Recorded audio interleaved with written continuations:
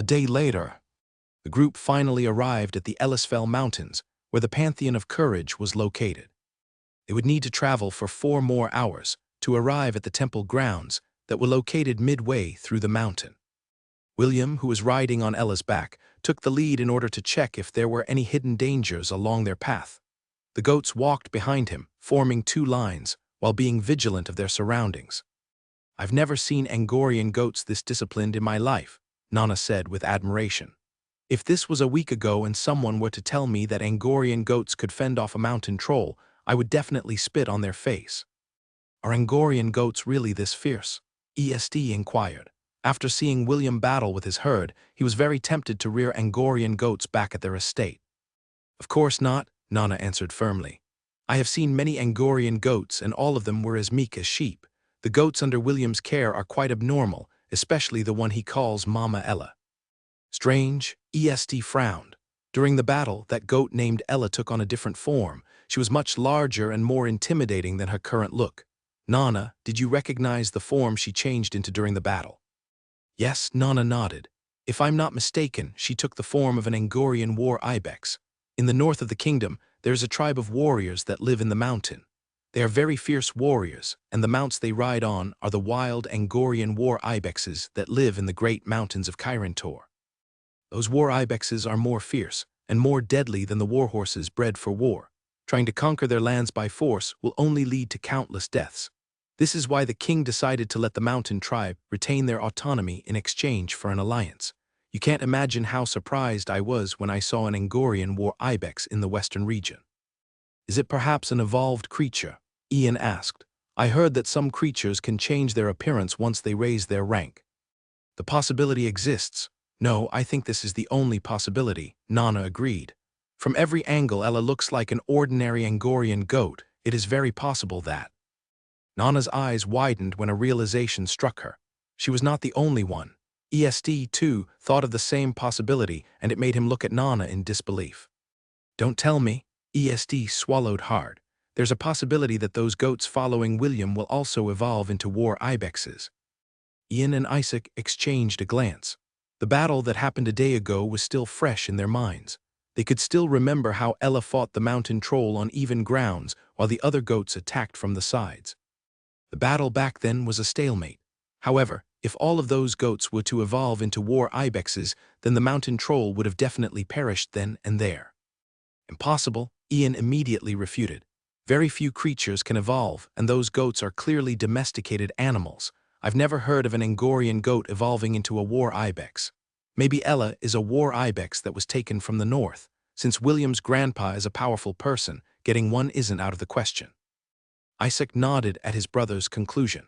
Even Nana found this explanation very logical. If Angorian goats could easily evolve into war ibexes, then the Helen Kingdom would have already had a legion of war ibexes under its command. "When we return to the estate, have someone visit Launt," ESD ordered. "We need to learn more about this town that has survived the beast tide."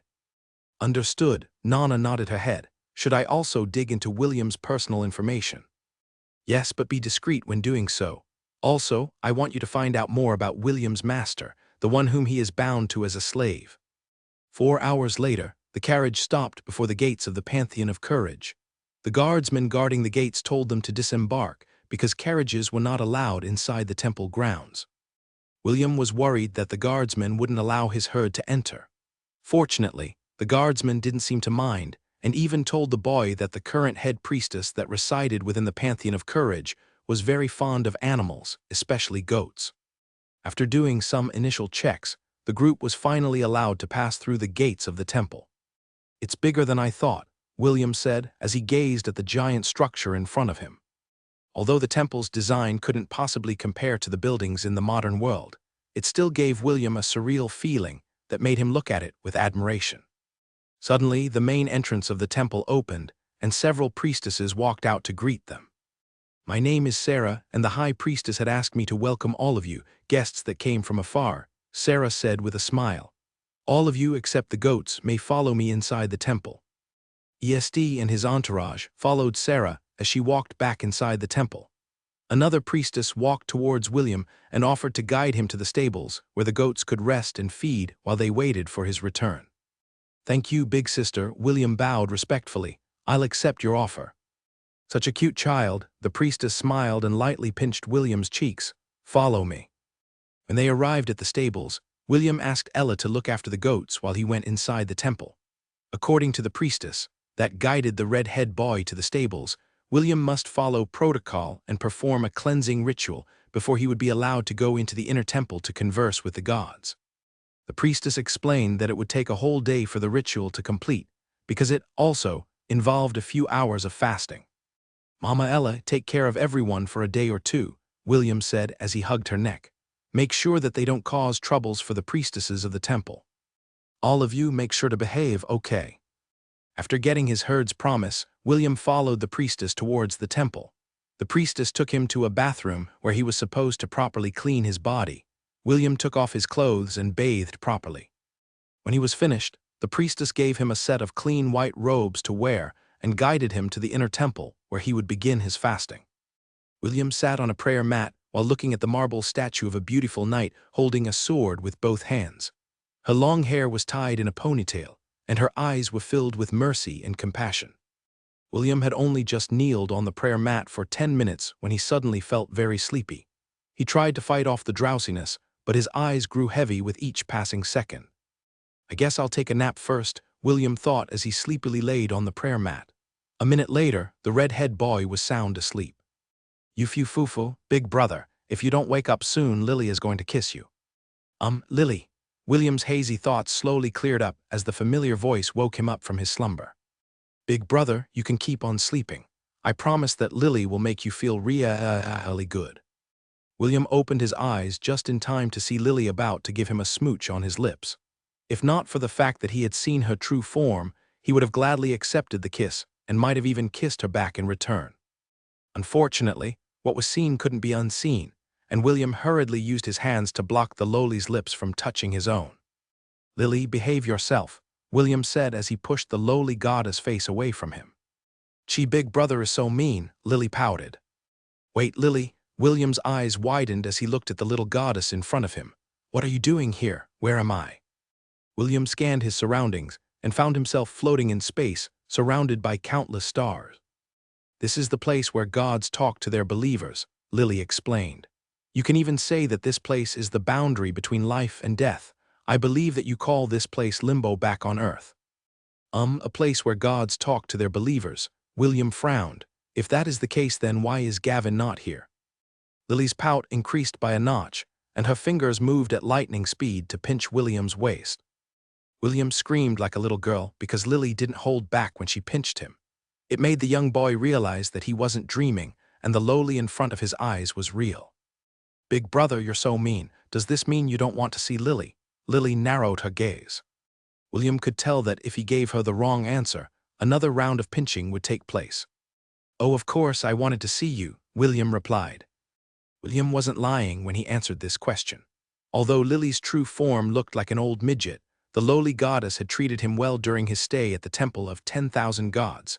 If William were to look past her appearance, Lily was someone whom he could get along with really well. "Really, you wanted to see Lily?"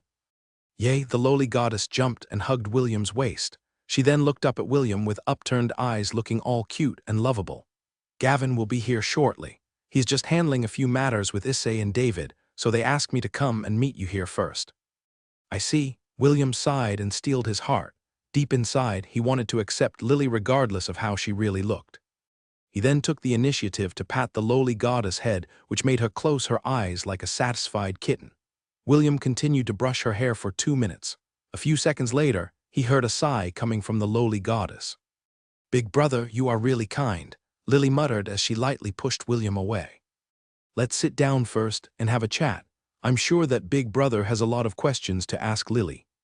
As soon as she said those words, a dining table appeared in front of William. Several dishes were laid on top of the table, and all of them looked delicious.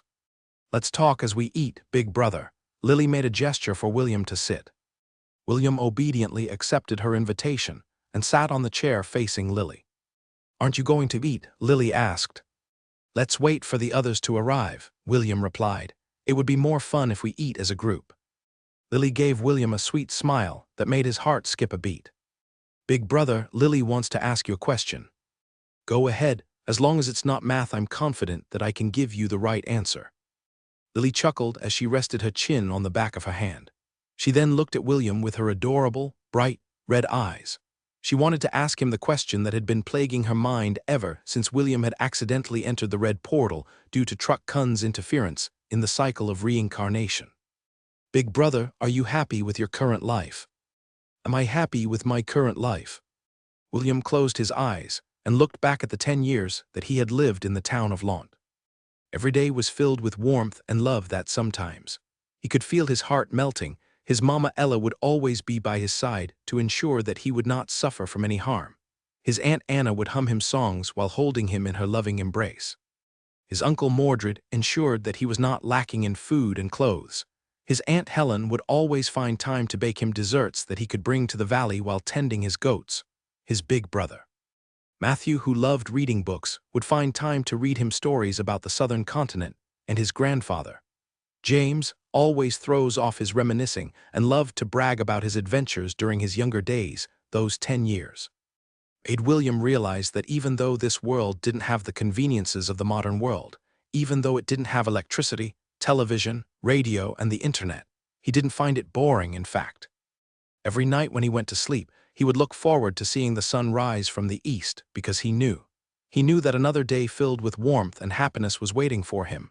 I am very happy, William said softly. He then opened his eyes and looked at the adorable girl in front of him. Although I don't know what kind of life I might have lived if I entered the silver portal back then. The life I have now is very precious. I'm glad I was born in the world I am living in. I see. Lily replied with a beautiful smile. She could tell that William was being sincere, and he was indeed very happy with the life he had now. That's good to hear. William scratched his cheek in embarrassment. Well, I'm glad that you are living a happy life in that world, William. Gavin materialized out of thin air. He sat beside Lily, facing William, as expected of my sworn brother. Issei appeared as well and sat beside Gavin. You're just like me when I was younger. David chuckled as he appeared beside Lily. The 4 gods who had formed a connection with William had all arrived. They were all looking at him with smiling faces as if they were up to no good. William didn't feel that something was off and greeted them all with a smile.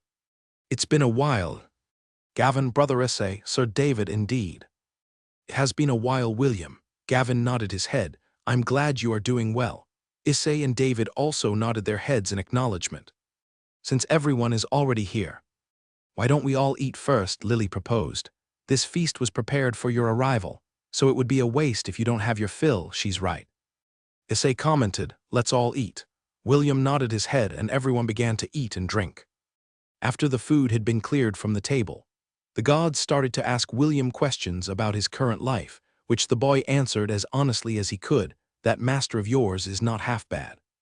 Issei said with a mischievous grin, Will. Having an older woman as your lover is not a bad thing. They are more mature and you can lean on them when things get tough. Also, your master had developed in all the right places, if you know what I mean. William flashed Issei a knowing smile. The 2 perverts stared at each other as lewd grins appeared on their faces.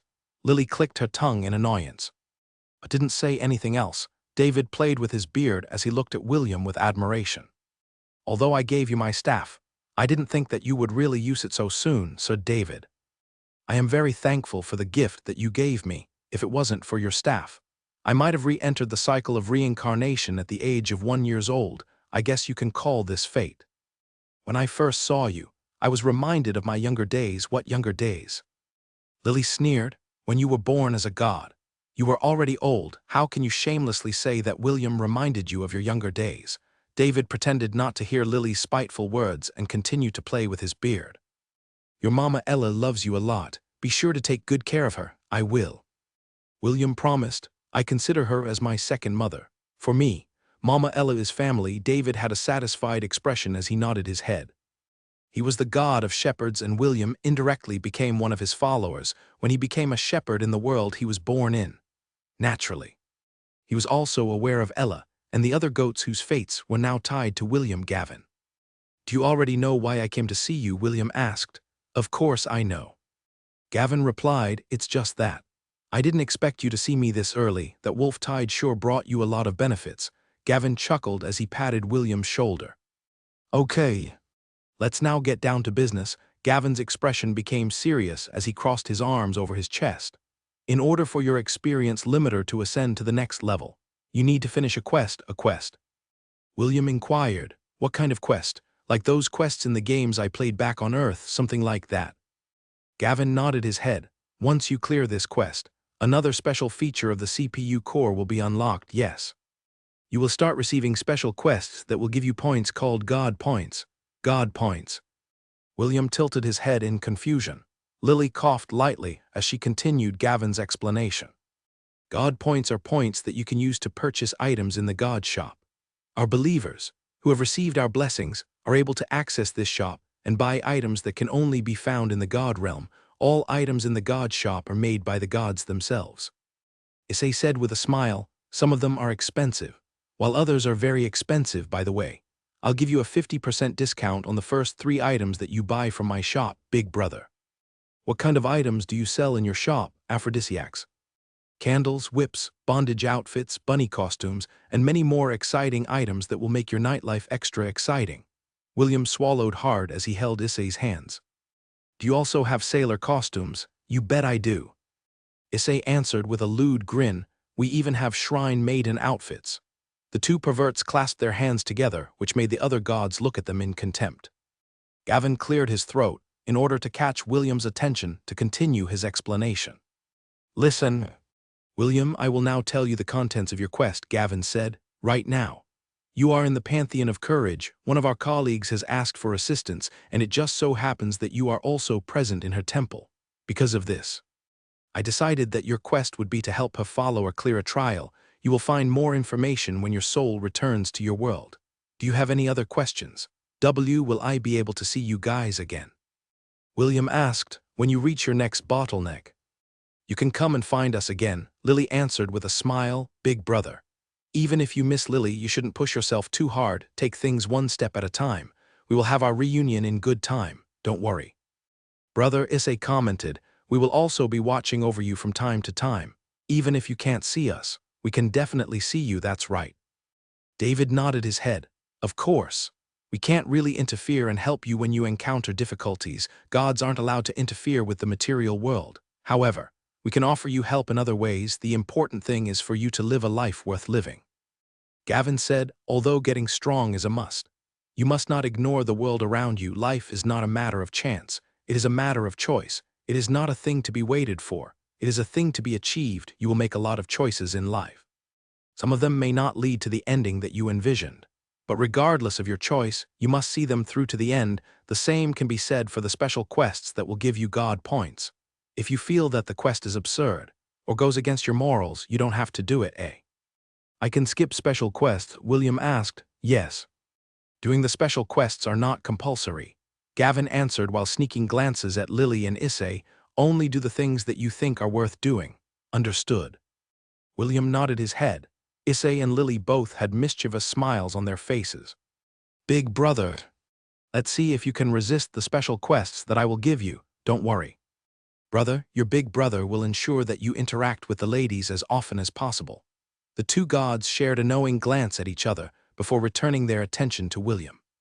What William didn't know was that the ones who would be giving out the special quests were none other than the gods themselves.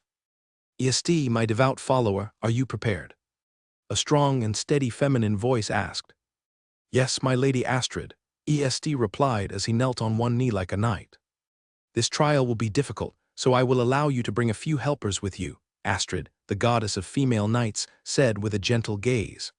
Aside from your 2 retainers, another helper will be waiting for you on the trial grounds. Thank you for your magnanimity, my lady. The goddess nodded her head as she raised the sword in her hand. She then lightly tapped Est's shoulders with the sword blade before returning it to its sheath. Clear this trial, and I will fulfill the promise I made to your family many years before you were born, Astrid promised. However, if you fail, then the promise I made will become null and void. Do I make myself clear? Yes, my lady, Est answered. I will not fail you. I only look at the results, Est, not the process. It's time for you to return, Astrid ordered. May the odds be in your favor. When Est opened his eyes, he found himself in the sacred room of the inner temple. This room was dedicated to the devout followers of the goddess Astrid. As ESD shakily stood up from the prayer mat, the door of the sacred room opened, and the high priestess entered, followed by 2 attendants. "Have you received the word of Her Excellency?" the high priestess asked. "Good. Is there anything else that we can do to help you?" "I need to go to the trial grounds. Can I ask for you to send someone to guide me?" "It is but a trivial thing," the high priestess answered. "My 2 attendants will take you there after you have your breakfast. Your retainers are already waiting for you in the dining area." "It is my duty. There is no need for thanks." ESD was led by the 2 attendants to the next room to change clothes. As he wore his clothes, the young boy thought about the discussion he had with the goddess Astrid. The goddess had explicitly told him that the trial was very hard. He was supposed to clear it when he was a bit older, but circumstances didn't allow the goddess to wait for him to grow up.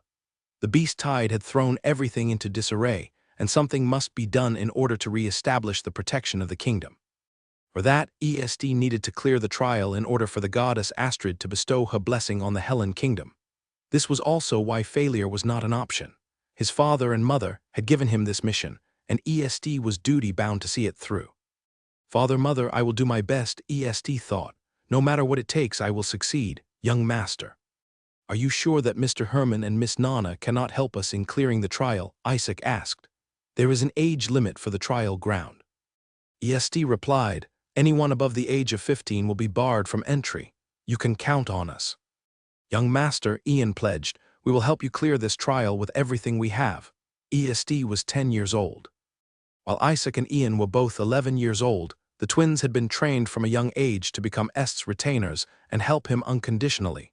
"Thank you," ESD said with a smile. "I'm counting on both of you." "Yes." "Young master." The 3 walked towards a cave that would lead them to the trial grounds. After 10 minutes of walking, they exited the cave and found themselves in what seemed to be a garden filled with colorful flowers. An imposing gate made of bronze stood 100 meters away from them. It was over 10 meters tall, and several runes were etched on its surface. Est's. Isaac's and Ian's gazes landed on the herd of goats that was currently standing right in front of the bronze gate. All of them were looking up at it with determination. It was as if they were soldiers that were about to go to war for their motherland. A familiar boy with red hair sat on the back of the biggest goat among the herd. He was carrying a wooden staff in his hand, and a carefree smile hung on his face. William waved at the 3 boys as he watched them walk in his direction. "What are you doing here?" Ian snorted. "This place is off limits to those who are not affiliated with the Pantheon of Courage. Say."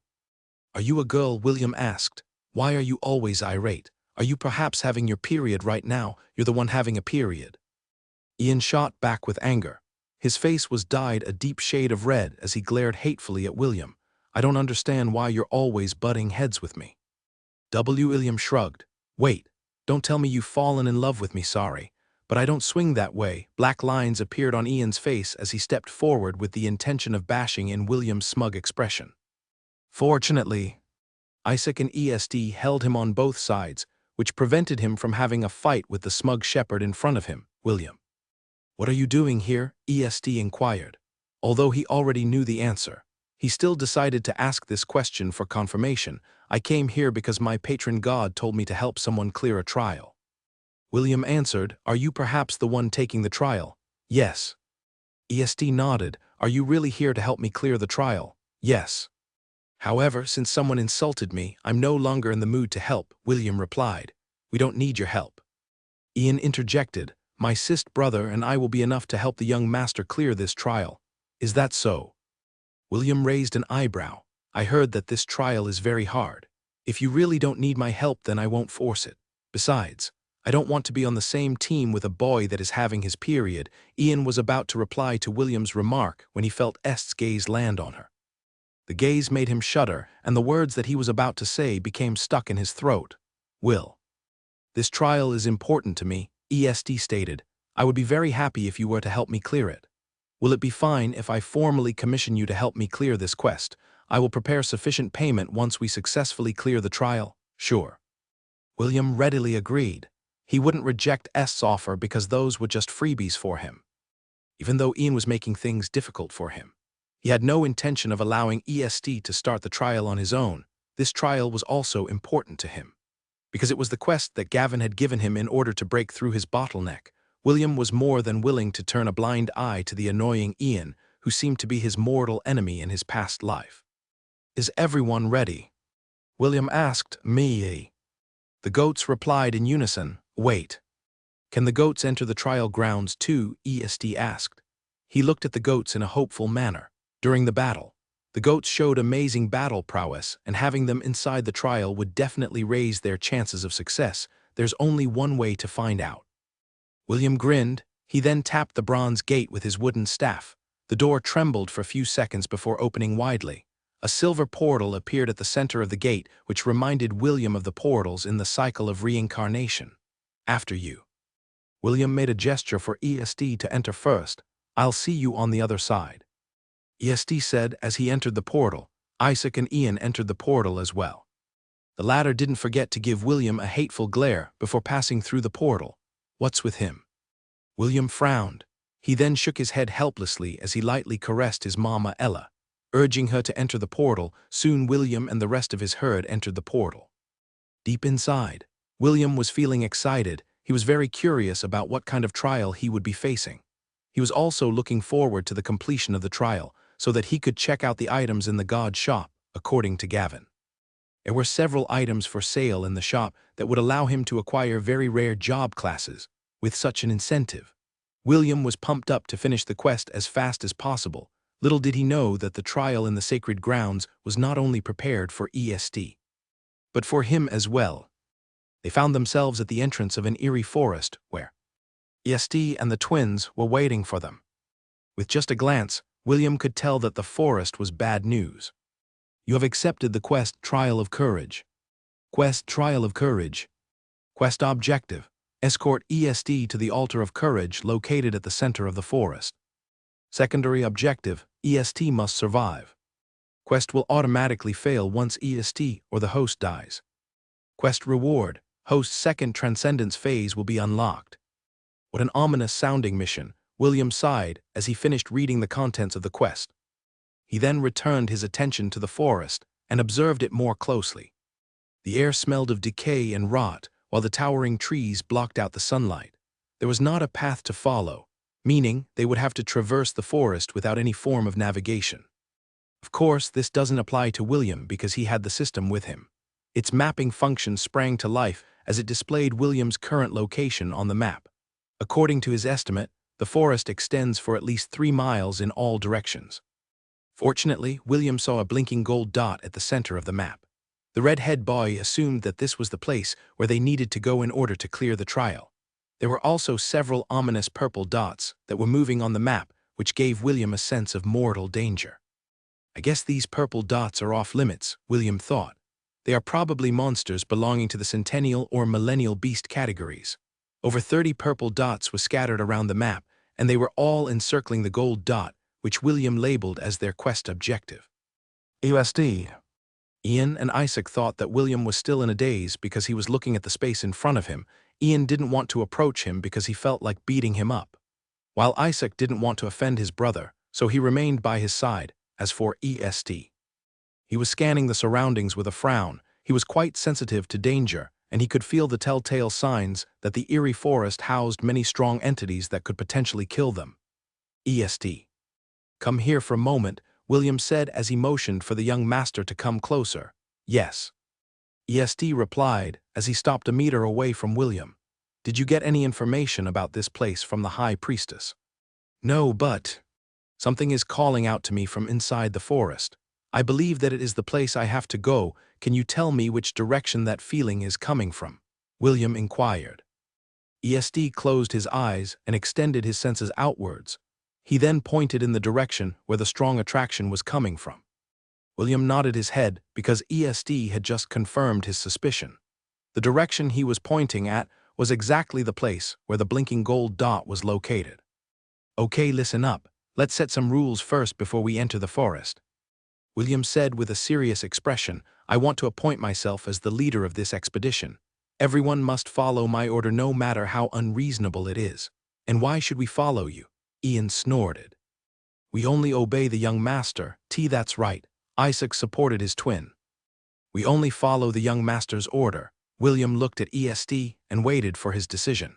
He knew that Ian would definitely reject his proposal, and he was also expecting that Isaac would support his brother. However, they were not the ones calling the shots on this mission. As long as ESD nodded his head, then the twins had no choice but to follow his orders, William. Since you accepted this commission, that means that I am your employer. ESD raised his head to look at the shepherd who was mounted on top of the Angorian goat. The employer has the right to order their subordinates during a mission. ESD was a proud person. He had gotten used to the fact that everyone obeyed his every word. He thought that since William had decided to become part of his group, the shepherd would follow his orders. Who would have thought that the first thing that he would do was to take the role of the leader and ask them to follow his orders? This was something that ESD wouldn't accept so easily. Is that so? William answered in a casual manner. Sorry, I didn't come here to play house with the three of you. If you want to do it your way, then you can do it alone. Why are you disobeying me? For the first time in his life, ESD felt that his authority was being challenged. Disobeying you, William snorted. Don't treat me as one of your servants. I have only one master and it's not you. ESD gritted his teeth as he clenched his teeth in anger. So, you finally showed your true colors. Ian spat on the ground. I knew that you were a superficial person the moment I saw you. I guess I was right. William lazily laid down on Ella's back and propped his head on the palm of his hand.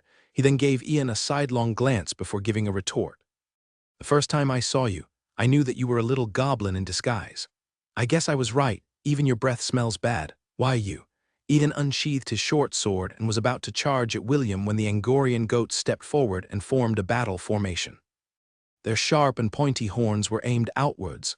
Clearly, they would not hesitate to attack Ian if he moved to hurt their master.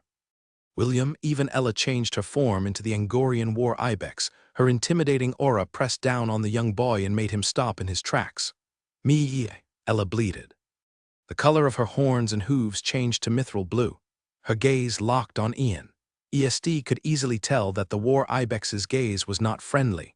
He immediately made a gesture for Ian to hold his ground and not provoke the goats any further. The three children had to admit that even if they joined forces, they would not be a match against Ella and the Angorian goats by her side. Not to mention, William was also a magician. Although they didn't know why a magician like him was acting like a shepherd, they didn't doubt his fighting ability. There's no need to fight against each other, ESD said after regaining his composure. We are not enemies. My condition remains the same, William commented in a lazy tone. Either I lead this group or we part ways here. There's no room for negotiations. ESD knew that William had already made his stance and wouldn't change his mind. Right now. He was in a dilemma. Either they carried out the trial with just the three of them or let William have his way. If he chose to clear the trial with just the three of them, the difficulty would surely increase. Also, he didn't know what kind of dangers he would be facing inside the forest. There was safety in numbers, and the goats held an advantage because of their teamwork, however. He was still struggling deep inside because he didn't like someone forcefully taking over his authority. In the end, he made a decision as he made a gesture for Ian and Isaac to stand by his side. We will part our ways here, ESD stated in a firm manner. I will not forget that you have saved my life from the mountain troll. This favor, I will definitely repay in the future. Without waiting for his reply, he turned around and walked into the forest. Isaac and Ian hurried to catch up behind him. William watched the three go with a calm expression. However, deep within his heart, he was feeling anxious. Fine, let's see what the three of you can do. William mused. I'd like to see how far the three of you can go without my help. William watched as the three green dots that represented ESD and his lackeys entered the forest. He was very curious about what kind of abilities the three of them possessed. They weren't able to show it earlier when he was fighting against the mountain troll. The red-head boy deemed that it was best to know the extent of their battle capabilities, so that he could make the right decisions if he was to work together with them. Isaac and Ian used their short swords to cut the vegetation to create a path. They were paying extra attention to their surroundings as they moved with caution. ESD had a frown on his face as he walked in the rear of their formation. They had already been walking for an hour, and they still hadn't encountered a living beast within the dark forest.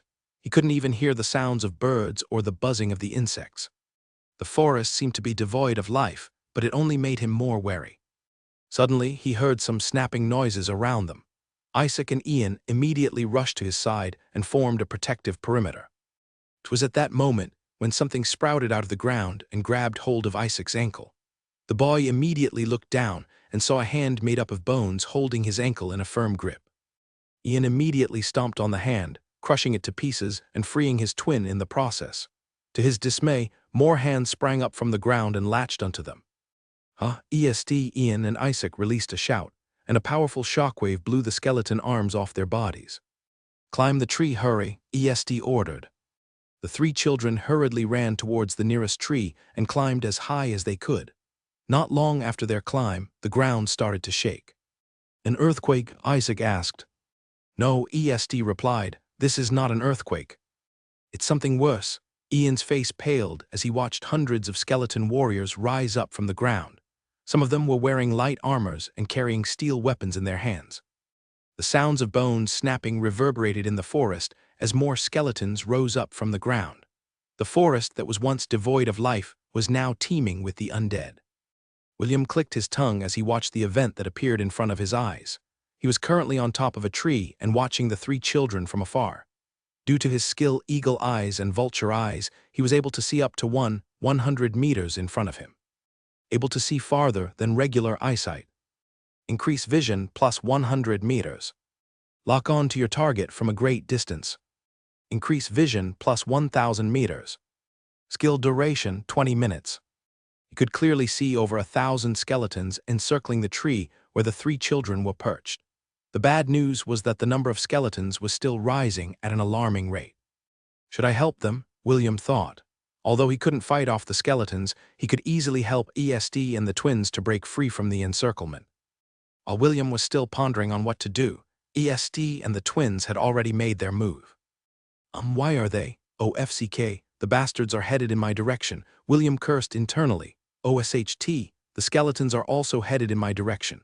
William's eyes widened in shock when he saw the sudden turn of events. His eyes unconsciously darted to Ian's no-good face. The redhead boy could see the devilish smirk plastered on the hateful boy's face, which made his liver itch. "I'm itching to beat the crap out of this bastard." William gnashed his teeth as he watched the three children jump from tree to tree while heading in his direction. Their movements were quite fast and, within a minute, they landed on the tree opposite of William's. William ignored the three children and focused his attention on the skeleton army. He gauged that it would still take the skeleton army 15 minutes to arrive at their location. That was more than enough time to have a chat. "Fancy meeting you here." Ian said with a sneer, "What's the matter? Cat got your tongue, fancy meeting you here." William replied with contempt, "What's the matter? Did you come here to beg this sir to help you?" Ian's face darkened. But he couldn't find any words to refute William's claim. Earlier, he had sneakily used his ability to mark William by using his anger as a medium. As long as his anger for the boy remained, he would be able to locate him wherever he was. This was an ability he had awakened a few years ago. It was an ability meant to track his enemies, giving them no place to escape his pursuit. Never in his wildest dreams did he think that he would have to use his ability to seek the help of the person whom he hated the most. William leaned against the tree bark in a carefree manner. He was the one who had the advantage in this negotiation, and he would be a fool to not use it to his advantage. An internal struggle was currently happening inside Est's mind. Although they did manage to escape the skeleton's pursuit, it was only a matter of time before they caught up to them. The burst of power they had displayed a while ago had a time limit, and they couldn't keep their sword aura active for very long. Even now. They only had 5 more minutes before it lost its effect. EST knew that with every minute that passed, the danger they would face would grow exponentially. With a sigh of resignation, he looked at the carefree shepherd in front of him and admitted defeat. If he wanted to succeed, then he had no choice but to compromise. It was at that moment when he remembered the goddess' words back in the temple. "I only look at the results. EST, not the process." For the first time in his life, EST was forced to take a step back and swallow his pride. He even had to compromise and lower his head to someone who was not his equal. Since he had made his decision, he no longer hesitated and took the initiative to ask for William's help. "I agree with your condition." EST said, "Please, lend us your strength. I need to clear this quest no matter what, the fate of the entire." A hand covered Est's lips as Isaac stood beside him. "I'm sorry, young master," Isaac whispered. "Please forgive me for my transgression. But we can't let anyone know about our mission. This was the warning that the Oracle gave us before we left the capital." Est's eyes widened in shock as he realized that he almost told William the reason for undergoing the trial. The sudden attack of the skeletons had clouded his mind and made him lose a bit of his composure. After taking a few deep breaths to compose himself, he tapped Isaac's hands to assure him that he was now in control of his emotions. Isaac removed his hand from Est's lips and bowed his head in apology. "You are not at fault," Est said as he addressed Isaac. "I promise that I will be more careful in the future, as long as the young master understands. This servant is willing to be punished, there will be no punishment. Just focus on the task at hand." William watched the exchange with an amused expression. He didn't really want to pry, and he was really not interested in knowing more about their mission. All he cared about was the completion of the trial so his own mission would be completed. "Let's go," William ordered as he jumped towards another tree. The three children followed behind him, and they returned to the outskirts of the forest where Ella and the rest of the goats were waiting for them. It might have taken some time, but William had finally accomplished his goal to take command of this party. Even the annoying Ian kept his mouth shut and simply followed behind him. Half an hour later, a herd of goats darted across the forest floor. The skeleton army had been long left behind in their dust. William kept his attention on the map as he gave minute orders to the goats. Est. Isaac and Ian were currently riding Aslan, Kronos, and Echo. After careful consideration, William decided to conserve the three children's fighting strength. This would help them deal with any unexpected surprises that they might meet along the way. "Stop," William ordered, and the goats immediately stopped in their tracks. They were only 2,000 meters away from the golden blinking dot on the map. But they couldn't advance any further, regardless of what path they chose. It would be forced to fight with one of the 5 purple dots guarding each of the 5 entrances that led to their destination. William had already used his ability to look ahead of them and found no other way forward, except for a direct confrontation. A giant purple orb of light blocked the only path, leading to the center of the forest. William had tried to find other routes, but a powerful barrier blocked their way. After repeated tries, it dawned on them that the only way to advance was to confront the purple orb that was blocking their path. "Prepare for battle," William ordered as he raised his staff. Immediately after his announcement, a notification appeared in front of his eyes. "Are you going to participate in the challenge of courage?" William took a deep breath before choosing yes. After choosing his answer, the giant purple orb in front of them expanded. It engulfed William, Ella, Est, Ian, and Isaac along with the rest of the goats. A few seconds later, they found themselves on what seemed to be an open plain. Nothing could be seen for miles, except for the vast grassland. However, instead of calming the children, it only made them raise their guards even more. As they eyed their surroundings, William noticed that his herd was feeling restless. The ears of the goats would perk up every now and then as if they were picking up sounds that the humans couldn't hear. Suddenly, Ella broke away from the formation and charged at something. Since William was mounted on her back, he had no choice but to be dragged along with her. "Me," Ella bleated, "me they." "Something is in front of us?" William asked. "Me," Ella answered, "me." "Monsters, and there is more than one of them." William looked around anxiously, but he couldn't see anything. "Me." Ella stomped her front hooves on the ground and delivered a powerful kick behind her. A loud shriek was heard as something that resembled a lizard flew several meters off the ground due to Ella's powerful kick. William observed the monster in front of him as it angrily hissed at Ella after standing up. The monster, that looked like a cross between a chameleon and a monitor lizard, was at least 6 meters long. Its body was covered in dark green scales, and its blood-red eyes were currently looking at Ella with hatred. Its webbed feet had 4 razor-sharp claws, and they glinted in the sunlight like a sharp blade. The red-head boy had no idea what it was, so he immediately used his appraisal skill to get a better understanding of an enemy that he was seeing for the first time in his life. Chameleon-type beast, known as the hidden killer of the grasslands. This chameleon, who lives in the eastern plains of the southern continent, is known for its lethal ambushes. Its main weapon is its long tongue that extends up to 30 meters and can easily shatter a boulder in one strike. During battle, It coats its claws with poison that is potent enough to kill a man within 5 minutes. Its special ability is stealth. As William absorbed the information in his head, he noticed that the Gazmarage's front right leg was bent at an unnatural angle. It seemed that it was the part of its body that received the full brunt of Ella's kick. The monster hissed, and its long tongue shot out towards William and Ella like a deadly whip. Ella evaded the attack with ease. However, a 6-meter-long gash that was a meter deep appeared in the ground that they were standing at just a few seconds ago. It showed William just how powerful the attack was, and it made him very wary of the Gazmarage's battle prowess. Seeing that it failed to kill its targets, the pissed-off Gazmarage's tongue lashed out a barrage of attacks in rapid succession. Even with Ella's agility, she was having trouble dodging the consecutive blows of the tongue that seemed to have a life of its own. William heard Est's warning and immediately turned his head to look at his back. There he saw 4 more lethal tongues that were currently heading in their direction.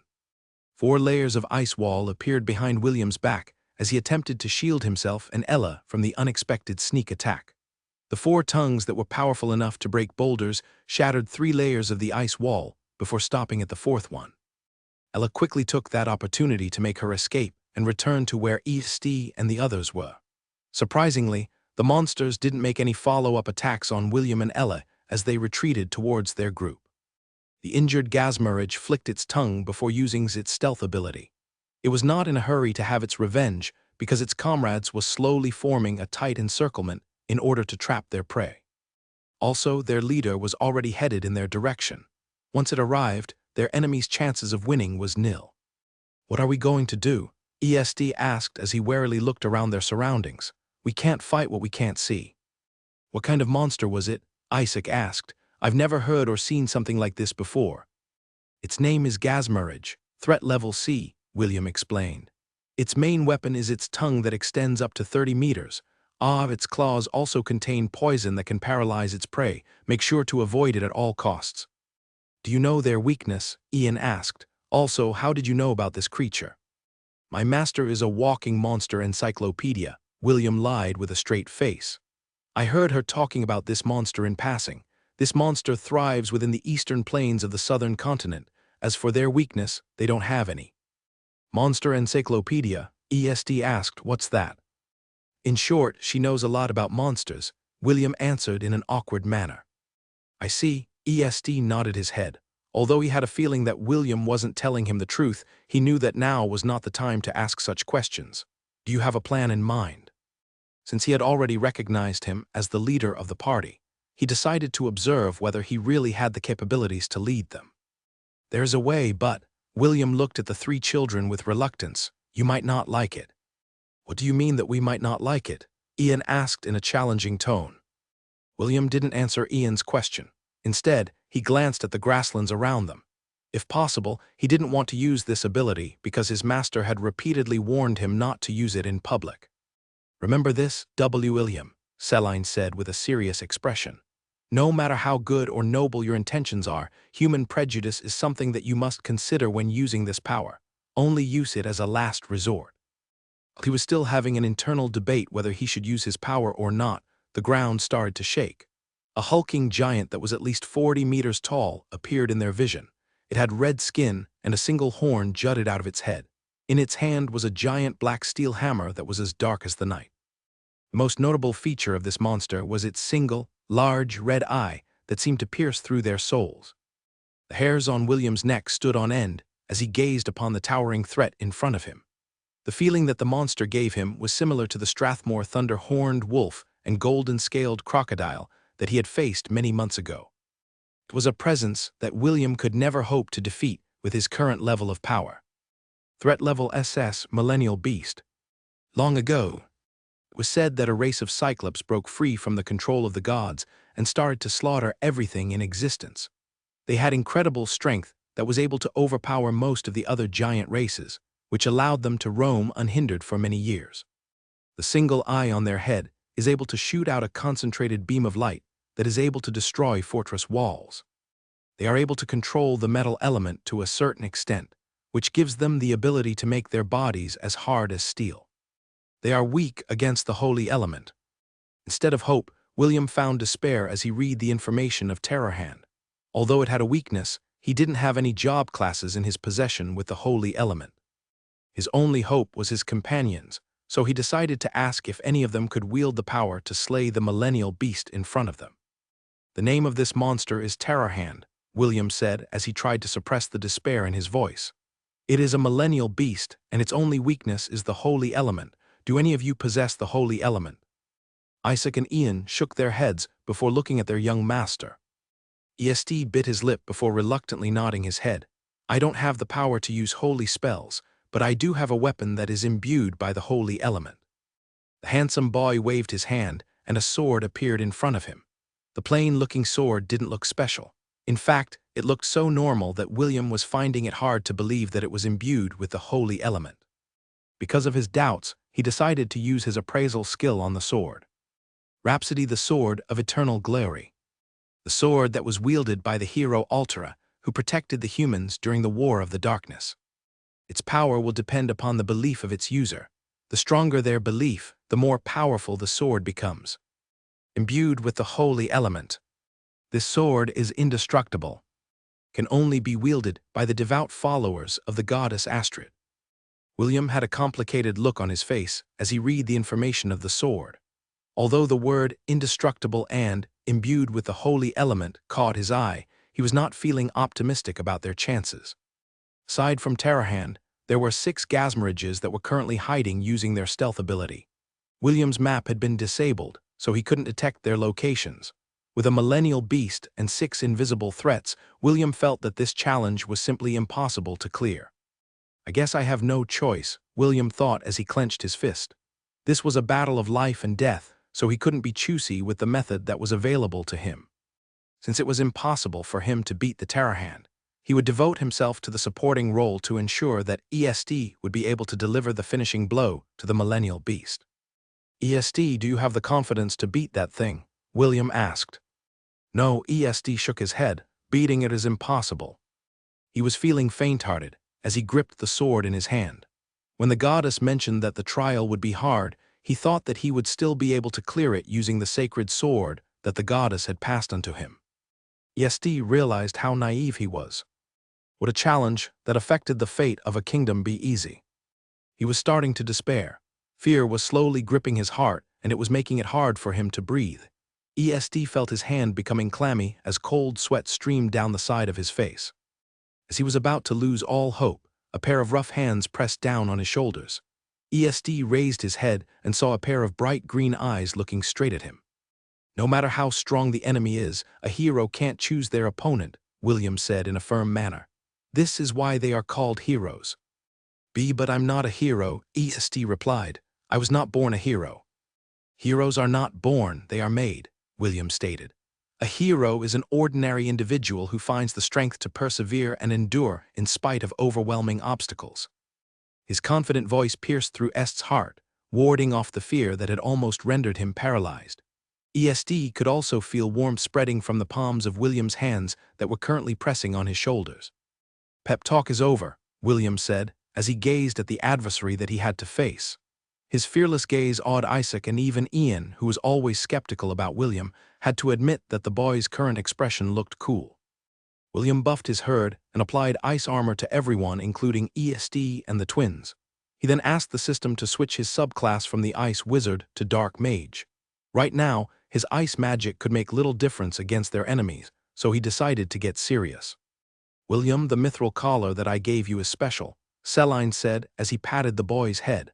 "It has a special function that you can use once every 5 years. The price of using it is very steep. However, if you have to choose between paying the price and dying, you should just pay the price and use it. After all, only when you are alive will you be able to accomplish your goals in life. The passcode to activate the collar's ability is..." William touched the mithril collar on his neck and said. The collar glowed radiant blue as William felt a surge of power washing over his body. This was a forbidden spell that Selline had taught him to preserve his life before he left the village to visit the Holy Temple. William didn't know that Selline had a premonition that William would encounter extreme danger during his journey. Because of this, she decided to impart the collar's secret in order to give him a chance of survival. Tendrils of darkness snaked around William's body as the mithril collar executed its special function. This is dark magic, Isaac gasped. Ian's eyes widened in surprise before his face contorted to an expression of scorn. EST stared at the red-haired boy who was slowly being enveloped by darkness. To his surprise, he didn't feel any negative feelings towards William. In fact, EST was feeling a sense of peace and security coming from him. EST understood that William was taking a risk by showing them this side of himself.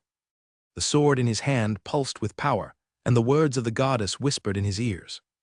I only look at the results, EST, not the process.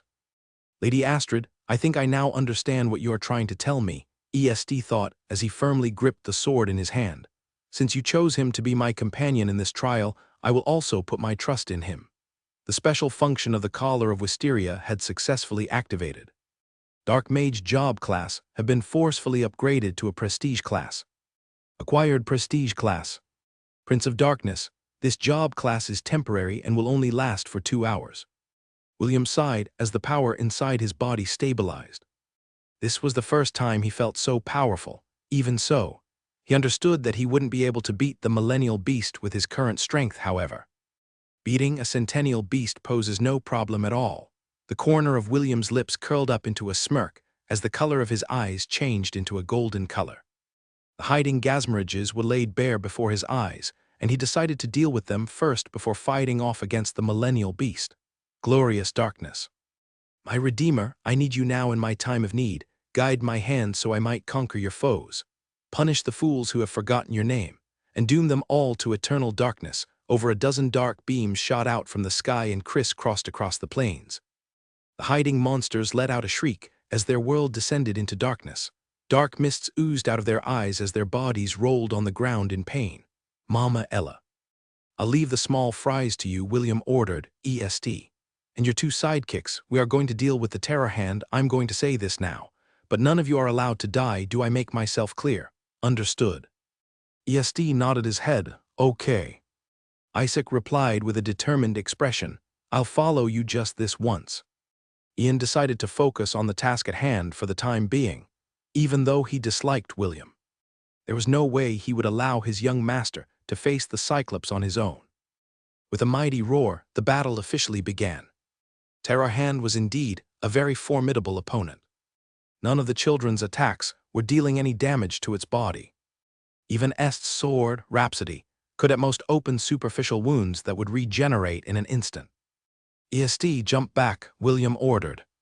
Est didn't think twice and immediately obeyed William's order. A black whip made up of dark magic wrapped up around his waist. With a tug of William's hand, EST was pulled away from his location just in time to evade the red beam of light that shot out from the Cyclops' eye. The ground exploded, sending burning rocks in all directions.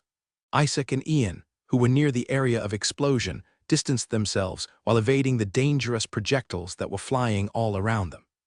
We can't continue like this, William said as EST landed beside him. We need to end him in one strike.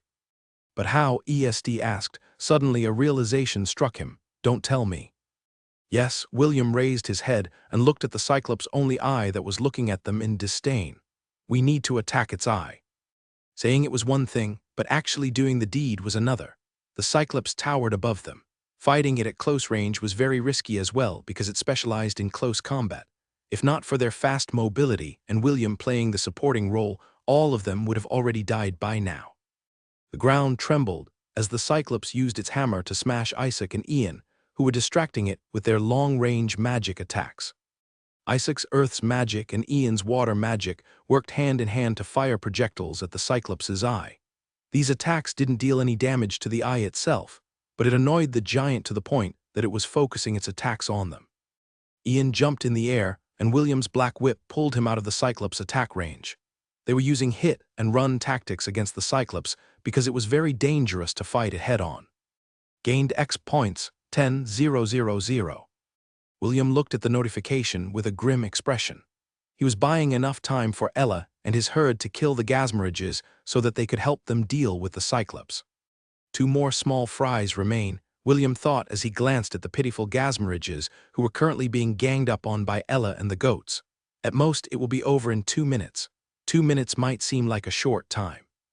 But when fighting against a millennial beast, every second counted. William also knew that even if Ella and the rest of the goats were to complete their mission, the help they could offer against the Cyclops was very limited, aside from Ella.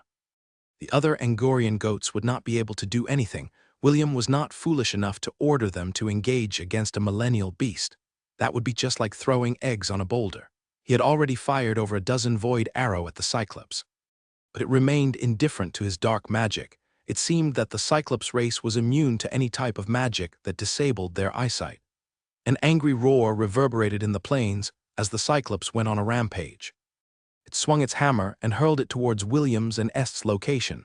Levitation. William said as he held Est's waist. He then flew up towards the sky to evade the incoming attack, even though the attack missed. A powerful shockwave pushed the two children away as a dust cloud appeared on the area where the giant hammer fell. This is really hopeless. EST sighed as William and him landed on the ground. We won't be able to kill it. Of course we can't kill it. William said with irritation, but we can beat it. Do not forget that the power of the sword is dependent on your belief. If your belief wavers, then its power will also be affected. I know. EST said through gritted teeth. He knows. But what of it? No matter how much he tried to hold onto his belief, he felt that he was an ant facing off against an elephant. For him to be able to remain standing was already a feat in itself. But the more he fought against the Cyclops, the more he realized that this trial was impossible to clear. This trial is called the trial of courage. William reminded him. He could tell that EST was getting frustrated, and it would do him no good if he lost heart at this critical moment. It means that this trial will measure our courage. Perhaps, killing the Cyclops is not the goal of this trial. Then what is the goal of this trial? It is just a hunch. But I think that the goal is to have the courage to face off against an opponent that is impossible to defeat. William had encountered similar scenarios like this in games. There were bosses and characters who were invincible, and you will have to fight them in order to continue the storyline. When the protagonist was about to be defeated, something would happen that would make the invincible boss run away or end the battle immediately. We just need to find out what the requirement is to trigger that event. William thought as he racked his brains for any clues to tip the scales in their favor. The courage to face off against an opponent that you can't defeat. EST muttered, perhaps you're right. Maybe we just need to keep on fighting and show our bravery. Yes. William replied, Gavin gave me this trial, so there must be a way to clear it. He couldn't possibly have given me a trial that was impossible to clear in the first place. Right, Gavin. Is there really a way for William to beat that Cyclops? Issei asked as he looked at the projection in front of him. Isn't this trial too hard? Exactly. Are you trying to bully William? Lily scoffed. He still hasn't used my divinity and you're already planning to get him killed. Are you out of your mind? Gavin cleared his throat as he looked at the struggling red-head boy in the projection. Actually, this was not the trial I intended for William. Astrid came to look for me earlier and asked if my follower could help her own devout believer clear a trial she prepared for him. So this is all that Tomboy's doing. Lily pursed her lips. Since it's her believer's problem, why must she drag others into it? Because this is the only way for my believer to complete this mission. A beautiful lady wearing knight's armor appeared out of thin air. Her long black hair was tied in a ponytail, and her eyes, that held unwavering determination, stared at the projection. She could tell that EST was on the verge of giving up. Only the words of the red-headed boy beside him was preventing him from losing all hope. My believer is still too young and inexperienced. Astrid said in a clear and crisp tone.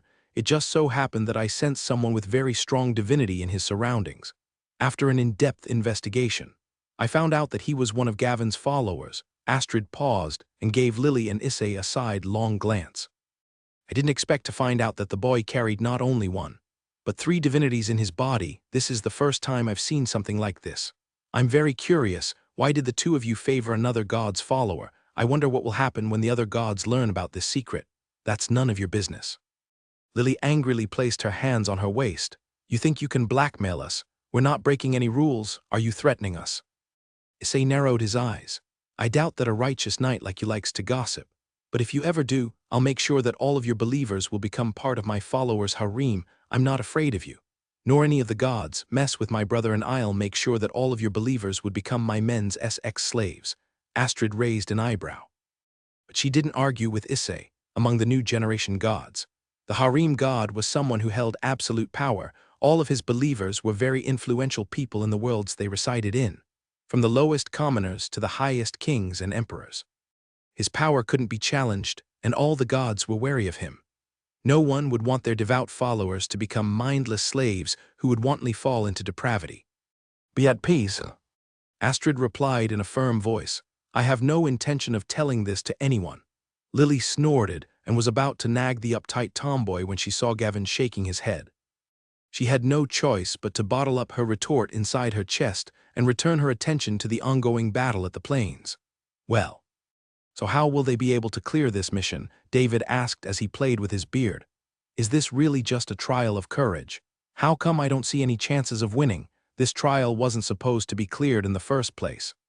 Astrid admitted, "What did you say?" Lily glared at the goddess of nights. "Frankly, I don't want to honor the promise I made to the Helen Kingdom." Astrid looked at her devout follower with a gentle gaze. "It's just that ESD had made an oath to offer her everything to me in exchange for a chance. When I told her that I would give her a chance if she lived her life as a man forever, she didn't even bat an eye and said yes. I thought that she was just joking. But when I really turned her, and the two girls serving under her into boys, it was then that I realized that she was serious. Since that was the case, then I should at least give her a winning chance. But you said that this trial couldn't be cleared in the first place."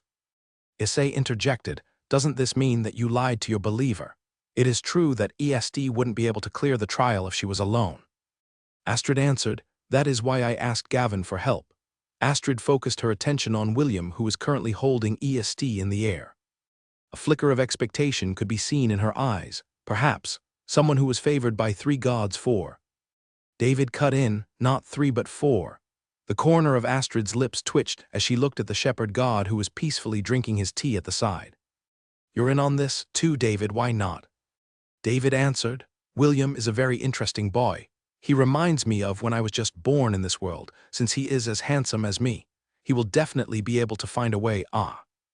That reminds me, there is a famous saying on his home planet that goes something along the lines of, if there's a will, there's a way. Astrid, if we can really complete this mission, you are going to owe him a favor." The 4 gods looked at David in disdain.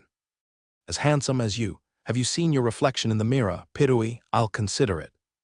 Astrid replied as she tried her best to keep the calm expression on her face. "But first, he must show me what he can do. I really want to see if a boy that is favored by 4 gods can do the impossible." Gavin, Issei, Lily, and David looked at the struggling William in the projection. Although they favored him, they still couldn't think of a way for the boy to overcome the obstacle he was currently facing. "Listen, I can't stay in this form forever," William explained as he used his dark magic to pull ESD, Isaac, and Ian along with him as he evaded the attacks of the Cyclops. Since they were fighting on a plane, it gave him plenty of space to dodge its attacks. Although the Cyclops' attacks were powerful, as long as they didn't hit them, they would be safe. "I'm using a forbidden spell that allows me to become strong for a short period of time," William said with a serious expression. "Once this magic runs out, I will not be able to use magic for 5 years. "What?" ESD asked in surprise. "You will not be able to use magic for 5 years?" "Yes," William replied. "Not being able to use magic for 5 years is still better than dying here. Don't you agree?" "Don't worry, I didn't do this only for you.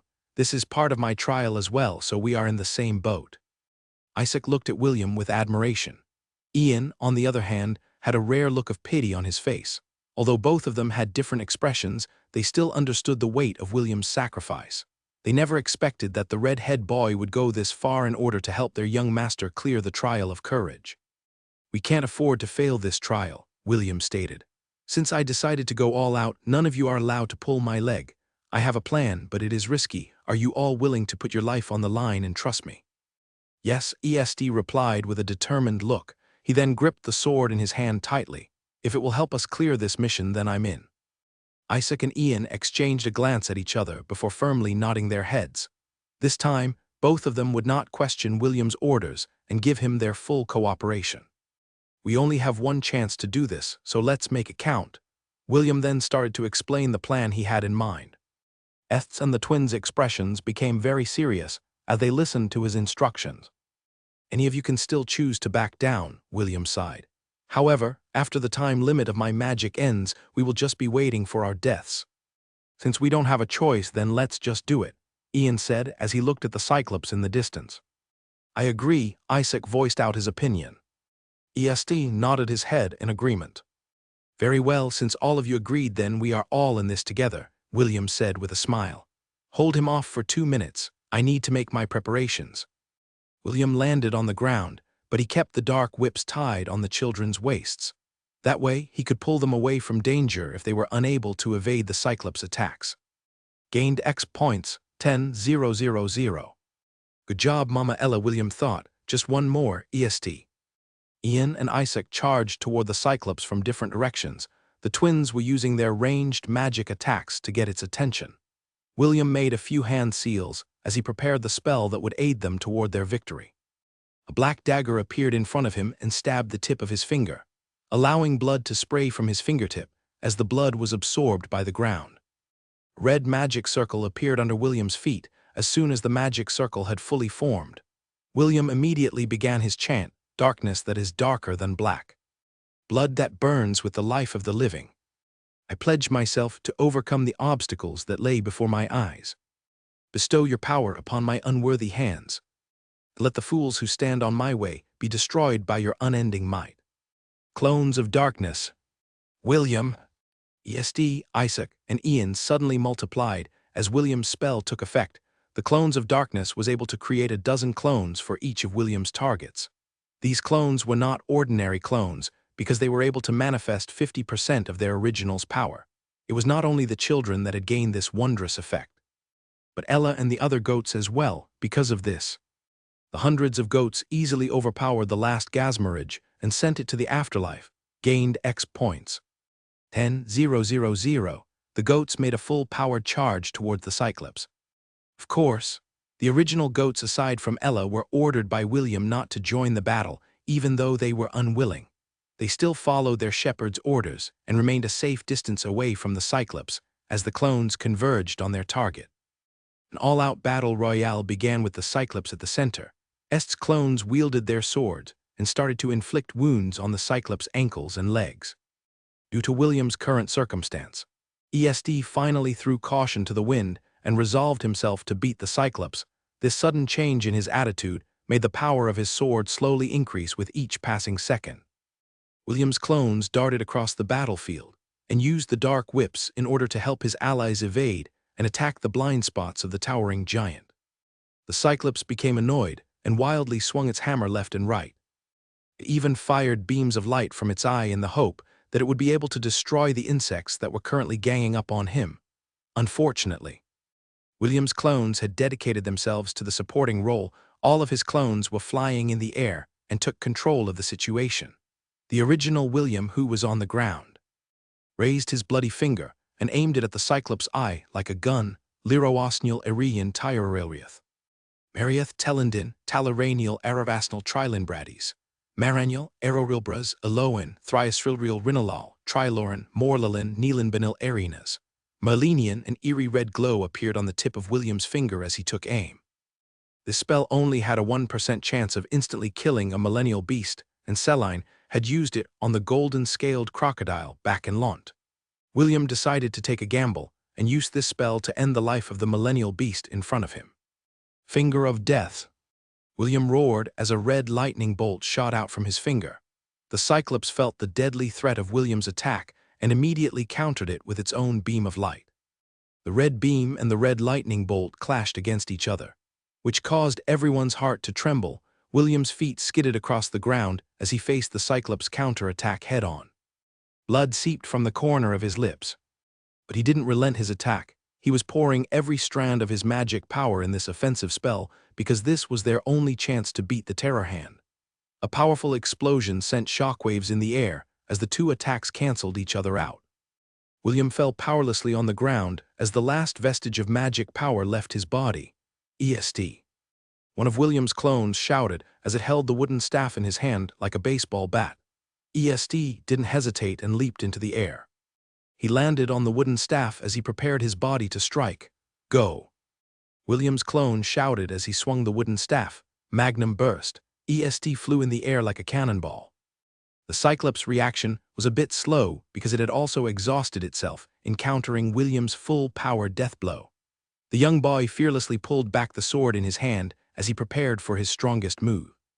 "Light that shines upon the world, bathe us all in your eternal glory," EST shouted. He then stabbed the sword forward with all of his might. Grand Cross. A radiant light enveloped the holy sword as it pierced the center of the Cyclops' eye. The Cyclops didn't even get a chance to let out a scream, as a cross made of holy light split its body into two halves.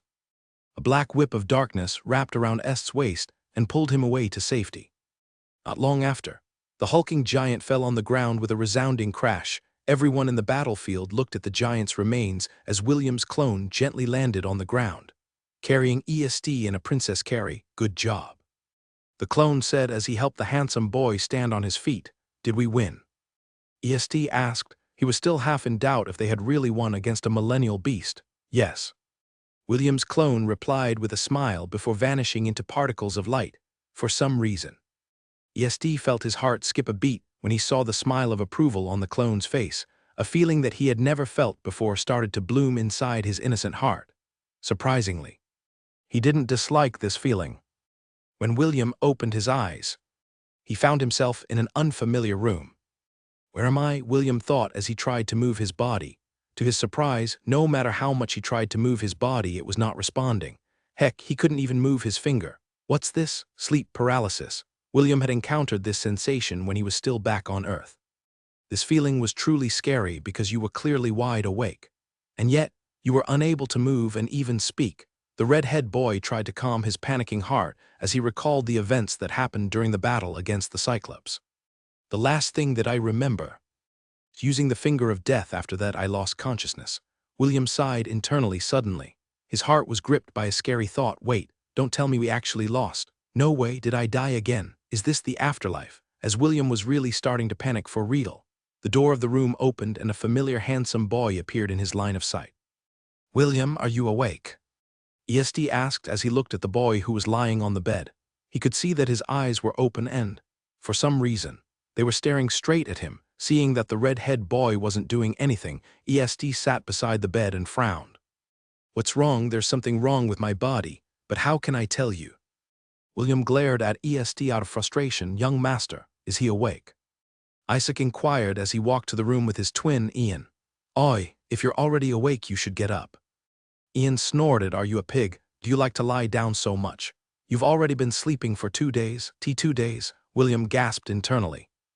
"Wait, did we all die together? Damn, I can't confirm since I can't move or say anything." "Hey, are you really awake?" EST asked as he poked William's cheek. "You're clearly awake, but why aren't you moving?" Ian smirked and joined EST in poking William's face. The two children found that doing this was amusing, so they continued to poke him all over. "If I can move, I would have already kicked the two of you." William was feeling frustrated. "Just because I can't move you think you can bully me?" He was trying to use his annoyance to forcefully break through his paralysis. But it was to no avail. He could only glare helplessly at the two bullies and promise that he would beat them up as soon as his paralysis wore off. "I think something is wrong with him," Isaac said as he sat on the bed. "Is he perhaps suffering from sleep paralysis or a stroke?" "Ian, call the head priestess immediately," EST ordered. Ian left the room begrudgingly as he went to look for the high priestess. For some reason, he found William's current state to be quite amusing. It made him want to bully the defenseless shepherd and irritate him to oblivion. "Don't worry, William," EST assured him. "Help is on the way." William winked at EST once before closing his eyes. Since help was already on the way, he decided to check the blinking notifications in his status screen.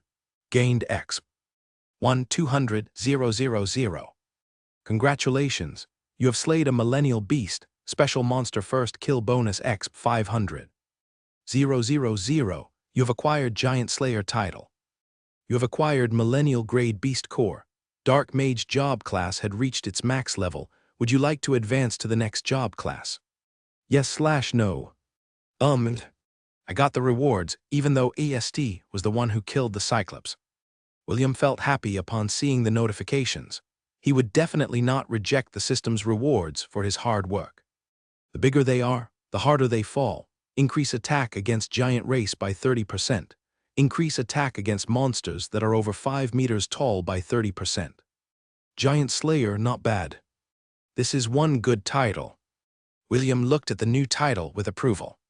He had been dealing with big monsters as of late, so having this title would definitely make his life easier. Now time to look at my status page. Hit points.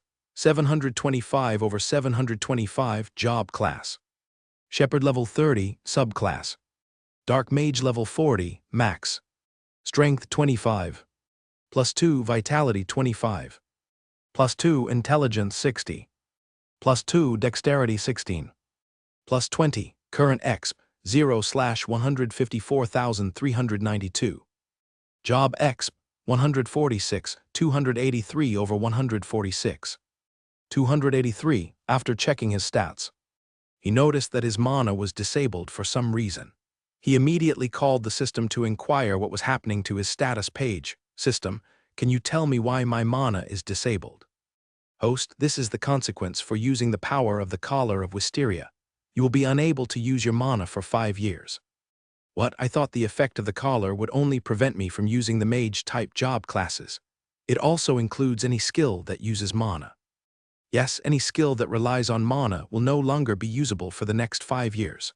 Okay. Let me get this straight.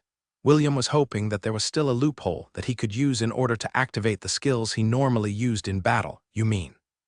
I can't even use Bestow or First Aid. Host will be unable to use any skills that rely on mana, FCK, William cursed. Master, the last resort you gave me is too brutal. The happiness that William felt after getting the rewards of the trial was replaced by depression. He initially thought that his other job classes, that didn't rely on magic powers, would be unaffected by the backlash of the Collar of Wisteria. Never in his wildest dreams did he anticipate that the backlash would cripple him to this extent without the buffs. Ella's and the other goats' battle prowess would be reduced drastically. While William was feeling broken-hearted, the High Priestess finally arrived at the room. She placed her hand over William's head and used a diagnostic spell to check his condition. Full heal, the High Priestess chanted, and a layer of green light enveloped William's body. How are you feeling? ESD asked with concern, depressed and broken-hearted. William answered as he voiced his thoughts out loud. And maybe a little hungry. Don't be depressed, young man. The High Priestess commented with a smile, you're still young. Why are you feeling depressed? As for hunger, although we don't have much, we can let you have your fill of bread, cheese, and milk, thank you. Head Priestess William replied, I'll take you up on your offer. Very well, I'll ask one of my attendants to bring you food. The Head Priestess caressed the side of William's cheek before standing up. Your name is William, right? Make sure to visit your goats after you eat. They are feeling restless because they are unable to enter the temple to see you. That's right, my goats. William sprang up from the bed and hurriedly left the room. He had completely forgotten about his depression and immediately ran towards the stable to see them. ESD, the High Priestess. And the twins watched him go with dumbfounded faces. Wasn't he just depressed a while ago? Why was he running away like his pants were on fire? Sorry. Mama Ella, William said as he hugged her mama's head, I made you worry. I'm fine. William replied, how about you? Don't worry everyone, I'm fine. Sorry for making all of you worry. This was the scene that ESD and the twins saw when they arrived at the stable. The other goats circled around William and pressed their heads on his body. With just a glance, one could easily tell how much the goats cared about William. He sure is loved by his herd. Ian commented with a smirk. Ian, be more kind to William from now on. ESD ordered. He is our benefactor and he sacrificed a lot for us. I understand, Ian replied.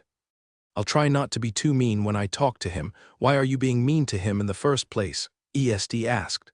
This was the thing he had wanted to ask for quite some time. Ever since Ian saw William, the other had always treated the shepherd in a rude manner. I don't know. Ian answered, I just feel irritated when I see him. Don't tell me you fell in love with him at first sight.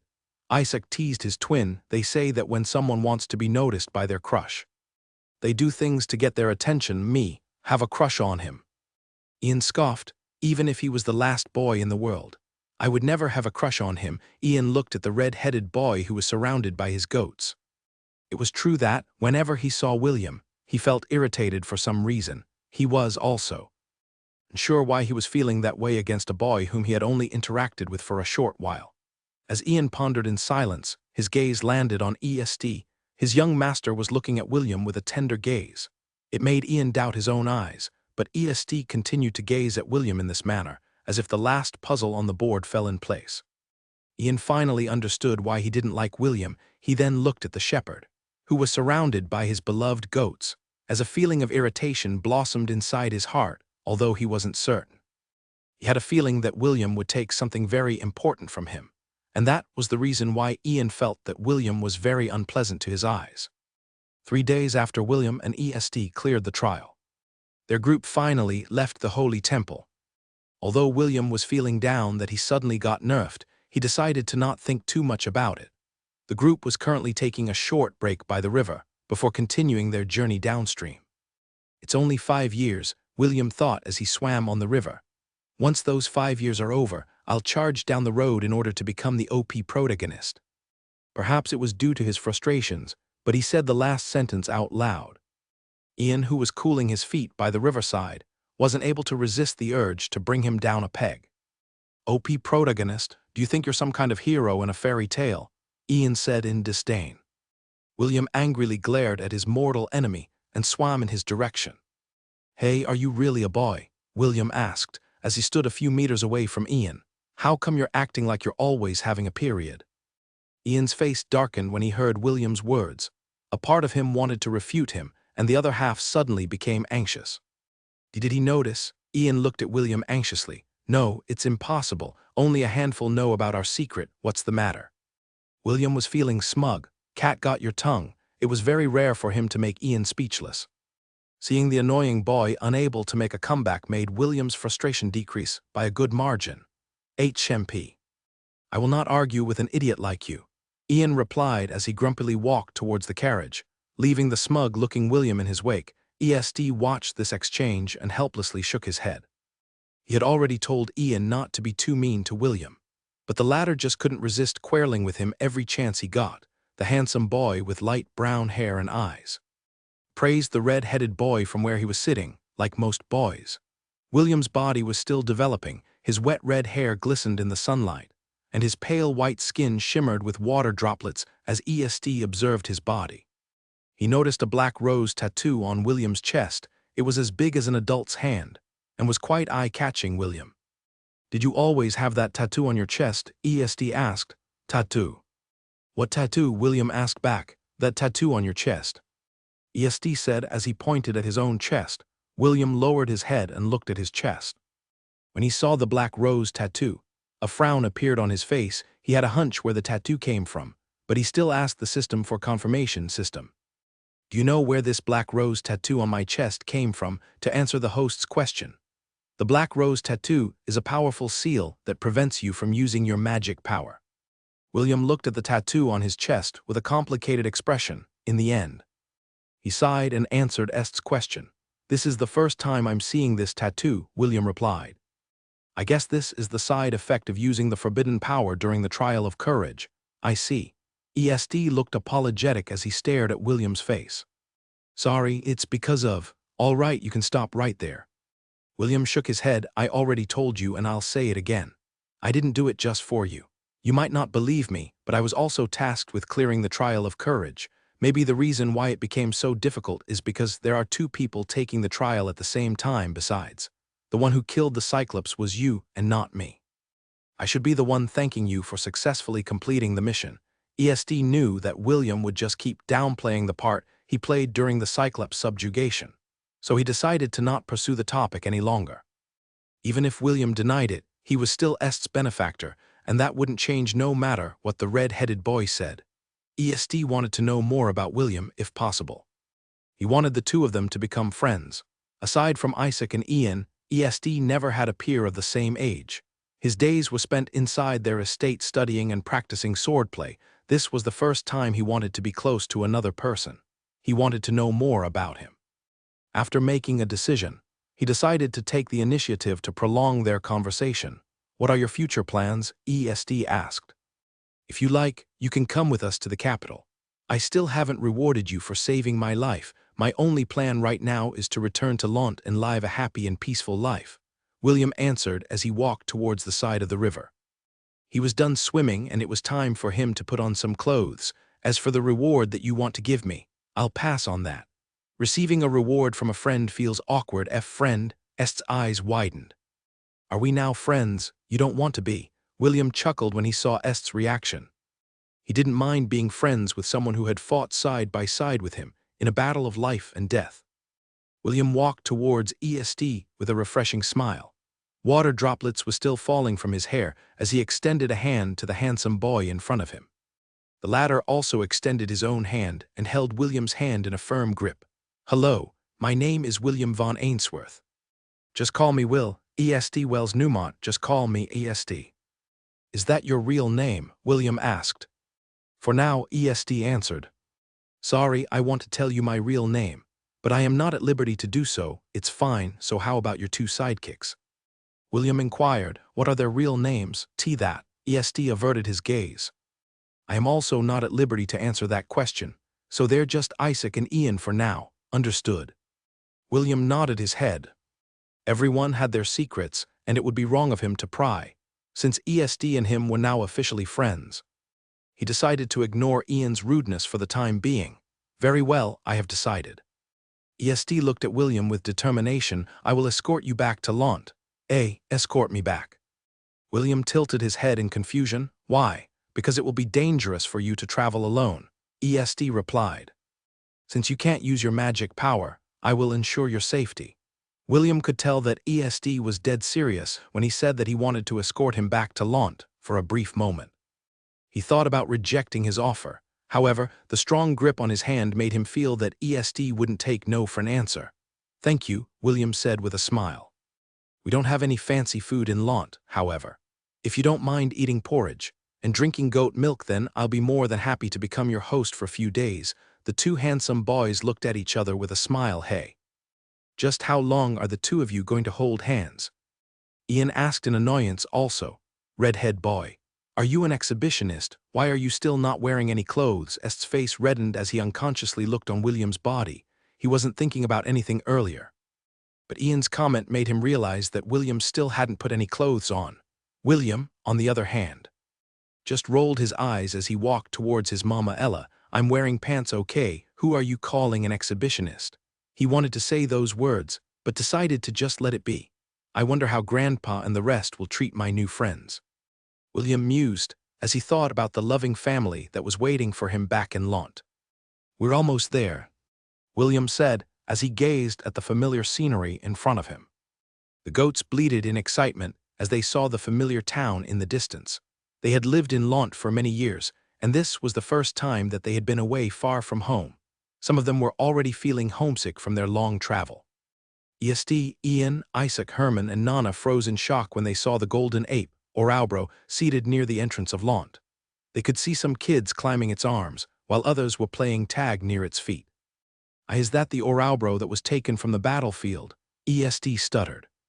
Although he had already heard from Nana that William's grandfather and his comrades managed to capture 3 millennial beasts from the battle on Windkeep Citadel.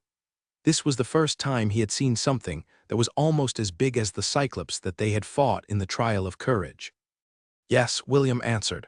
He is the newly appointed guardian of Lant. His name is Luffy the Monkey. Luffy the Monkey, Herman gulped, such a domineering name. I know, right?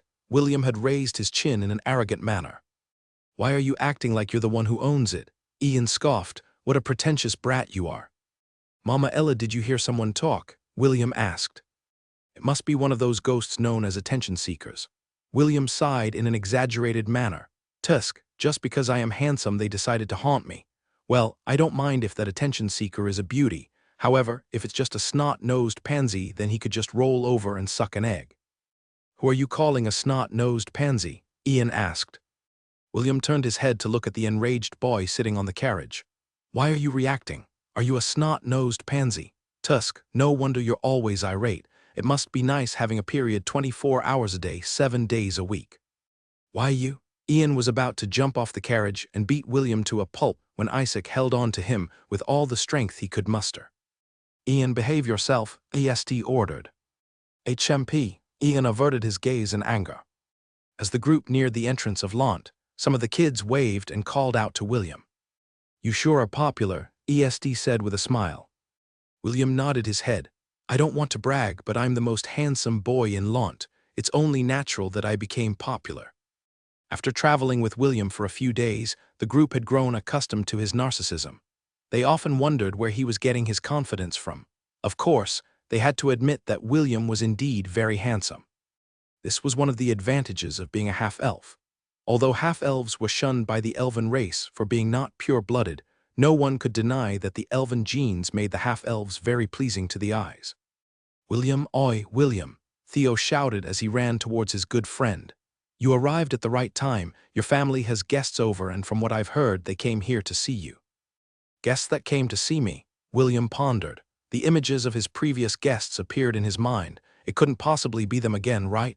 William remembered Agatha, the mother of his ex-fiancée, Rebecca. If this was a week ago, William would definitely be thinking of finding a way to ask them to show him more rare weapons so he could unlock a few job classes. It was quite unfortunate that he was not in the mood to acquire any more job classes because he was unable to use them at this point in time. "Did you recognize them?" William asked. "Do they look like the guests that came to visit last time? I didn't see their faces." "But the carriage looks familiar, a carriage pulled by a griffon." "Yes, but this time there are 3 griffons, 3. William felt his liver start to itch. This time they called for reinforcements. "Do these nobles think that I'm so easy to bully?" William's expression clouded over. He was regretting the fact that he couldn't use his powers at this moment. If he still had his powers, he would definitely curse their guests until they ran away screaming to whence they came. "Did we come in a bad time?" EST asked. No, William looked at EST and smiled. "All of you are guests. The ones that arrived are pests. Let me kick them out so I can give you a tour of Launt." William and his entourage entered Launt and headed straight towards the Ainsworth estate, just like what Theo said. He saw 3 griffons loitering outside of his home. "That is the crest of the Duke of Griffith," Herman said as he recognized the coat of arms on the carriage doors. "Why is a big shot here in this town of Launt, Duke of Griffith? If I remember correctly, that is the house that gave birth to the genius girl who specializes in ice magic." Nana commented, "Is your family acquainted with them, William?" "Well, that genius girl you spoke of, Lady Nana, is my ex-fiancée," William replied in a casual manner. Fiancé. Est's expression became serious when he heard that William had a fiancée. He felt a pang of pain in his heart. But he doesn't understand why he was feeling this way. Isaac's and Ian's eyes widened when they heard William's answer. They were trained to read the body language of people, and they could tell that William wasn't lying. "You said ex-fiancé." Herman asked why. "Are the 2 of you not betrothed to each other anymore? I canceled the marriage agreement." William answered like it was not a big deal, "Although my ex-fiancée, Rebecca, is very cute. Her mother and her master have the bloodline of mandrakes." Mandrakes, EST frowned. The mandrake was a spiritual plant that was used in alchemy and medicine. However, these plants were quite annoying to get because when you touch them, they will emit a scream that is strong enough to shatter a person's eardrums. Herman, Nana, Isaac. Ian immediately understood what William was hinting at. Just like ladies looking for juicy gossip, the peanut gallery was looking forward to seeing what kind of drama was going to unfold at the Ainsworth residence after Herman parked the carriage at the stables. William ordered the goats aside from Ella to go to the goat pen. The goats happily bleated in reply and went to their old home with excitement. They were very tired from their journey and wanted to rest in a familiar place. William watched them go with a smile on his face before leading his guests towards the main entrance of their residence. "My handsome and awesome grandpa, I'm back," William announced his arrival. "Welcome back, my handsome grandson," James welcomed William with open arms. "You've only been away for a few days, but you've become more handsome. Tell me, what kind of sorcery is this? It can't be helped." William raised his chin in arrogance. "I was fated to be handsome the day I was born with your bloodline." "Ha ha ha," James roared in laughter as he patted William's shoulder. "Being handsome is a sin. This is the sin that both of us carry, no matter how heavy this sin is. I, William, will carry it until I breathe my last breath." Spoken like a true Ainsworth, Isaac walked beside EST and whispered in his ear, "Young master." Now we know where William inherited his narcissism. EST nodded his head in agreement. This was the first time he saw an old man act like this in public. "Oh, is that the grandson that you've been bragging about as of late?" A booming voice asked from behind James. "Not bad, at least he is not lacking when it comes to good looks." James smiled as he introduced his friend to his grandson. William, this old bastard is a close friend of mine. James introduced his friend with a smirk. Lawrence Fox Griffith, the old Duke of the Duchy of Griffith. Surprisingly, James didn't lead William and his guest to the living room. Instead, he guided them to the garden that was outside the residence. Large tables laid out with delicious dishes had been placed all over the garden. William saw familiar faces, namely Rebecca, Agatha, and Alina.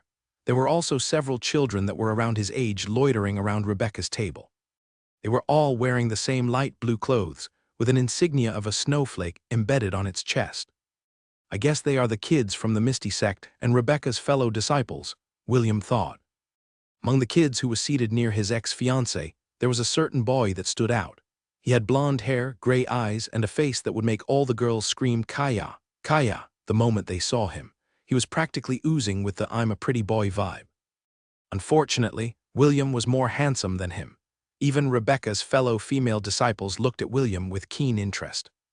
William ignored the gazes of the little lowlies and focused his attention on the blondie that was seated beside his ex-fiancée. This person might be that dependable senior brother that is too common in cultivation stories. William eyed the first male antagonist he had encountered in his lifetime. According to the script in the novels, he would challenge me in order to formally break our marriage agreement. That way, he would be able to score some brownie points with Rebecca's mother and master. William sneered in his heart.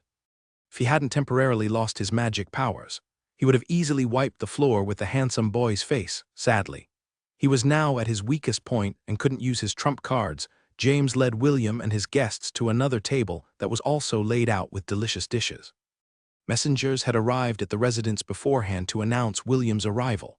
Because of this, the maids hurriedly added another table into the garden and prepared the food for their young master's arrival. So, "Your name is EST," James asked. "You have good eyes, thank you."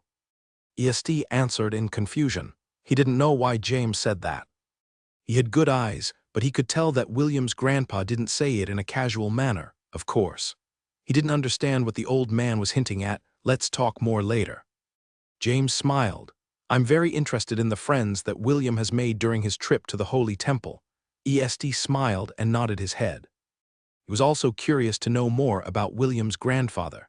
As soon as William and his guests sat on the chairs provided to them, the drama finally started. "Old James, since your grandson is here, it's time to get right down to business," Lawrence said with a smile on his face. He then faced William and told him the reason for his visit. "Young man, I would like to apologize for the actions of my daughter-in-law. She shouldn't have made things difficult for you and forced you to break the marriage agreement that your grandfather and I had agreed on," Lawrence stated. "The reason why I'm here right now is to mediate and fix this misunderstanding." "Father," Agatha shouted, "that boy is not worthy of your granddaughter. He is just a dirty shepherd." EST frowned when he heard the Duchess' rude remarks. Even Ian, who was always at odds with William, had the same reaction as EST for some reason. He didn't like it when other people insulted William, Sir Griffith. "I also believe that my disciple deserves someone better," Alina said from the side. "Rebecca is a genius. She only deserves the best that also goes for her future husband." Surprisingly, James didn't say anything and just sipped his tea in peace. If this was in the past, he would have already raised a ruckus to defend his grandson's honor. He believed that his grandson would have no problems getting many beautiful wives even without his help. Since that was the case, why would he bother with this petty marriage agreement? Lawrence listened to Agatha's and Alina's words with a calm expression. He didn't rebuke them and allowed them to say their thoughts out loud. He was observing James and William's expressions to understand their thoughts about the matter, seeing that both of them were not reacting to the subtle insult raised by the two women. Lawrence felt that something was wrong. He then decided to test the waters and asked the red-haired boy a question. "They say that you are not worthy of my granddaughter. How do you feel about that?" Lawrence asked. William grinned as he answered Lawrence's question. "Sir Lawrence, do you think that someone as handsome as me would find it hard to find a beautiful wife as my companion?" "No," Lawrence answered. William nodded his head like a scholar.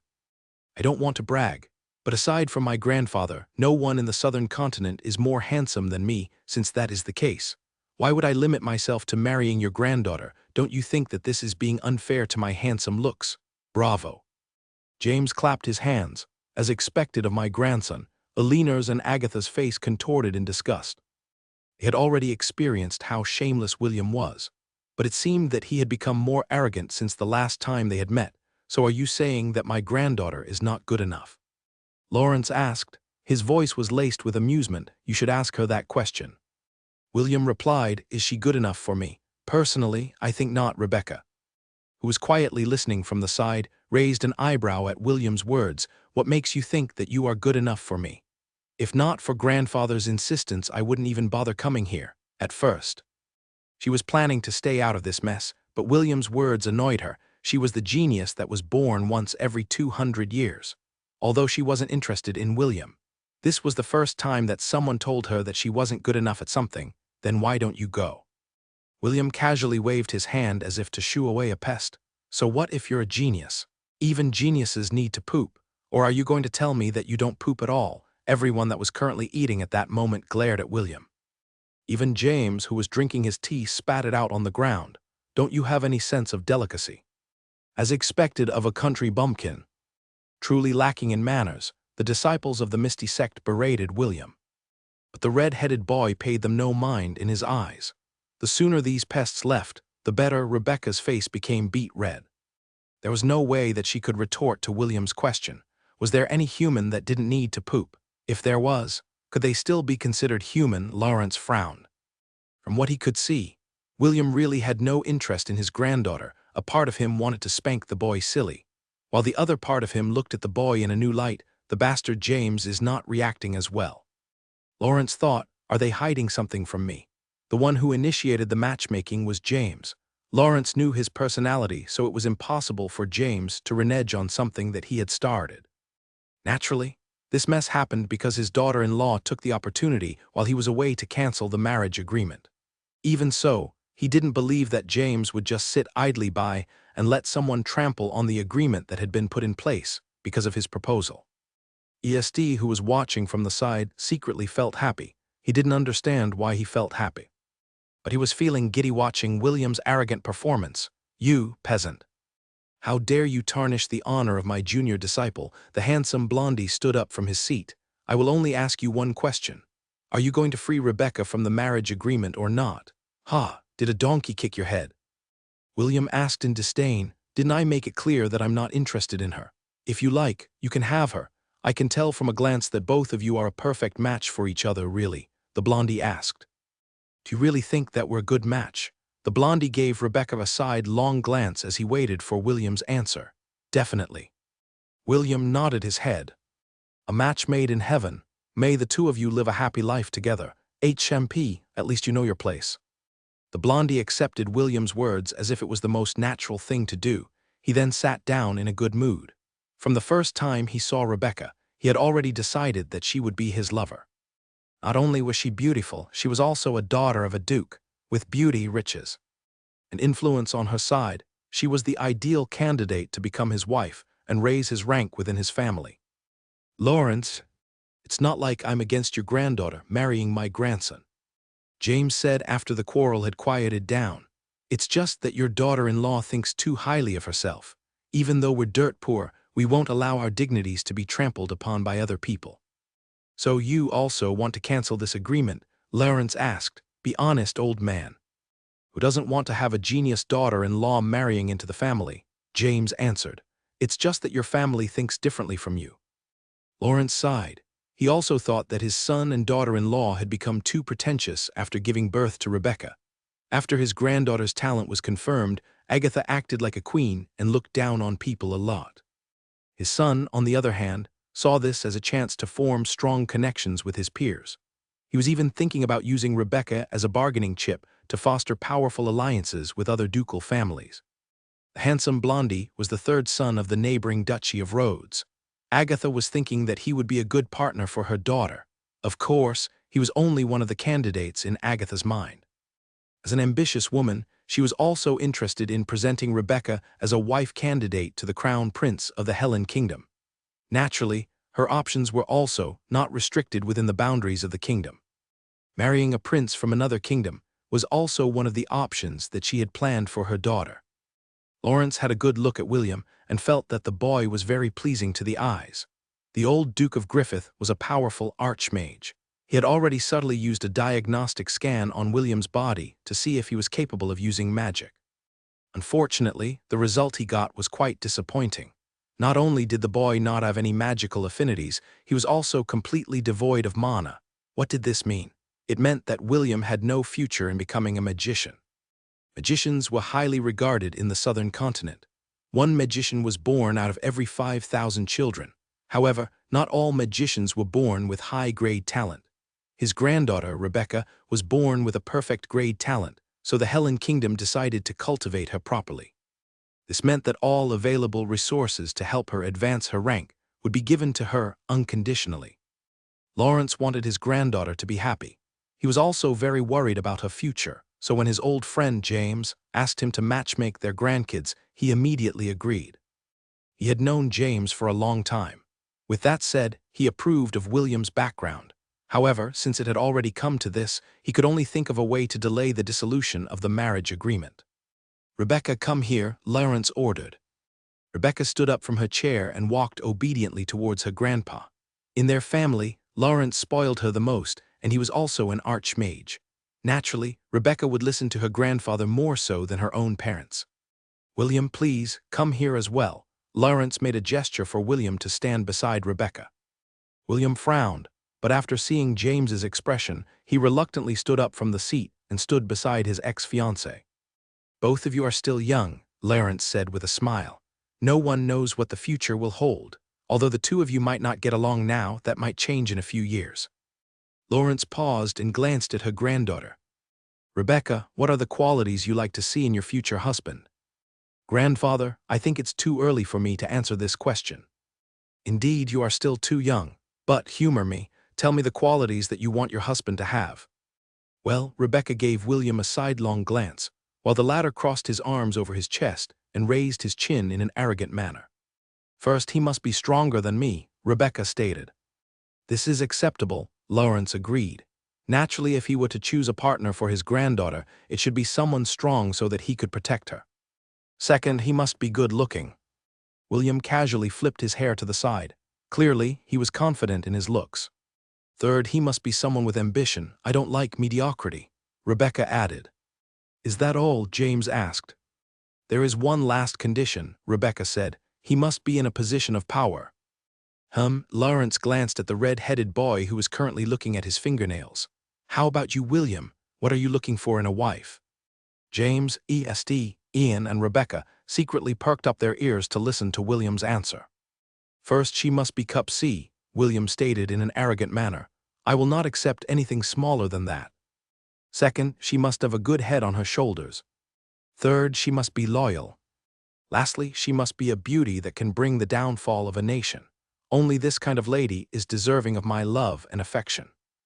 Isekai and Ian looked down at their chests and grimaced. Both of them were currently boys, and it was impossible for them to meet William's first requirement. Isekai had a distraught look on his face, while Ian's was wondering why he was feeling that he needed to match William's requirement. "It's not like I'm interested in him or anything," Ian thought. "Why am I feeling bothered like this?" Lawrence lightly coughed as he gazed at his old friend who was chuckling by his side. James didn't say anything but gave 2 thumbs up to William in his heart. He was impressed by his grandson's high requirements, and it put him at ease. The old man was even looking forward to seeing William's children a few years from now. "It's good to have ambition," Lawrence said after he cleared his throat. "Then how about this? 7 years from now, the two of you will have a duel. Until then, the talk about breaking this marriage agreement will be put on hold. The winner can demand anything from the loser. Also, I will not take no for an answer. If you want to break up, then break up after you have fought against each other." William looked at Lawrence with a dumbfounded expression. "How barbaric. Why must we fight each other just to break this marriage agreement? Can't we just talk things out like civilized, normal people? It will be as you wish, grandfather." Rebecca answered. She then glanced at the boy standing next to her. 7 years from now, we will have our battle at the peak of the Misty Sect. Until then, do your best to become stronger." Rebecca returned to her seat after voicing her opinion. William also returned to his seat. He had a complicated look on his face, which made Isekai and the rest wonder what he was thinking. This Lawrence is indeed an old fox, William thought. Why is he persistent in matching his granddaughter with me? Is he after my good genes? I need to be more careful when dealing with this person. If Lawrence only knew what William was thinking, he would have kicked his bum with all of his might. There were two reasons why Lawrence imposed a duel between the two of them. The first one was to prevent others from approaching his granddaughter and using her as a political tool. This was something that he didn't want to see. The second reason was to give pressure to Rebecca so that she wouldn't become lax in her training. He didn't really care whether William would become his son-in-law or not. What was important to him was to keep his connection with the Ainsworth family and not break their good relationship. James also understood what Lawrence was scheming, but he wasn't too concerned about it, after all. He was the one who initiated this marriage agreement. I don't agree to this condition. The blondie stood up from his chair. Why wait 7 years? I, Kingsley Rhodes, challenge William von Ainsworth to a duel. Do you dare to accept my challenge? The air stilled after Kingsley made his challenge. Everyone looked at William and waited for his answer. William sneered in his heart because he had already anticipated this outcome. His years of reading novels didn't amount to nothing. Naturally, he also knew how to downplay this challenge, so he went along that route. Why should I fight you? William snorted. I don't have any reason to accept your challenge. So you admit that you are a coward? Kingsley asked in disdain. I guess the only thing you have going for you is your face. Are you jealous of my face? William asked back. It's not my fault that I am more handsome than you. If you want to complain, complain to your parents for not being good-looking enough. William's words made everyone's teeth itch. It was a very blatant provocation, but it was super effective. Kingsley's face contorted in rage, but that only lasted for a brief moment. He then collected himself and ridiculed William. I didn't expect that a shepherd like you would also be a master of words. Did you learn that from tending to your goats? Thank you for your praise. Feel free to praise me more. William raised his chin in arrogance. I'm not praising you. Kingsley wanted to shout out loud but reined in his words. I guess the Ainsworth family only amounts to this much, a family of cowards. Ah, what a low blow, William thought. I knew he was going to bring this up. I guess I'll follow the script for now and accept his challenge. Since you are so persistent, then I guess I have no choice but to accept this challenge. William said with a serious expression, Good. Kingsley narrowed his eyes. I've been longing to see the ability of the man who was paired up with junior sister. Prepare to be disappointed.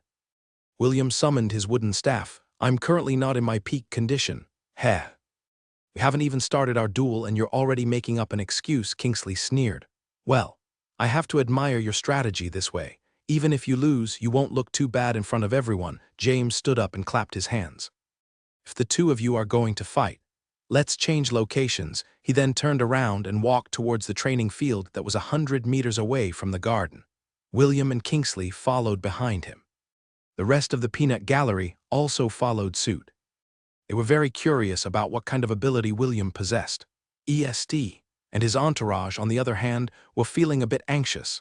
They knew that William wasn't lying when he said that he wasn't in his peak condition. They had heard of the name Kingsley before. Just like Rebecca, the boy was considered as one of the prodigies of the kingdom. He was a magic swordsman, and Kingsley was quite proficient with both sword and magic. William wasn't able to use his magic right now. Oh, he was at a disadvantage. The two combatants stood 10 meters away from each other. William was holding his wooden staff, while Kingsley held a wooden sword. This was a friendly duel, so Eleanor didn't permit Kingsley to use his magic sword to fight William. She also didn't want to provoke James, because the old man might do something reckless if William got seriously hurt. Rebecca stood beside Lawrence. She had a calm expression on her face, but her eyes were looking at William with anticipation, since Kingsley was in the same sect as her. She was well aware of his fighting abilities. She was very curious about how a shepherd boy would be able to match a prodigy of the Misty sect. None of you are allowed to hit each other in the face. James said, the battle will end if one of you surrenders or is unable to continue to battle. This is a friendly match, so fatal blows are not allowed. Do I make myself clear? James nodded his head and raised his hand. Fight as soon as the signal was given. Kingsley activated his movement technique, Misty Steps. It was the trademark of the Misty sect and was hailed as one of the fastest movement arts in the southern continent. The disciples of the Misty sect cheered when they saw their senior brother display their sect's special move. Kingsley moved like a blur and appeared 2 meters in front of William. He then lowered his body and slashed forward. First phase. Phoenix strike. Kingsley was confident that this single strike would be enough to end the duel. Frankly, he felt that it was beneath him to get serious fighting against a shepherd who tended sheep and goats, if not for his plan to leave a good impression on his junior sister's family. He wouldn't even bother to challenge William to a duel. The deadly strike was aimed at William's shoulder with the intention of breaking his bones. Although he couldn't deliver a lethal strike to his rival, there was no rule that said that he couldn't cripple his opponent. A loud clap reverberated in the air as the two wooden weapons clashed against each other. William was unable to follow Kingsley's movement, but his passive skill, parry, activated automatically, increased the chances of parrying an attack by 30%. Requirement: only works for staff, spear, and pole-type weapons, although William couldn't use any offensive skills. His passive skills were still in effect right after William parried the blow. He immediately used his staff to counter-attack, although Kingsley was surprised that his attack was blocked. He was still a prodigy and managed to jump back to avoid William's strike. The short exchange silenced the crowd. Their gazes became serious. Kingsley also took a proper stance as he prepared for his next attack. After taking another step forward, Kingsley disappeared from William's sight and appeared behind the red-head boy. Second phase. Phoenix crossing. Kingsley unleashed 2 consecutive slashes at high speed to form a cross. William's battle instinct, that had been honed in the goblin crypt, kicked in as he immediately used his staff to receive the blow with a loud shout. William swung his wooden staff behind him. A few seconds later, William skidded backwards as the power of the Phoenix crossing passed through his staff's defenses. William was somehow able to block the first strike. But the second strike connected with his right chest. A searing pain racked his senses. But he forced himself to pretend that it didn't hurt him much. Good thing. It didn't break my ribs, William thought as he stood his ground. That really hurt. Kingsley's expression became more serious when he saw William's calm expression. He clearly felt that one of his blows connected. But the latter was acting as if nothing had happened. Both combatants glared at each other as they prepared for their next clash. Soon the two engaged in close-quarter combat. Kingsley's movement and attacks were graceful and deadly. Clearly, his technique had reached a high level, while William had no technique at all. His battle style was crude and all over the place. One could easily tell the disparity between the two boys. The members of the Misty sect started cheering as they saw their senior brother getting the upper hand. Kingsley executed another killer move that was aimed at William's leg. However, the parry skill activated and blocked his attack. William's strategy was simple. He would hold his ground and defend. If the parry skill activated, he would immediately follow up with a counter-attack. Although Kingsley was fast, Ella was faster when she used her quick attack. William was gradually able to follow his opponent's movements and block him at every turn. His strength stat allowed him to threaten Kingsley from time to time with a powerful blow. The only problem was that none of these blows connected. After their initial clash, Kingsley discovered that William was a level stronger than him, so he didn't dare to receive his blows and focused on dodging them. William's dexterity and agility stat, coupled with the parry skill, gave him the ability to swiftly block his opponent's attacks, which led to their current situation. The bruises on William's body were piling up because there were times when Kingsley's sharp attacks grazed him. I relied too much on magic and didn't focus on my foundations. William regretted that he hadn't paid any attention to learning any martial arts. He knew that it was only a matter of time before he got defeated. What William didn't know was that Kingsley was starting to feel anxious. His confidence at the beginning was being chipped away by William's uncanny ability to block his deadly strikes. This can't go on, Kingsley thought. I will have to resort to that. Kingsley took a deep breath as he charged towards William for the umpteenth time. First phase. Phoenix strike. William's staff moved automatically as the parry skill activated. However, instead of backing away like he always did, Kingsley actually took a step forward as the wooden staff and sword collided against each other. Ice bullet.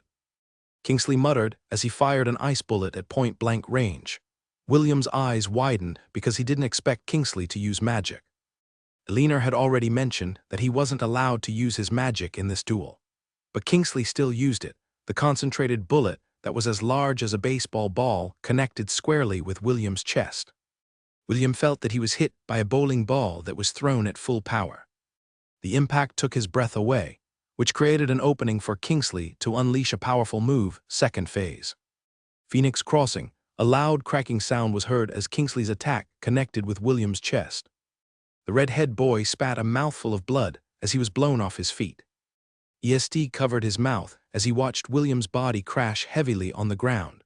Kingsley stepped forward to deliver another strike at the fallen boy. He was determined to cripple William and make sure that he wouldn't even think about challenging Rebecca in the future. It was at that moment when he saw a white blur appear in front of his eyes. Ella transformed into an Angorian war ibex and blocked Kingsley's path. Her horns and hooves shone in a blue light, and her bloodshot eyes stared at the boy as if she was looking at something that was about to die. Kingsley's body uncontrollably shuddered the moment he laid his eyes on the beast in front of him.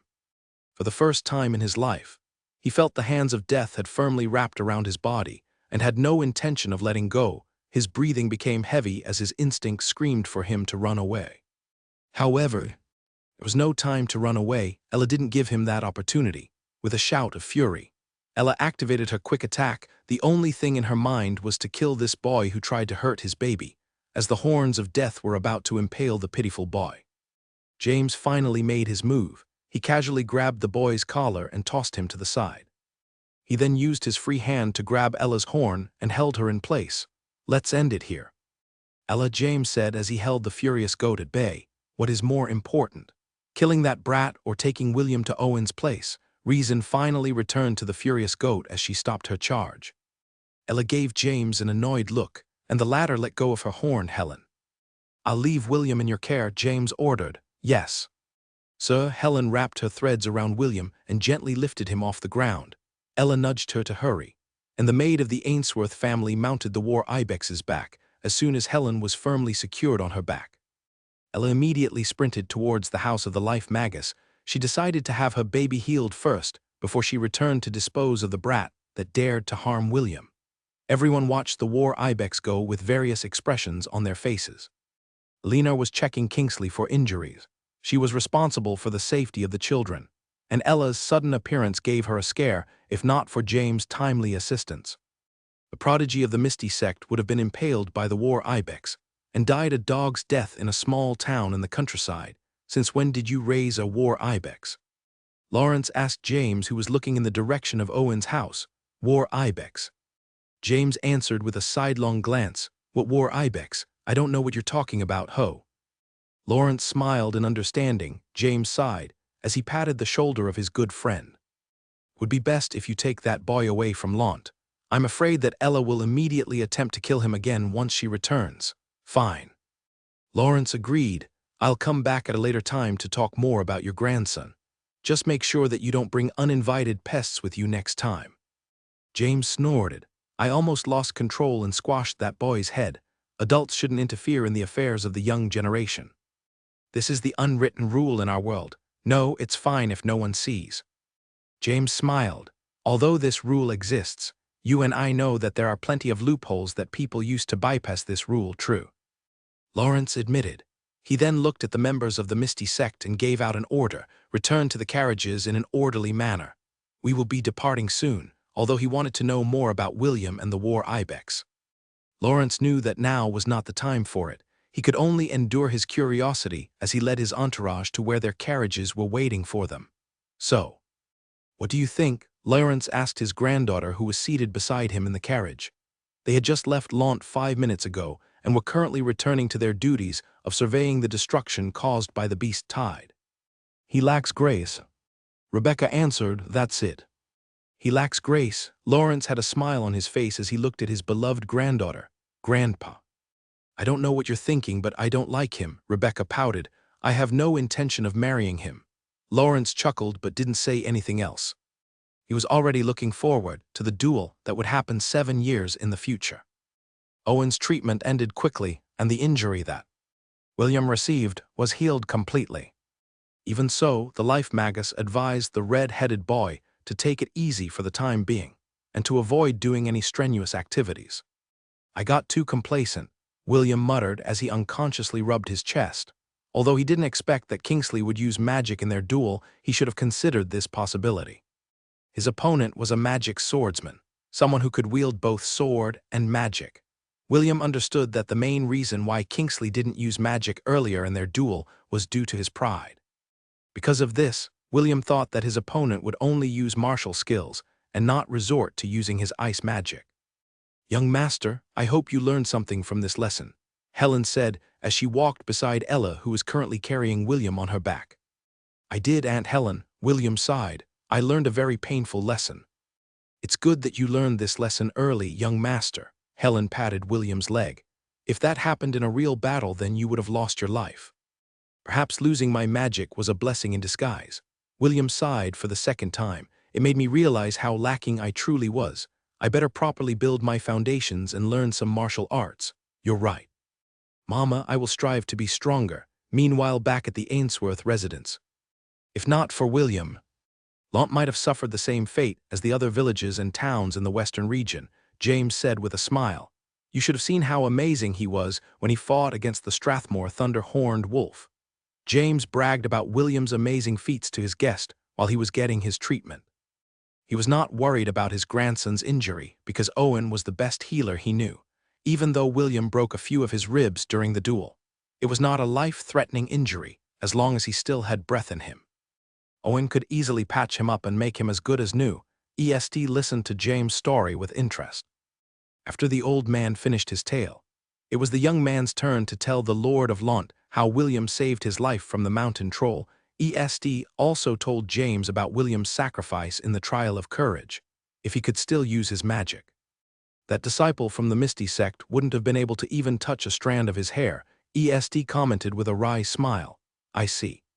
James frowned. "So that's the reason why he seems different compared to the time he left the residence. He lost his magic power. I'm sorry. It was my fault that William ended up that way." ESD lowered his head in shame. "Because I was too weak. He had to use a forbidden spell in order to give us a chance of winning." ESD. "You don't have to worry about William," James commented with a smile. "That boy is always doing something dangerous. Perhaps this incident will help bring him down a peg and make him less reckless sometimes. I worry about him because he is getting stronger at a very fast rate. Isn't getting strong a good thing?" ESD asked. "Of course. Getting stronger is a good thing," James agreed. "But getting strong using a shortcut will lead to instability. William should start training from the basics. Since he is my grandson, I believe that he also realized this point." James paused and looked at ESD with praise. "Unlike my stupid grandson, I can tell that you are someone who trained at a very young age. Your surname is Newmont, correct?" "Yes." ESD replied. He wanted to tell James his full name, but he resisted the urge to do so. There were some things that he was unable to share with other people, if I'm not mistaken. "That is the surname of a noble that came from the kingdom of Valyria." James gave ESD an appraising look. "Did you perhaps come from Valyria?" "My mother came from Valyria." ESD replied. "Right now, I'm living in the Helen Kingdom." James nodded and decided to not pry any further. "Still, you guys actually defeated a terror hand. That's simply amazing. If news of this gets out, you will definitely be treated in high regard by the royal family. I don't need such treatment." ESD stuttered. "Lord Ainsworth, please, don't tell anyone about this." Herman, who was standing behind ESD, bowed his head. "I also ask Lord Ainsworth to not tell anyone about this. The young master is someone who doesn't like being in the limelight." James gave ESD a knowing glance and nodded his head in acknowledgement. He was about to talk about William's embarrassing moments during his childhood when he felt his grandson's presence near the residence. "Gramps, I'm back." William walked inside the living room with a smile. "Welcome back." "How is your injury?" James asked. "Already healed. But I'm not allowed to do anything strenuous for a few days," William answered as he sat beside his grandpa. Ella laid on the floor beside William and rested her head on her baby's lap. William lovingly brushed her head, while his mama closed her eyes in satisfaction. "You two are really close." ESD teased. "I've never seen someone treat a goat like you do." "William, Mama Ella is not an ordinary goat." William corrected her. "She is my mama, the one who raised me since I was a wee old babe. I've been drinking her milk for as long as I can remember." "Me." Ella bleated as if reminiscing the time she took care of William. "Ah, that reminds me. How long will you be staying in Lant?" William asked. "I still haven't given you a tour of the countryside." "Well." ESD glanced at Herman and Nana. The truth was, They couldn't stay for long. They already delayed their return to the capital by escorting William back to Lont. Even so, ESD didn't want to leave just like this, young master. Nana gave ESD an encouraging smile. It's fine to be a little selfish. We can stay for 2 days, thank you. Nana ESD smiled. His smile was so dazzling that, for a moment, William thought that he was actually very beautiful and not handsome, of course. This thought only lasted for a brief moment. Since all of you are William's friends, then you will be treated as honored guests. Helen, please prepare the guest rooms for ESD and his entourage, James ordered, by your will. Helen respectfully bowed her head and left the living room to attend to James' order, while waiting for their rooms to be prepared. James continued to tell stories about William's childhood. At first, the stories were about William's amazing feats in Lont, however. That didn't last long, and James started to tell William's embarrassing moments. The red-headed boy pleaded to his grandfather to stop embarrassing him in front of the guests. But James didn't care about his feelings because of this. ESD and Ian continuously teased the pitiful boy until William ran out of the living room out of embarrassment, followed by his mama Ella, who was hot in his heels. ESD and Ian stared at the beautiful woman in front of them as if they had met their nemesis. Celine, William's master, was lying on the couch in a lazy manner. Her dress, although conservative, wasn't able to hide the wonderful curves of her body. The two boys stared at them and felt their confidence suffer a major blow. So you are William's new friends, Celine said in a teasing manner. I'm surprised that my disciple managed to make friends and even brought them back here in Lont. Oh, where are my manners? Allow me to introduce myself. I am William's master. You may call me Miss or Lady Celine. When William arrived in Lont, Celine had watched him from afar using her crystal ball. She didn't come to see him right away because he was with guests. During the battle, Celine noticed right away that the red-headed boy was unable to use magic. Since she was the one that taught William the forbidden spell, she was able to connect the dots easily. When William got injured, she almost used a long-range curse to cripple the Kingsley boy for life. However, she resisted the urge because she knew that Owen would be able to patch William up without any problems. After the Ainsworth family had dinner, she sent Oliver, the parrot monkey, to pass his message to William. Her message was simple. Stupid disciple, why did you visit your master to announce your arrival? However, since I'm a kind and understanding lady, I will permit you to spend the night with your family. Even so, I expect you to visit me before noon tomorrow. Before I forget, make sure to bring your 3 little guests with you. I would like to have a long talk with them. When William arrived the next day, Celine chased him away by ordering him to buy some ingredients for lunch. She wanted to know more about William's new friends and check if they had hidden agendas in their decision to visit Lont. Celine always thought of William as an overly trusting person, so she took it upon herself to check whether these people bore him ill will. It's an honor to meet you, Lady Celine, ESD replied with a smile. If possible, I would like to request that you free him from the slave collar on his neck. Oh, Celine raised an eyebrow, and why should I do that? Because William is our benefactor and it is the right thing to do, ESD replied. Also, he doesn't deserve to be your slave. ESD, right? I would like to remind you that whatever I do with my disciple is none of your business. A true master would never enslave their own disciple. The lady and the boy stared at each other. Neither of them were willing to back down. Even Ian, who was seated beside ESD, also joined his young master in glaring at the beautiful woman in front of him. ESD and Ian couldn't accept the fact that William was Celine's slave. That's too bad because I can't remove the slave magic that was placed in the collar, Celine lied with a smile. Of course, even though I can't remove the slave magic, I can pass it to others. So, who among the 3 of you would like William to become their exclusive slave? ESD was taken aback by Celine's words. For a brief moment, he thought about William wearing a butler suit and hand-feeding him a plate of grapes. Ian, on the other hand, imagined that William was fanning him with a feathered fan while he took his afternoon nap. ESD and Ian wavered, and Celine could easily guess that they didn't dislike the idea of William becoming their slave. The only one who shook his head was Isaac. For him, William was a good person. He didn't want to treat him as a slave. How much? ESD asked. How much will it take for you to pass the ownership of William's slave magic? Ian stared at Celine with a serious expression. His thoughts were quite simple. If William became Est's slave, then that also meant that William would become his slave. Since that was the case, It would be best if his young master was able to buy William's slave contract from his current master, Celine. Celine covered her lips and chuckled.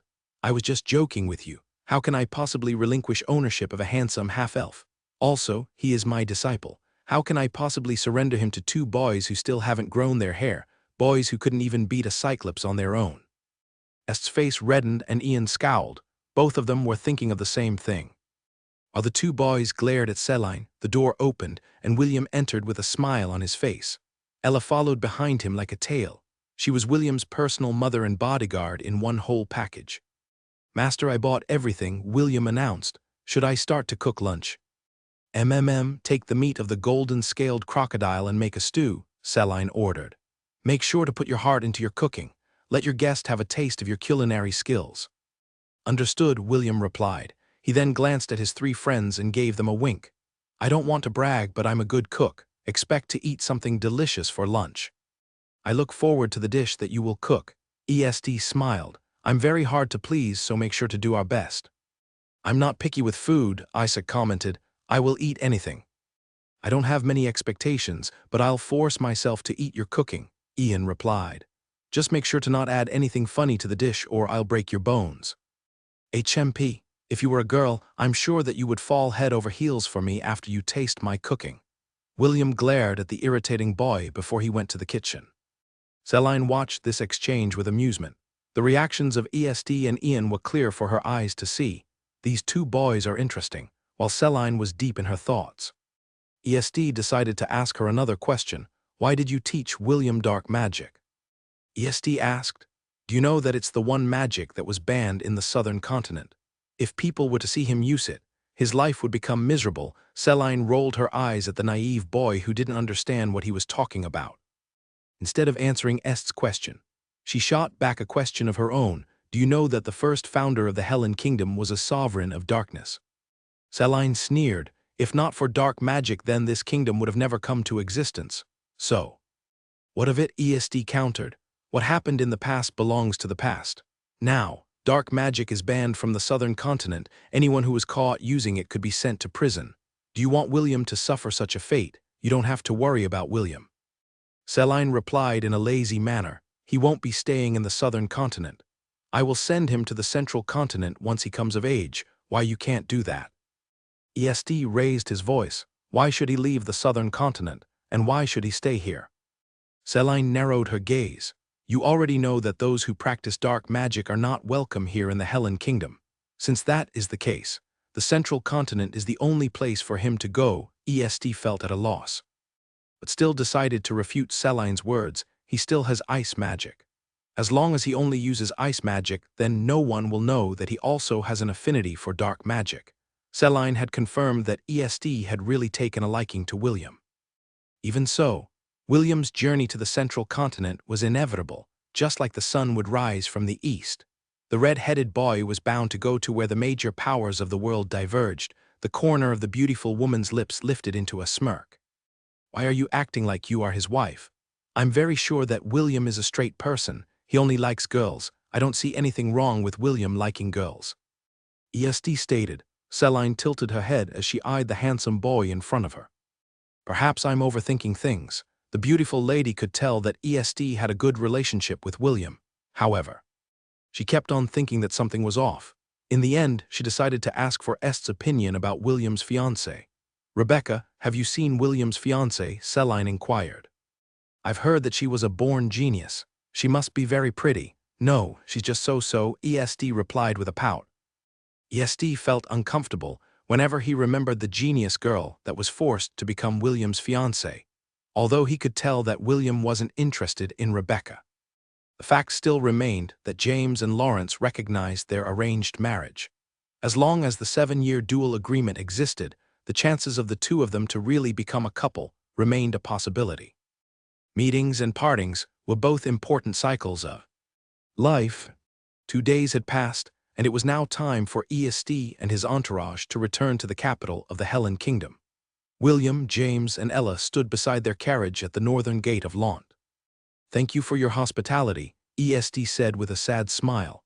I wish I could stay longer, but I have important matters to attend to at the capital. Don't be sad, William replied as he held Est's hand.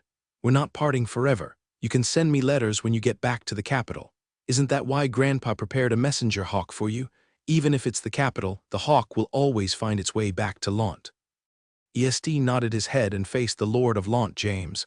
Thank you for the messenger hawk, Lord Ainsworth. If I get the opportunity, I will return to visit Launt. We will be waiting, James chuckled as he patted Est's shoulder. You and your entourage are always welcome here in Launt. Isaac, take care of ESD, William said as he shook Isaac's hand. It is my duty to serve the young master, Isaac replied. If you have time, visit us in the capital. William nodded his head and shook hands with Herman and Nana. He completely ignored Ian, which made the latter look at him in disdain. Seeing that William was hell-bent on ignoring him, Ian decided to take a step back and compliment him. You are a good cook. The dishes you made were the most delicious foods that I tasted in my life. If you need to find a job, just visit the young master's residence in the capital. You will be paid generously to be our chief cook. Me, a chief cook? Sorry, but I only want to cook for beautiful girls. William raised his chin arrogantly. If you were a beautiful girl, then I might have considered it. However, since you're not, then you can only eat my cooking in your dreams. So, if I was a girl, you would cook for me? Ian asked. If you were a beautiful girl, then I will cook for you. William nodded his head. Why, you plan to change your gender? William crossed his arms over his chest and looked at Ian from head to toe. Well, since you're not half bad looking, maybe you can really become a beauty if you turned into a girl. However, since that's not happening, then don't even think about mooching off my cooking. How about me? ESD inquired. Will you cook for me if I asked? Of course, William replied in a heartbeat. You're my friend, so it's only normal for me to let you have a taste. As for this snot-nosed pansy, he can just go ahead and suck an egg. Who are you calling snot-nosed pansy? Ian lunged at William. The two boys wrestled on the ground until their clothes were covered in dirt. Everyone pretended that they didn't know them and moved near the carriage. HMP, without your magic, you're no match for me, Ian said in a triumphant manner as he sat on William's back. Just you wait until my power returns to me. I will let you know your place. William struggled to stand, but Ian had pinned him securely on the ground. ESD lightly cleared his throat, and Ian released William from his hold. The snot-nosed pansy returned to Est's side with a smug expression as he looked at the pitiful shepherd who was busy dusting his clothes. See you later, William. ESD waved his hand as he entered the carriage. Yes, see you later. William smiled as he waved back. Nana, Isaac, and Ian boarded the carriage. Herman, on the other hand, gave William and ESD a respectful bow before sitting in the coachman's seat. Let's meet again at the capital, little Will. Herman winked at him as he urged the horses to move forward. William mounted Ella's back, and the two ran after the carriage. James watched all of this with a satisfied expression as he placed his hand behind his back. Don't forget about me, okay? ESD pleaded as he looked at William from the carriage window. How can I forget you? William grinned.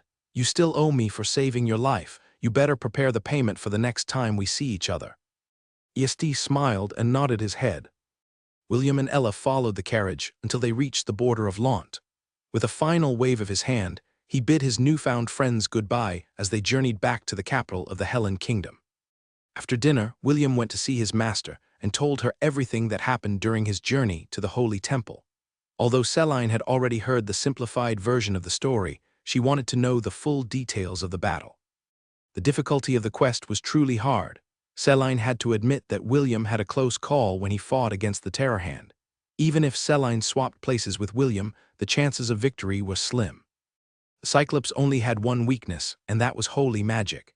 Even if Celine used her ultimate move, Finger of Death, the chances of killing the Cyclops was almost non-existent. It was truly a miracle that two children with different powers, one holy and one dark, were in the right place at the right time. If either one of them were not present inside the trial of courage, then it would have been a suicide mission instead of a trial. What are your plans now? Celine asked. She wanted to know how her disciple would act in this time now that he was at his weakest state. The battle against Kingsley taught me that I can't always rely on magic to fight against strong opponents, William answered. I need to build my foundation and learn from scratch. Celine was satisfied with William's answer, so she decided to end their meeting and allow William to think about which method he wanted to use in order to acquire martial techniques on which to build his foundation. She could tell that William already had a plan in mind, so it would only be a bother if she tried to spoon-feed him at this point in time. Celine was right. William already had a plan in mind, and he immediately put it into action. After saying goodbye to his master, William headed to the goat pen that was just outside his master's manor. Kronos, Aslan, and the rest of the goats were already waiting for him.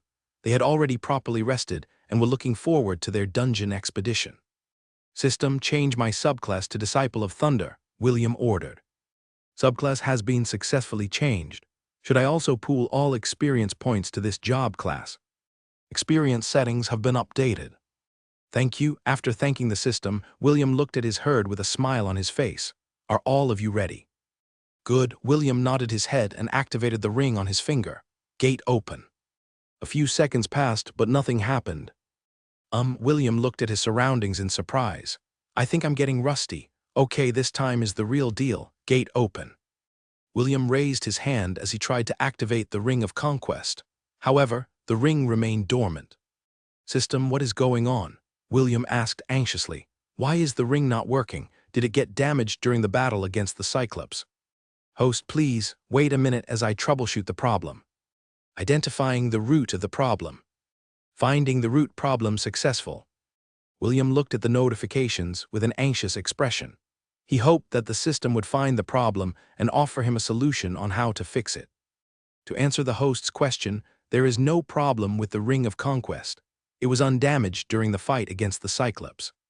No problem, then how come I can't activate it? William asked. Host, did you forget?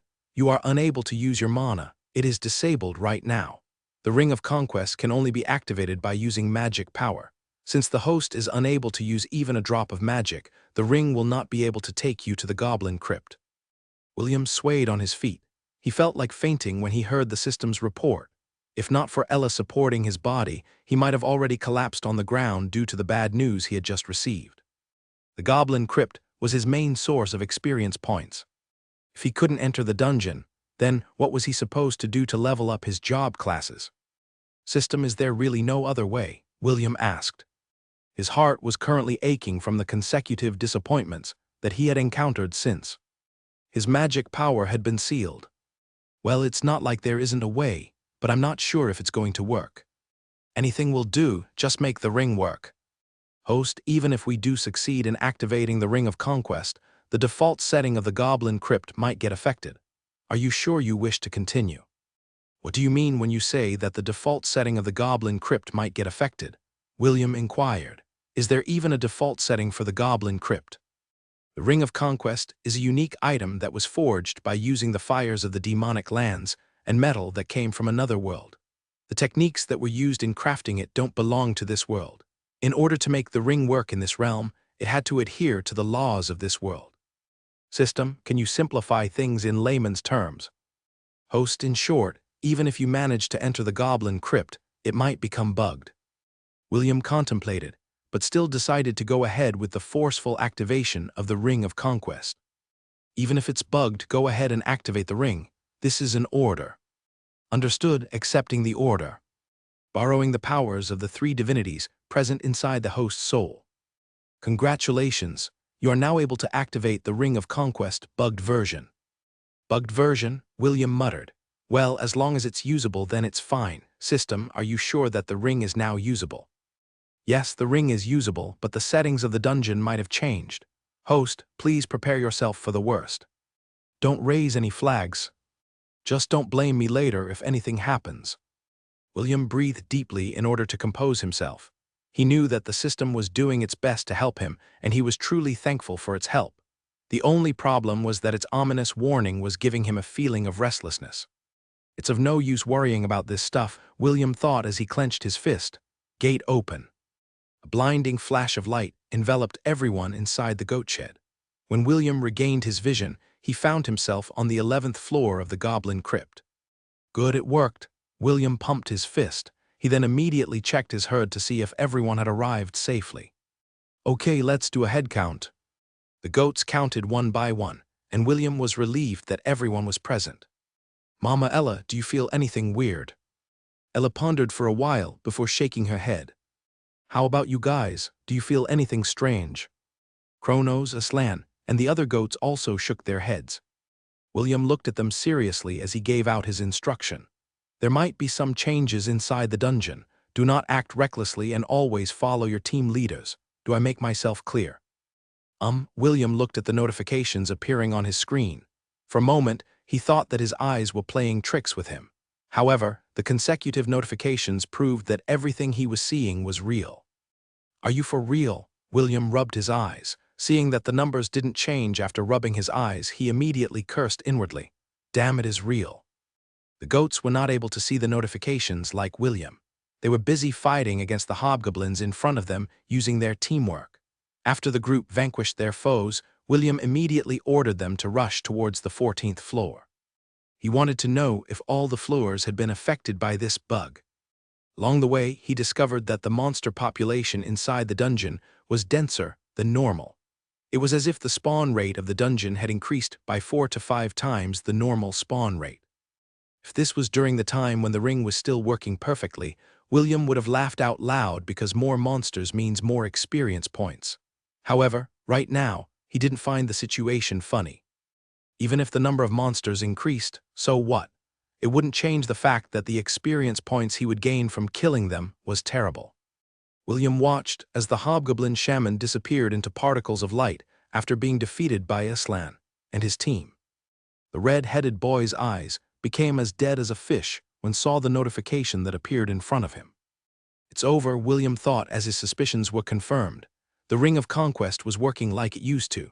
However, the bug had affected the amount of experience points that could be gained inside the goblin crypt. William had been used to seeing experience points in the hundreds, but now it didn't even exceed the number 10. The red-headed boy gritted his teeth as he ordered his herd to go to the 18th floor.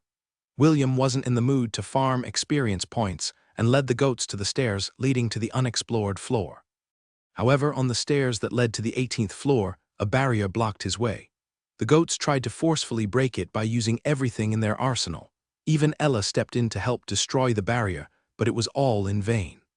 The barrier stood without a scratch, as if mocking their forceful attempts to bypass the law of the dungeon. Enough, William ordered with a sigh. Let's go back, I need to think things through. William activated the Ring of Conquest and left the dungeon with his herd. The first thing he did when they returned to the real world was to get some fresh air. He went outside the goat shed while dragging a stack of hay. The red-headed boy laid down on top of it as he looked up in the heavens. While gazing at the countless stars that were shining in the sky, William finally regained his calm. Although he didn't show it, he felt really frustrated at the setbacks that he had encountered as of late. The loss of his magic power had crippled him in more ways than he imagined, and he was struggling to accept his new reality. It was at that moment when he felt something wet touch the side of his face. Mama Ella. William pulled his mama close to him as he buried his face in her neck. Ella felt something wet and warm soak her coat. Not long after, she heard William's choked sobs as his body shuddered from time to time. William had been bottling up the pain and frustration of his loss deep inside his heart. He thought that he would be able to endure it all, but the helplessness he felt inside the goblin crypt drove the last nail into the coffin. The negative feelings that he had been holding back inside his heart flowed like a raging river. The floodgates that had been holding it back had burst open, and William's tears fell like rain. He felt despair, he felt helplessness, and most of all he felt that he had lost all hope. Since he was someone who had been reincarnated in a new world, William hadn't had the chance to act his age. He was an 18-year-old boy stuck inside the body of a 10-year-old. Everyone said that he was mature for his age, but the truth was, he was still a kid at heart. He was not an adult. When he died, he was just a teenager that was suffering from a terminal disease. A teenager that had made a deal with the hospital director to donate his heart at the time of his death. William did his best to live his second life to the fullest. He gave it everything, challenged anything. With 3 divinities and a system that guaranteed that he would stand above the rest, William would be lying if he said that he didn't feel special. He would be lying if he said that he wasn't a chosen one. After receiving so many blessings and a cheat that broke the balance of the world, how could he possibly fail? Yet here he was, crying his heart out, like a child who had lost his favorite toy. Ella closed her eyes and allowed William to vent out his pent-up feelings. William rarely cried. He cried when Ella almost died inside the dungeon. He cried when Celine made him her slave, and he cried more when they were being tortured with curses that almost drove him insane. Ella didn't know how long William cried that night. When she felt his body become lax, Ella instinctively knew that her baby had cried himself to sleep. She then helped him lay down in a more comfortable position before looking for another stack of hay. Ella pushed the stack of hay beside the sleeping boy and laid down on top of it. She moved her body closer to her baby, and the latter instinctively positioned himself within her soft embrace. William's second mother looked down on her son with a gentle gaze. She only hoped for William to be happy. Ella knew that William was currently feeling frustrated, but she believed that he would be able to overcome this hurdle. After all, she was the one that raised him.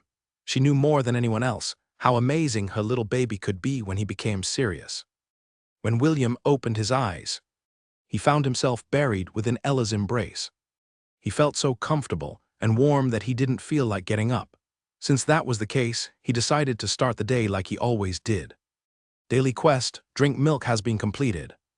Reward 6x points. Every day since he had arrived in Lant, he never failed to drink his mama's milk.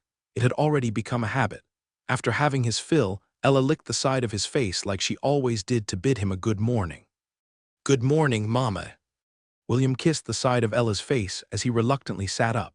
He then raised his hands to do a bit of stretching before looking at the sunrise that was slowly basking the land with its light. After crying for an entire night, William felt lighter. Although the problem he was facing was still there, it didn't feel as heavy as it used to. William bid Ella goodbye as he entered his master's house.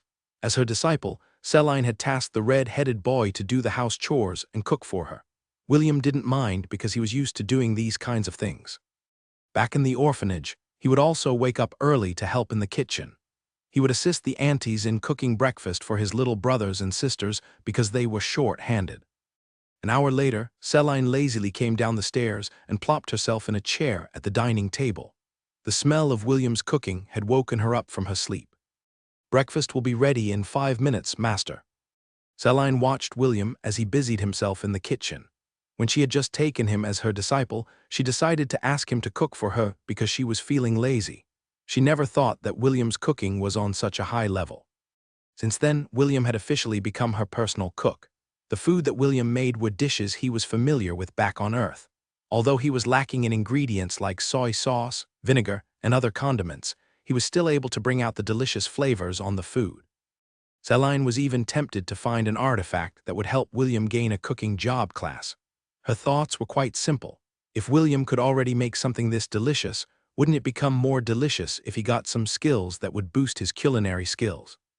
Unfortunately, there was no such artifact in Lant, so Celine had to put her dreams of turning her disciple into a professional chef that would cook exclusively for her on hold. 5 minutes later, the table was filled with the dishes that William had cooked. Our breakfast for today is William's special fried rice, William's pancakes, William's sunny side up, William's sandwiches, and William's honey-cured bacon, William said with a smile. "Master, what kind of accompanying drinks would you like to have? Coffee or tea?" "Just plain water will do," Celine replied as she piled up some bacon and eggs on her plate. Unlike other people, Celine liked to eat meat during breakfast. William nodded his head and fetched a glass and pitcher of water for Celine. After making sure that she had everything that she needed, William sat on his chair and began to eat as well. The two ate their meal in peace because Celine didn't like to talk while eating. When they finished their breakfast, Celine went back upstairs, while William cleaned up the table and washed the dishes. When his chores were done, he returned to the goat shed and took the goats to the river to take a bath. As he floated on the water, William thought of the things that he must do for the day. His first priority was to find a way to increase his job levels. William had already decided to brush up on his martial skills and focus on the basic job classes like swordsman, archer, spearman, monk, and fighter. Among the non-magic job classes, these 5 professions were the foundations of all martial arts in the southern continent. The battle against Kingsley made William realize that he was lacking in battle techniques. The battle style he had been using had evolved in fighting against monsters. However, fighting against humans was trickier. They were more intelligent, and their means of fighting was vastly different from wild beasts. "System, can you tell me how the people of this world become stronger?" William asked. To answer the host's question, would you like the simplified version or the detailed version? The simplified version, please. There are two ways on how people grow stronger in this world. One is through cultivation, the other through repetition. In the path of cultivation, the way to get stronger is to gather as many resources as you can. Host, do you know that everyone born in this world had a talent grade? Yes, William replied. Talent grades are E, D, C, B, A, S, and perfect grade. Correct, I will be giving an example first. For a magician, the fastest way to raise their magic power is to use magic crystals. The power rankings of magicians are called circles. The lowest is the first circle, while the highest is the 10th circle. Each circle has 10 stages. Only after the magician has managed to break through to the 10th stage would they advance to a higher circle. Host, are you following me so far? Yes, William replied. Bring on the info dump. The lowest talent grade E allows a magician to reach up to the peak of the first circle. Unless they find a way to raise their grade, they wouldn't be able to advance to the second circle for the rest of their lives.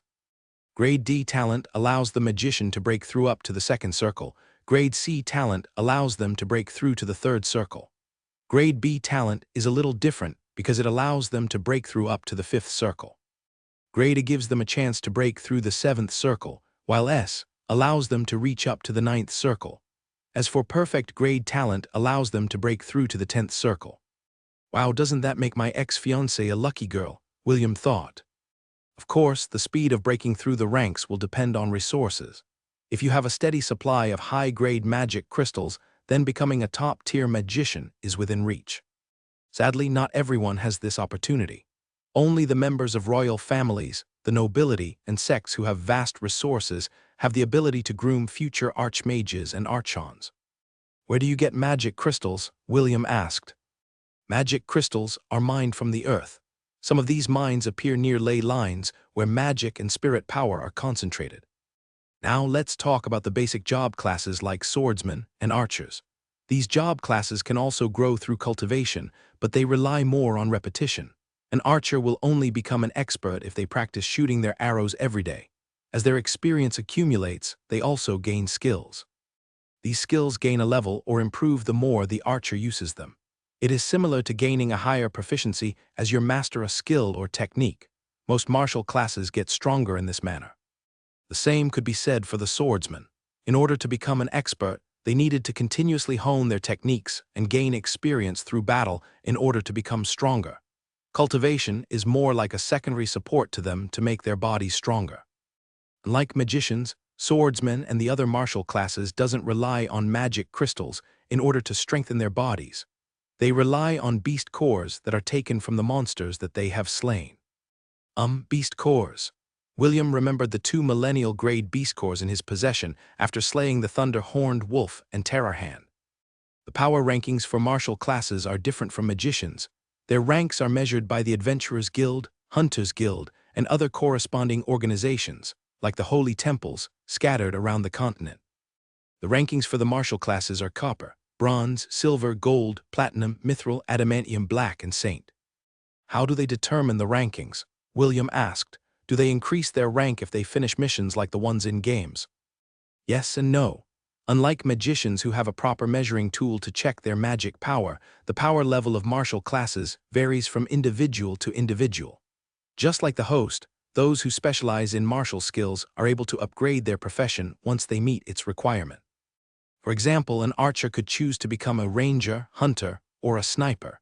In order to do so, they must undergo a trial in a temple like what the host experienced in the Pantheon of Courage. Only by succeeding will they be able to upgrade their professions. An archer of the gold rank would always be inferior to a sniper or ranger of the same rank. Host, do you know why this happens? Is it because of skills? Also, once a person decides to upgrade their profession, they have the option to choose a deity to follow. For example, a ranger that worship a deity would gain additional boost to their strength. They could either worship the god of the hunt, god of marksmanship, god of nature, and other gods that align with their profession. Each god has different blessings and specialties. So temples are also used as places to change someone's profession. Yes, some temples only worship a specific god, while others allow the worship of multiple gods. This is why there are several temples scattered not only in the Hellen Kingdom, but in all continents of the world. However, there are some individuals that also chose not to worship any gods and just advance their rank as they see fit. William wanted to know more about the world, so he decided to learn more information from the system. He believed that understanding how the professions work in this world would allow him to gain some insights on the path he had to choose. Okay, so martial job classes get stronger by repetition and cultivation. Can I also become proficient in a job class if I train myself like shooting arrows at a target? William asked. It's possible. If the host practice shooting arrows, then your shooting proficiency will increase. However, it would be much easier if the host just acquired the shooting proficiency skill. This is the difference between the host and other people. What others need to train for years, the host can easily learn in half a day. Isn't that cheating? Host, you have been cheating since day one. It's not cheating, it's called plot progression. Sure, whatever you say. Okay, let's go back a bit, William said as he tried to change the subject. You said martial job classes can get stronger by using beast cores. Can I also use them? Definitely. If the host were to choose to consume the millennial grade beast core that you received from the Tarahan, you will instantly gain 2 million experience points. If you choose to consume the millennial grade beast core from the thunder-horned wolf, you will get 1.2 million experience points. This is it. William became excited at the prospect of using beast cores to level up his job classes. Right now, he had 2 millennial grade beast cores in his possession. If he used it, he could easily raise his Disciple of Thunder to its max level.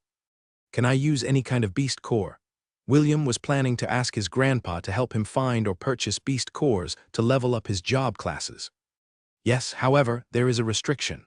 Host can only consume the beast cores that you had personally acquired. The system will not accept beast cores that have been outsourced from other places. Tusk, what is this discrimination? William nagged at the system.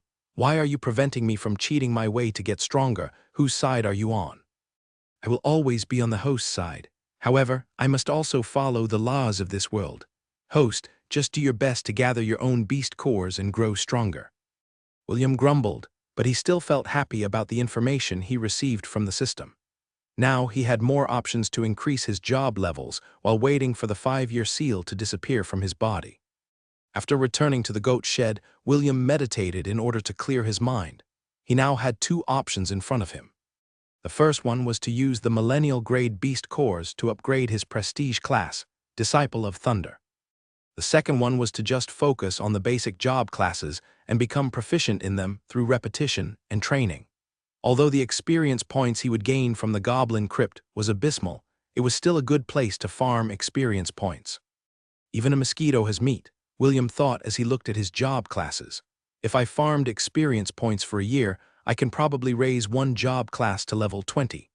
The system told William that the martial job classes he had acquired have their own war techniques that were tailor-made to match his proficiency. The good news was that, after learning them, the technique would be embedded in his memory permanently. The only thing he needed to do was to practice it regularly, or use it to battle to become proficient. His swordsman class had the skill Swift Blade Sword Art. Basic, his archer class had the skill Windbreaker Bow Art. Basic, his spearman class had the skill Relentless Dragon Spear Art. Basic, his fighter class had the skill Executioner War Art. Basic, his monk class had the skill Crouching Tiger Hidden Dragon War Art. Basic, as William gazed at these martial arts, he felt that he was getting closer to becoming a jack of all trades, master of none, after a brief struggle. William opened his Disciple of Thunder skill tree and checked to see if this was a job class that heavily relied on mana, as expected. This job class relies heavily on magic power. William sighed as he read all the skills of the prestige class still. The passive skills it possesses are quite interesting. William's gaze landed on the 4 skills that belonged to the Disciple of Thunder that didn't require any mana. Lightning God War Art. Basic. Requires 10 skill points to unlock. The martial art of the God of Thunder. Very effective against demons. Spirit Beast. Elementals, evil spirits, undead, and devils. Lightning reflexes 10/10. Increase agility stat plus 30. The user's reflexes are faster than normal. Increase reaction rate by 100%. Requires 5 skill points to unlock. Able to manipulate lightning from any source to do your bidding.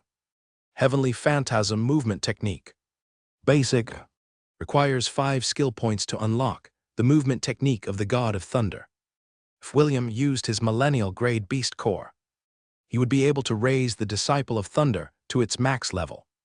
Although he wouldn't be able to use the powerful offensive skills of this job class, the 4 passive skills still caught William's interest. William was very keen in acquiring the Lightning God War art and the Heavenly Phantasm movement technique, with these 2 skills in his possession. He would be able to raise their proficiency inside the Goblin Crypt until he mastered them to perfection. Even if he had to switch to other job classes, his mastery of these 2 skills would remain with him for life. Also, he could freely assign the skill Lightning Reflexes, Child of Thunder to his permanent skill slot. These 2 skills are interchangeable depending on the situation. The cool thing about the Child of Thunder was that William could harness the power of lightning using any source.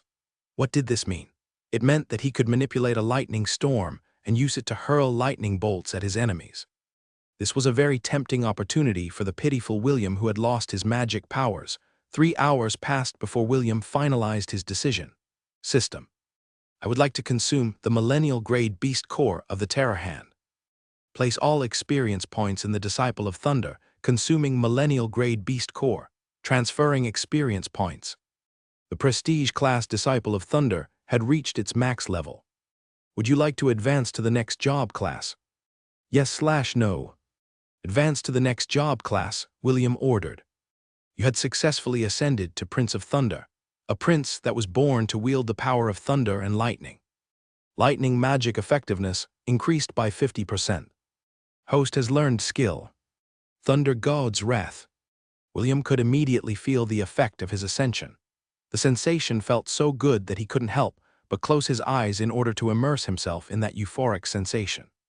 It was as if all the pain and frustration that was still lingering inside his heart were washed away by his newfound powers.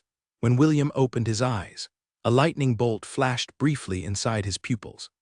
He was like a new person that had been baptized by the power of lightning. William laughed. He laughed out loud. Ella, who was standing by his side, looked at him with a gentle gaze. She could tell that her baby had finally found his path and pulled himself out of his depression. William wanted to share the happiness he was feeling at the moment, so he hurriedly gave his mama a hug. He then kissed her repeatedly on her cheeks before he ran towards the other goats to shower them with hugs and kisses on that day. In the small town of Lant, William's true training was about to begin. Gramps, I want to be stronger, William said with a serious expression. Please help me. William had thought long and hard, and finally came to the decision to ask James for help in order to build his foundations in martial combat. He believed that with the help of his passive skills, he would be able to fill the gap that was left when he lost his magic powers. You want to be stronger? James asked. Getting stronger is always good, but what is your purpose for wanting to get stronger? Purpose to get stronger? Everyone must have a reason to become strong. Imagine yourself as the sharpest sword. Sure, you are sharp and powerful, but if there is no reason for your wielder to use you, you're just nothing but a sword. A weapon that serves no purpose is nothing compared to a kitchen knife that is used to cook food. William was dumbfounded by his grandfather's explanation. He had long thought of his grandpa as a battle junkie, a man with bronze but no brains. For James to speak such scholarly words made the red-headed boy realize that he still didn't know the true character of his happy-go-lucky grandfather. Purpose? What is my purpose for getting stronger? William was at a loss. He hadn't thought that far when he decided to ask his grandpa for help. He thought that the reason people sought strength was just to become stronger. The young boy didn't think of the reasons behind their desire to gain power. James nodded in satisfaction when he saw William's reaction. He had seen many youths who desired to get stronger, but they didn't have any goals in life. Without a destination in mind, these youths were then led astray by others who used their strength for their own convenience. James didn't want his grandson to become someone else's chess piece. He wanted William to control his own destiny and trudge down the path that would allow him to reach his own goals in life. Come back to me when you have found your answer, James patted William's shoulder. When you finally find your purpose, I promise that I will do everything in my power to help you gain the power you seek. Until then, think carefully. William nodded his head and left his grandpa's room without a destination in mind. Soon, he found himself on the hill overlooking Lant. When he left his hometown to go to the temple, he met Est, Ian, Isaac, Herman, and Nana. They reminded him that Lant was only a small speck of dust within the southern continent. Out there in the vast world of Hestia, many kingdoms and empires could be found. Made William feel so small, like he was just an insignificant boy in a world filled with billions of people, like a grain of sand found on the beach and a star within the starry skies. What can a small boy like him achieve in this vast world that is filled with geniuses and experts that look down upon the mortal realm like gods? It was at that moment when William's gaze landed on the ring on his finger. The ring of conquest. William muttered absent-mindedly at the ring that started it all. If not for this ring, William wouldn't have entered the Goblin Crypt and unlocked the Shepherd job class. He might have lived his life differently compared to the life he had lived up to now. Suddenly it dawned on him. The ring belonged to his father. Because his father died, his mother had no choice but to send him away from the Silvermoon continent in order to protect him. She wanted to protect him from whom? What are the circumstances behind his father's death? Why was there a need for him to separate from his mother? William had thought about these questions before when he was younger. However, he had set them aside with the excuse of, "I'll find the answer when I get older." He didn't think much about it, but now that he was thinking of what he really wanted to do in his life, his focus had locked onto this mystery that had plagued his childhood. The red-headed boy hurriedly left the hill and returned to the residence. His purpose was to ask his grandpa, James, to tell him about the events that had happened in the past. He wanted to know the truth about his true identity and the identity of his parents. He went directly to his grandpa's room, but it was empty. "Will, are you looking for your grandpa?" Helen asked as she walked behind him carrying a broom. "Aunt, do you know where Grandpa is?" William asked. "The master went to Owen's house to discuss a few things," Helen answered. "Thank you." William gave Helen a quick hug before heading towards Owen's house. Ella and the rest of William's herd were currently in the valley with the other goats and sheep of Launt. It had been a while since the goats had returned to their grazing area, and William decided to allow them to head to the valley to feed on the fresh grass that had grown in abundance since the time of the beast tide. Ella was there in order to supervise them, just in case something unexpected happened. Just as Helen told him, James was indeed inside Owen's house. The two old men were sharing a bottle of red wine that Owen had been keeping in his wine cellar for many years. William felt a bit awkward as he sat between the two men who were drinking red wine and munching on lamb sausages. "Have you found your purpose for getting stronger?" James asked. "You can talk freely. Owen is someone who knows how to keep secrets. Also, my purpose for coming here is to convince this old bugger to help with your training." "Who are you calling an old bugger?" Owen snapped. "You come here to drink my wine and eat my sausages, and you dare to call me old bugger. Do you want me to whack you?" James laughed awkwardly as he returned his attention to his grandson. William gave Owen a brief glance before clearing his throat. "Gramps, I want to know the truth about me and my parents." The lively atmosphere in the room immediately cooled down as James and Owen stared at William with a serious expression. "Should I leave?" Owen asked. "I think it is better if the two of you speak in private." "Sorry for the trouble," James replied with an apologetic gaze. "It's fine." Owen stood up and patted William's shoulder before leaving the room. He made sure to properly lock the door behind him and cast a soundproof barrier to ensure that his wife wouldn't accidentally overhear their conversation. The grandfather and grandson pair stared at each other for a few minutes before James sighed and broke the silence. "I was planning to tell you this when you were a little older, but I guess now is also a good time for it," James said as he emptied the wine in his glass. "Do you want the long version or the short version?" "The short version, please," William replied. James nodded his head. "Your father, Maxwell, was a great man. Before you were born, he was hailed as the most powerful man in the southern continent. He rose up like a firework and burned brightly like a comet." James sighed as he remembered William's father. "Your father was a dungeon conqueror. He had the ability to fuse the dungeon cores with his body. Once he conquered a dungeon, he could summon the monsters that belonged to that dungeon. Basically, he was a one-man army that has thousands of monsters under his command. Isn't that cool?" "That's so OP," William gulped. "It means overpowered, Gramps." "Yes, your father was OP." James chuckled and nodded his head. Perhaps due to how strong his profession was, the gods themselves placed a limit on it. There can only exist one dungeon conqueror in every generation. As long as that person still lives, no one else can acquire this incredibly rare profession. William imagined himself sitting on the head of dragon as legions of monsters conquered the land under his command. The sight was similar to the grand battles in the fantasy movies that he had watched on Earth. William was half tempted to ask the system about the requirements necessary in order to obtain the Dungeon Conqueror job class. James didn't know what William was thinking as he continued his tale.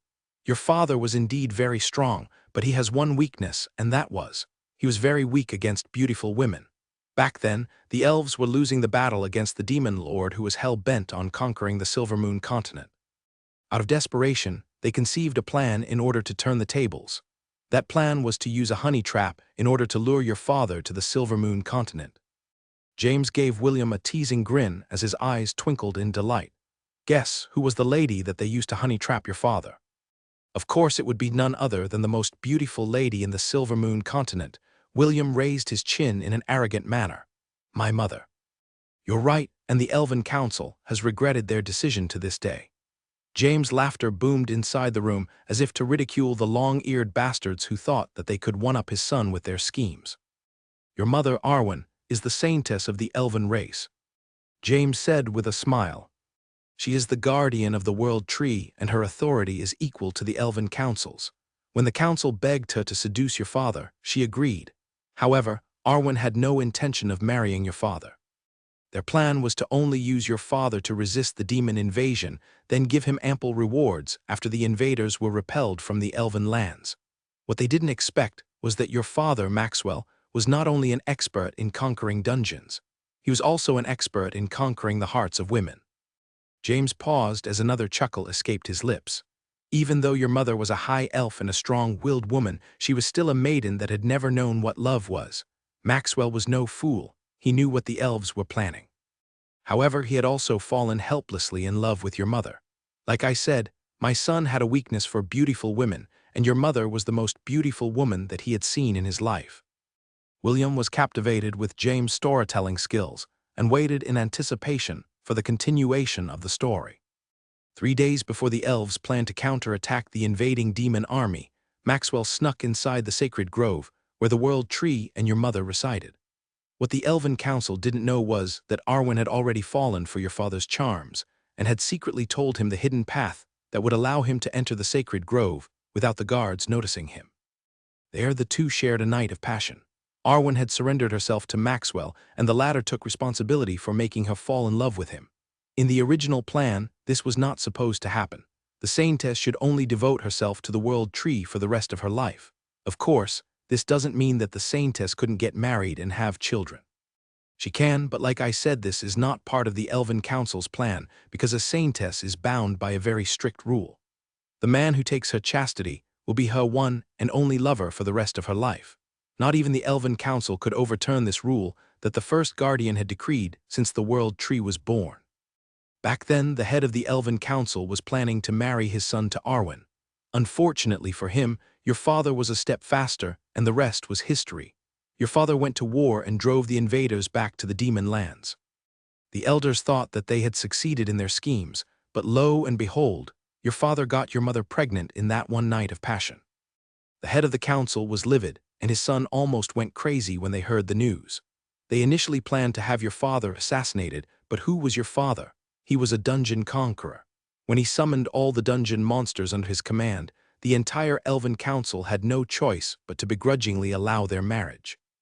Not only that, your father brute forced his way and had the head of the council resign from his position and placed Arwen's father, Theoden Ionarian, as the new head. Naturally, the elves had no choice but to agree to his demand, and thus, the bastard schemer was kicked out of his position. It was then when James heaved a long and deep sigh. I thought that your father and mother would have a happy ending, but it was just wishful thinking. The ex-head of the council, along with his entire clan, rebelled and concocted a plan to help the demon race bring their elite forces into the sacred grove by using long-distance teleportation.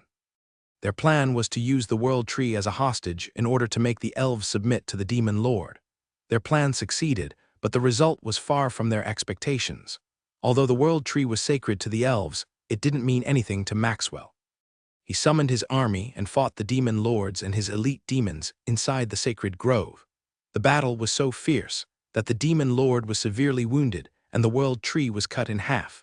It was also during this battle that your father acquired the Ring of Conquest from the demon lord's severed arm. If not for the sacrifices of his subordinates, the demon lord's life might have ended then and there. He managed to escape back to the demon realm, losing his army of elites and his arm in the process. The elders of the clan that had betrayed the elven race were executed, and the rest were exiled. Even so, one major problem still remained, and that was the world tree. It was on the verge of dying. James refilled the cup with wine and drank slowly, as if trying to wash away the bitterness that was stuck inside his soul. If the world tree dies, the elves will no longer be able to give birth and their race will lose their blessings. For the sake of his wife and the child that was growing inside her body, your father decided to make a sacrifice. He used the power of the dungeon conqueror and fused with the world tree. The tree recovered its vitality due to the immense power of the dungeon conqueror. You have to understand that your father, Maxwell, had conquered many dungeons. The magic power of dungeons is almost limitless, and they only grow stronger with time. It was more than enough to revive the world tree. The elves survived the disaster, but many still held a grudge towards your father. Although we had told you that your father was dead, this wasn't entirely true. He had merged with the world tree, so basically he is the world tree. However, in doing so, he has also lost sentience. Even your mother, the guardian of the world tree, was unable to communicate with him. The only thing that remained of him was that ring on your finger. If my hunch is right, he stored the power of the dungeon conqueror within the ring. He did this to prevent another conqueror from being born. Perhaps he prepared the ring for you, perhaps not. I don't really know. All I know is that your father has now turned into a tree and your mother accompanies him every day, James said with a sigh. Perhaps Arwen felt that the old bastards were starting to scheme again, so she decided to send you here to Launt. She was afraid that the elders of the council would use you as a hostage in order to force her to obey their command. Your mother is truly pitiful, James lamented. She lost her husband and her son. Like a caged bird, she can't leave the elven continent and hold you in her arms. The only reason why they didn't attempt to lay their hands on you and your mother is because of the tiny chance that your father might regain his consciousness inside the world tree. What James didn't tell William was that the elves were also dealing with another threat to their existence, and that was due to the elven prophecy by the Rayleigh family. Will, I believe that there is a way for your father to return to this world, James said with a serious expression. However, I don't know what method it is. Also, the way you are now, you can't go to the elven continent. If you go, you will not only endanger yourself, but endanger your mother as well. If you want to see her, then you must become as strong as your father. That is the only way for the two of you to reunite. William clenched his fists in determination. He had felt his mother's sadness through her letters. The young boy could feel the deep longing in her written words. There were times when William wanted to travel to the Silver Moon continent just to hug her tight. "Grandpa, I want to meet her," William said as he stared at his grandfather's eyes. "I want to hug her. I want to kiss her and wipe the tears from her eyes. I want her to know how much I miss her." James didn't say anything. Instead, he just looked at William with a calm expression. "Have you found your purpose?" William closed his eyes and pressed his right hand on his chest. "To reunite with my mother and find a way to make our family whole again. Also, I want to return a favor to the people who are looking after me from the heavens. For that, I will need your help, Grandpa." James was confused about the part about the people looking after William from the heavens. Even so, he still placed his hand on William's shoulder and looked at him with solemn gaze. "And you shall have it. Starting tomorrow, your training will begin. I will talk to the rest of the boys. However, William, remember this. I will not interfere with their training methods. No matter what happens, you are on your own. Do I make myself clear?" William nodded his head. He finally found his reason to become stronger. He would reunite with his mother, save his father, and spread Gavin's name to the entire world. Lily had secretly told him via telepathy that aside from him, Gavin had only one other believer. A god who didn't have any followers would cease to exist. William wouldn't allow this to happen. He was determined to spread Gavin's name throughout the world and unlock the power of the Jack of all trades that hadn't been seen for thousands of years. Somewhere in the temple of the 10,000 gods, in a small hut that stood in the outskirts, a chubby man covered his face with both hands. Tears were streaming down his face as he bawled his eyes out. Gavin, the god of all trades, heard William's words that came straight from his heart. He felt so happy that all the pent-up frustrations, anxieties, sadness, and fear that he had kept deep inside for thousands of years finally burst forth. That day in that lonely hut, a god who was at the end of his rope finally found a ray of light. William rolled on the ground in pain after failing to Dodge Owen's attack. Does it hurt? Owen asked while twirling the wooden staff in his hand. Unfortunately, I don't plan on healing any of your injuries. William gritted his teeth as he propped himself up off the ground. He then grabbed his own wooden staff that was lying a few meters away from him before facing the old man who had a smug look on his face. The red-headed boy couldn't believe that someone as old as Owen was an expert in close combat. He thought that the life magus was only a support type and had underestimated him greatly. What's wrong? Owen asked while stifling a yawn. Is that it? William roared as he charged forward. He used the movement technique of the Disciple of Thunder, Heavenly Phantasm, to get behind Owen before using the lightning god war art that he had learned. Flashy but no substance, Owen said as he casually did a backhand strike that sent William flying backwards. Learning new professions sure is nice, but without any proper foundation, it is nothing but a skill used for entertainment. William spat blood on the ground as he stood up with shaky legs. He channeled all his strength into his foot and charged forward once again. When he was only a few meters away from Owen, he immediately stopped and looked behind the old man's back. "Hello, Mrs. Sarah," William greeted with a smile. Hearing his wife's name, Owen turned around to look behind his back. William used this opportunity to sneak attack the old man. However, what greeted him was Owen's wooden staff striking the top of his head, sending him face first into the ground. Nice try. Owen grinned. But you know that only works on stupid people. Do you think I'm stupid? William held his head with teary eyes as he endured the searing pain. Owen watched him with a smirk as he lit his pipe and started smoking. He did it in a very carefree manner which made the pain William was feeling intensify. You see, little Will, during group battles the first people to get targeted are, usually, the support classes, Owen explained. Most of the time they succeed in doing so because these professions are not proficient in protecting themselves. They rely on others to protect them. Owen puffed his pipe a few more times before continuing his explanation. In battle, the first person you have to subjugate is the support of the party. As long as they are around, you will have a hard time beating their group. Sometimes, the most scary opponents are not monsters but humans. When fighting against humans, you shouldn't show mercy. Owen finished his explanation and returned the pipe to his storage ring. Cure moderate wounds, Owen chanted. An array of light enveloped William. The pain he was feeling disappeared, and the wounds and bruises on his body were also healed. The only problem was his clothes. They still remained tattered due to Owen's powerful blows. Now, do you understand that just learning a few skills without understanding them on a deeper level is just clowning around? If you want to become an entertainer, then it's fine to stay the way you are. But your old man begged me to help you.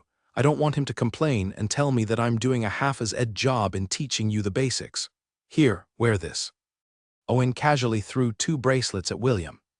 The young boy caught the 2 bracelets and gave them a better look using his appraisal skill. High-grade training bracelets. Forged by the blacksmith Barbados, this bracelet was made for the purpose of training. This accessory is made from the scales of the golden-scaled crocodile. Once worn, the bracelet will increase its weight by 40 kg, 88 pounds. If the user is able to get accustomed to its weight, it will further increase its weight by multiples of 10. The limit of the weight increase is up to 200 kg, 440 pounds. The bracelet also has an additional special function. If the user were to chant the words "Activate Protection," the bracelets will transform into arm bracers. If the user wants to cancel the special function, they just have to say "Deactivate." This reminds me of Dragon Bone Z, William thought as he slid the 2 bracelets onto his wrists. Immediately, the effects of the bracelet activated and increased its weight according to William's current strength level. Due to William's strength stat, the bracelet adjusted their weight and stopped at 50 kg.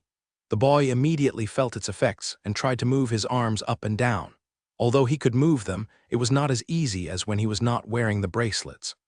William then made a startling discovery.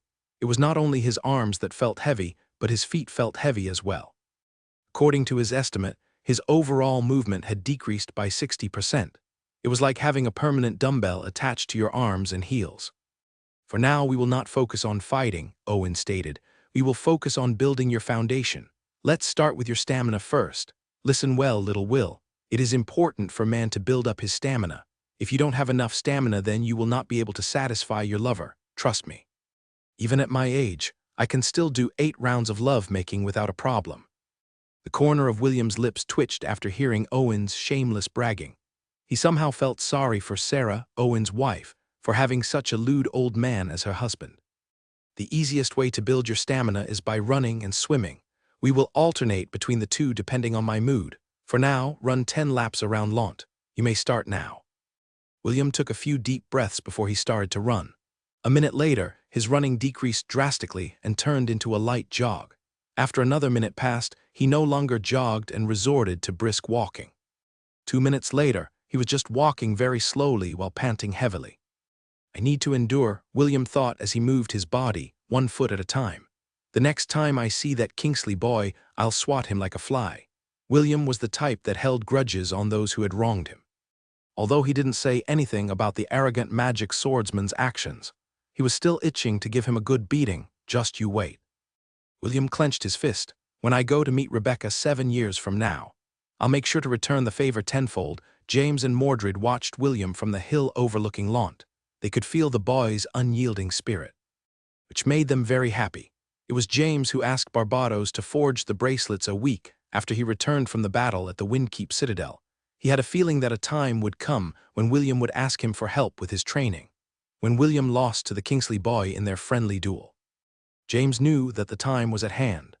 William had explained that he wouldn't be able to use magic for 5 years, and James thought that this was the perfect opportunity to help his grandson build up his foundations in the past.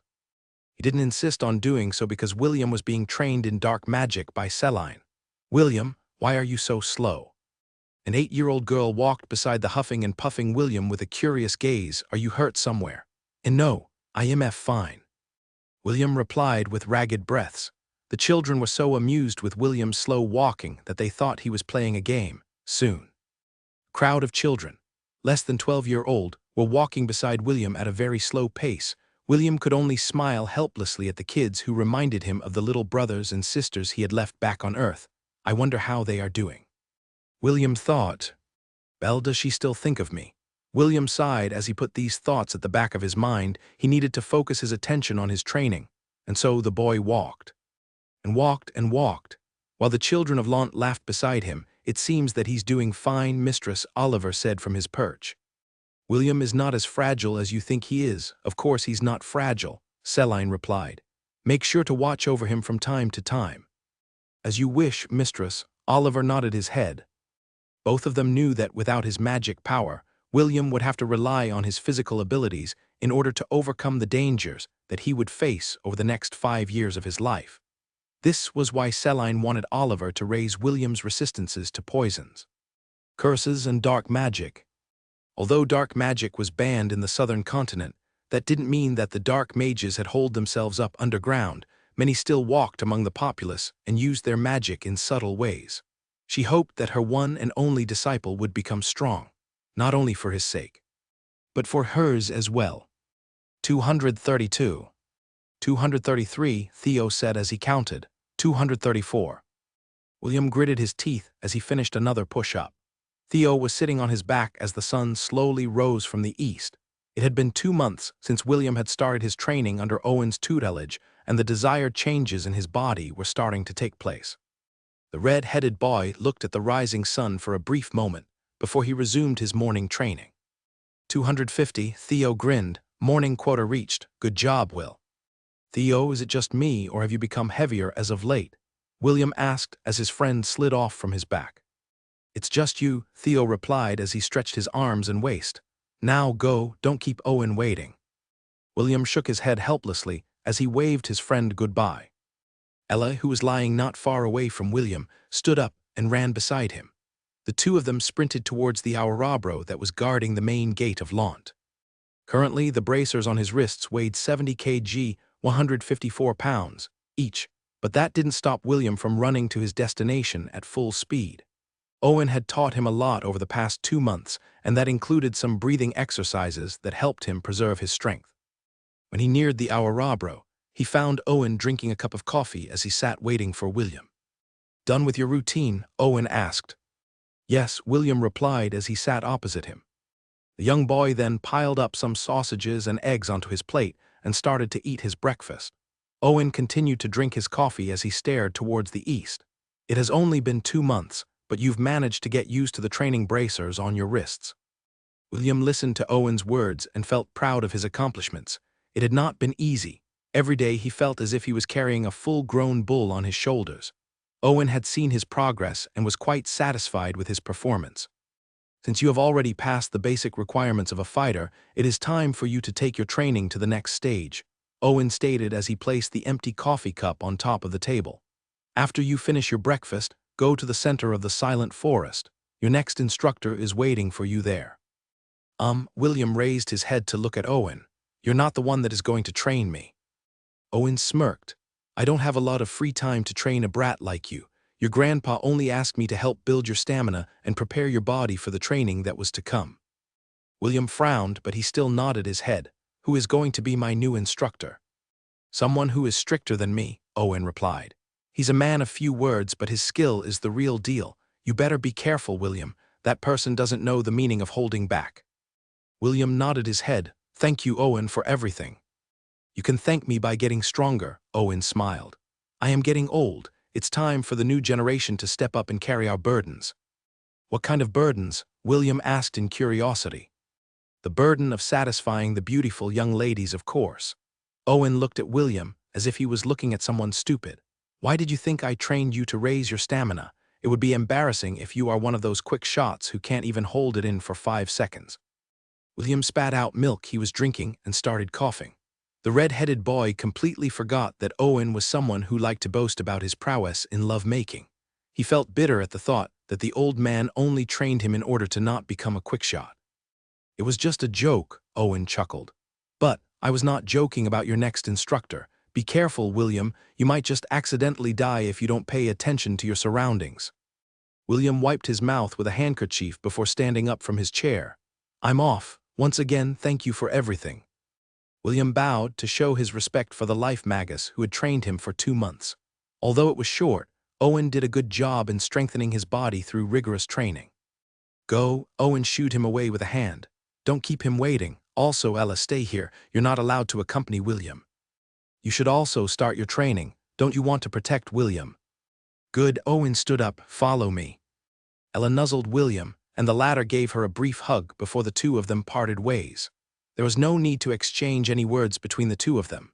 Both of them wanted to become strong, and this was the perfect opportunity to do that. The silent forest was located 2 miles away from the south of Lond. Like the name suggested, the forest was eerily silent. You could not hear the sound of birds, beasts, or even insects from within this forest. It was a forest devoid of living things with the exception of plants and trees. William had been here once in the past when James took him to look for special herbs. Although this forest had no living animals and insects within, it was rich in flora and was a good place to look for rare herbs that grew in the wild. Owen had told him that his instructor was waiting for him at the center of the forest, so William thought that he just needed to head to the clearing that the locals of Lant refer to as Hoya. Along the way, the only sound that William heard was his own footsteps. For some reason, it unnerved him. The whistling of wind whispered in William's ears. A few seconds later, he felt a searing pain hit his back. He staggered forward and almost dropped to the ground when another whistling sound reached his ears. William didn't know what was happening, but his body moved on reflex and dodged to the side. It was at that moment when he saw an arrow passing mere inches from his left shoulder. The arrow hit the tree trunk before bouncing off a few meters away from him. One quick glance and William recognized it as a blunt arrow, usually used for hunting small game like rabbits and squirrels. Before William could even understand what was happening, more whistling sounds echoed through the forest. The red-headed boy immediately hid behind a tree as several blunt arrows harmlessly bounced off its bark. Who are you? William roared. Why are you attacking me? Are you my new instructor? William perked his ears to listen to a reply, however, none came. Instead, he heard another whistle, but this time it sounded different. The shepherd didn't dare to move from his hiding place because he thought that he was safe as long as he stayed in place. What happened next proved him wrong. A loud clap was heard as the tree that William used as a shield exploded before his eyes. A shockwave formed, and it sent the young boy slamming into another tree without knowing what happened. William felt his entire body aching, but his instinct screamed at him to run. He immediately activated his movement technique, Heavenly Phantasm, that he learned from the Disciple of Thunder. The shepherd planned to leave the forest in order to escape from whoever it was that was attacking him. However, the attacker, hidden in the shadows, didn't allow him to have his way. Several explosions that almost tore William in half prevented him from realizing his goal. Left with no other choice, William changed directions and ran towards the center of the forest where his instructor would be waiting for him. On that day, the silence of the forest was broken as William ran for his life. Whenever he heard any kind of sound, be it a whistle or a subtle hiss, he would immediately zigzag between the trees in an attempt to use them as shields. As William drew closer to his destination, the more intense his feeling of dread became. It was as if he was still inside the trial of courage and he was fighting against the Cyclops on his own, only this time without his powers. The young boy didn't understand why he was feeling this way. He clearly knew that his opponent was a human, and yet, it felt as if he was facing off against a millennial beast that specialized in long-range attacks. Usually it only took 2 hours on foot to reach the center of the forest. However, several hours had passed, and yet William had still not reached his destination. More like he had lost his sense of direction because of the consecutive attacks that forced him to evade repeatedly. Without knowing which way was which, William was forced into a battle of attrition against his unknown assailant. However, in this battle, the shepherd was on the losing side. Due to his current situation, he was forced to use his physical abilities to their limits. He ran, he jumped, he dodged, he rolled. He did everything in his power to prevent himself from getting hit by the arrows that seemed to have a life on their own. Finally, everything became dark as the sun set in the west. William was very exhausted and hungry. The sound of his stomach growling echoed in the forest. He didn't have any time to take a break to eat anything. The only thing he managed to do was to drink some water from the water flask inside his storage ring. In order to avoid getting hit, William had focused all his concentration on his sense of hearing, and didn't care of anything else aside from evading the merciless attacks that came from various directions. Before he knew it, he collapsed on the ground panting. His body had finally reached its limit. He tried to prop himself off the ground, but his body refused to move. It was then when William heard the familiar sound of the whistling wind, and then darkness descended upon him as he lost consciousness. When William opened his eyes, he found himself in the same place where he lost consciousness. The only difference was that there was a leather sack bag a meter away from his face. The young boy gingerly moved his aching body as he forced himself to a sitting position. When he opened the leather sack, he found a water flask, beef jerky, and a small bottle of recovery potion. William wolfed down the beef jerky with a vengeance. He was starving, and he ate the jerky as if it was the most delicious thing in the world. When he was done eating, he drank half the water from the flask. The young boy allowed himself to relax for a few minutes before drinking the recovery potion to ease the pain in his body. I'd better find a place to stay for the night, William thought as he scanned his surroundings. It was not hard to find a place to rest, but the boy was worried that his unknown enemy would attack him during the night. The red-headed boy shuddered at that possibility. William was not stupid. When he saw the leather sack, he knew that the one who attacked him was the one responsible for the next stage of his training. If it was the me from 2 months ago, I might have not lasted 10 minutes, William mused as he searched for a good place to pass the night. He finally understood how important stamina was during a fight of attrition. Owen's training was to increase my stamina, William pondered. Then what is the purpose of this training? William thought long and hard. But the only reason he could think of was that he was being trained to enhance his senses in order to react to dangerous situations. William had only taken 10 steps from where he lay when something hit his head and made him lose consciousness once again. A man wearing Ranger's clothing stepped out from the darkness and picked up the leather sack that William had dropped. He gave the unconscious boy a sidelong glance before walking away with an indifferent expression. SHT. William cursed internally. It was the second day since he had entered the forest, and his situation had not improved. In fact, it even became worse. He had just finished drinking water after waking up, and a barely audible hisses pierced the stillness of the silent forest. Several arrows flew from different directions, and they were all aimed at him. William activated his movement speed and dodged left, right, and center, but the arrows kept on hounding him this time. The arrows were literally hounding him like homing missiles, no matter how he dodged. They kept on coming back, FCK. William cursed for the umpteenth time as he summoned his staff to help deflect the arrows. His parry skill activated and deflected some of them. But he was pushed back every time he did it. The arrows were surprisingly sturdy and seemed to be made from a very hard metal. If he was not gripping his staff tightly, it might have already flown out of his grasp. Another day of cat and mouse ensued, and it only eased up when the sun was at its peak. William almost collapsed from exhaustion due to lack of food and water. It seemed that the cat had left the mouse to allow it to get something to eat and drink. William gritted his teeth as he climbed a tree to pick some fruits from its branches. If the second master can see me right now, he might start calling me a monkey, William thought as he snagged a few fruits to serve as his lunch somewhere in Celine's house. Oliver sneezed while seated on his perch. That little monkey William must be thinking of me. Oliver muttered. I hope he's suffering right now. The parrot monkey closed his eyes and returned to his nap. Celine had already been notified by Owen that William was undertaking intense survival training in the silent forest. Oliver was quite tempted to join the fun, but Celine forbade him.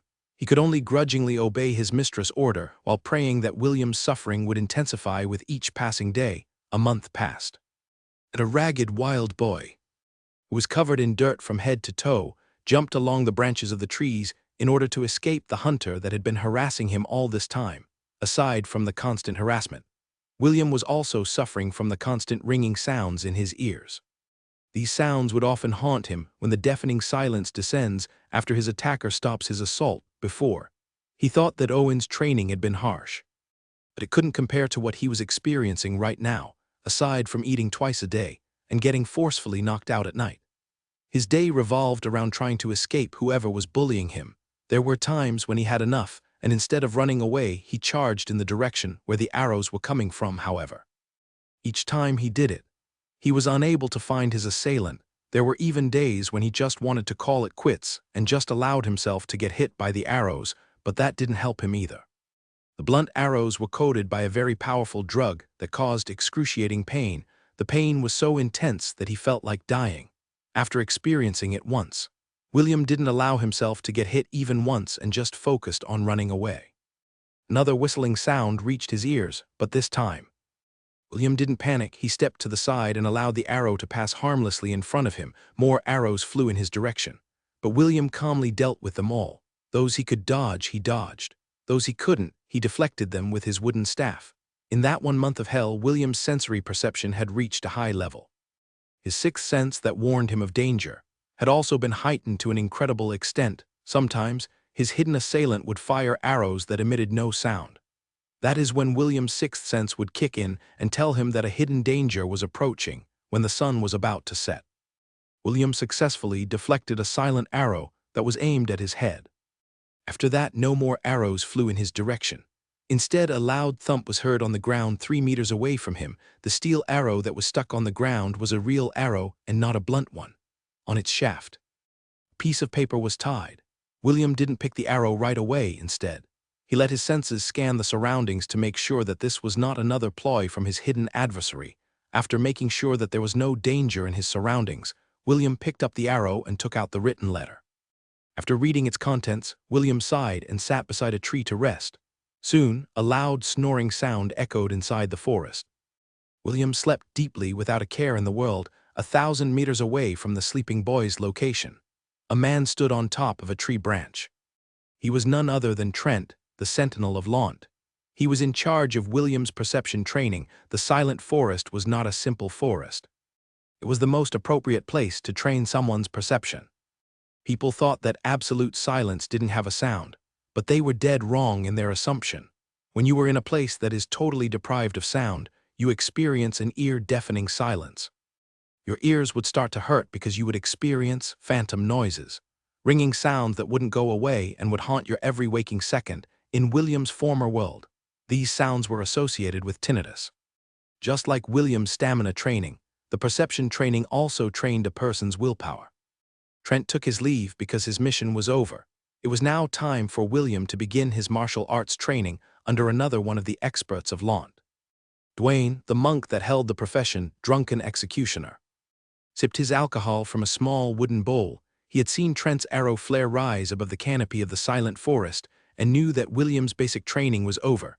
The monk sighed in satisfaction after emptying the wooden bowl filled with alcohol. So, it's finally my turn, Dwayne said with a sinister smile. It has been a while since I taught someone martial arts. I hope that the commander's grandson is better than the last student I taught. Dwayne could still remember that so-called genius that was raised by the monks of his order in just a single session. The boy had been crippled, and all the elder monks almost went mad in anger. Because of this, Dwayne was excommunicated from the temple and was not allowed to step onto another holy ground ever again. Dwayne didn't get mad at the treatment he received. He even felt liberated because he was sick and tired of being a goody two-shoes. He roamed the land doing anything he pleased. Sometimes he would wipe out bandit groups along the way. Sometimes he would become the bandit and terrorize the innocent souls who were unlucky enough to cross his path. That was how he got his nickname, the Drunken Executioner, because he would always be seen carrying a jug of alcohol with him when he committed these nefarious acts. He only stopped his rampage because he had encountered James, who was guarding the merchant group that he had chosen to attack, with just a single slap from the old man. Dwayne and his short-lived tyranny came to a complete stop. James was supposed to bring him back to the authorities, but changed his mind halfway there. Since then, Dwayne had become James' loyal subordinate and followed him like a tail. He was someone who respected the strong, and James was by far the strongest person that he had met in his life. Well, since you are Commander's grandson, I guess you will not break that easily, Dwayne muttered as he stared at the alcohol-filled bowl in his hands. The monk's eyes narrowed as he stared at the silent forest in the distance. He had always wondered what it felt like to have a disciple. Dwayne knew that William was already Celine's disciple, so he had already given up taking him in as his own. However, he was still itching to impart his knowledge to his commander's grandson. He had a feeling that William was going to accomplish something big in the future, and he wanted to be part of that future. William wandered around the silent forest in the dead of night. For him, there was not much difference between night and day since he had dark vision. His older cousin Matthew had taught him how to find the cardinal directions using the stars as a guide. His plan, to go to the center of the forest where he would meet his next instructor. In time, he arrived at the lake at the center of the forest. The young boy took off his tattered clothes and jumped into the water to clean off the grime that had accumulated on his body. The phantom noises kept ringing on his ears as the deafening silence held him in its embrace. After a month of staying in the forest, William had gotten used to the unbearable silence. However, as a half-elf, his sense of hearing was sharper compared to others. His current condition sometimes made him feel dizzy and nauseous. When he was being hunted by Trent, William had needed a few days to get used to the discomfort. The silence also made him feel unbalanced. It was as if he couldn't move his body properly. Taking into account the ever-increasing weight of the bracelets, William felt that he was always in a state of unbalance. The young boy sighed as he looked at the stars as he floated on the lake's surface. The stars are really different from the ones I saw back on Earth, William thought. Still, this world is beautiful. William looked at the two moons that hung in the heavens. The bigger of the two, Anar, had a bluish color, the other one, Artem, had a light purple color, according to Matthew. A great war between the gods of Hestia had ensued when the world was still young. The battle was so intense that many gods had fallen, including the sun god Lion, when the sun god died. The light of the world vanished and Hestia was enveloped in perpetual darkness. It was then that the gods realized their folly. After a truce, the war finally ended, but the damage was already done. Years passed and humanity's extinction was at hand. In an attempt to stave off the extinction of mankind, the twin goddesses, Anar and Artem, sacrificed themselves in order to end the dark era of mankind.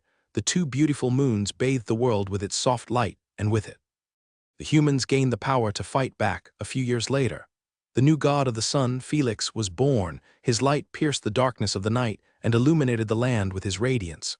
These three gods watched over mankind. One during the day, two during the night. That was how the dark era ended, and humanity flourished once again. William sighed as he remembered the gods that had given him their blessing. Gavin, Isai, Lily, and David, as if waiting for that cue. He received a notification from the system. Congratulations.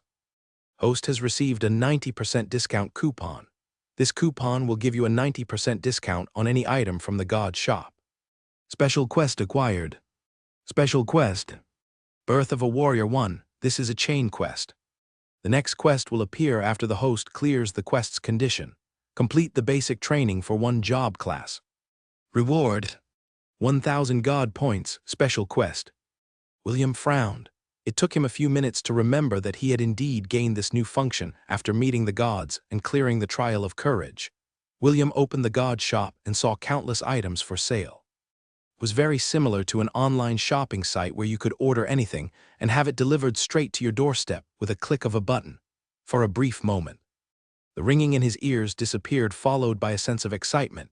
He spent the night browsing the god shop in search of items that would prove useful for his journey through this new world of Hestia. Dwayne arrived at the clearing and saw a sleeping William beside the lake. The boy had drool spilling from the corner of his lips, which made the monk chuckle. He walked towards the unsuspecting boy and was about to kick him to the lake when William's eyes fluttered open. The red-headed boy rolled to the side and immediately propped himself from the ground. He then summoned his wooden staff and took on a defensive position. Dwayne nodded his head in appreciation as he gazed at the boy who was looking at him with vigilance. Trent's training wasn't wasted on you. The monk eyed William and gauged his current strength. His stamina is at the silver rank, and his perception awareness is at least in the initial stages of the gold rank, not bad for a 10-year-old. Dwayne took a step forward, and William jumped back. The shepherd looked at the monk vigilantly and prepared himself to run away at the first sign of danger. Relax. I'm not here to hurt you. Dwayne raised both of his hands in surrender, at least not yet. William still didn't lower his guard. He recognized Wayne. He was one of his grandpa's trusted men. But he wasn't close to him. The young boy's instinct was telling him that this person was very dangerous. Let me formally introduce myself. The name is Dwayne, Dwayne said with a smile. I am here to teach you the basics of martial arts. I hope the two of us get along, William. William replied hoarsely, I look forward to your teaching. Dwayne nodded his head. Now, for our first lesson. Put away that stick in your hand. You won't be needing it. What I will be teaching you is unarmed combat. That means that you don't need any weapons. I will train your body to become a weapon. William reluctantly returned the staff to his storage ring, but he didn't lower his guard. He had become a bit paranoid due to the relentless attacks he'd suffered for an entire month. Okay, since we've finished our introductions, you will start calling me master from now on. Dwayne stated, but I already have a master. Then you can call me second master. I already have a second master, William replied in an awkward manner. Oliver. The parrot monkey had told him to call him second master during their training, and the half-elf had already gotten used to calling Oliver that. Dwayne waved his hand as if it was not a big deal. Then just call me third master. What I am about to teach you is the secret arts of my sect. I mean the secret art of my ex-sect. Despite Dwayne having been excommunicated from the sect, he had already mastered everything he needed to learn while he was at the monk temple. William frowned, but still nodded his head. Oliver had already explained to him that there were times when a single disciple had several masters. This was not uncommon in Hestia also. Celine knew that William would only be restricted if she prevented him from studying from the masters in Lant, with the ability to learn any kind of profession. It was inevitable that William would have several masters in order to guide him along the right path. William greets third master. William placed his hand over his chest and bowed. Good. Dwayne laughed as he approached the boy. Don't worry. I'll make sure that you won't regret calling me your master. And so, William's monk training started. Dwayne had jokingly told him that he should shave his head according to custom. However, William adamantly rejected this idea. He really liked his hair and didn't want to be bald like Dwayne. Okay, I want to assess your current level in martial combat. Dwayne stood 10 meters away from William. Come at me and don't hold back. William roared and charged at Dwayne using his movement technique. He circled around the monk and used his speed to his advantage. True to his word. The monk stood completely still and waited for William to initiate his attack. Seeing that the monk had no openings, William decided to take a chance and attacked the side of his body with a roundhouse kick, surprisingly. Dwayne didn't block nor dodge his attack. His attack landed squarely on the monk's waist. Dwayne glanced at William and frowned. Is that your strongest attack? Yes, William replied. He looked at the monk to gauge whether or not he was just enduring the pain in his body. Although William wasn't that strong, his kick was strong enough to send a goblin skidding across the ground a few meters. This won't do. Dwayne scratched his bald head. You're too weak. Your attack is inefficient. and there are so many wasted movements. This won't do. I need to really teach you the basics. William felt that he was a failure after seeing the monk's disappointed face. What he didn't know was that this was the strategy that Dwayne had cooked up in order for William to take him seriously. Don't worry. By the time I'm done with your training, you won't even recognize yourself. Dwayne assured him. Now let's begin. First, I will show you how to throw a proper punch. I will demonstrate it first. Make sure to watch me closely.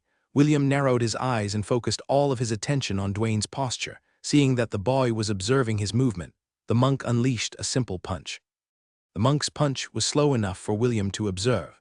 He could tell that his new master had limited himself in order to teach him the proper form of a punch.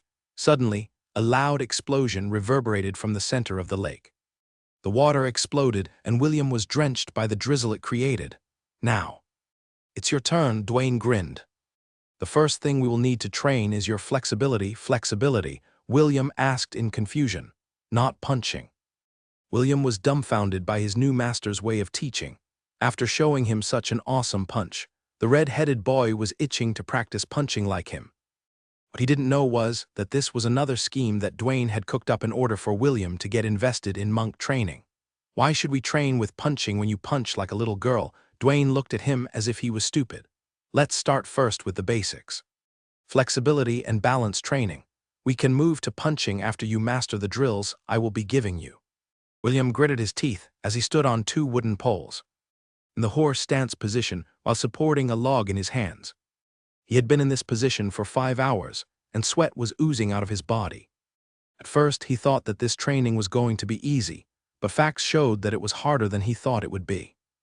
Dwayne was seated not far away from him drinking alcohol out of a wooden bowl. A spear protruded on the ground and was aimed at William's little brother. The moment he broke his stance, or lowered his body, little William was going to get pierced by the spear, and the red-headed boy had no intention of becoming a eunuch. Because of this, he gritted his teeth and focused his concentration on his balance. With each day that passed, the weight of the log increased. Tears streamed down William's face as he endured each day of his training. He still wanted to have a girlfriend, so losing little William here was not an option. After 3 weeks, Dwayne thought that it was about time to move to the next phase of his training. The red-headed boy thought that his torture was over, but another round took its place.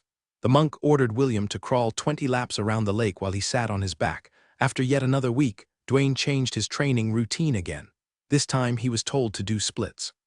William thought that he would just be doing splits on the ground, but Dwayne said that what he was thinking was for girls.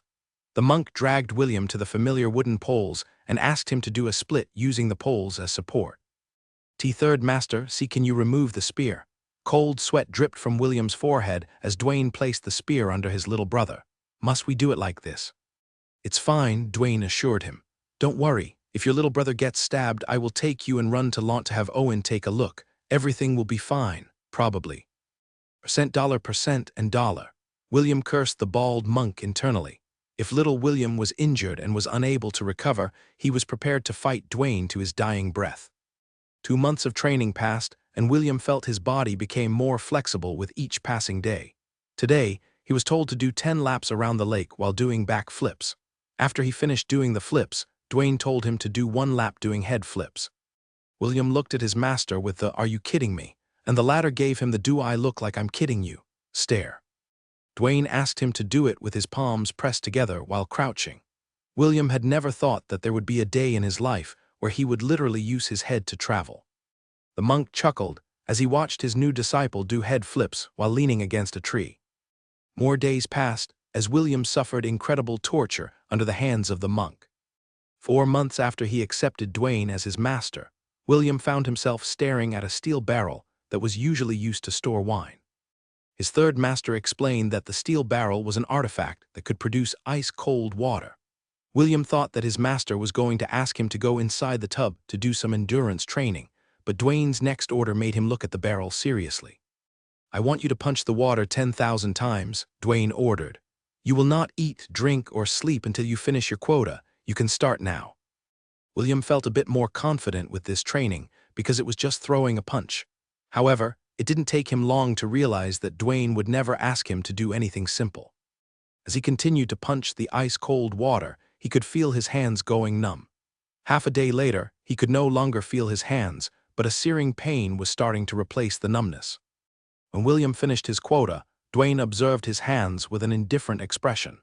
The next day, the same training took place. This continued for 4 consecutive days before Dwayne changed the training routine once again. Instead of punching water, William was asked to punch the ground 10,000 times. William punched and punched and punched until he could punch no more. Just like the boy expected, the day ended with him having bloody hands.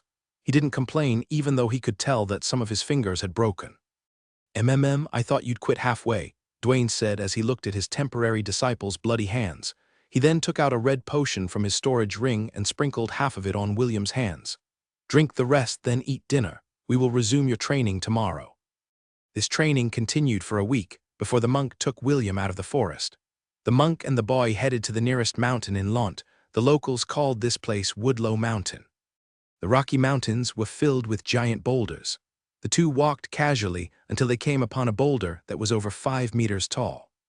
Just like William expected, Dwayne asked him to punch the boulder. This time, he didn't give him a quota. Instead, the monk told him to punch the boulder until sunset. William obeyed and punched the boulder using the monk strikes that Dwayne had imparted to him when he started his punching training. The reason why William endured punching the ground and punching the boulder was because he realized that he could gain experience points while doing these training exercises if he used the appropriate job class for it. The one who gave him this advice was the system, and William became more motivated with each punch he delivered. He no longer cared if he bled or broke his bones because he knew that Dwayne wouldn't allow him to become crippled. Besides, his fists were now stronger compared to when he started his training. William was sure that he would gain a lot of experience points before they passed their breaking point. The first few experience points he gained were all allocated to the skill Unarmed Mastery. Unarmed Mastery 10/10. You are skilled at fighting while unarmed. Adds plus 20 enhancement bonus to strength. Increase unarmed damage by 20%. Of course, as William gained more experience points, his list of passive abilities for the monk class also increased. Stunning Fist 10/10. Adds plus 10 enhancement bonus to dexterity. Each unarmed strike has a 5% chance to stun your opponent. Crane Stance Mastery 5/5. While using this style, you gain plus 10 enhancement bonus on vitality. You mimic the stance of a crane, holding your arms in an imitation of a crane's wings and using flowing, defensive motions that are perfect for counter-attacking your enemy. Allows you to move fluidly within 3 square meters from where you stood. Deflect range attacks 5/5. Gives you a 30% chance to deflect projectile attacks aimed at you. The chances of deflection lowers by 1% for each projectile aimed at you. Needs 10 skill points to unlock.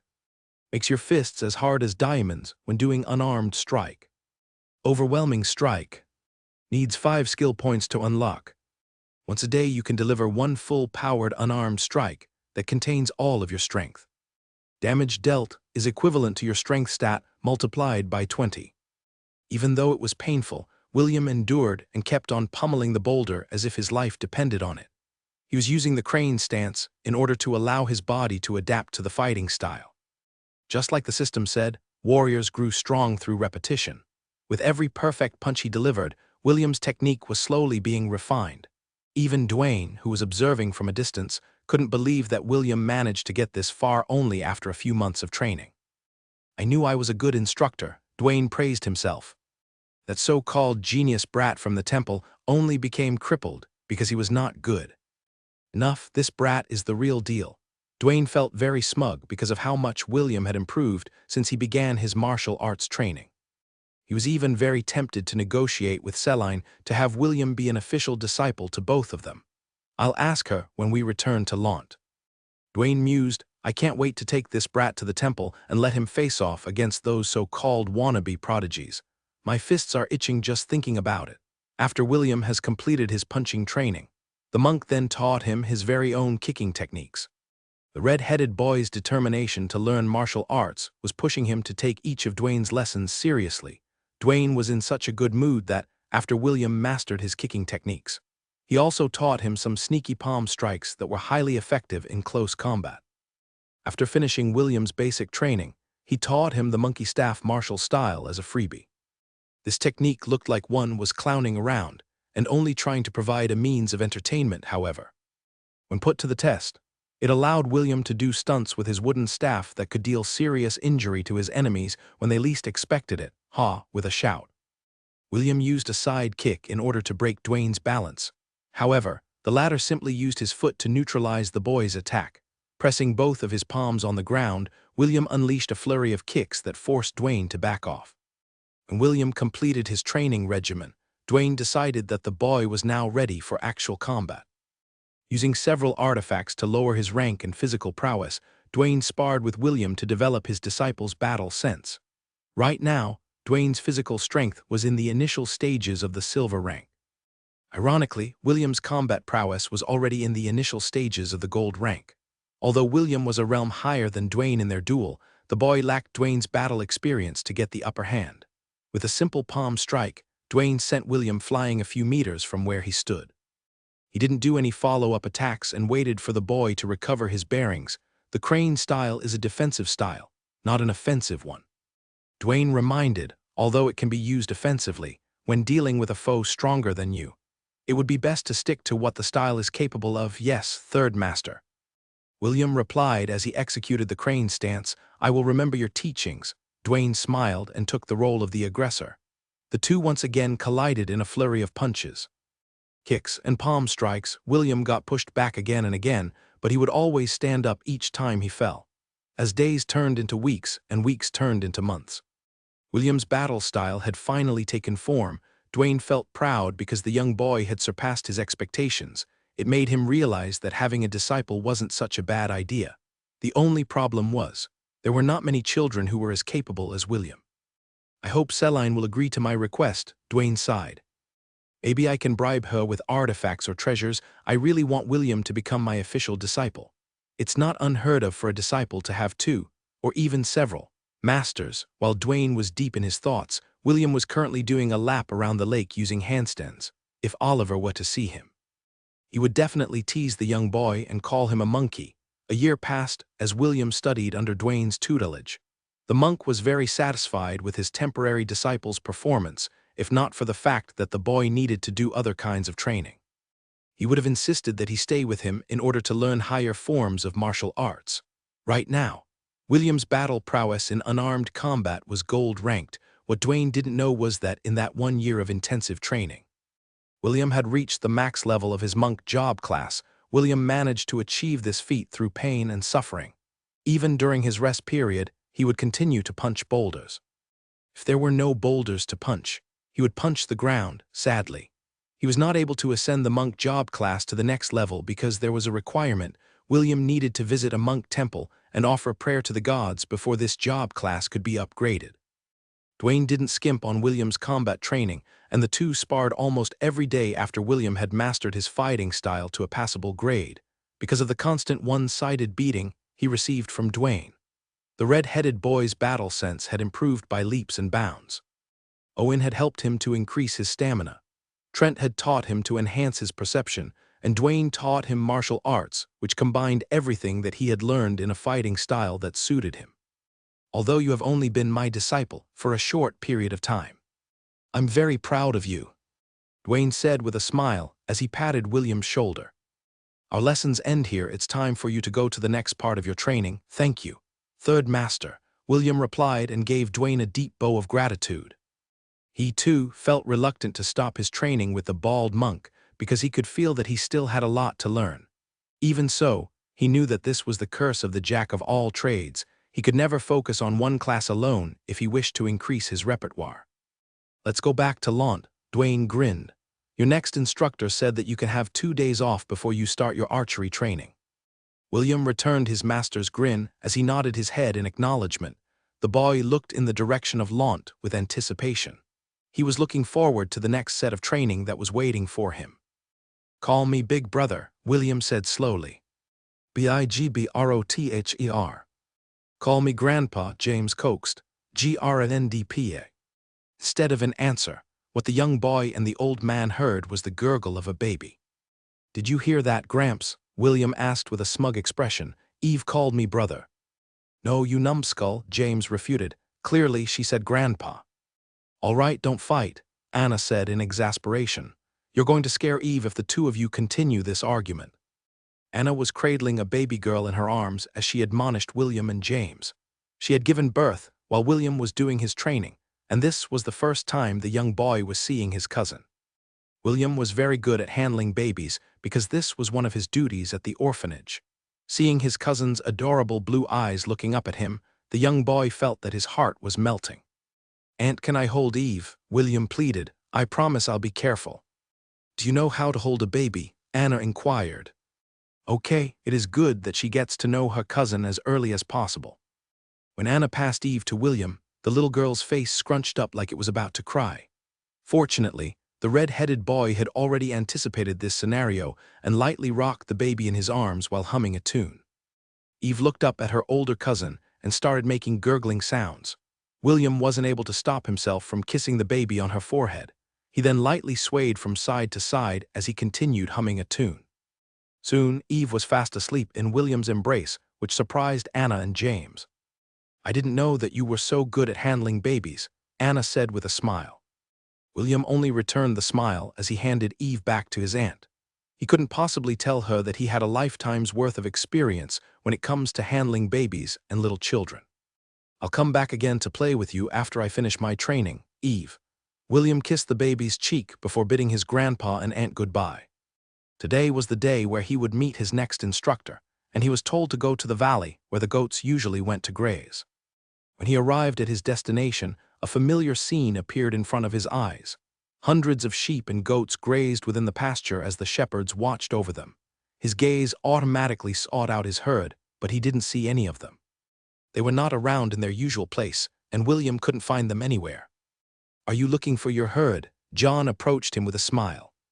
"Yes," William answered. "Uncle John, where are they?"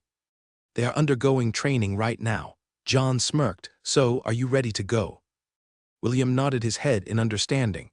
"I look forward to our lessons, Uncle John." "Me too," John chuckled as he patted William's shoulder. He then looked up in the sky where a hawk could be seen circling around them. "Blitz, let's go." A sharp screech pierced the air as the hawk grew in size and flew towards the ground. "Hang on tight," John said as he grabbed William's waist and jumped into the air. They landed perfectly on the hawk's back. William had never ridden a flying beast before, and it made him feel slightly anxious.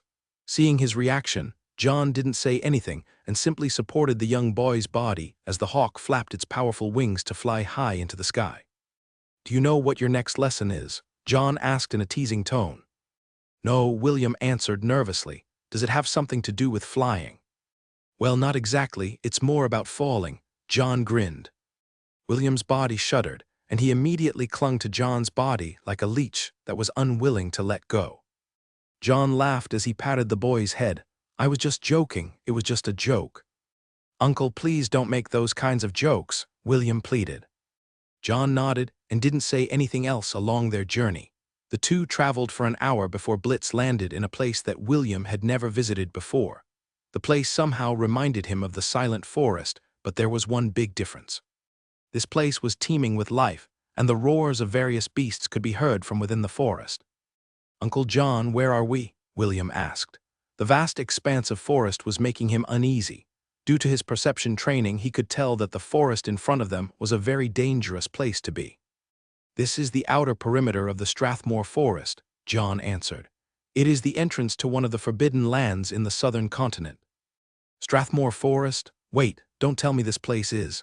William looked at John in shock. He might not have come to this place, but he had heard many stories about it. Strathmore Forest, the forbidden land that was located in the southern continent, and was said to house one of the handful of calamity-class beasts in the entire world. This beast that had lived for thousands of years had already stepped into the ranks of demigods. It was none other than the home of the nightmare behemoth, Kyong Kai. "Relax, we are only at the outside perimeter," John stated. "The Strathmore Forest extends for hundreds of miles, and the big boss is located at the farthest end. He wouldn't be so bored as to find trouble with two little ants like us. Besides, only those below the age of 20 can enter the forbidden lands." "Uncle John, I'm only 11 years old. Can I go home now?" "Of course not." John firmly gripped William's shoulder.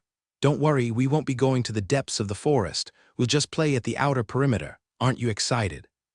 Yeah, I'm so excited, William said in a sarcastic tone. John chuckled and took out a small bow and a quiver filled with arrows from his storage ring and handed it to William. Have you used a bow before? John asked. No, William replied. The reason why I brought you here is to teach you archery, John explained. Bear in mind that we will not leave here until I am satisfied with your performance. Do I make myself clear? Yes, William nodded his head. To be honest, he had always wanted to learn archery. When he was still back on Earth, he would often go near the archery club to peek at Belle's archery practice. Not only was she the #1 beauty in the academy, she was also a very talented archer that had won many awards and gold medals from competitions all over the country. William had often thought of joining the archery club in order to be close to her, but his ailment prevented him from doing so. The image of the black-haired beauty made William grip the bow in his hand tightly. Although he wasn't able to learn archery on Earth, it was not too late to learn it on Hestia. I like your eyes, John praised as he looked at William's light green eyes that were burning with determination. In order to learn archery, you must first learn how to hold the bow. John demonstrated the proper bow stance using his own bow and showed William the step-by-step process on how to aim and fire an arrow. William immediately asked the system to change his subclass to archer. He had a feeling that he could gain experience points for his archer class the way he did for his monk class as he continued his training.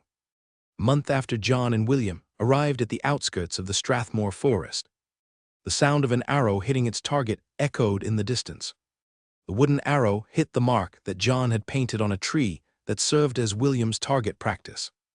William had a smug expression on his face as he looked at John in anticipation. How is it? Disappointing, John replied as he gave the arrow a sidelong glance. Your shooting is a textbook example of how to hit a target. Uncle, what's wrong with that? William was perplexed. Isn't the objective to hit the target? Indeed, however, you are not using your own ability to hit the target, John frowned. I don't know how you're doing it, but this is not the right way to learn archery. It's like you're using some kind of cheat, and it will not be beneficial for your growth in the long run. William averted his gaze because he was feeling guilty. John was right. He was using the passive abilities that he had learned while learning how to shoot arrows. I agree with John. Using your passive skills will not be beneficial to you in the long run. William sighed as he opened his archer skill tree to look at the 3 skills that he had learned during his 1 month of archery training. Precision aiming 10/10. When you focus your concentration on aiming, your attack becomes very accurate. Adds +10 enhancement bonus to dexterity. Improved concentration 1/10. Greatly enhances your concentration when aiming at your targets. Adds +2 enhancement bonus to dexterity. Long distance aiming 5/5. Allows you to focus your aim at great distances. Increase range of sight by 250 meters. Requirements: bow or crossbow weapons. After thinking long and hard, William asked the system if he could help him with the current situation. Host, the solution is really simple. All we need to do is disable the abilities of the archer class. You can still gain experience points as you continue your training, but you will be unable to use the skills under the archer skill tree. Perfect, let's do that. Disabling archer skill tree. Disabling successful. System. Disable the abilities of the shepherd job class as well. Disabling shepherd job class successful. William could feel significant changes in his body due to the loss of the passive skills that increased his stats. The young boy knocked an arrow on his bow and aimed at the marked target in the distance. This time, he could barely see the target using his normal vision. When William released the arrow, John noticed significant changes in its trajectory. He was an expert hunter, and the young boy's latest attempt made his eyes widen in surprise, just like he expected. The arrow landed way off its designated target. You could even say that it didn't even make it through its target because it landed 50 meters away from the tree, however. Instead of nagging at William, John happily patted the boy's shoulder and gave him a thumbs up. Good now. Take another shot. Remember, practice makes perfect, John said as he urged William to take another shot. The boy complied and shot another arrow, just like his previous attempt. The arrow still fell short from his target. Even so, William had a smile on his face. Somehow, he felt that with every failed attempt he made, he was getting closer to standing on equal ground with the young lady who had made his heart skip a beat. William rolled on the ground as he evaded a wind blade, directed in his direction. After regaining his balance, he immediately summoned his bow and took aim. The young boy fired 3 consecutive arrows in rapid succession towards his target.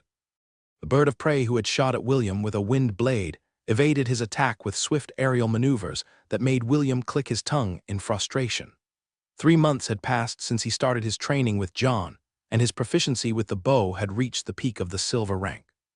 The surprising part about all of this was that William wasn't relying on any job classes. Instead, he had used everything he had learned from his previous instructors and put it into play. Owen's stamina training allowed him to hold his ground in a battle of attrition. Trent's perception training allowed him to read the trajectory of the opponent's attacks so that he could evade them. Dwayne's flexibility training gave William an edge on performing difficult stunts for both attack and evasion as he firmly held the bow in his hand. Shrill cry reverberated in the sky as Blitz warned him of another incoming danger. Another bird of prey flew from the outskirts of the forest in an attempt to rend William with its claws. It seemed that it was the partner of the other one he was engaging in combat, and the 2 beasts decided to work together to subdue the boy that they intended to eat for lunch. Green-scaled Archaeopteryx. Threat level D high. Cannot be added to the herd. Voracious hunter in the forest, this bird of prey is well known for its viciousness when hunting for food. Able to use wind magic up to the first circle. Blitz, William shouted, and the hawk dove from the sky to answer his call. The young boy jumped on the hawk's back and gave the 2 birds of prey a sidelong glance. If it was only a one-on-one battle, William was confident that he could beat it. However, since its backup had arrived, the young boy decided to retreat. He was not a fool. With his job classes sealed, fighting 2 Class D beasts was suicide. With a flap of its mighty wings, the hawk left the outskirts of the forest and landed near a small camp where its master, John, was waiting for them. "How did it go?" John asked. William shook his head. John had tasked him to look for suitable prey inside the forest for lunch, but he hadn't seen any beast that was easy to deal with, so he decided to circle around the outskirts in the hope to find an opponent he could take down. After an hour of searching, he finally found a horned rabbit digging into the ground. He was about to go for the kill when he was interrupted by the green-scaled Archaeopteryx. Naturally, the horned rabbit was alerted and immediately ran away. William, on the other hand, engaged the bird of prey because he felt that he could beat it. Unfortunately, the Archaeopteryx was one tough cookie. The 2 battled for a quarter of an hour before its partner came to its aid, leaving William no choice but to retreat. "I guess we'll be having boiled potatoes for lunch." John grinned as he took out 4 potatoes from his storage ring. William sighed because it was their 3rd day of eating boiled potatoes in a row. Blitz left them in order to hunt for his own lunch. He was the type of bird that didn't like to share his spoils with other people. "What's wrong?" John asked as he stared at the depressed boy that was sighing beside him. "I finally understand how hard it is to hit a moving target," William replied as he gazed at the pot of potatoes over the fire. "It is much easier to hit them when they are standing still." "If someone were to shoot you with a bow, would you keep still?" John inquired. "Of course not," William answered. "I don't want to die." "Correct," John nodded his head. "Naturally, the beasts you are fighting against don't want to die either. However, that's just how the world works. It is either you are the hunter or the prey. These 2 roles could interchange at any point in time. One minute you are the hunter, the next second you are the hunted." William knew that John was telling him the truth. It was the same when they fought the hobgoblin shaman for the first time. They were the hunters, but they kicked a steel plate. In the end, the tables were turned and the hobgoblin shaman almost wiped out their entire party. "Then how do you hit moving targets?" William inquired. He was hoping that John could give him some advice.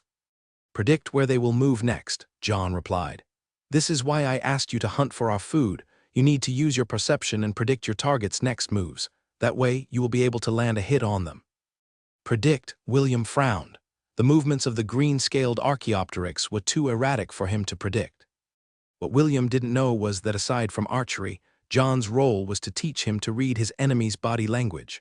All martial artists were proficient in this field, but hunters were the ones who paid extra attention to their targets.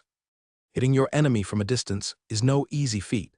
It required strong concentration and perception in order to land a hit on your target's body.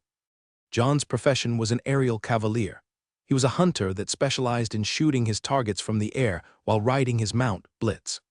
The thing that he was proficient in was hunting moving targets. This was why he was able to hold the Strathmore horned wolf at bay until James and the others arrived as his backup. Another month passed, and William had gotten used to hunting on the outskirts of the Strathmore forest. Thanks to John's advice, he was able to hit his target 6 out of 10 tries. Although the hit rate was just barely passable, it was a great improvement in William's archery skills. He had just killed a wild boar when he heard the cries of birds in the forest. William's sixth sense warned him that danger was approaching. The young boy didn't even think twice and ran towards the exit for the forest. Although he felt regret for needing to leave the wild boar behind, his life was more important. He had just traveled a mere 20 meters when a black-winged panther lunged at him from the side. William had already jumped to his left, but the panther's claws still managed to land a scratch on his chest. Fortunately, it wasn't too deep, but it still dyed William's clothes with his blood. William looked at his assailant with dread as his appraisal skill identified the creature in front of him. Winged black panther. Threat level C-mid. Cannot be added to the herd. A panther that liked to stalk its prey from behind before delivering a fatal strike. Beautiful yet ferocious, this beast is a difficult adversary on land and in the sky. System unlock my job classes now, William ordered. He knew that now was not the time to withhold his strength because he was fighting against an opponent that was stronger than his Mama Ella in her war ibex form. William wouldn't take his chances against such an opponent. Unsealing job classes. Seal has been lifted. Host's abilities has been successfully unlocked. William felt his body getting lighter and stronger after his abilities were unsealed. System switch my subclass to monk. William stored his bow inside his storage ring and ran away in haste. He zigzagged through the trees using his movement speed. Heavenly phantasm. The shadow fang looked at him in disdain as it jumped from branch to branch in pursuit of its prey. When the panther was about to jump to the tree near William, the boy kicked the tree bark with all his might, splitting the tree in two. The sudden change caught the panther by surprise as it flapped its wings to adjust its landing. William chose that opportunity to charge towards the shadow fang and deliver the most powerful trump card in his monk arsenal, which was the overwhelming strike. Overwhelming strike. Once a day you can deliver one full-powered unarmed strike that contains all of your strength. Damage dealt is equivalent to your strength stat multiplied by 20. A powerful clap resounded in the forest as William's fist connected with the panther's leg. The panther roared in pain as it was knocked away by William's full-powered strike. Its front leg was bent at an unnatural angle, which proved that the boy had successfully crippled his attacker. However, the battle was not over yet. The panther flapped its wings, and several feathers flew in William's direction. The wings of the shadow fang were as hard as steel, and it could use their feathers as range weapons when dealing with its enemy. William bent his body in an unnatural angle to evade the feathers, which was only possible because of his flexibility after dodging the attack.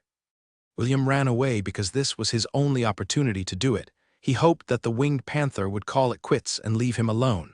Sadly, no one heard his prayers as a vengeful roar echoed through the forest, even though its front leg was crippled. The shadow fang could still move its body by flying in the air when William exited the forest. The shadow fang was already above him and was prepared to take his life. It was then when a loud shriek pierced the sky and Blitz collided with the winged panther with its talons poised to strike. The shadow fang was forced to abandon its plan to bite William's head off from his body and turned to clash with the hawk, who dared to get in its way. The panther and the hawk engaged in a fight in close combat as they clawed, pecked, swiped, and bit each other in the air. William could only watch the spectacle unfold as the two beasts fought tooth and nail against each other. "Stop playing around," Blitz John said as he appeared beside William. "Don't play with your food." Blitz cried out reluctantly as it looked at the panther with a sneer. The shadow fang felt that something was wrong, but it still continued to attack the hawk in front of it. The hawk's body grew in size until he was as big as 2 buses combined. He lashed out his sharp talons against his enemy and left deep gashes on the panther's chest. The shadow fang knew that it was in trouble and decided to run away. But Blitz didn't give it a chance to do that. The hawk's talons tore the wings off of the panther's body. The shadow fang roared in pain as it crashed to the ground head first. Blitz was about to deal the finishing blow when a whistling sound tore through the air. An arrow flew towards the panther's open jaw and pierced through its head, seeing that its enemy died before its eyes. The hawk gave William the "da fuck are you doing bro" stare. Clearly, Blitz didn't like its prey getting kill-stealed by someone else. William, on the other hand, had a smug look on his face as he landed the killing blow to the beast who almost took his life earlier. Gained X. 10,000 Uncle John. So this is what it's like to predict your enemy's movements, William said with a smug expression. Everything went according to my plan. The corner of John's lips twitched as he looked at the shameless boy beside him. Just which part of what happened was part of your plan? This was what Blitz and John wanted to ask the smug-faced boy, who was looking at the panther's corpse with greedy eyes. For a brief moment, his gaze reminded them of what James looked like when he was about to rob a bandit's camp of their treasures. William was hunting as usual when two green-scaled Archaeopteryx attacked him from his left and right side. When their sneak attack missed, the two birds of prey circled around the boy, using their erratic movements with the intention of confusing him. The red-headed boy calmly nocked an arrow on his bow and pulled the string as far as he could. He didn't even bother to look at the Archaeopteryx that was about to peck him from behind. Instead, he stepped aside and bent his body in an angle that allowed the beast to pass harmlessly by the right side of his body. It was then when William released the string, and the arrow embedded itself on the Archaeopteryx's back. The beast cried out in pain, but it didn't last long because another arrow had embedded itself in its head, causing it to fall on the ground, dead. This time, the boy wasn't using a normal arrow. It was a steel arrow forged from the steel wings of the winged panther. The bow in his hand was also different from the one he used in the past. It was a special bow that Barbados had made for him while he was busy training his archery skills. The difference between his old weapon and his new one was like comparing a flintlock with an automatic shotgun. The penetrating power of both ammunition and weapons were miles apart. The other Archaeopteryx shrieked in anger when it saw that its partner had died. It flapped its wings in a flurry as it shot several wind blades in the boy's direction. William calmly dodged these attacks as he nocked another arrow on his bow. The boy pulled the string of the bow and grinned evilly. This is payback for the time the two of you bullied me. The moment William released the string, the fate of the Archaeopteryx was sealed. The arrow flew straight and true, piercing the beast's head and ending its life. The bird of prey became an easy target because it had lost all reason and attacked the red-headed boy directly due to anger. Looks like we're having roasted birds tonight, William muttered as he pressed two fingers over his lips and whistled. A shrill screech answered back, and Blitz scooped the two corpses off the ground. The hawk circled one more time, and William jumped on its back. Both boy and hawk left the forest and returned to their encampment where John was waiting for them. Just 7 months, and you managed to reach the initial stages of the gold rank for archers, John said as he propped his chin with his fingers. I'm really a good teacher. Yes, you are a good teacher, Uncle John.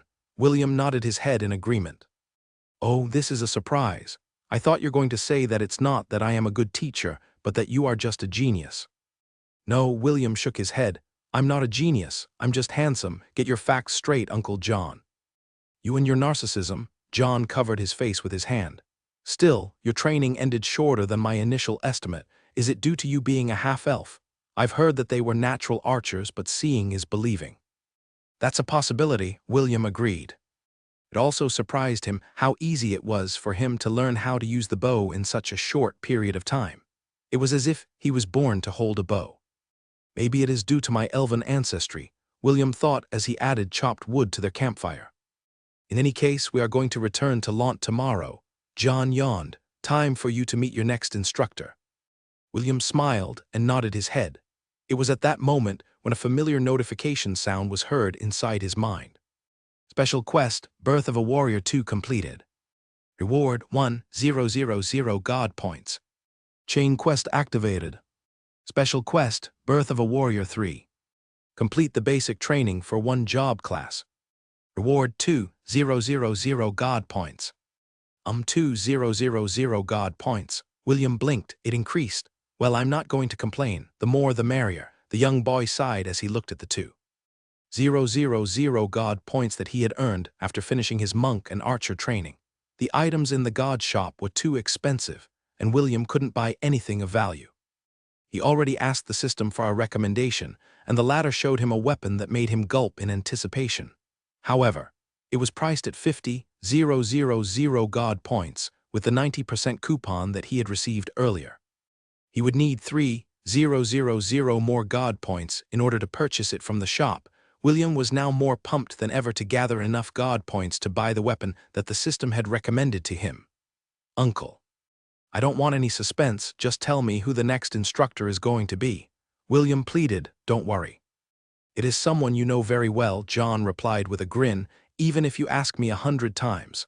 I'm not going to spill the beans, it will be best if you just wait and see who your next instructor is going to be." "Fine." William backed down and just focused on cooking their dinner. No matter who his next instructor would be, he was confident that he would be able to handle anything that was thrown at him, at least that's what he thought at the time. William lightly coughed as he looked at the beautiful lady in front of him. He and John had just arrived in Launt when Scene appeared in front of him with a smile. "Long time no see." Master William gave a dazzling smile that was enough for old women to give him something good to eat. "Indeed." Celine replied with a sweet smile, "It had been 2 years since we last saw each other. Is there anything you need from me, master? I came here to pick you up." "Pick me up?" William blinked his eyes in confusion. Suddenly, a dreadful realization appeared inside his mind. "Master, don't tell me MMM. The next stage of your training will commence." Celine lightly caressed the head of her one and only disciple. "Let's go." "William," the beautiful lady didn't even wait for William's reply as she dragged the boy away. John could only wave at the pitiful little shepherd who seemed to have given up all resistance, and allowed Celine to take him back to her residence. I knew that the reward of 2,000 God points was too good to be true, William thought as he obediently followed his master, Celine, back to her home. The young boy's body shivered as he entered the house that he hadn't visited for more than 2 years. Everything seemed to be the same, even Oliver. The parrot monkey was seated on his usual perch and was staring at William as if he had found an interesting new toy that he could play with. "Little Will, I missed you terribly." Celine caressed the side of William's face. "I also missed your cooking. Can you prepare something good to eat for dinner?" "Of course, master," William replied. Celine's soft hand lingered on his face for a few more seconds before she patted the boy's head. "I'm looking forward to dinner," Celine winked. "Do your best, little Will." Celine left it at that and went towards the stairs. William watched her go until she was no longer in sight before hurrying towards the parrot monkey, who was looking at him with a smirk. "Second master is scaring me," William said. "Is she planning something sinister for me?" "How could that be?" Oliver replied in an exaggerated manner. "You know that the mistress cares for you very much. How can she probably do something sinister to you? Being poisoned, cursed, and tortured every day is not considered sinister." William wanted to spit on the parrot monkey's face, but he needed allies right now. When Celine acted like a spoiled, rich, young lady, it meant that she was planning to do something that was enough to give William a fright. "Second master, just spill the beans," William pleaded. "Is the master upset? Is she angry at me? Should I look for a gift to make her happy?" "Well, regardless of what mistress is feeling, giving her a gift is only right and proper since you are her disciple," Oliver answered. "As for whether she is upset or angry at you, I don't think that is the case. Make sure to do your best in cooking dinner. Perhaps the mistress will be so pleased that she will not do anything tonight." "Okay," William nodded. "It has been a while since I used my culinary skills. I'm going to get master addicted to my cooking." "You do that?" Oliver nodded his head. "Also prepare an extra portion for me." "Leave it to me, second master. I'll look forward to your performance." That night the three had a sumptuous dinner. William did his best, and Celine and Oliver were quite satisfied with the dishes that he had prepared for them. Celine asked William about his training, and the boy replied honestly to her every question. "Dwayne must really like you if he asked you to call him your third master," Celine said as she eyed William. "You know, although that bald monk is an alcoholic, he is someone that is very hard to please." "It's all thanks to you, master," William replied with a smile. "I was able to perform well because of the discipline and mindset that you imparted in my training." As expected of my one and only disciple," Celine replied. "You speak the truth." Celine stood up from the table and walked towards the stairs. The young boy thought that he had managed to dodge the bullet, but Celine paused and turned to look back at him. William, after you finish cleaning up and washing the dishes, take a bath, Celine ordered. Make sure to scrub yourself properly, then come to my room afterwards. The beautiful lady gave William a wink before climbing up the stairs. The red-headed boy looked at the beautiful lady's retreating figure with a dazed expression. As she wants me to take a bath and go to her room later, William's heart started to beat faster. Is this one of those special events where the protagonist is able to climb the stairs of adulthood thanks to their master? Is this what Ku Chulainn experienced when he made Scathach his master? William's mind wandered as he completely forgot that he was currently only 12 years old. Although his mind was that of a teenager, his body was still that of a child. Oliver, who was watching the boy, smirked in understanding. He already knew that William's mental age didn't match his physical age. So he was quite amused by the young boy's reaction. You better hurry up, kid. Oliver decided to fan the flames. Make sure to clean yourself properly. Don't keep the mistress waiting. Yes. I will clean myself properly. William hurriedly wiped the table and went to wash the dishes. His current state of mind was in chaos because he was too caught up in his fantasies. William bathed himself using cold water from the well in order to calm his wildly beating heart. After making sure that he had scrubbed every nook and cranny of his body, he washed it one more time before drying himself with a bath towel. He then wore the cleanest night shirt that he could find from his storage ring and combed his hair properly. Of course, he didn't forget to brush his teeth, not once but thrice. An hour later, he was finally standing in front of his master's door. William took deep breaths before knocking on it to announce his presence. Come in. A soft and silky voice came from inside the room. When William opened the door, he saw Celine lying on the bed wearing a black one-piece night dress. The young boy gulped as he walked inside the room. Closing the door behind him afterward, he stood there in a daze, not knowing what to do. What are you standing there for? Celine asked in a teasing tone. The beautiful lady patted the side of her bed in invitation. Come here. Yes. Master, William replied, as he stiffly walked towards the bed with mechanical movements. William sat on the bed with his back turned towards Celine. His face was already beet red from the stimulation. Don't be afraid, Celine said as she slowly guided William to lie on the bed. It will hurt at first, but then you will get used to it, and master. It's my first time, William stuttered. Please, be gentle, Celine chuckled. Her laugh was like the pealing of bells, which made William's heart tremble. I can't promise that I will be gentle, Celine stated as she held the side of William's face with her soft and delicate hands. But I can promise you one thing. This will be a night you will not forget in your lifetime. Celine bent her head until her forehead came very close to William's. A flowery fragrance assaulted the boy's senses, and it made his already flushed face a shade redder. William, do you trust me? Celine asked. Her lips were merely 2 inches away from his. Not really, William replied, but this time, I'll choose to trust you, master, very well. Now close your eyes, Celine said softly. She chose to ignore William's earlier reply. Just relax and let me take the lead. Surrender yourself to the feeling until both of us become one. Why, yes. I will surrender myself to master and let her take the lead. William closed his eyes and relaxed his body.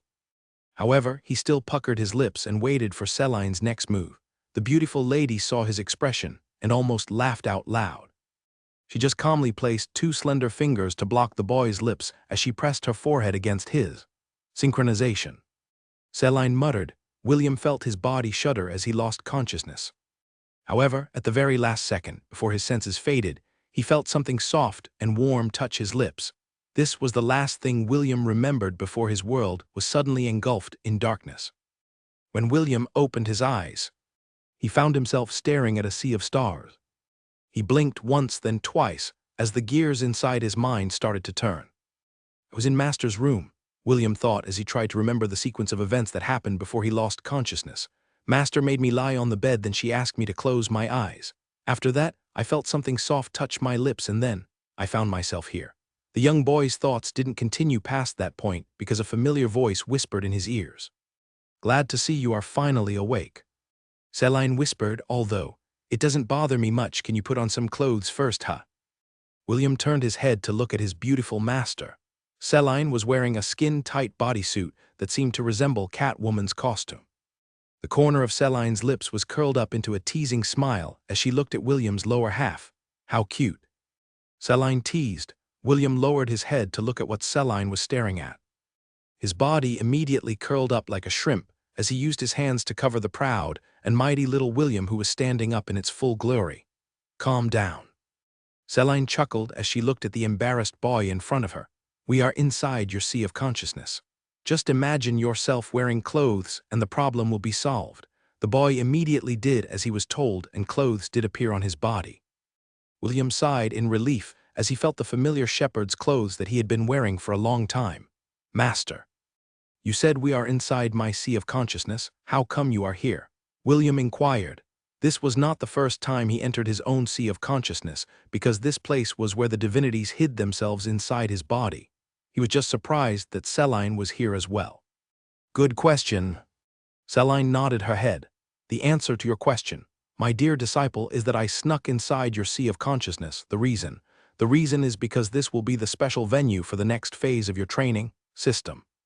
Can you hear me? William whispered in his mind. Will there be a problem if we train inside my sea of consciousness? If the host's soul receives sufficient damage, then this place might collapse, and you will not be able to wake up ever again. In the outside world, you will be in a coma for the rest of your life. William sucked in cold breath as he realized the grave danger he was in. Selline said that this would be the venue of their training. This meant that one mistake, and he would become a vegetable for life. The young boy lightly coughed as he looked at his master with pleading eyes. Master. Can we switch locations? This place is not a suitable training area. No, Selline shook his head. This is the perfect place for our training. We will be killing two birds with one stone if we do our training here. Master, do you know that I might die if we train here? Yes, that's precisely why we're training here. My cute disciple. William's face darkened when he realized that Selline was fully aware of the dangers that accompanied training inside his sea of consciousness. What William didn't know was that even though the system said that he would go into a coma if his soul received sufficient damage inside this place, it was not as bad as he thought it would be. Only when his soul disintegrated into 1,000,000 pieces will the sufficient damage clause apply, meaning even if he was sliced into 100, even thousands of pieces, the injury to his soul would be very minimal. Even Truck Kun, the #1 perpetrator in sending people to the Isekai worlds, could only temporarily damage William's soul after he crashed on him. Simply put, it would take an extremely powerful attack to damage a soul beyond repair. Don't worry, at most you will be unable to move your body for a few days. Selline assured him. However, this training will be very beneficial to you. How can this training be beneficial to me, Master? William inquired. Can't we just do regular training? Selline sighed as she tucked her long, silky, purple hair behind her elven ears. Your grandfather told me that the reason behind why you want to get stronger is because you wanted to go to the Silver Moon continent. You wanted to meet your mother and find a way to save your father. Correct. Yes, William answered. Do you have a plan in mind on how to accomplish your goal? Train until I become as strong as my father before I go and meet my mother. And how many years will that take? Selline placed her hands behind her back as she waited for William's answer. You're quite an optimist, aren't you? What makes you think that the Elven Council will give you 20 years to grow? William noticed that Selline's words were laced with malice when she mentioned the Elven Council. He didn't understand why Selline was telling him that the Elven Council would not give him time to grow. Master, what do you mean? William inquired. Why would the Elven Council target me? Do you really not know the answer, or are you just playing dumb? Selline looked at William with contempt. Master, I don't really understand what you're talking about. Ignorance is really bliss. Selline shook her head as if she was disappointed with William's answer. Enough. Selline raised her hand, and a black spear that glinted with the power of darkness appeared in the air above her. We came here to train and not to talk about these things. Now, draw your weapon. Let me see the extent of what you've learned in your training. William looked at his master with a serious expression as he raised his hand. Come forth. Stormcaller. A spear materialized above William. It was the family heirloom of the Ainsworth family, and the young boy grabbed it firmly in his hands. Tendrils of lightning snaked around the spear's body as its blade glowed with a purple light. Good stance, Selline praised. Let's see if it has substance. She took a step forward and disappeared from where she stood. A second later, she reappeared in front of William with her spear poised to strike. Although William wasn't able to follow her movements, his perception had alerted him of the danger in front of him. The two spears collided, but the one that was blown away was William's. Selene took another step forward and turned into a dark mist. William felt danger from behind, so he immediately turned his body to parry Selene's attack from his rear. "Where are you looking?" a teasing voice whispered in his ears. Before the young boy could do anything, his head was grabbed and slammed into the ground. Selene didn't stop her attack and kept on slamming William's face to the ground until the boy's face was smashed to a pulp. "Master, you're so brutal," William said as his face automatically healed itself. Once Selene had stopped her attacks and given him a moment to recover. "Isn't it fine?" Selene grinned as she twirled the spear in her hand. "Inside this place, even if you die 1,000 times, you'll still be alive and kicking in the real world." William narrowed his gaze as he took a fighting stance to resume their battle. He knew that talking with Selene was pointless because the other was hell-bent to make him suffer. Since that was the case, he would do everything in his power to teach her a lesson as well. "Master, I was holding back earlier," William stated in an arrogant manner. "This time I won't hold back. I apologize in advance if I hurt you." The young boy channeled all of his strength inside his body and prepared to give Selene a good beating. "Master, it hurts. Please stop. Forgive me." William cried out like a pig being slaughtered as Selene continuously spanked his butt using the flat edge of the blade on her spear. "You were acting so sure of yourself earlier, and now you're begging for forgiveness," Selene sneered. "I wonder where that confidence of yours is coming from." Earlier, William had unleashed his full power and fought with everything he had. Things were going well in the first few minutes, but the balance was broken when Selene executed an aggressive battle style that cut off William's limbs one after the other. As the limbless boy fell on the ground, Selene kicked his body until his face was facing the floor. Seeing his defenseless state, Selene felt mischievous and began spanking William's bum with the spearhead's flat edge. After having her fill, Selene stopped spanking the boy and allowed William to regrow his arms and legs. "I have to admit that you've grown quite a bit in your absence these last 2 years," Selene said with praise.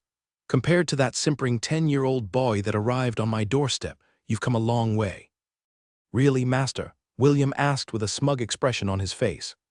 "Yes, but it is still far from being able to beat the geniuses of the elven race. At most, you will only last a minute in a direct confrontation with one of them." William frowned. He didn't want to believe that he wasn't a match for any of the geniuses of the elven race. With his current power, he was very confident that no one of the same age as him would be able to beat him in a one-on-one battle. "You think a half-baked boy like you can fight against geniuses that have trained since they were young?"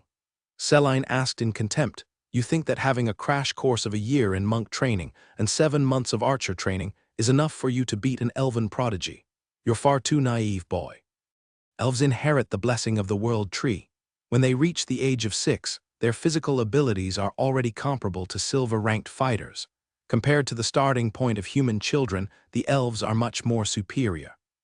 William snorted. If the elves were so strong and superior, then why did they have to ask for a mere human to help them to fight against the demon race? If they were so strong, then why did they almost become slaves to the demons?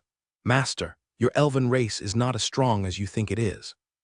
William thought that Selene would be angered and lash out at him, so he was surprised when the latter only smiled and nodded her head. "Yes," Selene replied.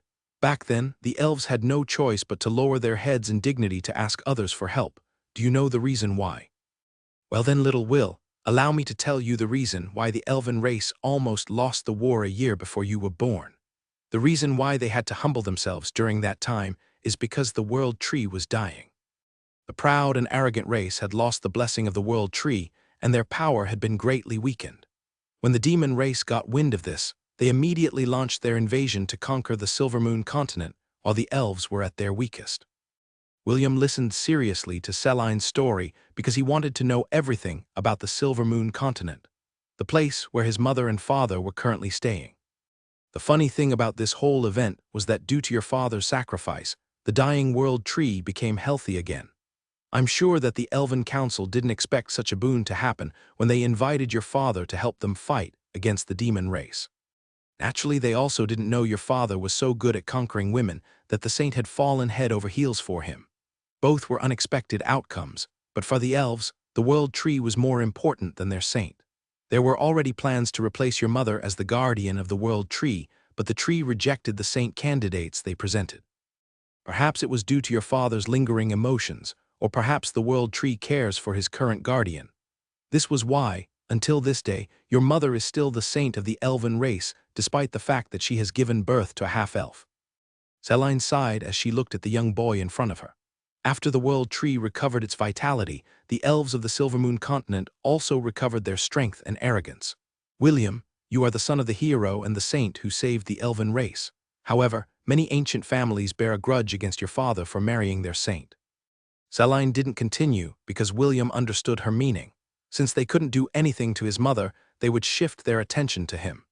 This was why his beautiful master told him that the Elven Council wouldn't give him time to grow up. They were afraid that he would become just like his father, someone with domineering strength that could threaten their existence. Of course, the majority of elves treated William's father, Maxwell, as a hero and idolized him. The same could be said for his mother, Arwen. However, the elves who were greedy for power and position hated them for their influence. Even though the Inarian family was the current head of the council, there were still many elders who were dissatisfied with the current status quo. William, if you don't want to die, become stronger than your father, Selene said. Surpass him and the elven race will have no choice but to listen to your demands. That is the way of this world. The strong will always have the last say in every matter. Pep talk is over, let's fight. William was also not in the mood to talk after realizing that the Elven Council was a bunch of hypocrites. The only thing on his mind was to become strong enough to ensure that his fated reunion with his mother and father would not be a pipe dream.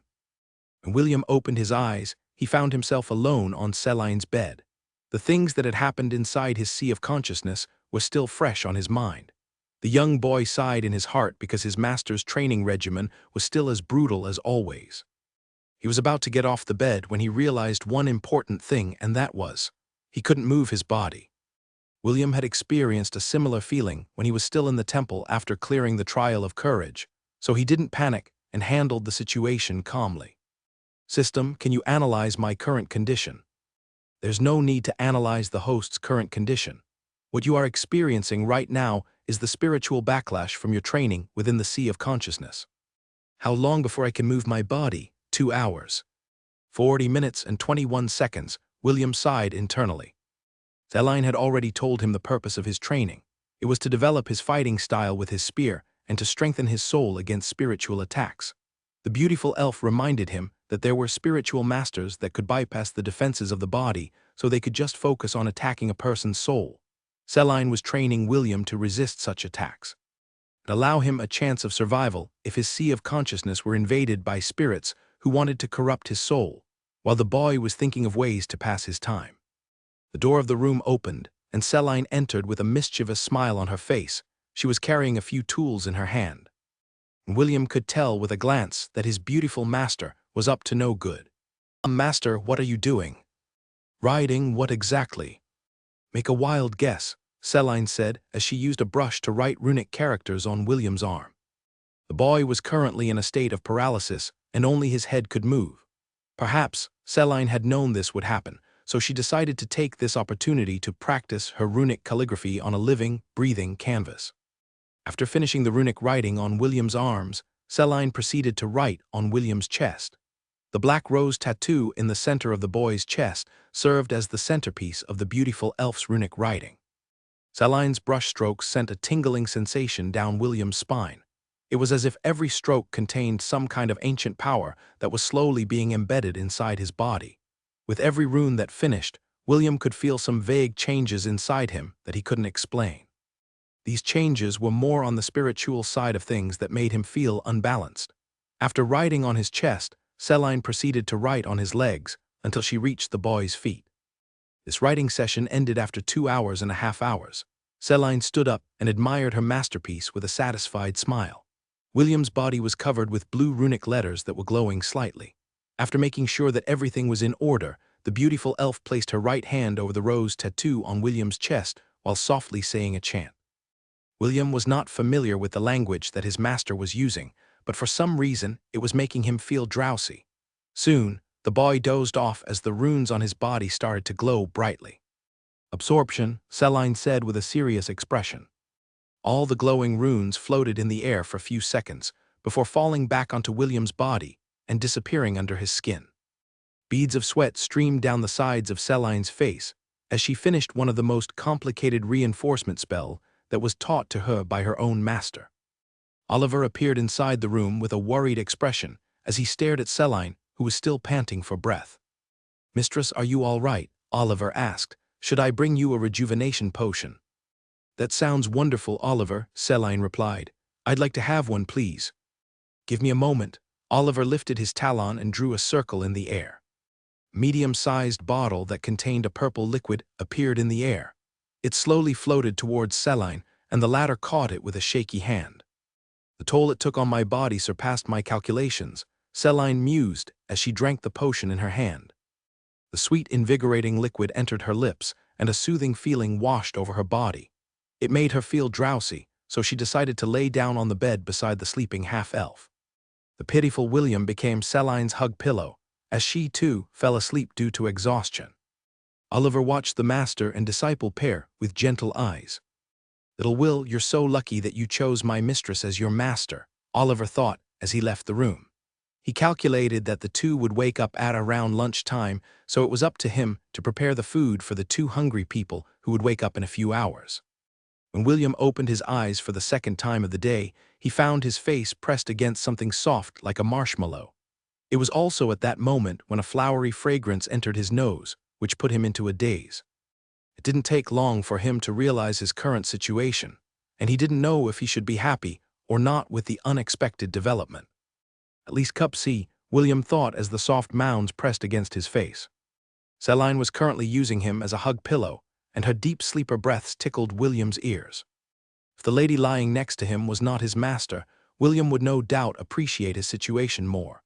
Unfortunately, it was his crazy master, and William couldn't predict how she would react if she discovered that the young boy's face was currently resting on her proud peaks. Before William could think of a way to escape his predicament, Celine's eyes opened without warning. She stared at William still half asleep before covering her lips to yawn. "Gee, good morning, master," William greeted. Good morning," Celine replied. She then loosened her grip on the boy's body as she slowly propped herself from the bed. She raised her arms to do some stretching exercises before she left the bed to go down to the dining room to eat. William felt complicated as he watched the door of the room close. Half of him was disappointed that the softness disappeared, while the other half was sad because Celine treated him like a child and not a man. "I'm so stupid," William thought as he rubbed his face with both his hands. "My body is still that of a 12-year-old kid. Of course, Master will not think of me as a man with my current age." William's stomach chose that moment to remind the boy that it was hungry. The boy placed the stupid thoughts at the back of his mind and joined his master for lunch. "Will, what do you know about aura?" Celine asked after she finished eating her lunch. "Aura." William frowned. "Sorry, master, I don't know anything in regards to aura, I see." Celine propped her beautiful face using the palm of her hands. "I had a feeling that Dwayne didn't have the time to add aura training in your exercises due to the limited time frame. However, don't worry, I'll make sure that you learn how to use your aura as a substitute for your lack of magic power." William tilted his head to the side as he looked at his master. His master talking about those auras that enveloped Super Saiyans in Dragon Ball Z? If yes, that would be so freaking awesome. Celine didn't know what the young boy was thinking because she was preparing to explain what an aura was to her disciple.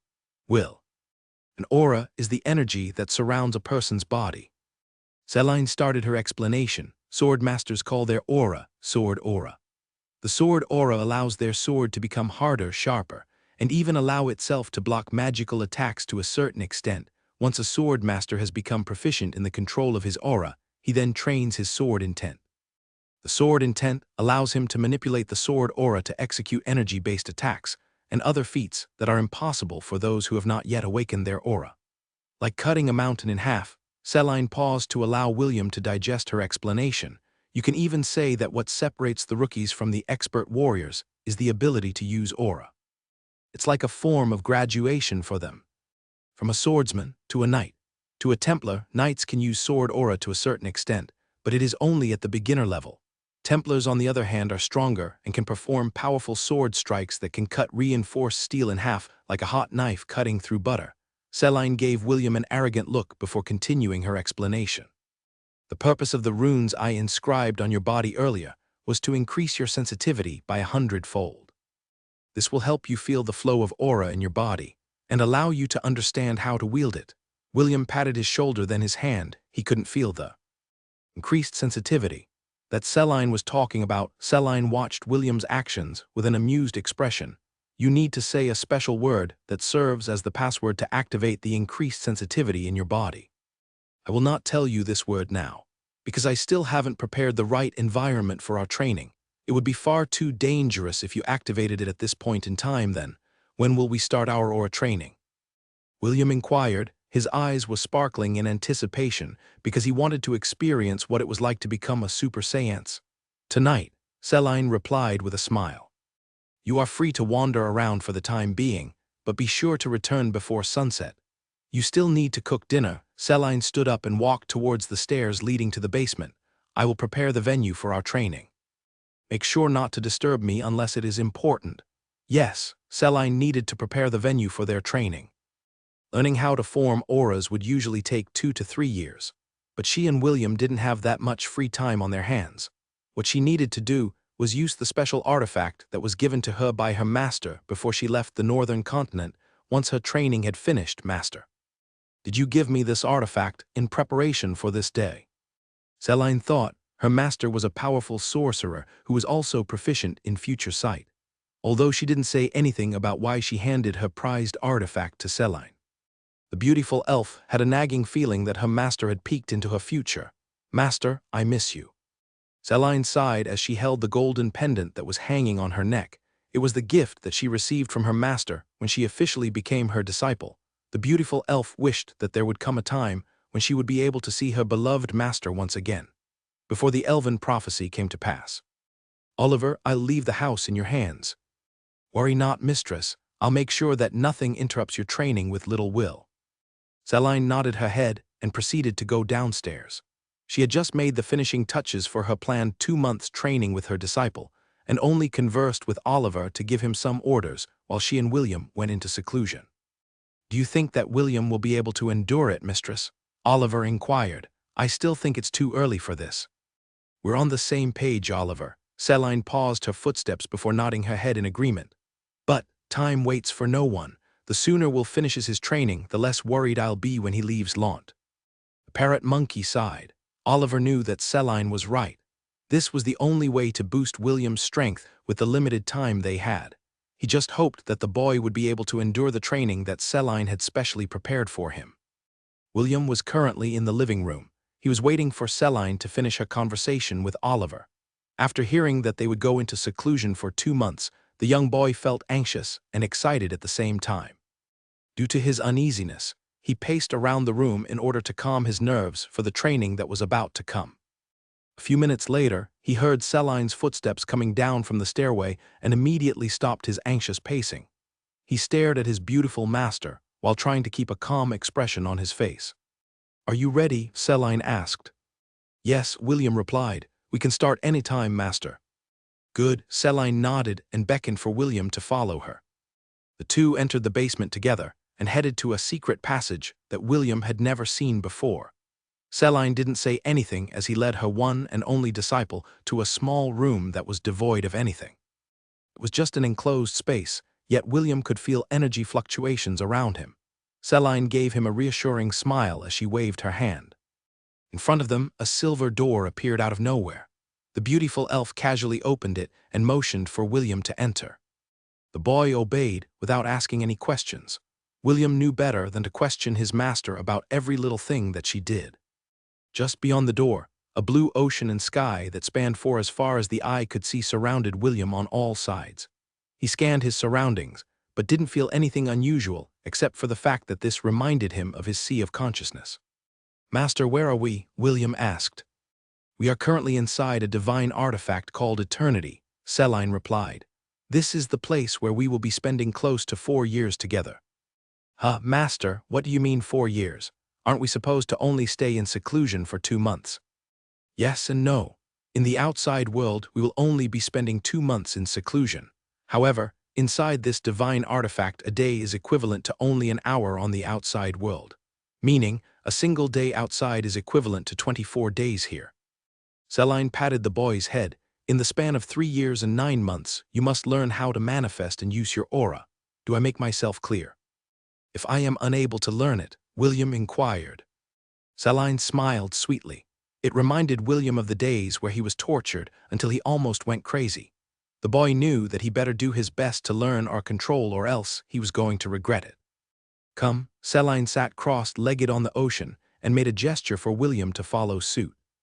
William understood her intention, so he immediately sat cross-legged, facing her.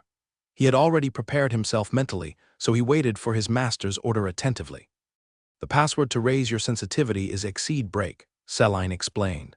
Take note that after you activate the runes, your body's sensitivity will increase 100-fold. If you want to cancel its effects, just say exceed off. Do you understand? Yes, William nodded. Very well, activate the seal, Selene ordered. Exceed break, William muttered. Just as soon as the words left his lips, the runes that had embedded themselves inside the boy's body glowed in unison. William immediately felt a drastic change in his senses as his mind was overwhelmed by the sensations that washed over his body. We will now proceed with the first phase of your training, Selene said via telepathy. Since William's sensitivity had now increased by 100-fold, she was afraid that her voice might be strong enough to shatter his eardrum. For now, focus to see if you can feel any form of energy in your body. William closed his eyes and focused his attention on his body. It didn't take long before he could hear and feel the beating of his own heart. Soon, the thumping sound resounded in his ear like a steady rhythm. As the boy listened to his heart, he felt that his consciousness was turning hazy. What he didn't know was that his consciousness was starting to merge with his body when Selene's voice reached his mind. Do not lose yourself and let your mind wander, Selene cautioned. Focus and comprehend the flow of energy in your body. Let that guide you to better understand the vessel that houses your soul. Only then will you be able to feel the aura that envelops your entire being. William followed Selene's instructions to the best of his abilities, but aside from the steady rhythm of his heart, he couldn't perceive anything else. More like, his heart was overwhelming his other senses and prevented them from sensing anything else. Selene looked at the young boy in front of her with a knowledgeable gaze. She had also undergone this training and fully understood what William was going through. A week passed within the divine artifact, eternity, and yet only 7 hours had passed in the outside world. William was still sitting cross-legged as he tried to feel any form of energy that surrounded his body. He had made very little progress within the past week.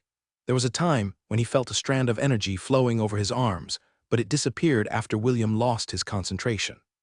He had tried to grasp that same sensation again, but the feeling had eluded him for days. Finally, on the 8th day, he felt something at the tip of his fingertips. The red-headed boy channeled all of his concentration on that spot as beads of sweat formed on his forehead. William tried to grasp the elusive form that was struggling at the tip of his fingertips with every bit of willpower he had. An hour passed, and the boy's body was already drenched in sweat. He did everything within his power, but still failed in the end. William's body almost fell forward due to exhaustion, but Selene had been prepared to support his body using magic. Exceed off, William muttered as he panted for breath. Sweat streamed down the side of his face like a river as he clenched his fist in frustration. Let's take a break first, Selene said as she placed an orange potion in front of William. Here, take this nourishing supplement. William thanked Selene and slowly drank the potion. This potion was a nutritional potion that Owen had made for the two of them. Its purpose was to prevent the two of them from feeling hungry for a week, while still gaining sufficient nutrients to allow their body to function properly.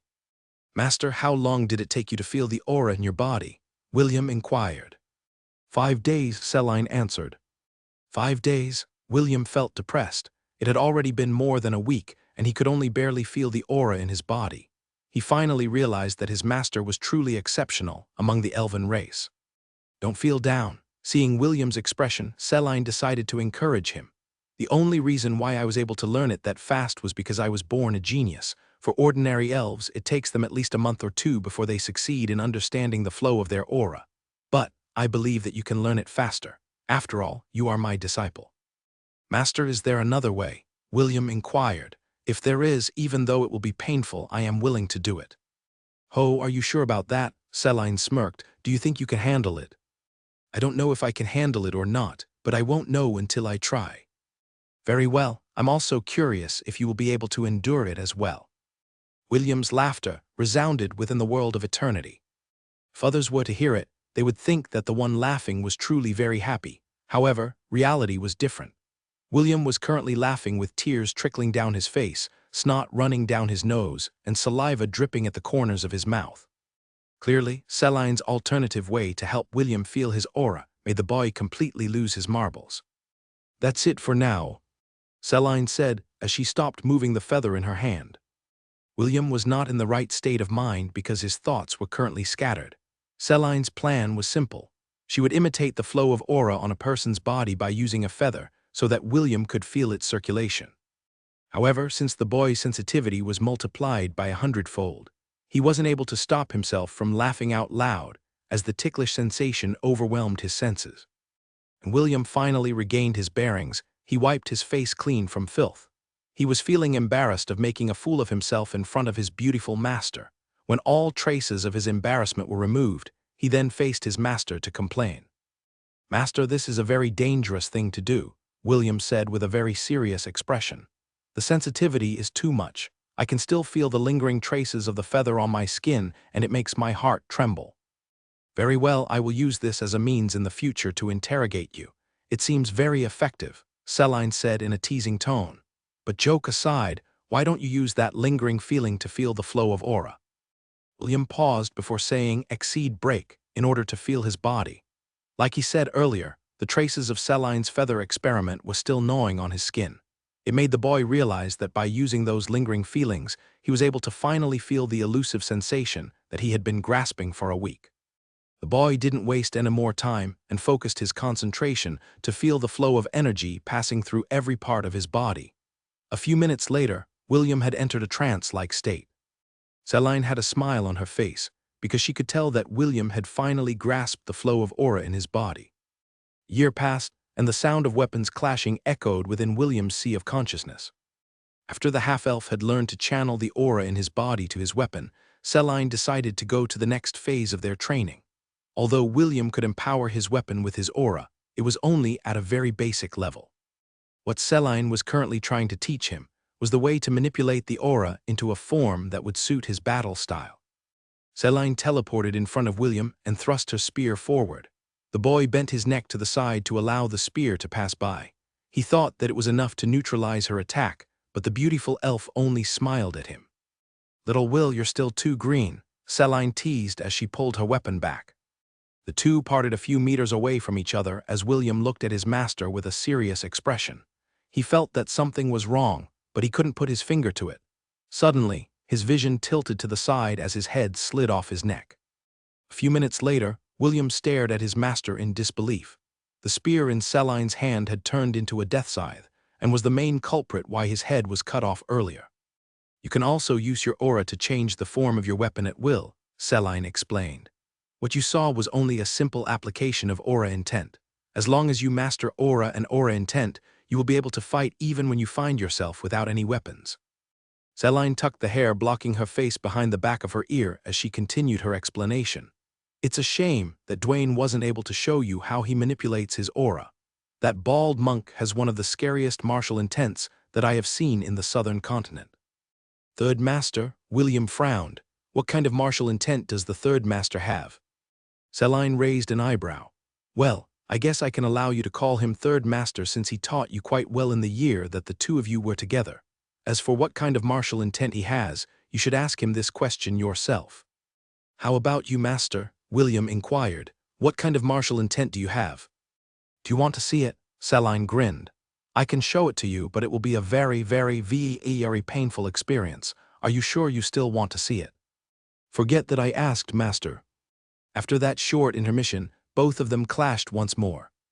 William was trying to find a way to use his aura so that he could at least not be at a disadvantage. Celine was also kind enough to teach him how to form a defensive barrier using his aura against magical attacks. However, William's aura could only withstand first circle magic attacks.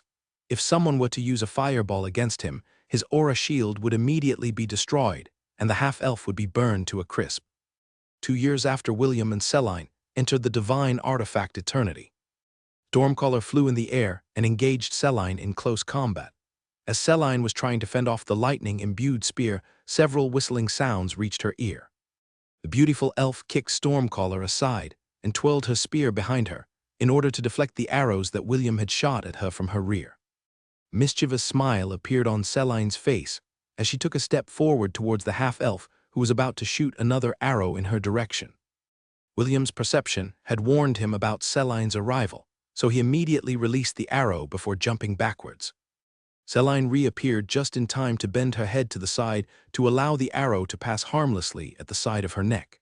The next second she was already behind William and delivered a powerful kick on the boy's back without any shred of mercy.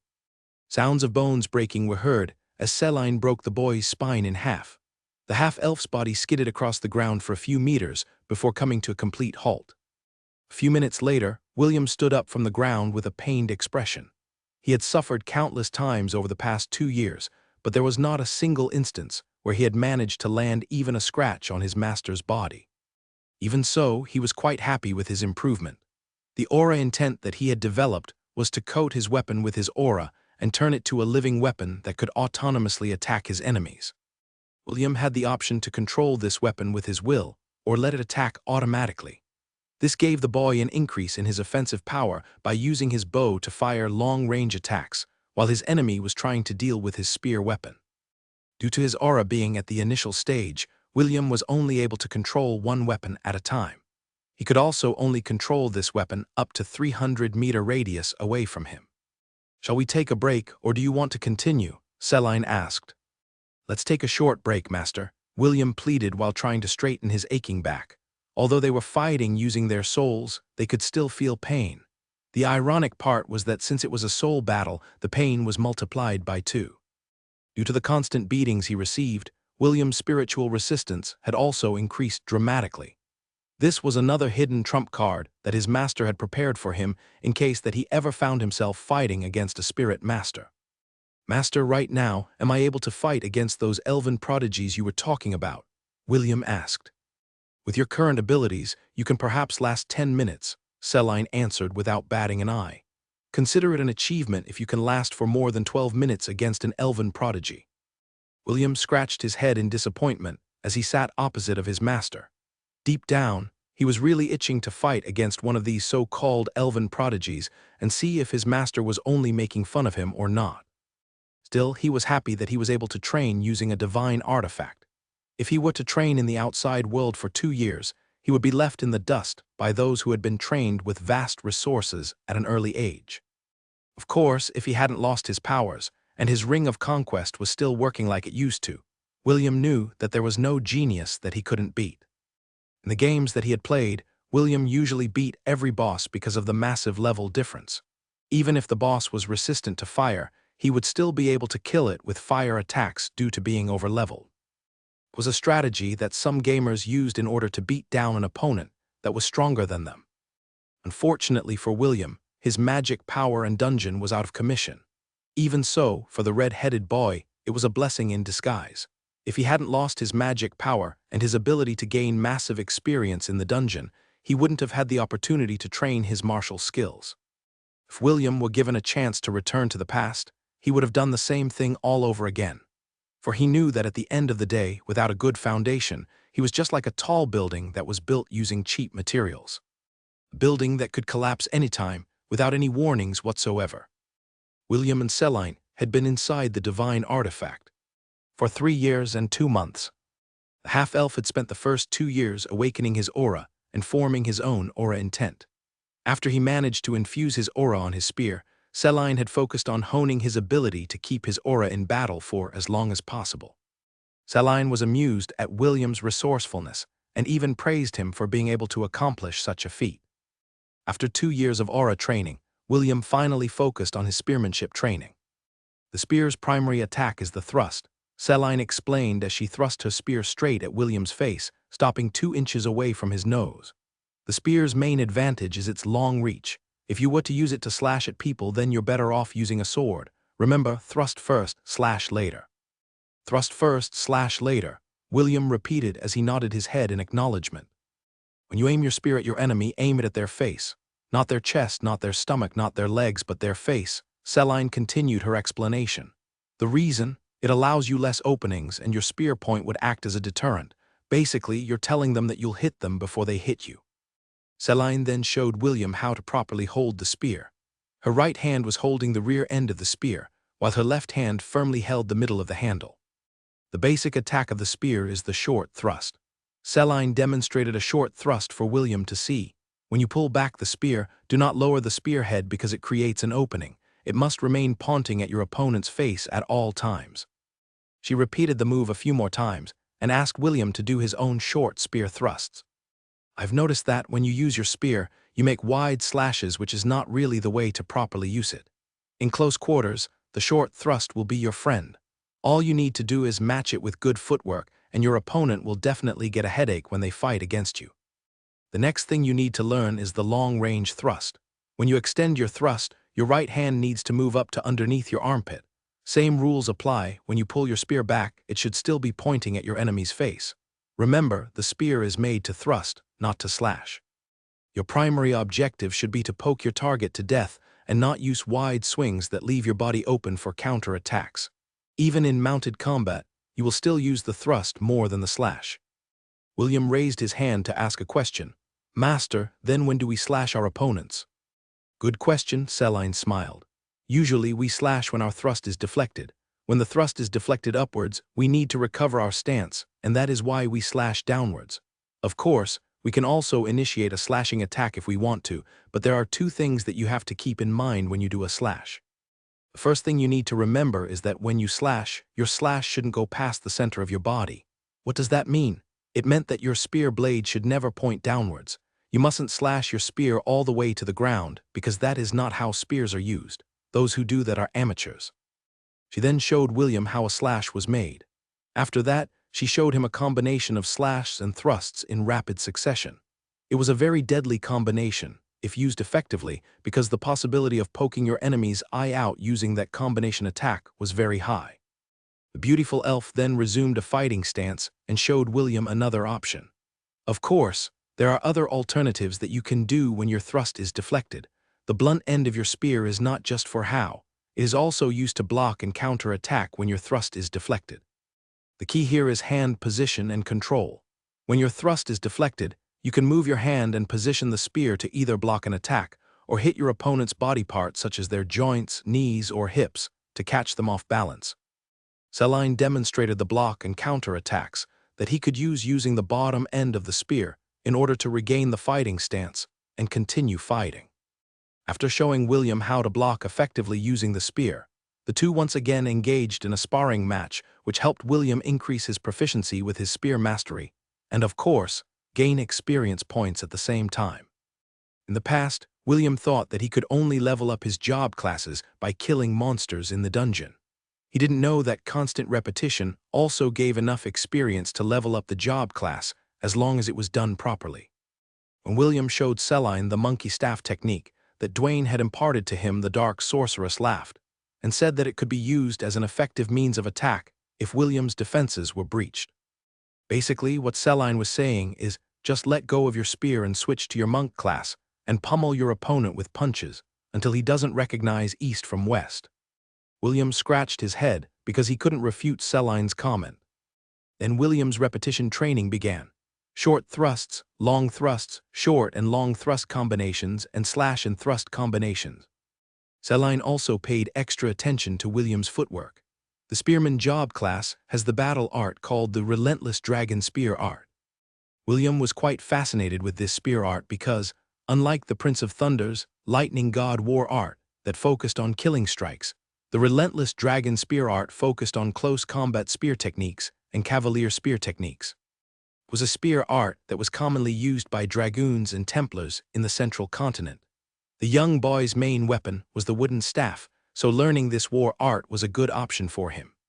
He would only use the lightning god war art as killing blows because most of them were one-shot techniques. William spent his remaining time inside the divine artifact Eternity, perfecting his spear art until his spearman job class reached its max level. Selene also made sure that he didn't slack off in the rest of his training. Their routine was simple: spear training during the day and dark magic resistance training during the night. It wouldn't be an exaggeration to call it hellish training by normal standards.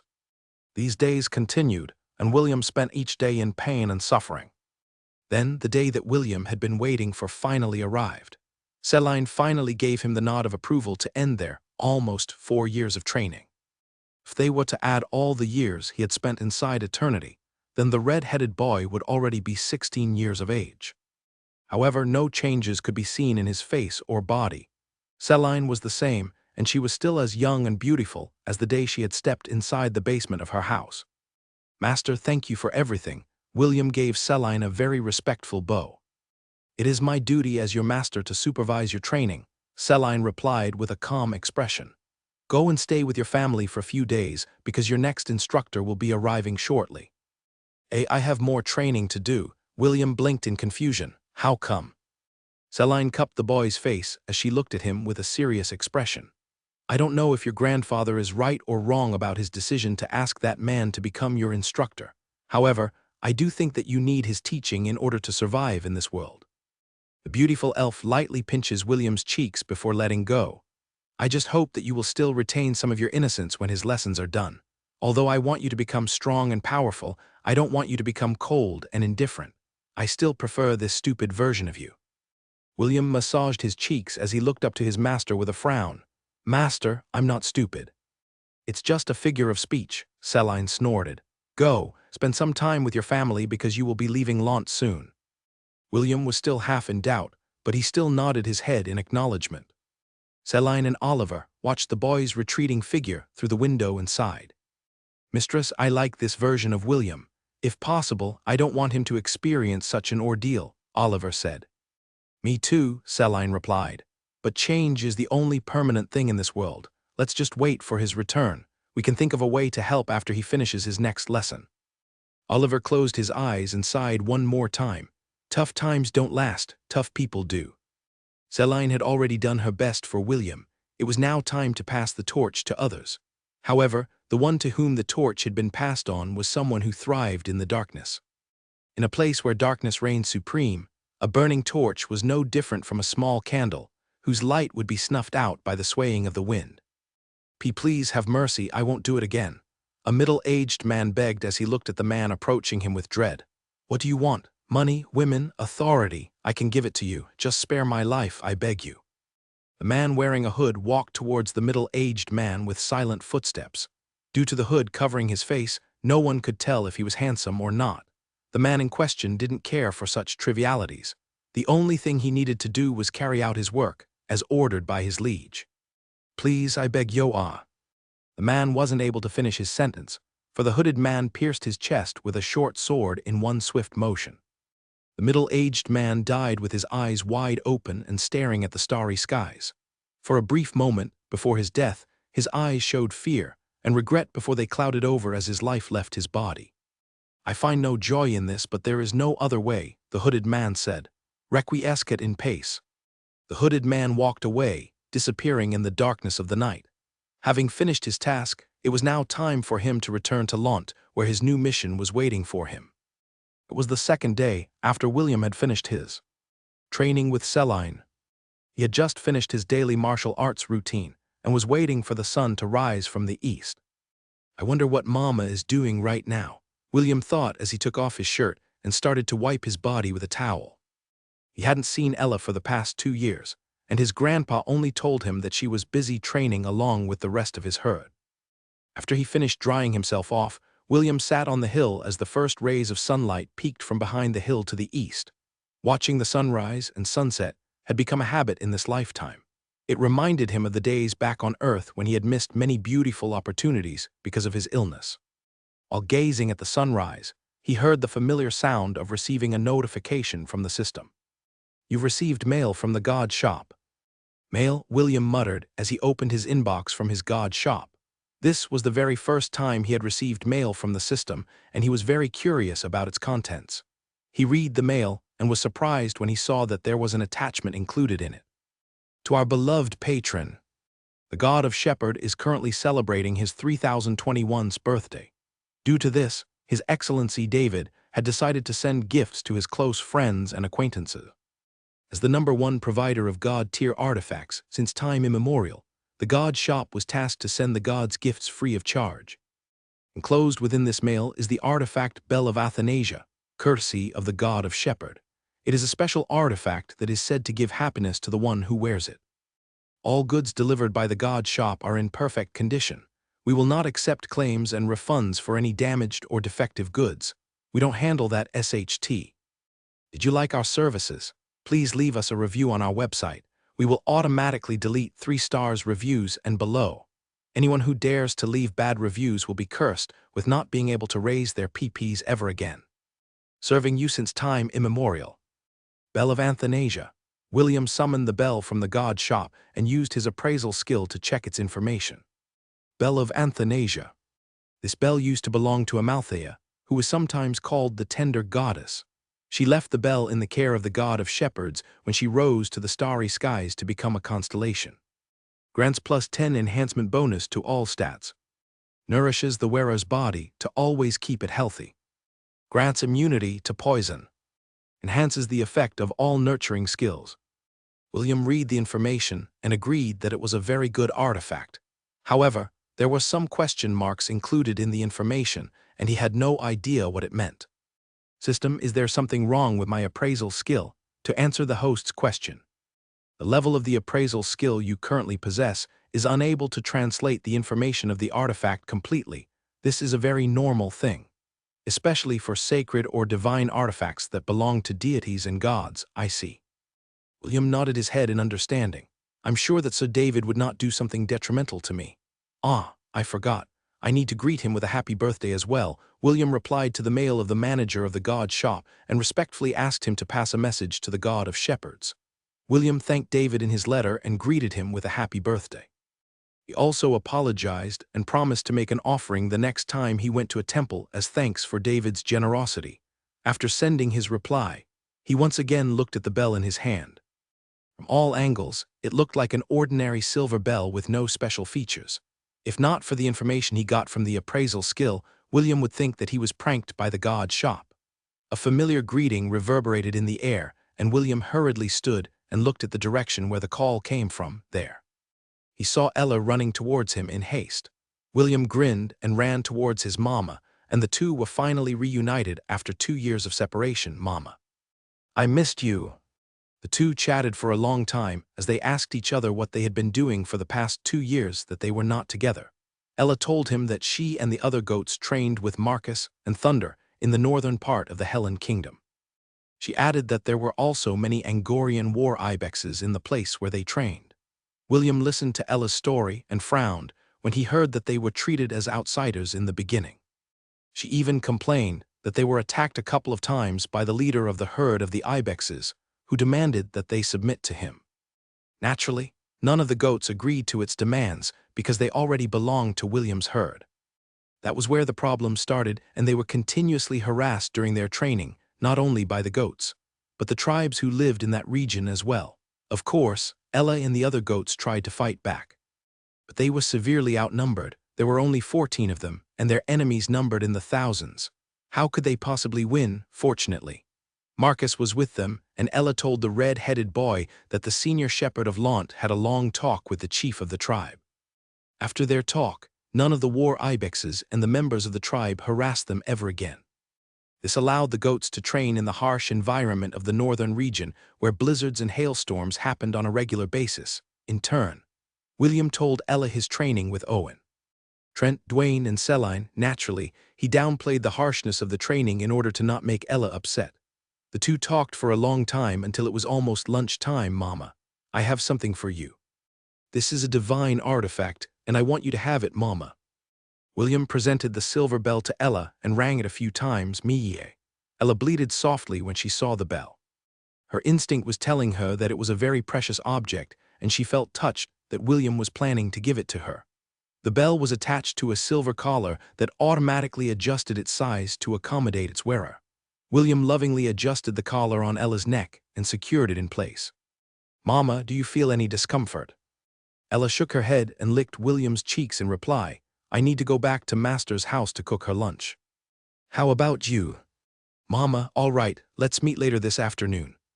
William nodded Ella told him that she would go and look after the other members of William's herd who were currently grazing in the valley near Launt. She was the only one who returned to the town because she wanted to see how William was doing. William gave Ella one last hug before he went to Celine's house. Ella, on the other hand, looked at William's retreating back with gentle eyes. She bleated softly to say her thank you not to William, but to David, who had made her remember the things that had happened in the distant past, a past when the gods and mortals worked hand in hand to build a paradise that she thought would last till the end of time, somewhere in the temple of the gods, 3021's birthday. Lily snorted. What a load of crap. Can't you just be honest and say that you wanted to give him a gift? Why do things in a roundabout manner? The lowly goddess was complaining because David had tricked William in believing that it was his birthday. Unfortunately, William had also forgotten that there were no birthday celebrants that sent gifts to other people during their birthdays. Usually, the ones that would be receiving gifts were the birthday celebrants and not the other way around. Lily, you are a new generation goddess. Don't you understand the concept of paying it forward? David asked. HMP, paying it forward. Do you really think that I'm a gullible child? Lily answered in disdain. I know you're up to something. An old schemer like you doesn't do things without a reason. David played with his beard and grinned. You think too much. Lily, it was just a gift, so you say, but I still smell something fishy. Lily narrowed her eyes. David chuckled and walked away from the lowly goddess in order to escape her interrogation. Truth be told, the god of shepherds was only keeping the promise he made to his old friend, Amalthea, a promise that he had made thousands of years ago when the universe was still young, and mankind was just starting to take its first steps towards the unknown. A hooded man walked through the countryside until he arrived at a valley overlooking the town of Launt. The sun was just about to set, and the sky was dyed in an orange hue. The man paused to admire the setting sun for a full minute before continuing his journey. As he neared Launt, the Awarabro sensed his presence, but it turned a blind eye to the approaching man. He had already seen him countless times before, and he remembered his scent well. This hooded man would leave Launt for long periods of time, but whenever he returned, he would carry with him a strong scent of blood. Ezio gave the golden ape a brief nod before melding into the shadows. He made his way to the Ainsworth residence like a silent specter, disturbing no one in his wake. When he reached the living room, he heard the giggle of a baby. Ezio smiled despite himself, because his lord would always return to being a doting grandparent whenever he was around his granddaughter. It was the same for Matthew and William, but he could tell that James would spoil Eve rotten as she grew up. He offered a silent prayer to the fools who would dare to court the young lady when she reached adulthood.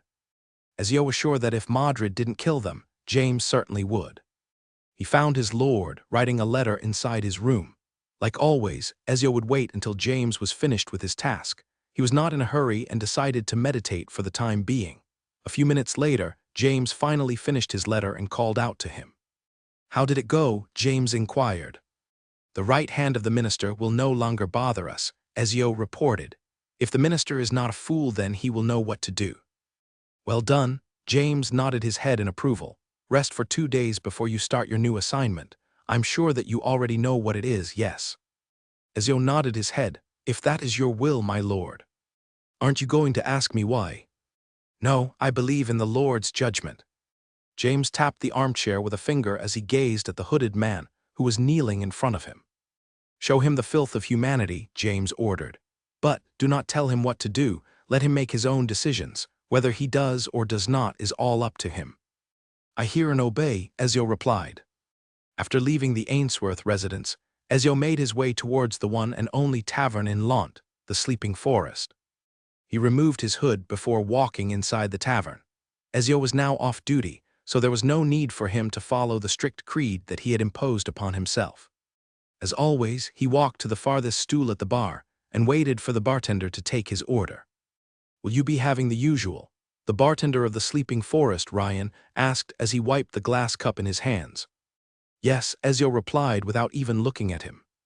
Ryan nodded and took out a few bottles from the cabinet. A few seconds later, he was expertly mixing a cocktail. This was a special blend that was not served to the other customers in the tavern. The reason? None of them was strong enough to finish the drink. Only a handful of people in Launt appreciated this drink, and Ezio was one of them. Ryan placed the cup in front of Ezio with a wink before returning to his station. Ezio muttered a word of thanks before taking a sip from the glass. The brown-haired man closed his eyes as he savored the burning sensation that spread inside his mouth, down his throat, and into his body. He wasn't able to stop the soft sigh of pleasure from escaping his lips as he bathed in the afterglow of his drink. Ezio stayed inside the tavern for an hour before walking out into the night. Like always, he strolled around the town of Lont without any destination in mind. For some reason, he found himself walking towards the south of Lont. It was a place he rarely visited, for he had no reason to go there. However, for some reason, something was pulling him to go in that direction. It was then when he saw him. A young boy was lying on a stack of hay while looking at the stars in the sky. Beside him was an Angorian goat whose head was resting on his chest. Ezio recognized him right away because very few kids in Lont treated a goat in this manner. In his eyes, the boy was like a burning candle light in the darkness. A fragile light that could go out at any moment if the wind were to blow in its direction. Although he didn't question his lord's order, Ezio wondered what would happen if the boy's light were to suddenly disappear and be replaced by darkness. Would he still be the same carefree boy that laughed happily, the same boy that sang songs as he led his goats towards the valley to graze? Would he still look at the world with those clear green eyes that shone like emeralds? Or would their radiance fade and be clouded by a haze as he lost his faith in humanity? Ezio wanted to know. He was dying to know. 1 month, Ezio thought. I will know the answer after a month. The brown-haired man retraced his steps and wandered through the night. His lord ordered him to rest, and that is what he was going to do. William stood inside the conference room with a serious expression plastered on his face. James had told him yesterday that his instructor had already arrived in Lont, and he was to go to the conference at midnight the next day to meet him, Williams. New instructor was currently standing in the corner of the room, dressed in black and wearing a hood. He was giving off the assassin vibe, and it was making the young boy feel very uncomfortable. Will, I would like to introduce you to your new instructor, Ezio, James said as he made a gesture to the man standing at the corner of the room. Ezio, you already know who William is. I hope the two of you get along from now on. Nice to meet you. Sir Ezio, William said with a smile. Likewise. Ezio replied. James patted William's shoulder with a serious expression. You will accompany Ezio as he completes his missions outside of Lont. You are free to act however you please, but you are not allowed to interfere with his work. Do I make myself clear? Yes. William nodded. Ezio. Look after my grandson, James ordered. You already know what he's like. I'm sure that you're going to suffer a few headaches, but be more tolerant of him as you command. My lord, Ezio gave James a respectful bow before turning towards William. Let's go. William, time for you to start your training. Yes. Sir Ezio, William replied. The two left the residence under the cover of darkness. William had already said his goodbyes to his master. His mama Ella, his uncle Mordred, Aunt Anna, Aunt Helen, and his cute niece, Eve. The two had just left the town of Lont when Ezio initiated a conversation. You have already trained under several masters, and I can tell that your overall fighting ability has reached the initial stages of gold rank. Ezio said as he continued to walk, Class D beasts pose no threat to you, and to a certain extent you will be able to handle normal Class C beasts on your own. Ezio paused for a while before continuing his explanation. However, the greatest threat to you right now are humans, not monsters, although I was supposed to be your instructor. I will not teach you anything unless you have fully committed yourself to take that next step. Until then, you will just observe on the sidelines. You are free to do anything you want as long as you don't get in the way of my mission. Do you understand? Yes. William replied. The boy had a vague idea what his new instructor was hinting at, and it was already making his stomach churn. He hoped beyond hope that he was only overthinking things, unfortunately for William. That small hope in his heart disappeared completely as his world was dyed red. The thick scent of fear, despair, helplessness, and pain permeated the air as William looked at his blood-stained hands. Everything around him had fallen into chaos, and fires ravaged every tent as far as the eyes could see. The crying of several infants could be heard nearby, as their mothers did their best to assure them that everything was going to be all right. Shouts filled with anger, curses, and heartbreak. Laughter filled with ridicule and contempt.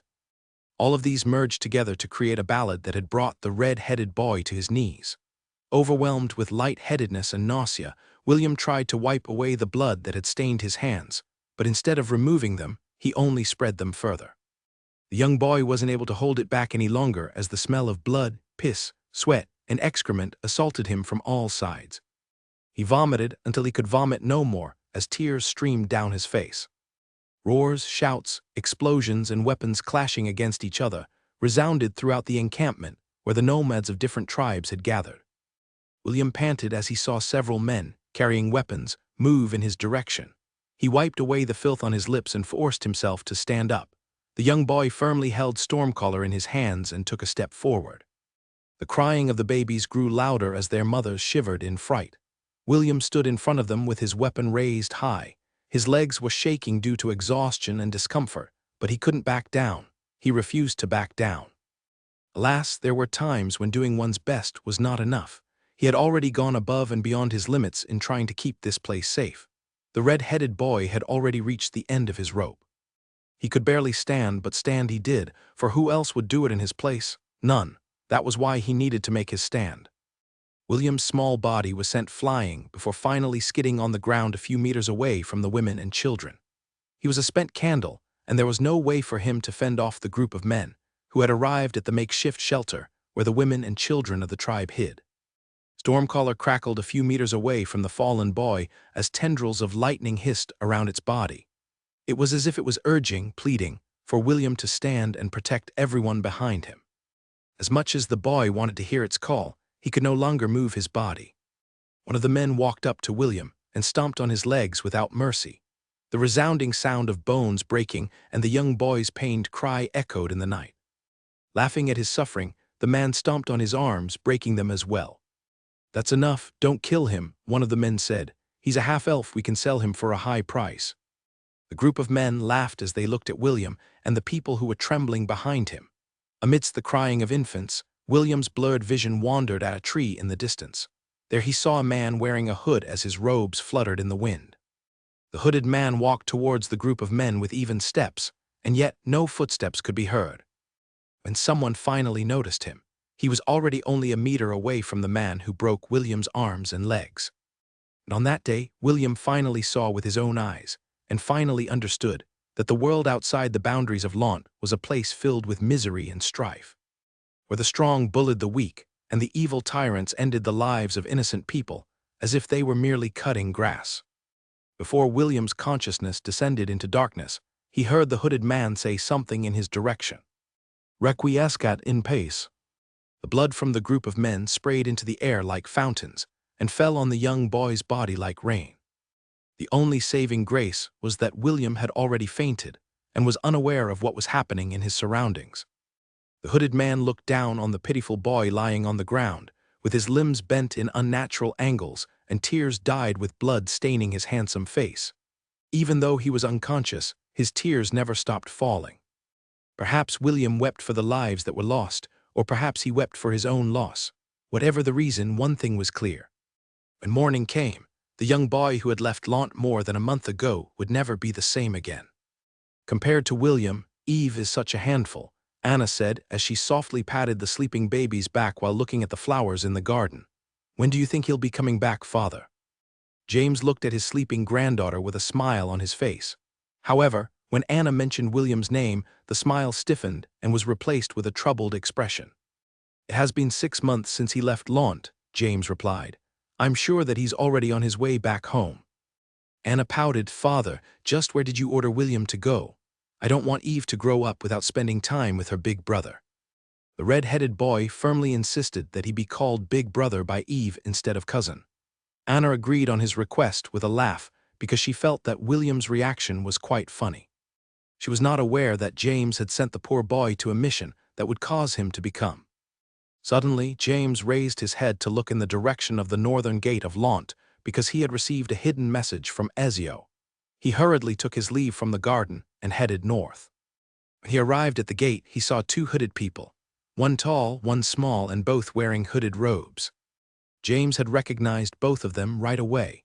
The Lord of Lant had a calm expression on his face as he waited for the 2 people to arrive in front of him. "I have returned, my lord."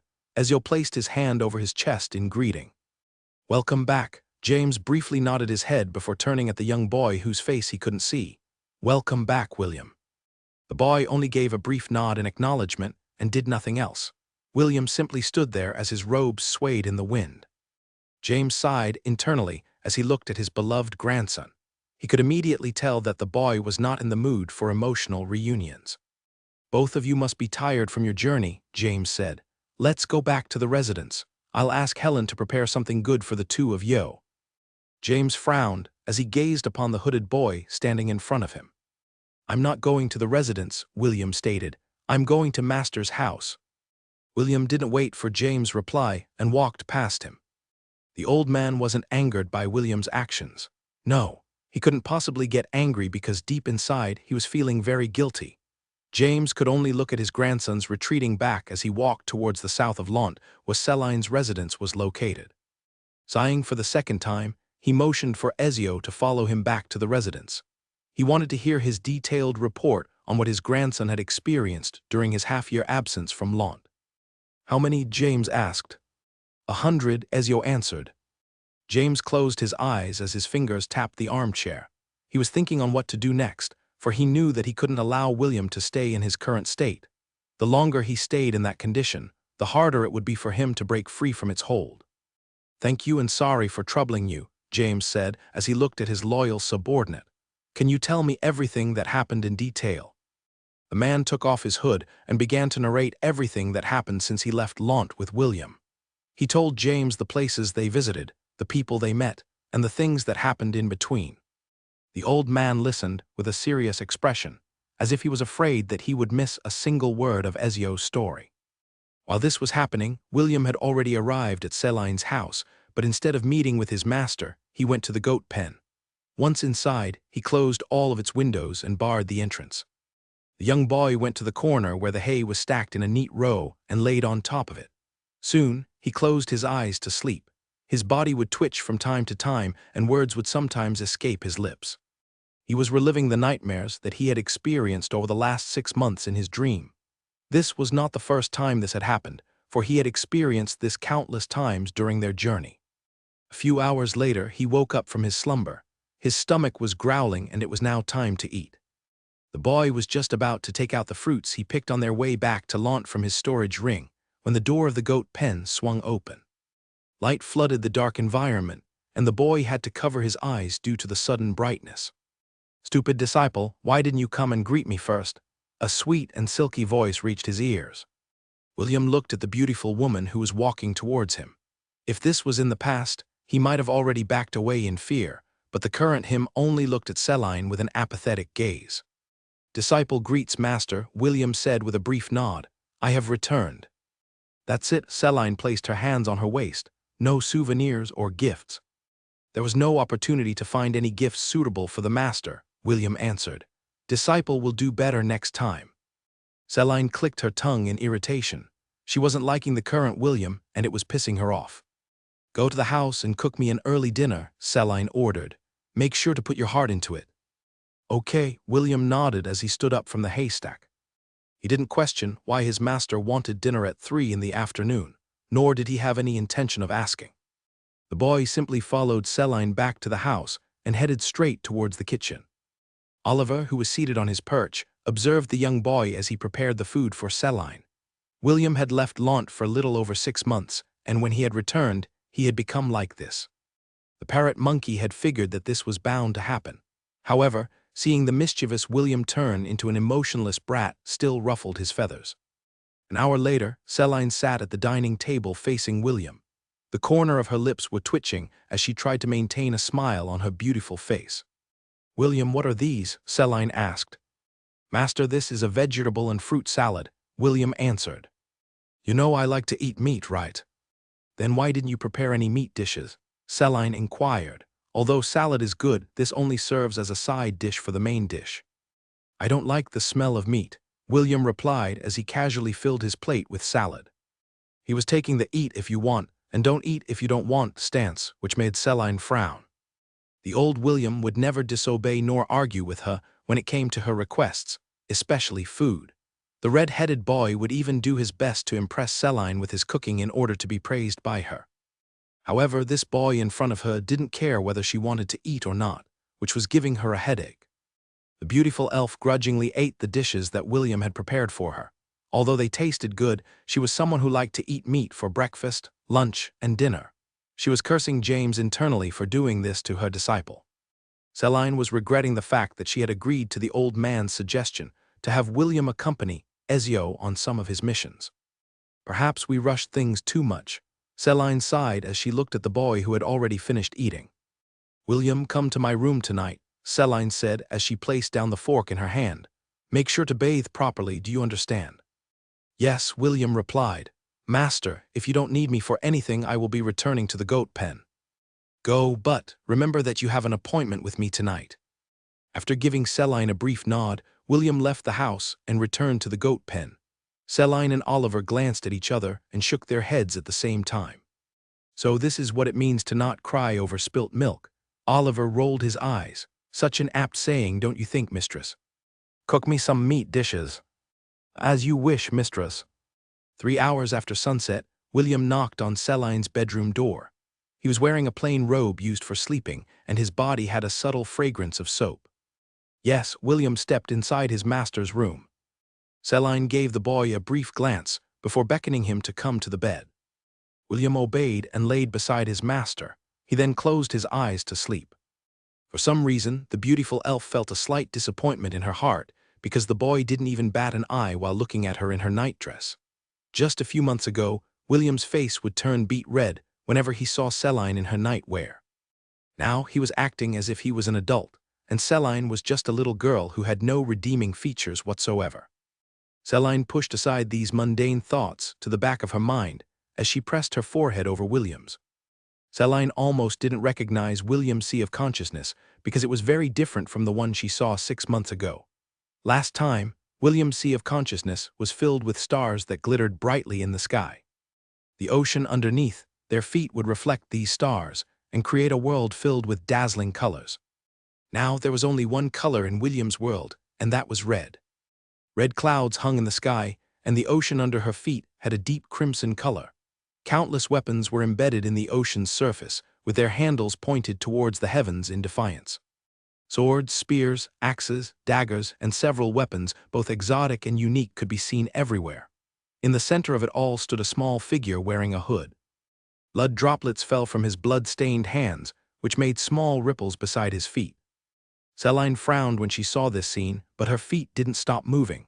She walked up to the boy who was staring in the distance, with his hood covering his face. "Master, why is human life so fragile?"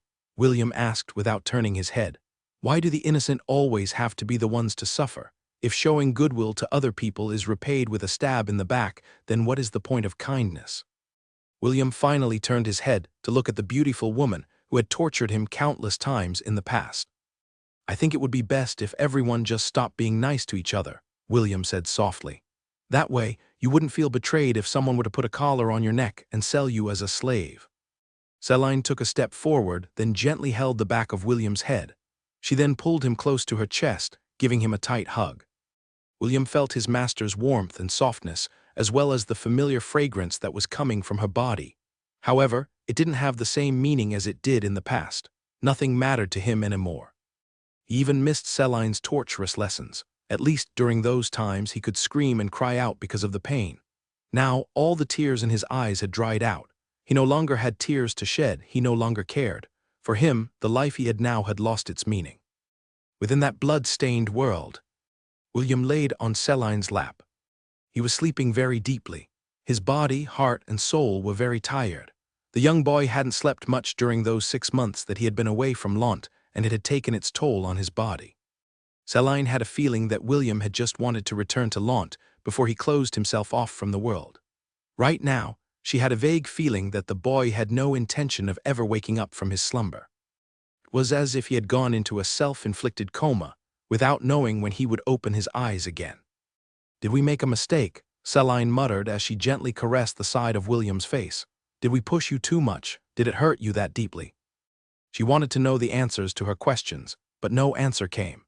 William's sleeping face, that used to look peaceful and attractive, was now pale and rigid. She could even see the slight frown that creased the corners of his face, and it made her wonder if the boy was still in pain even in his comatose state. James sighed for the umpteenth time as he stood on the hill overlooking Launt. His gaze was turned to the south, where Celine's house was located. He had already received a message from Celine about William's current condition, and it filled him with endless worry. A week had already passed since William had entered a catatonic state, and only Owen's nutritional potions were maintaining the functions of his body. The old man racked his brains to find an answer to his problem, but all of the solutions he thought up came to a dead end. He didn't dare to try and forcefully wake his grandson from his current state, because it might cause his consciousness to be wiped out completely. I should have waited until he was older. James blamed himself for his stupidity. Everything was going smoothly and I ruined it all, while James was in the midst of his self-blame. The sound of a bell reached his ears. The old man raised his head to look behind him and saw Ella walking in his direction. For a brief moment, James thought that he saw a look of disapproval on the goat's face when the goat was only a meter away from him. She turned her back and kicked him. James was completely caught by surprise and didn't have time to defend himself. He never thought that the goat that he had raised since she was a young kid would attempt to kick him when he was feeling down and depressed. Ella snorted at the stupid old man who was sprawled on the ground before walking towards the south. She had just arrived a few hours ago and learned the cause of William's current condition from Oliver, knowing the perpetrator for her baby's suffering. Ella was very keen to give him a good beating, however. After giving the old man a full-powered kick, she didn't have the heart to do any follow-up attacks after all. She could tell with a glance that James was also suffering after arriving at Celine's house. Ella conversed with Oliver and asked him to help move the sleeping William to the goat pen, although Celine was reluctant to move her disciple from her bed. She still agreed to Ella's condition. She had already done everything in her power to help the boy wake up. But it all ended in failure. The beautiful elf thought that perhaps Ella would be able to pull William out from his deep sleep because the two of them had been together for a very long time with her help. William laid comfortably in a pile of hay inside the goat pen. "I'll leave him in your care." "Ella," Celine said after making sure that the boy was sleeping comfortably. "Me." Ella nodded in response. Celine gave her one and only disciple one last glance before leaving the goat shed along with Oliver. Although they didn't show it on their faces, they hoped that Ella would be able to create a miracle. Ella laid beside William and looked at his sleeping face with gentle eyes. 5 minutes later, she pressed her forehead against William's and closed her eyes. A young lady with long, light blue hair that reached down to her waist walked towards the center of the blood-stained world, from all angles. Her proportions were perfect and even more curvaceous than Celine. She wore a sleeveless fairy-like dress that fluttered gently as if a soft breeze was moving past her body. The weapons that were present in the background made her look like a Valkyrie that had come to pick up the soul of a brave warrior to bring to Valhalla. Her light purple eyes, that were as bright as William's when he was still a baby, stared in the distance where a floating figure could be seen. The silver bell on her neck rang softly. As if to announce her arrival, the two purple horns on her head glowed faintly as she neared the sleeping boy whom she had raised since he arrived in Launt. The young lady, who seemed to be around 19 years old, made a gesture with her hand, and faint ripples started to appear under her feet. If William could see the lady who had intruded inside his world, there was a high chance that he would go in a daze, even in his apathetic state, due to her incredible beauty, as if pulled by an invisible string. William's body slowly floated towards the lady with light blue hair when he arrived in front of her. The first thing the lady did was to take off the hood that covered his head. Ella gazed down at William with a gentle expression. She felt sad that the young boy had ended up this way and regretted the fact that she hadn't given James another kick earlier. Darkness cannot drive out darkness. Only light can do that, Ella said softly as she held William in a loving embrace. Hate cannot drive out hate. Only love can do that. A celestial throne appeared in the air above her that glittered like the stars in the sky. Ella floated in the air, carrying William, and sat on the throne like an empress with a gentle tug. She unclasped the lock of her fairy-like dress that was located on the back of her neck. Her beautiful upper body was laid bare for the world to see. But in this world, only one person existed, and he was currently unconscious. Ella gently raised William's head as she caressed the side of his face. "You still haven't lived your life to the fullest, so why are you so eager to cross to the other side? Do you think that I will allow you to go if you want to give a message to the world? Let it be simple." as simple as the life of a shepherd. William's lips parted as they had done countless times in the past. The beautiful lady didn't need to do anything and simply watched with a loving gaze as her baby moved by instinct to receive what was rightfully his. Daily quest. Drink milk has been completed. Rewards. 5000x points bonus rewards. 10 God points, soul healing currently in effect. Host's consciousness will slowly recover over time. A series of notifications flashed across William's status page. But the boy was unable to see them because he was still unconscious, however. These messages only flashed briefly before disappearing from the message logs completely. The system made an arbitrary decision to delete all records of Ella's actions. Even though the messages were deleted, the rewards and healing effects remained currently. The system was in the process of brainstorming a made-up story to explain where the additional experience points and God points came from. Ella, who had remembered the memories of the goddess Amalthea, was able to use her power for a short period of time, however. There was only one downside: she wouldn't remember anything that happened while she was in her celestial form. Even so, she didn't care. The only thing that mattered to her right now was to pull William out of the darkness and slowly bring him back to his lively self, whom she loved with all her heart. What am I doing here? William thought as he gazed at the familiar ceiling of the goat pen. His memory was a bit hazy, and he couldn't remember much of what happened after he had talked with Celine inside his sea of consciousness. The only thing he remembered was closing his eyes to sleep. Just as he was trying to understand how he ended up in the goat pen, a fluffy Angorian goat arrived at the entrance carrying a basket in her mouth. Ella walked towards William and dropped the basket by his side. She was very happy that the young boy was finally awake. William blinked once as he looked at the Angorian goat that he hadn't seen for more than half a year. His hand slowly reached out to her, but stopped midway. His instinct prevented him from completing the motion because he felt that if he touched her, he would be staining something pure with his blood-soaked hands. As if sensing his thoughts, Ella pressed the side of her face against one of William's hands while bleeding softly. Ella moved closer and rested her head on William's shoulder. She didn't say anything else and simply wanted to be close to William. The red-headed boy, on the other hand, pressed his cheek against Ella's face as he lowered his hands to the ground. He wanted to hug his second mother, like he always did, but he was afraid that he would make a mistake and accidentally. William lifted his head. Ella reluctantly stepped back and bleated, Thank you, Mama." William opened the basket and saw some pancakes and a small bottle of honey. The moment he saw the food, his stomach started to grumble, but he didn't eat right away. He left the goat pen to draw some water from the well in order to wash his hands. The boy had always been strict with himself when it came to cleanliness. He would always wash his hands before he ate, and even his pang of hunger wouldn't stop him from performing basic hygiene.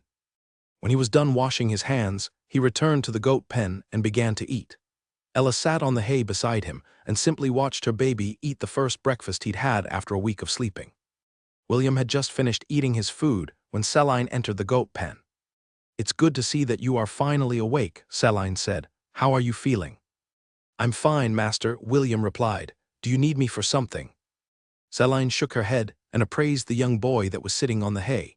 He still had that standoffish mood, but it was much better compared to how it was when he arrived in Lont a week ago. "Since you just woke up, it would be best for you to take it easy for the time being," Celine stated. "Do you have any plans for today?" "I don't," William answered. "Why don't you go back home for a while? I'm sure that your uncle, aunt, and grandfather are worried about you." "Can't I stay here for a few more days?" William didn't really want to return to the Ainsworth residence at this time.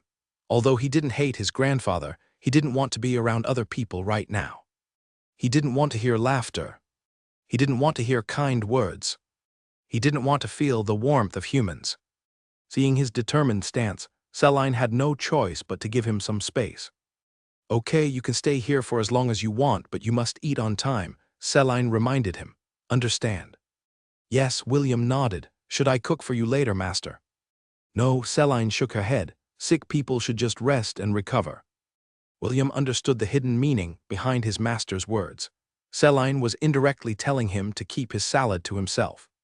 Honestly, the boy was also not in the mood to cook anything. The reason why he offered to cook was just to show respect to Celine since she was his master. After the beautiful elf left William alone, the young boy laid down once more on the stack of hay. Like he said earlier, he had no intention of going anywhere. What he wanted was to be left alone. He placed his hands on the back of his head as he stared at the ceiling. For some reason, ever since he woke up, he felt more calm and at peace. This was the first time that he had felt like this since he left Lant to accompany Ezio on his mission. Suddenly, he felt a slight pressure on his stomach. Ella had laid beside William and used the boy's tummy as her pillow.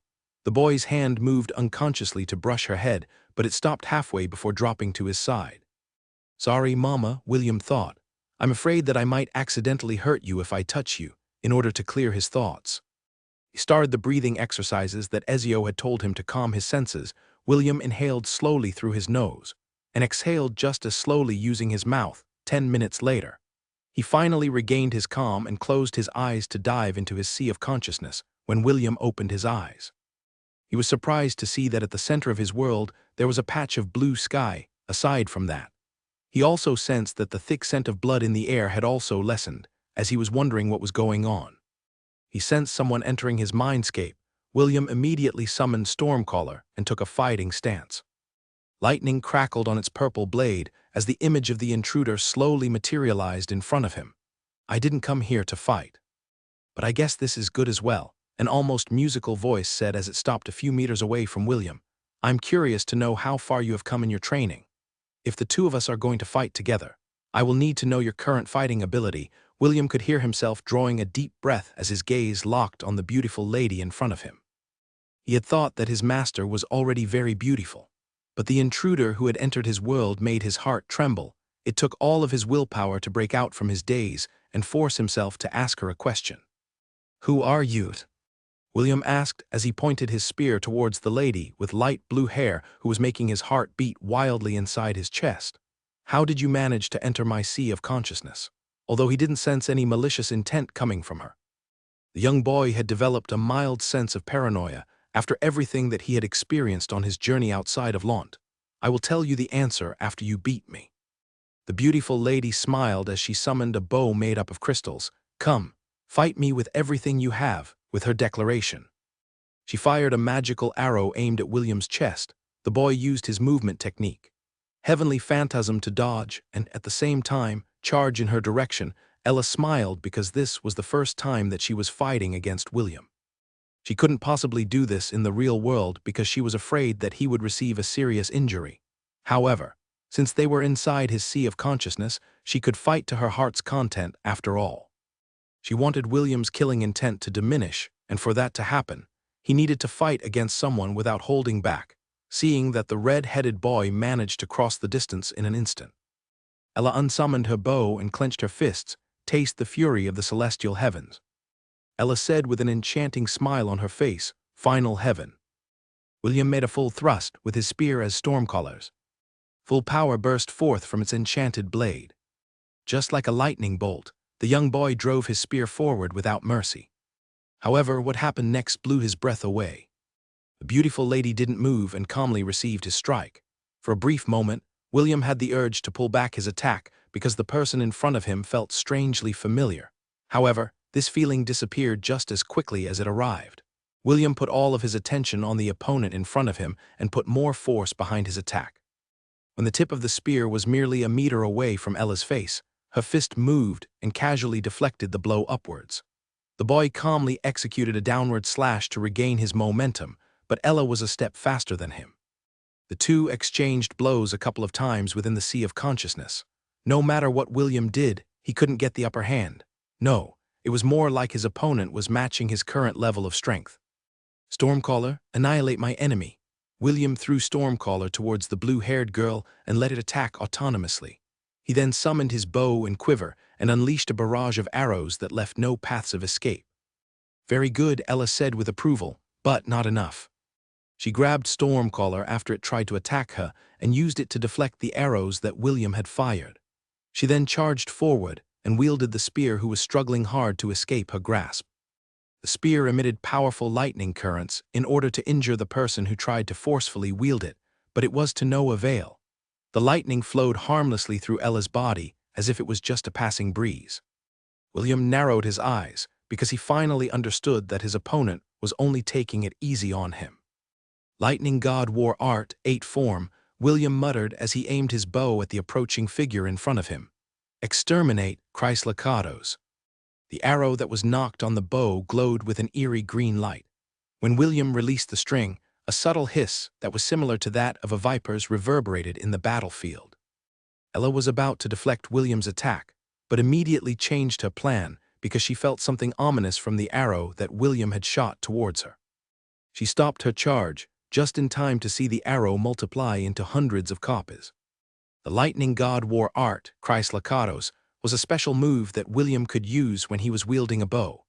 Its ability was to imbue an arrow with a very potent poison that was especially deadly against women.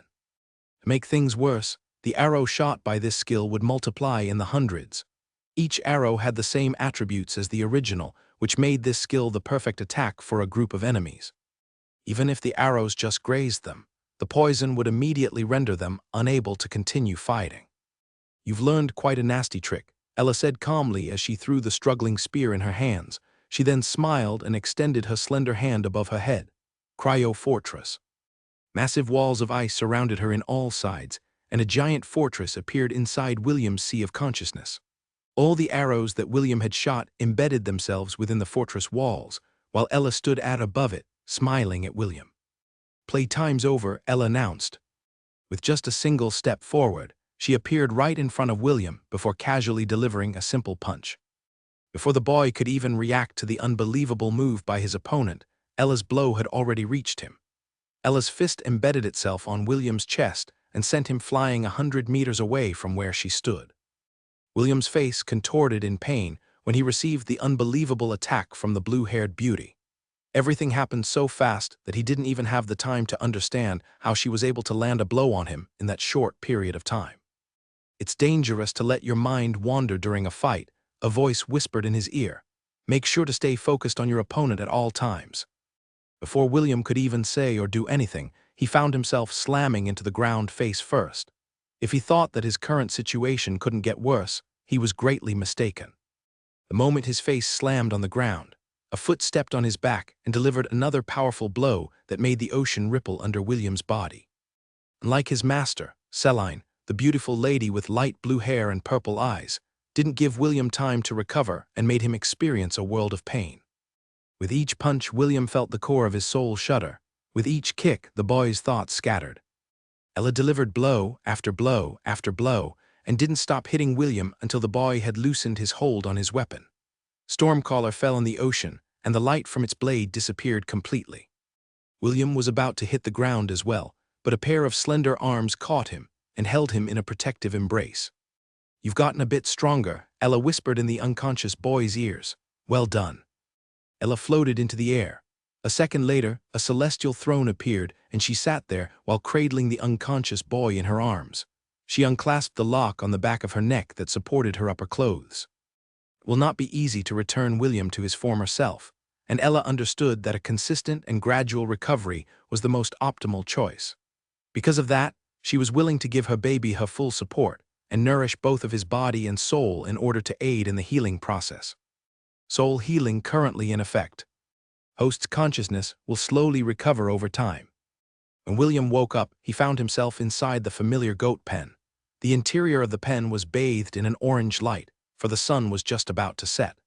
The young boy fell into a daze as an elusive memory briefly passed through his mind before disappearing completely. "I think I'm forgetting something very important," William frowned as he propped himself to a sitting position. He closed his eyes and thought for a long time, but he couldn't grasp the fleeting memory that momentarily appeared after waking up. When the feeling finally subsided, the boy scratched his head in confusion. "If I forget it, then it's not important." Just as he was about to stand up to go to Selene's house, a shadow appeared at the entrance of the goat pen. Ella walked towards William carrying a basket in her mouth. She placed it beside the boy and bleated. "Thank you, Mama," William said. William hadn't noticed it, but Ella did. When the boy said thank you to her, the corner of his lips lifted a little. It was as if his body was remembering how to smile, but it was still rusty and needed more maintenance for it to work properly. Ella's eyes softened, because she knew that the old William was starting to rise up to the surface once again. During the next few days, Anna would visit William with her daughter, Eve, to check on his condition. She would even place Eve beside William in order for her daughter to get to know her older cousin better.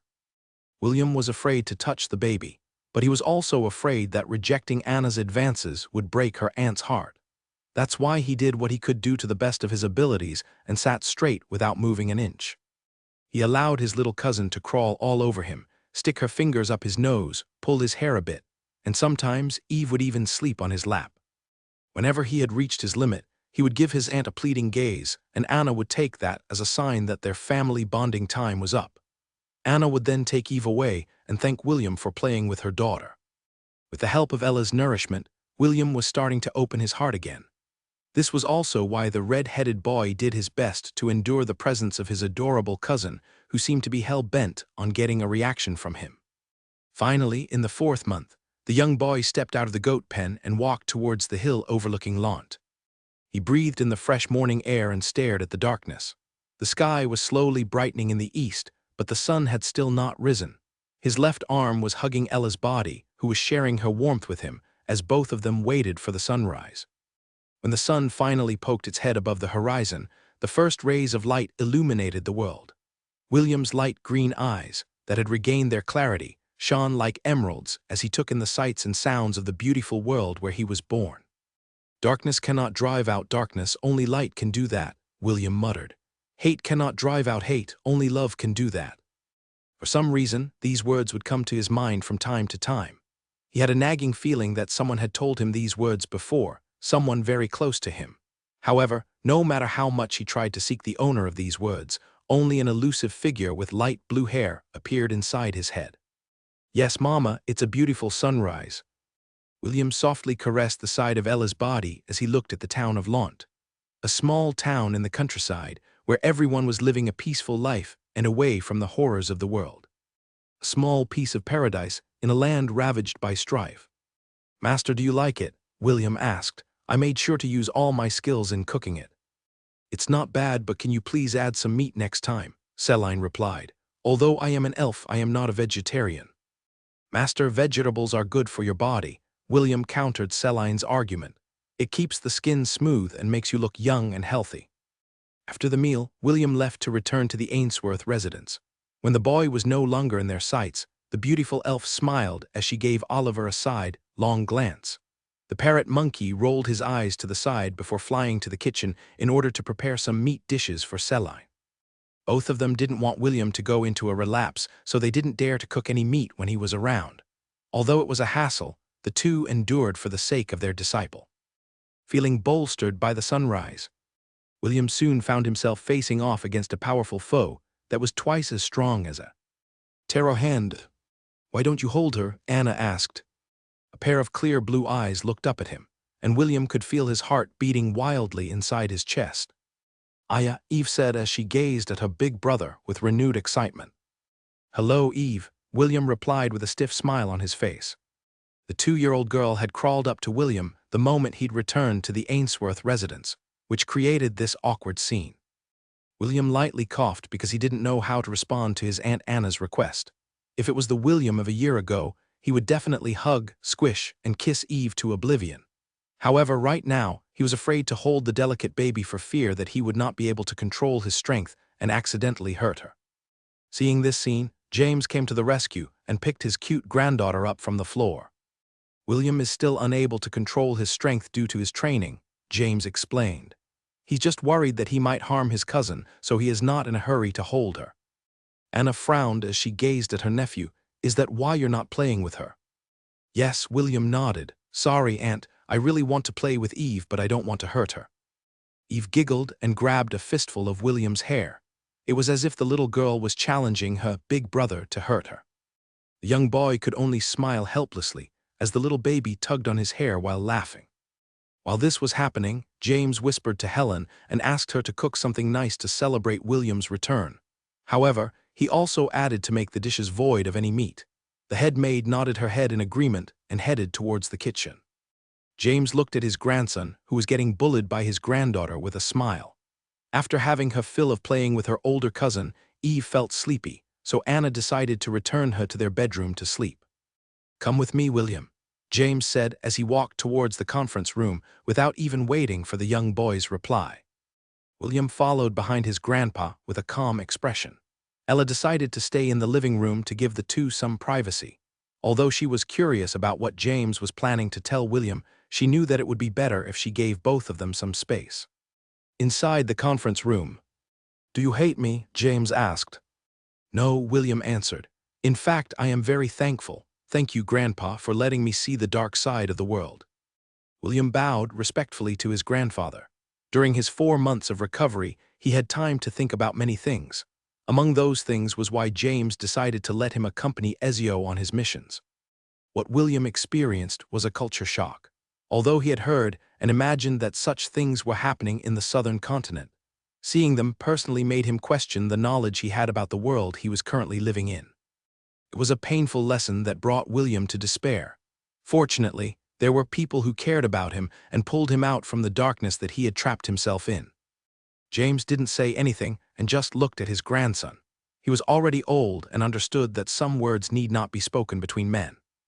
"I'm very happy that you had shaken off the fetters that bound you, but the current you is no good," James said with a serious expression.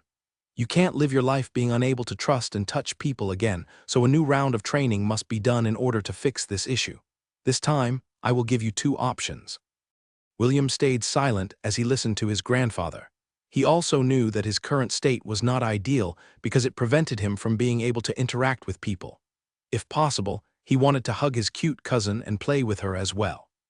"The first option is that you need to train with Jekyll," James said. "He will teach you about etiquette and how to act like a proper gentleman. The second option is to learn from Fayrite. He will teach you how to become a bard and help you release your negative emotions as well as residual killing intent. The choice is up to you to make." "I'll choose the second option," William answered in a heartbeat. "Being a gentleman is not my style. My character will become inconsistent if I force myself to act that way. I'm fine with being a narcissist." There was another reason why William chose Fayrite instead of Jekyll. Due to his heightened perception, he had grasped the ability to tell who among the people he had met were the most dangerous. The sole dentist, who always had a smile on his face, was on the very top of his list. Even Ezio's killing intent was not able to make William cower. But, when facing Jekyll, the boy always felt as if he was a pig that was about to be slaughtered. "Fayrite, this is not a bad idea," James nodded. "You can also use this skill to court the beautiful ladies that you see on your journey." William just smiled at his grandpa's never-ending attempt to make him bring home potential bride candidates. "Very well, I will arrange for him to teach you by afternoon tomorrow. He's always asleep till noon because he performs at the tavern during the evenings." "Thank you, Grandpa." After eating lunch, William returned to his room that he hadn't visited for a long time. Everything was in order, and the young boy could tell that his Aunt Helen had cleaned his room in regular intervals. On his desk, several books with information about the Silver Moon continent could be seen piled up on top of each other. However, the one pile that caught William's attention was the neatly stacked letters on the right side of his desk.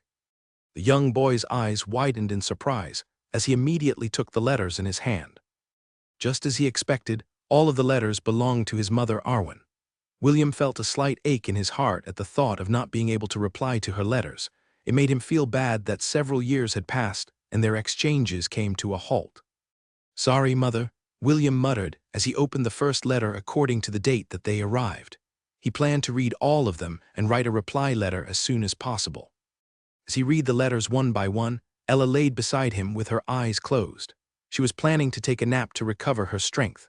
The months that she had spent beside William had also taken a toll on her soul as she used the power of the Bell of Athanasia. Since William was already feeling better, she decided to catch up on her much-needed rest and read Arwen's letter at a later time. A few hours passed before the boy finished reading all the letters that Arwen had sent to him. Complicated emotions rose from his chest as he went to his desk to write a reply to his mother. It seems that James had written a few letters to Arwen and explained that William was currently in training. Even so, that didn't stop Arwen from sending a letter once every month. She hoped that one of her letters would arrive during her son's in-between breaks so he would be able to reply to her. Unfortunately, Skyla always arrived at a bad time and wasn't able to meet William. The crane also didn't want to disturb the boy's training, so she simply asked James to give Arwen a monthly report on William's training. As William focused on writing his letter, he didn't notice that the sun had already set. If not for the knock on his door that broke his concentration, he would still be writing his letter. "Young master, it's time for dinner," Helen said with a smile. "Thank you, Aunt Helen," William replied. "I'll be in the dining room in a minute." After dinner, William was about to return to his room when he heard the familiar cry of a crane come from outside the house. The boy immediately ran out of the door and was just in time to see Skyla land down a few meters from the main door of the house. The Silvermoon crane gave William the "finally you're here" gaze, as it uttered a soft cry in greeting. "Big sister," William ran towards the 2-meter-tall crane and was about to hug her, but stopped midway. He had still not fully recovered from his mental shackles that prevented him from being intimate with anyone aside from Ella. Just an hour ago, he was thinking of a way to send his letter to the Silvermoon continent. He didn't want Arwen to wait for a second longer and was about to ask his grandfather for an alternative way to deliver the letter. Fortunately, an express carrier had arrived to answer his prayers. William respectfully invited Skyla to the garden and brought her food. He then waited patiently for her to finish eating before he started to ask questions about his mother and what she had been doing over the past few years. Although the crane was exhausted from her journey, she still talked to William and shared quite a bit of gossip about the Silvermoon continent. The crane also noticed something different about William. As a very intelligent beast, it was quite easy for her to spot these changes. However, she didn't pry because she also understood that this was part of William's growth. The two talked until midnight before the crane left the boy to hunt for more food. Skyla planned to rest for an entire day before her return trip to the holy city of Ethel. Deep inside, she was very happy after finally seeing William. After a very long time, she would finally be able to deliver William's handwritten letter to Arwen, who had been missing him terribly for years. The next day, Ella, Anna, Eve, and Skyla sat in the garden while listening to the songs that William was singing. He was in the middle of recording songs using a high-grade recording crystal that had been given to him by James at his request. Since he was always stuck inside a hospital room back on Earth, William had decided to have a few hobbies like playing the guitar to pass time. He was quite good at it, so when he had obtained the bar job class, he decided to record a few songs for Arwen. This way, his mother would always hear his voice and not miss him too much. Due to the power of the job class, William's playing skills were enhanced to another level. Not only that, his voice was smoother and more captivating. The songs he recorded were Disney songs that he had loved since he was a child. Songs like "Do You Feel the Love Tonight?", "Fly the Distance", "My Whole You World", and "Beauty and the Bestie". Anna was quite curious about how William learned these songs because she had never heard them before. The young boy only said that he had heard the songs during his travels outside of Lont. The songs were like a lullaby for Eve, and the little girl slept peacefully while William was doing his one-man concert. That night, Skyla spread her wings and embarked on her journey towards the Silvermoon continent. She was quite in a hurry to return back home and let Arwen listen to her son's performance. The crane knew that her partner would cry tears of joy the moment she heard William's songs. It made her determination to return as soon as possible burn brighter. The next day, Fayrite sat beside William as he taught him the proper way to perform in front of people. "When you sing a song, you should smile," Fayrite said while holding his lute. "You might not believe it, but when you are smiling, your heart smiles as well. This will empower our songs because us bards must always sing from our heart. The stronger the emotion, the stronger the power of our songs. With a song, we can raise the morale of an army or make them weep bitter tears. We can make the hearts of ladies swoon or make the children dance to our tune. This is the power of music, and I dare say that it is one of the most wonderful gifts that the gods have given us mortal creatures." William nodded in agreement. Music had been one of his constant companions during the hard times of his life.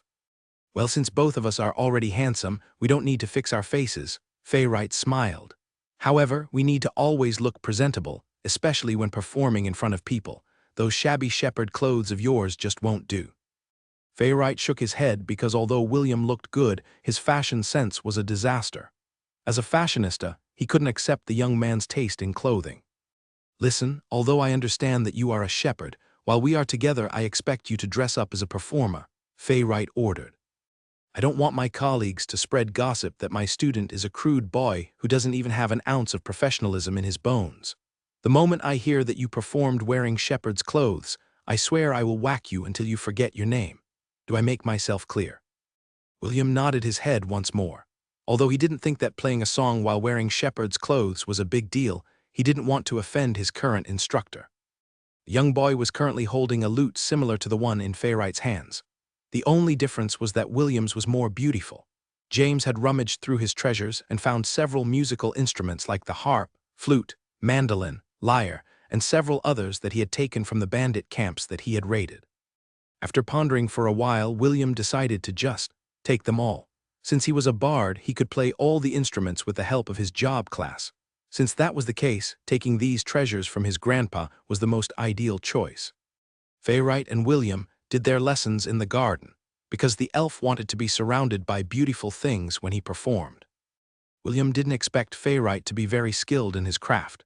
The boy thought that his songs were already good enough, but when he heard the elf sing, he felt his soul being forcefully taken to places that he had never been before.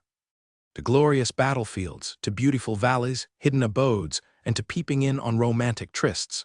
Fayright did it all, and he did it so naturally that William felt envious of his musical talent. "You can praise me, you know." Fayright gave him a teasing smile. "I will not charge extra for overtime." "You're amazing, maestro," William praised from the heart. "I wish I could perform like you." "Don't worry, when I'm done with you, you'll be able to perform in front of kings and emperors." Fayright flipped his hair like the narcissist he was. "Sometimes, all you need to do is let your heart do the talking when you play. Remember this, my dear student, music is the universal language of mankind.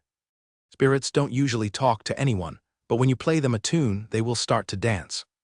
With Fayright's personal teachings, William was able to let go of all the pent-up emotions inside his heart. Every time he sang a song, he could feel himself letting go of all of his worries, and it made him feel at peace. Ella, Anna, Eve, and Helen were his avid fans.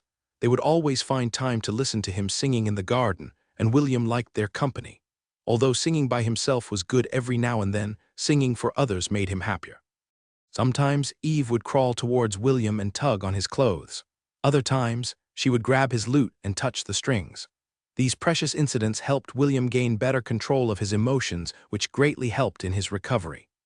Almost half a year had passed since William started his bard training with Fayright. The exchange of letters between him and Arwen continued without fail. With each letter he opened, he felt closer to his mother, who was hundreds of miles away from him. The two had grown very close through these exchanges, and the young boy's love for his mother grew with each passing day. William gave Skyla a big hug, and the latter nuzzled him before soaring to the sky. In his last letter, the young boy sent his mother a recording crystal with the songs he sang. Arwen loved William's gift and played them every day. "Big sister, have a safe trip, and tell my mother I love her," William shouted as he waved at the crane in the sky. Skyla replied with a cry of affirmation, and circled William once before flying in the direction of the Silver Moon continent. With the maestro's help, the red-headed boy was able to break free from the shackles that prevented him from being intimate with other people. Sometimes the half-elf wondered if things would have ended differently if he had chosen Jekyll instead of Fayright. He had a feeling that he might have lost something very important to him if he had chosen the dentist as his instructor instead of the lively bard who taught him the power of music. "Twinkle, twinkle, little star, how I wonder where you are," William sang while Eve sat on his lap, up above the world so high like a diamond in the sky. Eve was making random baby sounds as she tried to sing along with William. The two of them had gotten close after her big brother had started to open up his heart to people again. Deep inside, William was very happy because he loved spending his time with children. He was now in full control of his emotions and held Eve in a protective embrace. "The two of you have really become close," Anna said with a smile as she walked towards them. "I'm starting to feel jealous." "Mama," Eve clapped her hands as she called out to her mother. Anna scooped up her daughter and kissed her cheeks. "Have you been a good girl?" Eve kissed her cheeks in reply, and Anna nuzzled her beloved daughter. William watched this scene with a smile on his face as he stood up from the ground. Although he wanted to stay, there were still a few things he needed to do. He bid his aunt goodbye and headed towards the valley where the herds were grazing. Yesterday, he bought the weapon that the system had recommended to him from the god shop. This weapon contained a job class that William had wanted for a very long time. Thanks to the 90% discount coupon, the god points he had earned during his missions, and the bonus god points that he earned through overcoming his weakness, he was able to purchase this weapon from the shop. The system had thought long and hard for a proper excuse to give William for the extra god points he had received out of nowhere, and decided to just say that it was the bonus points that was awarded to him after being able to recover from his previous state.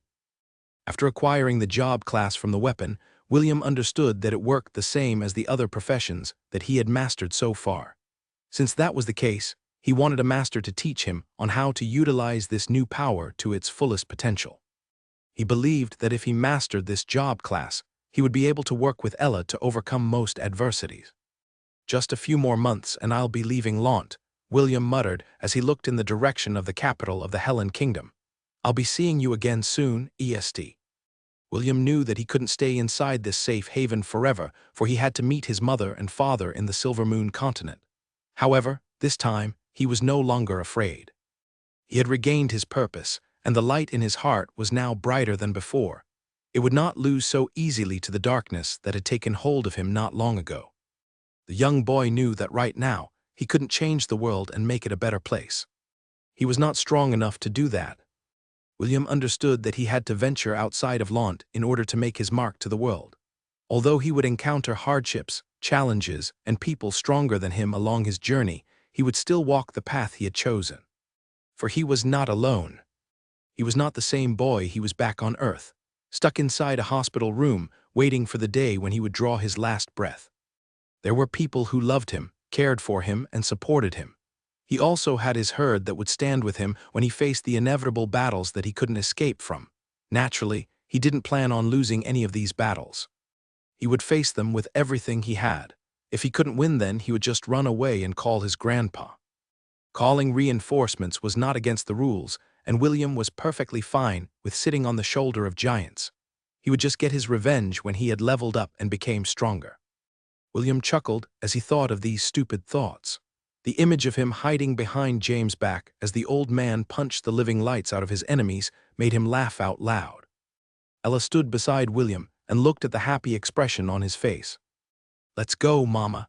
William grinned as he pointed at the sun in the distance. "In this world of swords and magic, where adventure runs wild and free, our legend is about to begin." 4 years had passed since William lost his powers. During the trial of courage, many things happened in the Helen Kingdom during this time. Just like James predicted, after the king had settled the aftermath of the beast tide, he sent those who had performed meritorious service to reclaim the lands that had lost their owners. Due to James' immediate action, Fushia and Zynar fell under the control of Lant. The nobles made a ruckus, but the king quieted them down with the merits that James had acquired during the battle at Windkeep Citadel. Of course, that was only the king's excuse. He knew that dealing with James was a pain, so he decided to just turn a blind eye to his actions. Also, the Oraubro was not just for show. It was a one-man army that could easily match a flood dragon in a life-and-death battle. The nobles that had reclaimed the lands near the borders of Lant decided to send James plenty of gifts in order to show that they wished to coexist in peace. Cedric had also accepted the fact that there was no way he could rebuild Fushia with the remaining survivors. He would be lying if he said that he didn't feel sad about the current situation, but Lee convinced him that this was for the best. In order to forget his heartache, Cedric asked James to help him go to the central continent so that he could enroll in one of their academies. James agreed to his request and gave him the funds he needed. The king also gave orders for Fort Windermere to be rebuilt, and even drafted a plan to make a fortress that would face the Forbidden Land directly. He knew that if another beast tide occurred, the newly built towns and villages would once again be wiped out from the face of the map. The nobles who had laid claims to the western region supported this plan, and even donated a few thousand gold from their own treasury to hasten the building of the fortress. On a hill overlooking Lant, a 14-year-old boy sat on top of an Angorian goat. He was cradling a 3-year-old girl in his arms while waiting for the sun to rise. The little girl in his embrace was sleeping peacefully without a care in the world. She was the treasure of the Ainsworth family, Eve von Ainsworth. "Me," Ella bleated softly. "Eve, time to wake up," William said as he lightly poked his little cousin's cheeks. "The sun is about to rise." The little girl's eyelids fluttered. A pair of innocent blue eyes that were more beautiful than sapphires drowsily looked up at William. Good morning, Eve. William smiled at the cute little girl. Eve gazed at him for a few seconds before she closed her eyes to go back to sleep. Her lips moved in a pout for having been disturbed in her slumber. William could only helplessly shake his head as he gazed at the sunrise. He couldn't possibly force her adorable cousin to enjoy the sunrise with him. While taking in the morning light, he heard footsteps coming from behind him. Judging from the weight of every step, William judged that it was none other than his grandpa, James. "Our little darling is still sleeping?" James asked as he stood beside Ella and William. "Yes," William replied. "She woke up a minute ago but decided to go back to sleep." "Then let her sleep," James said fondly. "Girls need their beauty sleep." "Indeed," William agreed. "The two of you spoil Eve too much." Anna made her way towards her father-in-law and nephew with a smile on her face. "I'm afraid that no one would dare to court Eve when she comes of age with the two of you guarding the front door." "HMP, if anyone dares to court my darling granddaughter, I'll break their legs," James snorted. "Only their legs? It would be best if we break their arms as well," William proposed. "My cute cousin is too precious. What if those bastards try to touch her with their filthy hands?" "Indeed, we should break their arms as well." "No," Anna glared at the overprotective duo. "The two of you better not get in the way of her love life." The two men glanced at each other. Clearly, they only agreed on the surface and would definitely cripple anyone who dared to lay their hands on Eve when she grew up. The silence of the early morning was broken by the cry of a white crane. William raised his head and saw the familiar spirit beast that had first visited Lant when he was 10 years old. A minute later, the 2-meter-tall crane landed beside Ella and looked at William with a gentle gaze. "Thank you for your hard work, big sister Skyla," William greeted with a smile. "How is mother? Is she doing well?" The white crane nodded her head. William returned the sleeping Eve to Anna and dismounted Ella's back. He then caressed the head of the white crane before retrieving the parcel tied to her leg. James and Anna shared a knowing glance and returned to the residence together. They wanted to give William some privacy to read his mother's letter. "Big sister, there are a few things that I need to do today, so I can only write the reply letter around noon," William said in an apologetic tone. The white crane nuzzled the side of William's face before giving him the "I understand" look. It then opened its wings to fly towards the river where it would catch some fish and rest while waiting for William to write his letter. William opened the letter in his hands while Ella rested her head on his shoulder. It was as if she wanted to read the letter that was sent by her baby's mother. Just like always, William read the letter out loud so that Ella could also hear its contents. "To my beloved William. Spring has arrived in Nitv Ethel and the silver moon flowers have started to bloom. I wish that you could see them, but that will have to wait until you are old enough to travel to the silver moon continent. Your grandfather and grandmother are doing well and they loved the gifts that you sent them last time. They were still enamored by the recording that you sent as well. They even make sure to play it whenever we have guests in our house. My two disciples also loved your singing and were quite curious about who composed the songs that you sang. I know that it might be a hassle, but can you send more recorded songs in your next letters? I promise to treat them better than our own family heirlooms. Since they all know that I am currently writing a letter, they are expecting you to send another batch of gifts when Skyla returns to my side. I know it is a bit troublesome, but do your best, okay?" William chuckled as he read the part about his grandparents. He had also exchanged letters with them in the past, and he found out that they were more eccentric than his grandfather James. Due to Ella's nudging, he once again focused his attention on reading the letter in his hands. "If I remember correctly, by the time this letter arrives in Lant, you will be preparing for your journey towards the capital of the Helen Kingdom to enroll at the Royal Academy. I am not familiar with the quality of education in the human kingdoms, but I pray that you learn a lot during your stay at the academy. Remember, go there to study and not to fool around with girls. You are still too young for that, so you should focus on your studies. Don't be like your father who attracted all sorts of ladies left and right. Skyla is more familiar with the Helen Kingdom than me, so I'm sure that she will be able to deliver my letters to you at regular intervals. My beloved, I miss you, and I look forward to the day that I will be able to hold you into my arms. Until then, keep yourself safe and make sure to stay away from harm. Also, pass my love to Ella. I am forever grateful for the love that she has given you all these years. Please, bring her with you when you visit me in Nitv Ethel. I look forward to thanking her personally. May the blessing of the moon goddesses shine on you every night." Arwen Inarian Ainsworth. William kissed the letter after reading it. His eyes were moist as he carefully folded the letter before placing it inside the Ring of Conquest. Mama, after a few years, we will go to the Silver Moon continent to visit Mother, William said softly. Mie? Ella nodded her head. She was also looking forward to her meeting with William's birth mother. If Ella could talk to Arwen in private, she would thank her for bringing William into her life. Without her baby, she would have lived her life as an ordinary Angorian goat, and would never have gotten the chance to experience the things that she had experienced during the time that she had stayed by William's side. Celine caressed the side of William's face. It had been 4 years, and the effect of the slave collar had finally lost its hold over the red-head boy. "Do you hate me?" Celine asked. She stared at the handsome boy in front of her and waited for his answer. "I would be lying if I said no, master," William replied honestly. "Although I feel some resentment towards you, I will not forget that you treated me well over the past few years. I am very grateful to have become your disciple." Celine smiled and patted the boy's head. "I will remove the collar now. You must be sick and tired of wearing it this entire time."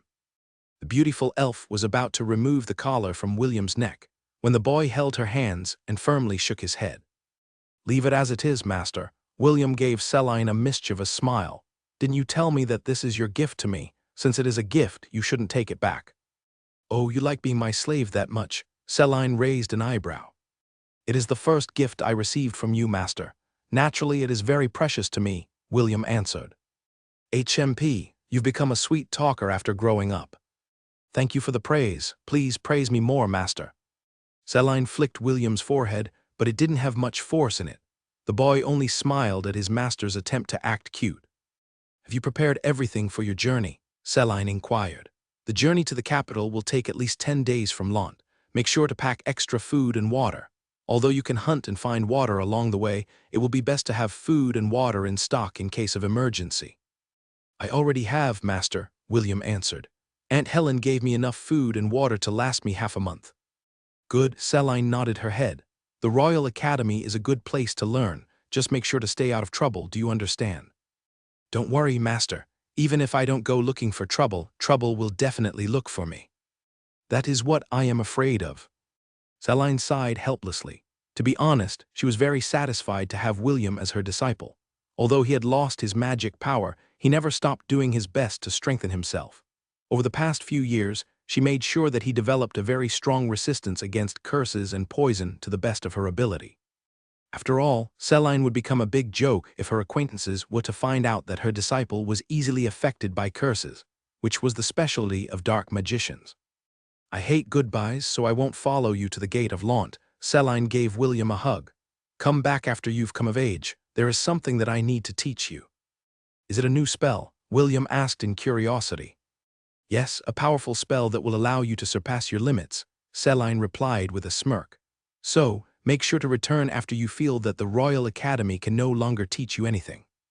"For some reason, I'm looking forward to learning this spell that you are going to teach me, master." Look forward to it." William waved goodbye to his master as he mounted Ella's back. The enrollment for the Royal Academy would be starting soon. This was why he needed to go to the capital before the registration ended. Celine and James both knew that they couldn't keep William in a small town like Lont forever. If they did, they would only hinder his growth, and that was not a good thing. Although William was only 14 years old, Celine and James both agreed that it was time for the boy to see the world. Since that was the case, going to the Royal Academy of the Helen Kingdom would be the best place to teach him another side of how the world worked outside the borders of Lont. "Mistress, did you already know?" Oliver the parrot monkey inquired. "It's still too early to tell, Oliver," Celine replied as she watched her only disciple disappear in the distance. "Perhaps when he returns in a few years, we will finally know the answer." "Understood, my lady." Oliver nodded. He looked forward to the day when William returned to Lont. "I hope that he is the one that is mentioned in the prophecy." Oliver had watched William grow up and he could vouch for the boy's character. However, just like his mistress, Celine said, it was still too early to tell whether the red-headed boy was the one that would fulfill the elven prophecy. Helen tidied William's clothes and wrapped a traveling cloak over his shoulders. When she thought that everything was in order, she gave William a kiss on the cheeks before taking a step back. "James, Mordred and Anna said their goodbyes, which almost made William tear up. Theo and the rest of William's friends in Lant also gave him a hug and wished him a safe journey towards the capital, although Eve was only 3 years old.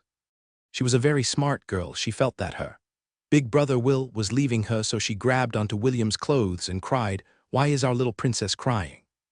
William asked as he carried the little girl in his arms. Woo woo woo woo woo. Will woo woo woo woo woo. Eve latched onto him like a leech as she covered William's traveling clothes with her tears and snot. William kissed her cheeks as his hands softly rubbed the back of her head. If he still had his powers, he might have used a sleeping spell to put his cousin to sleep. Will woo woo woo woo. Leave, Aunt Anna, William said with a pleading expression. Anna stepped forward and coaxed Eve to let go of William. Don't worry, your big brother will return soon, he's just going away for a while to study. Eve grabbed hold of William's clothes. But Anna pried her fingers off him. The little girl bawled her eyes out as she tried to reach for her. Big brother Will, seeing Eve's sad expression. William's heart ached so much that he decided to use one of his secret weapons in order to coax the crying girl. William activated Lily's divinity, and a lollipop appeared in his hand. He took the wrapper off the candy and presented it to Eve. Here you go. It's your favorite candy, William said like a kind uncle who liked to give candies to little children. Eve's eyes locked onto the lollipop and reached for it. William handed it to her and her crying immediately stopped. Good girl. William patted her head. When I come back, I'll bring you a lot of candies from the capital. Be a good girl until I return. Okay. Eve reluctantly nodded her head as she started to lick the lollipop. Lily's divinity was the ultimate weapon against little girls. No, it was an ultimate weapon for girls of all ages, as long as their height doesn't surpass 125 centimeters. 4.11 feet, they would be unable to resist the lollipop's charms. William mounted Ella's back and urged her to move forward. He was afraid that his tears would start to fall if he stayed any longer. Ella understood William's feelings, so she started to run as fast as she could. Leaving the town of Lant behind, only when they were a mile away from Lant did she stop. William turned his head to look back at the small town in the distance. It was the place where he grew up, a place filled with happiness, warmth, and love. I'm only a mile away and I'm already starting to feel homesick. William sighed. He then hardened his heart and looked forward. Mama, let's go, let's march towards the capital of the Helen Kingdom. Screams reverberated in the air as a merchant caravan was being attacked by bandits. No, please don't hurt my daughter. A woman grabbed the bandit's leg while pleading. The bandit was holding a little girl in his arms as he sneered at the girl's mother. Clearly, he was unwilling to let her go. Scram, I don't like used goods, the bandit roared as he kicked the woman away. No, mama, the little girl wailed as he saw her mother's body crash on the ground. Men, take the treasure and all the good-looking girls. As for the rest, kill them all, the bandit leader ordered as he chopped off the head of one of the caravan's guards. Yes, the bandits simultaneously replied as they looked at the carriages with greed. The woman painfully propped her body on the ground, but the injury she received made her unable to stand. Lucy, the woman cried out her daughter's name as tears streamed down the side of her face. Mama, Lucy called out to her mother. Sorry, little girl, but you're not going anywhere.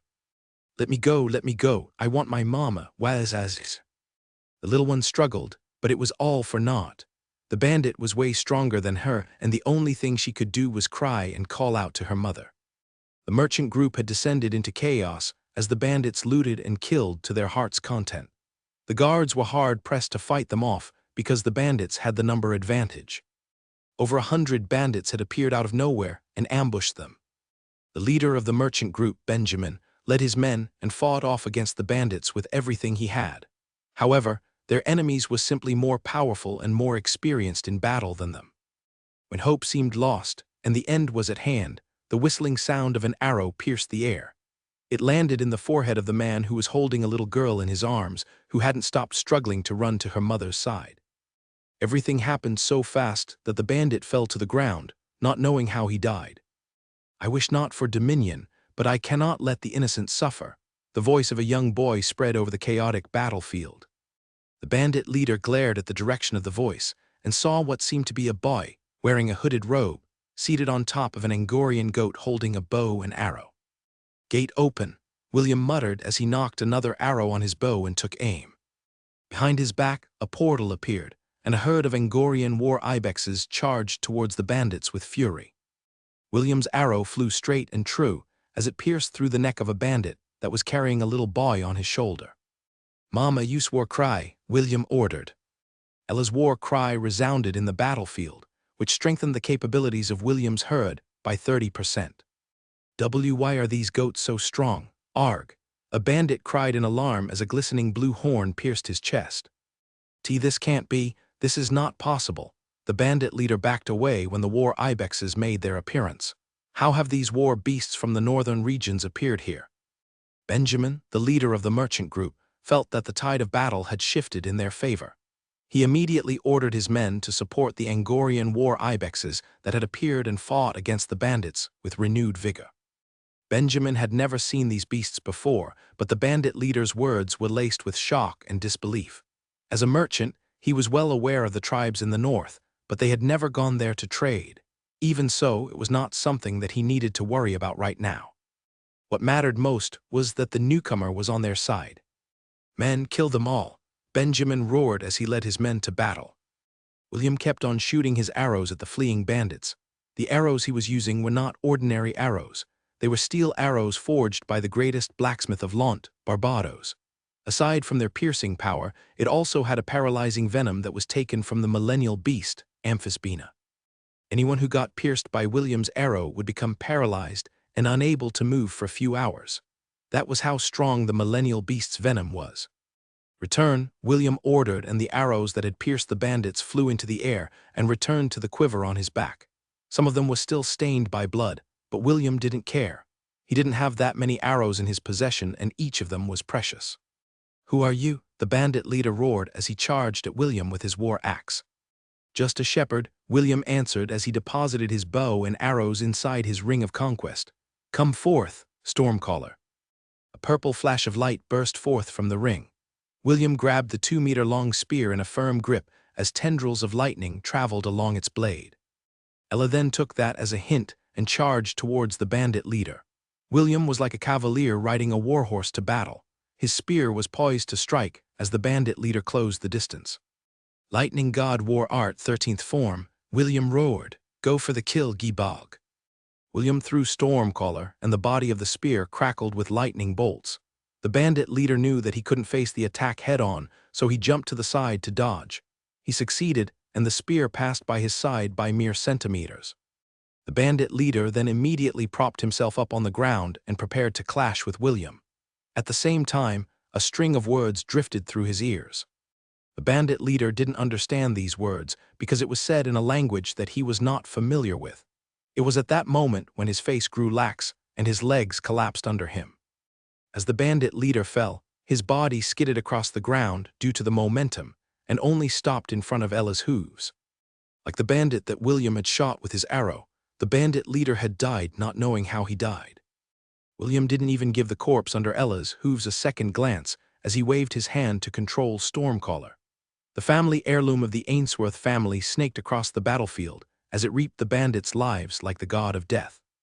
When the last bandit fell dead on the ground, Benjamin and his men cheered and raised the weapons in their hands to proclaim their victory. Everyone in the merchant group breathed a sigh of relief because they had survived from being wiped out by the bandits. Benjamin was about to thank their benefactor when he noticed that the young boy wearing a hood had disappeared. Even the Angorian war ibexes who had trampled and impaled the bandits were nowhere to be seen. An eerie silence fell upon them as Benjamin and his guards glanced at each other with dumbfounded expressions. "Did we just get rescued by a ghost?" one of the guards asked in a stuttering voice. "That can't be possible, right?" another guard offered his opinion. This was the same opinion of everyone in the merchant group, but the fact remained that they couldn't find their benefactor. Just like a ghost, he had appeared and disappeared like a passing breeze. "He was real," the little girl who was supporting her mother from the ground shouted. "He's not a ghost. He saved me and mother from those bad bandits."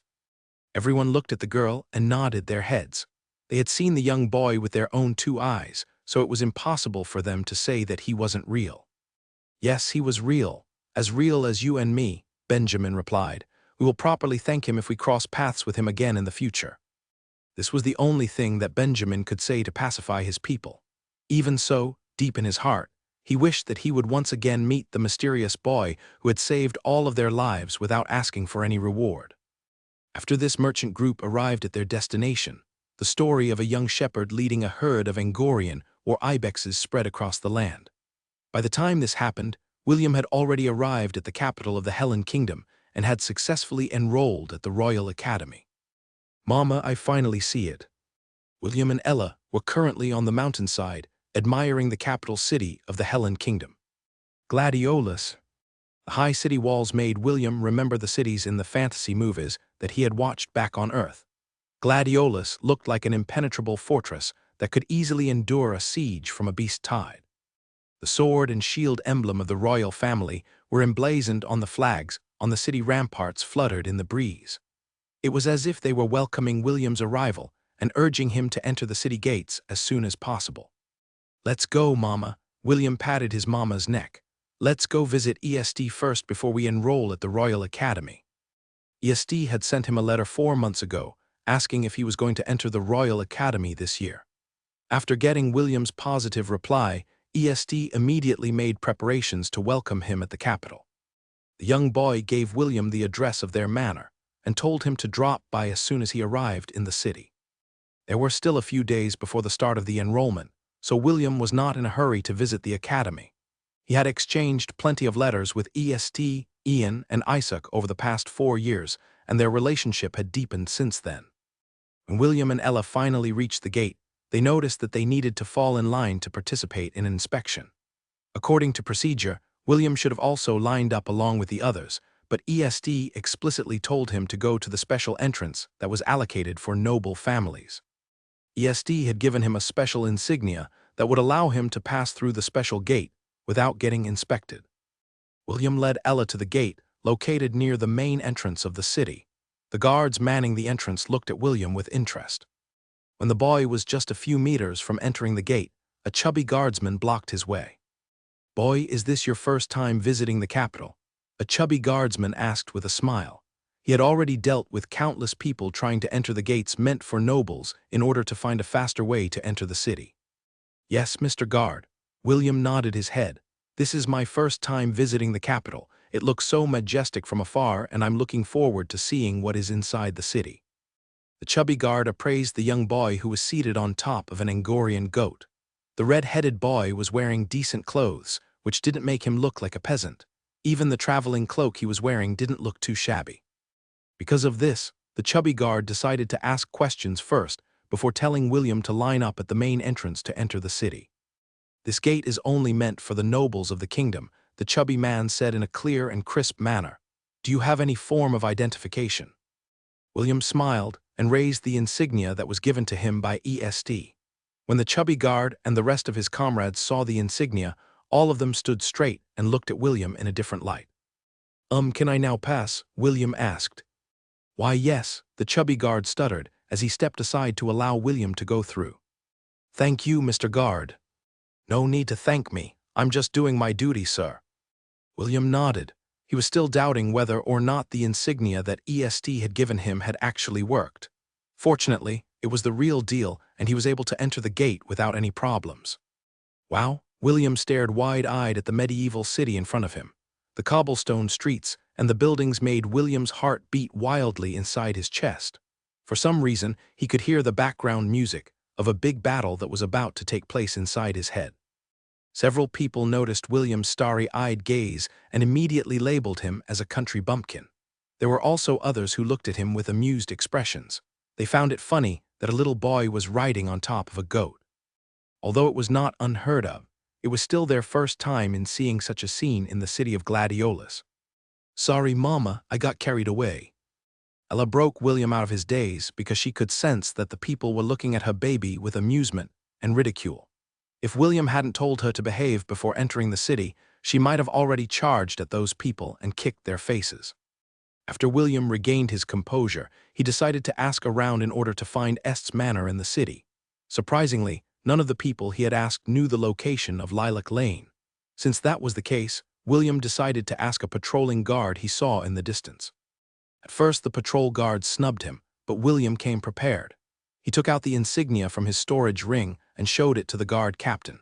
Just like what had happened at the gates of the city, the patrol guards suddenly had a 180-degree change in the way they treated William.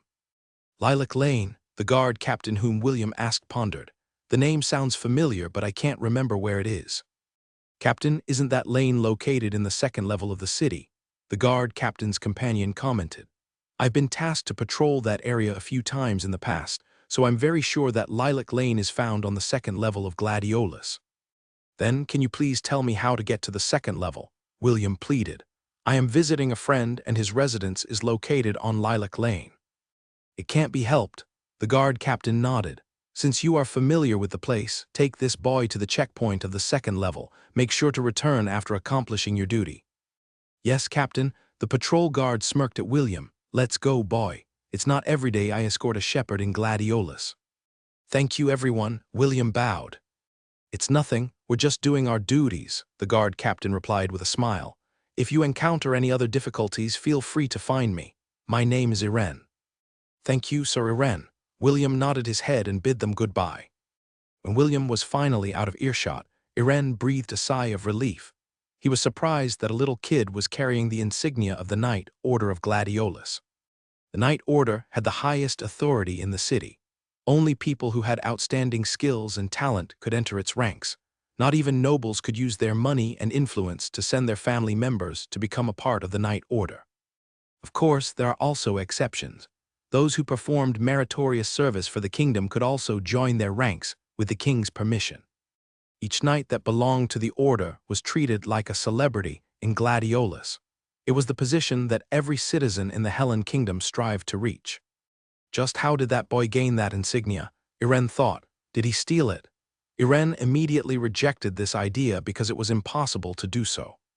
After all, the members of the Knight Order were insanely strong. Each of them were capable of dealing with S-level threats on their own that only left one other possibility. The young boy had to have done something well, since no one in the Knight Order would be foolish enough to give their insignia to just anyone. This is the place that you are looking for, the patrol guard said as he looked at the address that William had given him. Come with me. The patrol guard walked towards the gates, while William and Ella followed behind him. Before the guard and William could even introduce themselves, the gates opened, and a familiar old man walked out with a smile. It has been a while, William. Herman greeted the boy in an easygoing tone. Uncle Herman, it's good to see you again, William replied with a smile. Well, it seems that the two of you are already acquainted, the patrol guard commented. I will now return to my duties. See you around, William. Thank you, Sir Braun. William waved goodbye to the kind man who helped him along the way. When the patrol guard was no longer in sight, Herman led William inside the manor. The smile on William's face stiffened when a pretty boy stood in front of the main entrance with his arms crossed over his chest. You still look as dumb as you were when you were 10 years old, Ian snorted. It has already been 4 years since then and you are still on your period, William asked.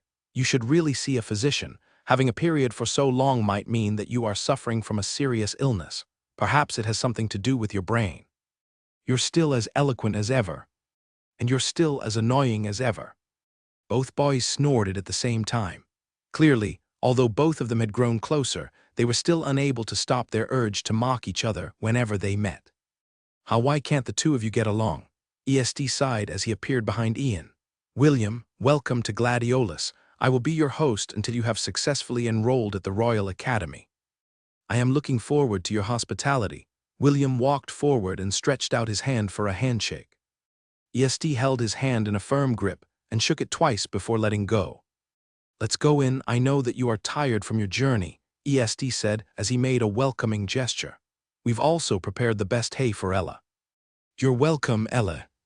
ESD would always do his best to communicate with Ella, even though he couldn't understand her language like William. This was one of the reasons why William thought that ESD was an interesting person.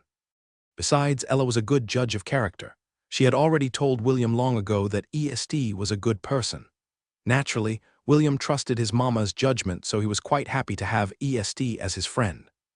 ESD led them to the living room where a beautiful lady with long blonde hair and green eyes was waiting for them. She was seated on a chair and was looking at William with kind eyes. William, I would like to introduce you to my mother, Elizabeth Wells Newmont. Mother, this is my good friend William von Ainsworth. It's a pleasure to meet you, my lady. William bowed his head respectfully. The pleasure is all mine, William, Elizabeth said with a smile. I've heard a lot of things about you from EST. Feel free to call me Mother from now on. Mother, EST pouted as he clung to Elizabeth's dress. William found Est's reaction really cute, but he kept a neutral expression on his face. He didn't want to leave a bad first impression on Est's mother. What a fine young man you are, Elizabeth praised. You would be the perfect husband for my daughter, if I ever have a daughter. Elizabeth gave EST a sidelong glance before focusing her attention to William. The expression on Est's face was priceless, and Elizabeth was finding it hard to hold back the laughter that was bubbling up inside her chest. I would definitely marry your daughter, if you have one, my lady, William replied with a shameless grin. Well, you'd better remember your words, little Will, Elizabeth chuckled. Who knows what the future will bring? Of course, William nodded. Good-looking men must know how to keep their promises. I'm liking you more and more. Elizabeth was quite satisfied with William's attitude. He wasn't like those noble heirs who were arrogant and stuck up. Est's mother admired William's boldness and his sense of humor. Well, I can't force this issue, Elizabeth thought. It would be best to let nature take its course. William and Ella were treated as VIPs in the Newmont residence. Even Ian did his best not to taunt William in front of Elizabeth. The hours passed by as Elizabeth listened to William's tales about Launt and life in the countryside. Elizabeth had been born a noble and lived by the side of her young lady after she came of age. After they were sent to the Helen Kingdom, a few things happened and she was forced to leave her best friend's side. Even so, the two of them still held deep feelings for each other, and their sisterhood had remained strong over the years. William's tale was like a refreshing breeze that reminded her of her younger years. One of these days, I'll go and visit Launt, Elizabeth said after hearing William's tale. Perhaps the fresh air of the countryside will revitalize my monotonous lifestyle. The life in Launt is crude, but it has a rustic charm that you wouldn't find in the city. William was like a salesman that was about to close a deal. It's the perfect place to retire and live your days in peace. Sounds like heaven. It is a piece of heaven that is nestled at the western edge of the kingdom. I'm sure that you will love it, Lady Elizabeth. I wish for that as well. Little Will, my grandpa might be stingy to pests, but he treats guests like old friends, perhaps. The two of you will get along, my lady. Oh my, I'm really looking forward to meeting your grandpa. Elizabeth chuckled. It would be best if I lay the foundations for a good relationship between our families. William didn't know what Elizabeth was thinking because he was very happy at the moment. He could tell that the beautiful woman before him was really interested in visiting his hometown. After an early dinner, William and Ella retired to the room that was specially prepared for them. It was very spacious and had a large bed. The moment William laid his head on the pillow, he immediately fell asleep. He had been camping for the past few days, and sleeping outside was not as comfortable as sleeping on a bed that seemed to be made from a marshmallow. Ella laid by his side because the bed was more than big enough to accommodate the two of them. She, too, was tired from their travels. The sound of light snores echoed along the walls of the room as the two guests slept with a dreamless sleep. EST. William is exactly how you described him to be, Elizabeth said as she patted her son's head. A very interesting, yet mysterious boy. It's a pity that his magic power has been sealed. I'm worried about the treatment that he will receive from the academy. EST sighed.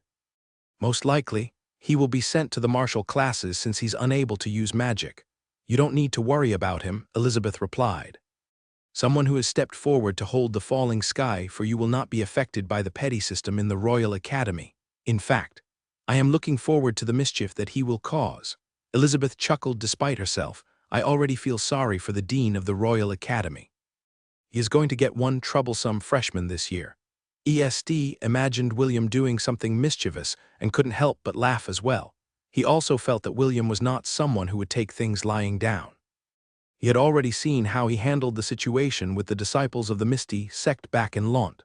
Besides, I trust him, EST thought as a blush appeared on his face. He will definitely create waves the moment he enters the Royal Academy. I am also looking forward to seeing how much he has improved over the 4 years that we haven't seen each other. In the plaza, beside a lake that was located on the eastern side of the capital, a crowd of young boys and girls could be seen. They were the aspiring students of the Royal Academy, and they were patiently waiting for the registration process to begin. William literally stood out from the crowd because he was riding on top of a 1.5-meter tall Angorian goat. Almost everyone near him was looking at him with various expressions. Although William was wearing simple clothes, his bearing and good looks made him an eyesore to the boys and eye candy for the girls. William was someone who enjoyed attention, so he made sure to get the most out of it. He waved, smiled, and winked at the pretty girls who were looking at him with starry eyes. As for the boys, he ignored them completely, which made the pitiful guys curse him inside their hearts. "How what a show-off," Ian sneered from where he stood. "I thought that William would feel out of place, but it seems like he is enjoying the attention of the pretty girls," Isaac smirked. "He should try to be low-key for a change," ESD grumbled as he narrowed his eyes. "If this goes on, he will really be alienated if he gets accepted at the academy." The three children were watching William from the carriage that was parked not far away from the plaza. The three of them had already enrolled at the Royal Academy. Due to Est's special circumstances, he and his two companions were allowed to bypass the tests for the new students and were allowed to enroll directly. Every year, thousands of children and teenagers would gather in this very plaza to take part in the Royal Academy selection process. Only those that had certain qualifications would be admitted into the Royal Academy of the Helen Kingdom. When the sun was about to reach its zenith, a middle-aged man wearing a purple robe flew above the crowd and made an announcement. "Everyone, thank you for coming. The first test of the Royal Academy is about to begin," the middle-aged man announced. "The first test is simple. All you need to do is cross the Bridge of Iron Will and you will be allowed to take the next test. Those who fail will automatically be disqualified from enrolling in the academy this school year." As if waiting for him to finish his announcement, a majestic bridge started to magically appear from the other side of the lake. Its end curved upwards and extended towards the plaza. When the bridge had fully formed, the middle-aged man raised his hand and announced the start of the first test. Everyone who planned to enroll at the academy rushed towards the bridge. William gazed at the crowd, but he didn't seem to be in a hurry to participate. He was planning to do some observation first to see what kind of challenge the bridge imposed to those who dared to challenge it. The first batch of children managed to travel up a fourth of the bridge before they started to slow down. It was as if a strong pressure was pressing on their shoulders that every step seemed to be a gargantuan task. Of course, there were others who shrugged this pressure off and walked with even steps.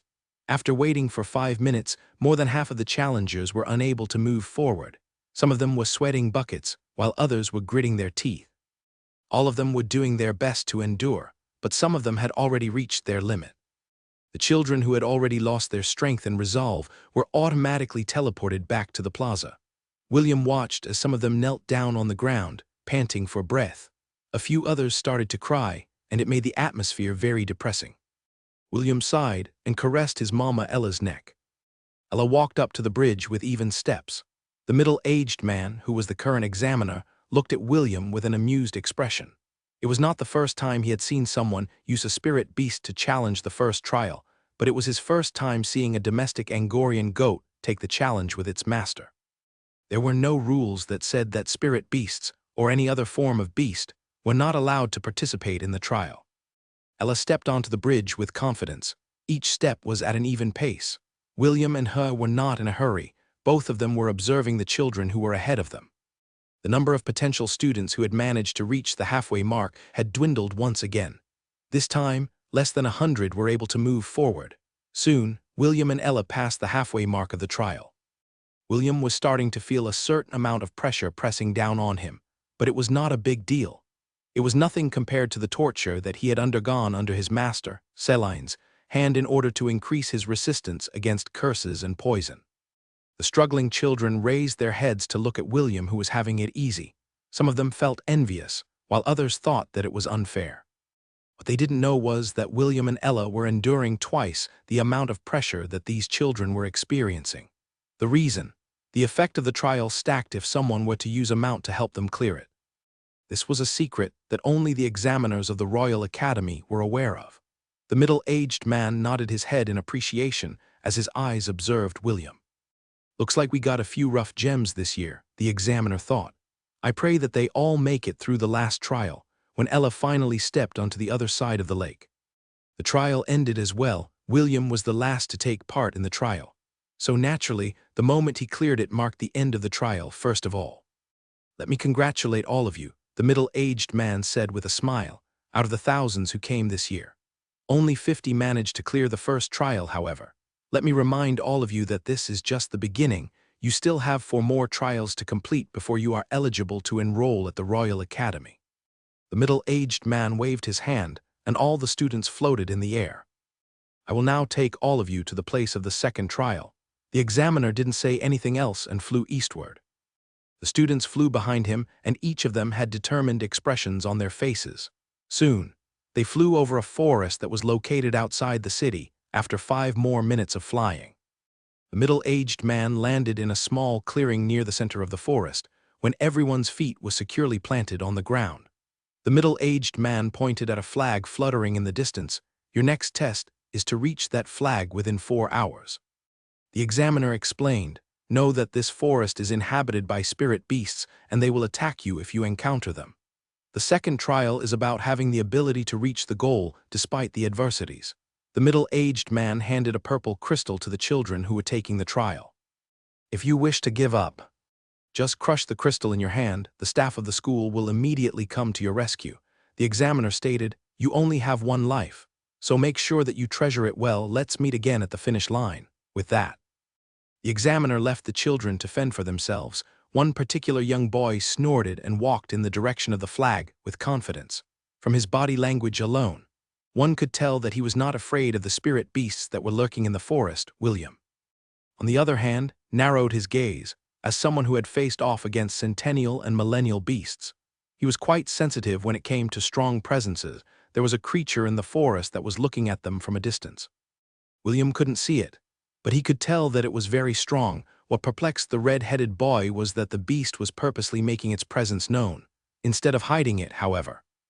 Only those with very keen senses, or those who had experienced life and death battles, would be able to perceive it. Mama Ella. "We should stay away from it," William said in a voice that only Ella could hear. "Me." Ella nodded her head in agreement. The Angorian goat walked to the other side of the forest. The route William chose was not the route that would take them directly to the flag. Instead, he intended to take a detour to avoid the strong presence that was waiting along the shortest route towards their destination. "What a stupid test," a young man, with short brown hair and green eyes, said as he walked towards the flag in the distance. He was the one who chose the shortest route among the participants. During the first trial, he was the first to arrive on the other side of the lake. Because of this, his confidence was at its peak, and he thought that he was the best among the latest batch of examinees that were aiming to get enrolled at the Royal Academy. Suddenly, a boar-type spirit beast appeared out of nowhere and charged at him. "Small fry," the young boy sneered as he raised his right hand, aiming it at the boar. Boulder smash. A boulder that was at least a meter big shot out from the boy's hand and slammed at the charging boar's head with a resounding crash. The boar squealed in pain, but the boy wasn't finished by a long shot. After getting a clean hit, he summoned a sword in his hand and ran towards the boar. Channeling his magic into the sword, the boy made a wide strike with the intention of cleaving the boar into 2. Sensing that death was upon it, the boar gathered every bit of its strength to try and prop itself up, but it was too late. With a strike that was strong enough to crush boulders, the sword in the boy's hand sliced off the boar's head from its body, leaving a shower of blood in its wake. Tusk, not even a challenge. The boy clicked its teeth as he continued to travel along the path that he had chosen. What the boy didn't know was that something was watching him from the depths of the forest. A demonic creature with a single eye on its forehead gazed at the boy with contempt. Although it only had a single eye, it had seen everything that had happened with incredible clarity. After seeing the boy's abilities, the creature confirmed that its prey was just a little lamb walking straight into a wolf's den. It licked its lips in anticipation as its eye glowed with greed. It was looking forward to the delicious fresh meat that it was going to have for lunch. "Mama, did you feel that?" William asked. Such a sinister creature, William frowned. "At least grade B in the threat rankings." "Sounds like a pain," William sighed. Ella then stopped walking and turned back her head to look at William. "Are you sure, Mama?" William scratched his head, but in the end he still smiled and caressed Ella's neck. Some of the students formed groups in order to clear the trial together. They knew that the forest was a dangerous place and there was strength in numbers. One of these groups decided to follow the boy with dark brown hair and head along the shortest route towards their destination. Along the way, they also met several spirit beasts, but all of their ranks were quite low. The strongest threat that had barred their way was a dozen giant rats that were known for being territorial creatures. As examinees who dared to enroll at the Royal Academy and had managed to clear the first trial, these children were no pushovers. After the gruesome battle ended, the group took a break to catch their breath. However, it was also at that moment when they heard several howling sounds in the distance. It seemed that the scent of blood had caught the attention of the wolves that were native to the forest.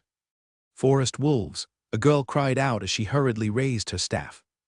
The other children ground their teeth in frustration and rallied to her. She was the elected leader of the group, and they promised to listen to her orders. The Wind Mage immediately asked them to initiate their battle formation. This group's lineup was quite impressive. They had a Wind Mage, a cleric, 2 swordsmen, and 2 archers. It was the standard party lineup when clearing out dungeons. Unfortunately, they were not only dealing with 1 or 2 forest wolves, they were dealing with a pack that consisted of 30 individuals. Forest wolves were also Class D creatures, but that only measured their individual strength. They were much more threatening when they fought with their pack. The children resisted with all their might, but soon they were overpowered by their sheer numbers. The first one to fall was the magician. Although not as smart as humans, the wolves understood who among the group of children had the greatest threat. In order to prevent their sides from suffering losses, the alpha wolf in the party ordered 5 wolves to break through the formation and deal with the mage. "And no, don't kill me," the Wind Mage screamed as a wolf lunged at her. It bared its teeth in the air with the intention of biting the girl's neck until it snapped. At this moment of life and death, the Wind Mage heard the whistling wind. A steel arrow appeared out of nowhere and struck the wolf's neck. The wolf that was about to end the girl's life crashed beside her. It was still alive, but it couldn't move its body. While the mage was still trying to understand what happened, more whistling sounds echoed inside the forest. All the wolves that had aimed to kill the children dropped to the ground with steel arrows sticking out of their necks. The alpha wolf immediately howled and gave the order to retreat. Although the other wolves were reluctant to leave, they had no choice but to obey their leader. "Return," a soft voice said as softly as a breeze. All the arrows that had impaled the wolves floated in the air and flew towards a certain direction. William, who was standing on a tree branch, gathered his arrows and climbed down from the tree. "They are now safe, Mama," William reported. Ella licked the side of William's face as if praising him for a job well done. After that brief moment of family bonding, William mounted Ella's back and left the scene. His mother asked him to prevent any of the children from dying in the forest. Although it was a tall order, William decided to grant her request. This was the 4th group that they had saved, and they still needed to save more. Ella's sensitivity was higher than William, so she could easily sense where the children were in the forest. As the mother and son pair were busy in preventing the loss of lives in the forest, several hidden presences were eyeing them with interest. "Grant, even if this boy fails the test, I'm taking him in."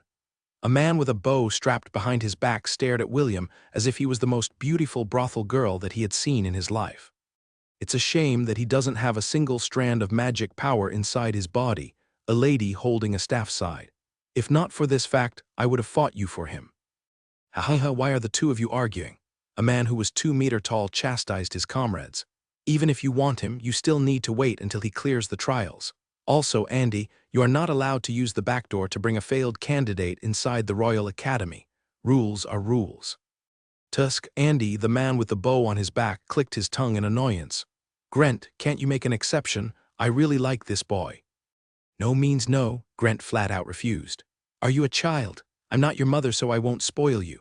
Just wait for a while, the main course is about to arrive. I want to see how that brown-haired kid deals with one of the lords of this forest."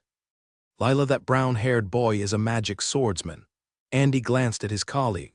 "Why aren't you giving him special attention? Judging by his ability, he is quite decent for a magic swordsman. That's a good catch, don't you think?" "A good catch?" Layla brushed her hair to the side. "Are magic swordsmen that good? Oh please, I've had enough of arrogant and pompous nobles who only know how to use their power and influence to bully the pretty commoner girls that couldn't fight back." "Ah, don't forget that they also bully other nobles who have a lower rank than them," Andy corrected her. That too, this is why I hate nobles. Layla snorted. All of them can just roll over and die for all I care. You shouldn't have asked the anti-noble mage for her opinion, Grant commented. As if you don't know that Layla hates noble brats to the bone. Even though Grant said that, he wanted to see just how far the magic swordsman would fare against one of the lords of the forest. Let's go, I want to have front row seats while we watch the show, Grant ordered, and the three of them headed towards the magic swordsman, who was about to face off against one of the most intelligent creatures that ruled over the forest. The demonic creature started to move. Can we kill it, Mama? Ella pondered for a while before resolutely shaking her head. Although defeating a monster that had a level B threat was not impossible for the two of them, killing it was another matter. If Ella's war ibex form were to be graded, she would be at the initial stages of Class C. If you add William to the equation, then their combined battle strength could reach up to the peak stage of Class C. Even so, each grade was separated by 10 levels. Ella and William were not confident that they would be able to kill a monster who seemed to be in the middle ranks of Class B. Of course, if William still had his magic powers, then it would be a different story. Sadly, he couldn't use his skills that relied on mana right now. Should we go with Plan C? William asked. Understood, let's go, Mama. Chandler, the brown-haired boy, halted his steps because he felt that something was amiss. He had just entered a clearing when suddenly, all the sounds in the forest disappeared. Could not hear the cry of beasts or the chirping of the birds. Even the subtle sounds of the insects were gone. Chandler summoned his sword and raised his guard. He was trained as a warrior at an early age, and he could tell that something was terribly wrong with his current situation. The demonic beast that had been observing Chandler walked across the forest floor with silent steps. As one of the lords of the forest, the creatures were quite familiar with its aura and scent. Because of this, all of them fled for safety, leaving the clearing devoid of all life. With a sinister smile, it decided to take the initiative and attack the brown-haired boy. Its movements were very fast, however. Chandler's heightened senses were able to sense its approach. Boulder crash. Chandler immediately fired a magic boulder in the direction he felt the threat was originating from. It was at that moment when the boy's instincts screamed at him to block an attack from above. Earth Dome. Chandler hurriedly summoned a dome of solid rock to protect him from his assailant. The demonic beast slapped the dome of earth where it exploded into chunks of rocks, revealing the boy that was hiding in its center.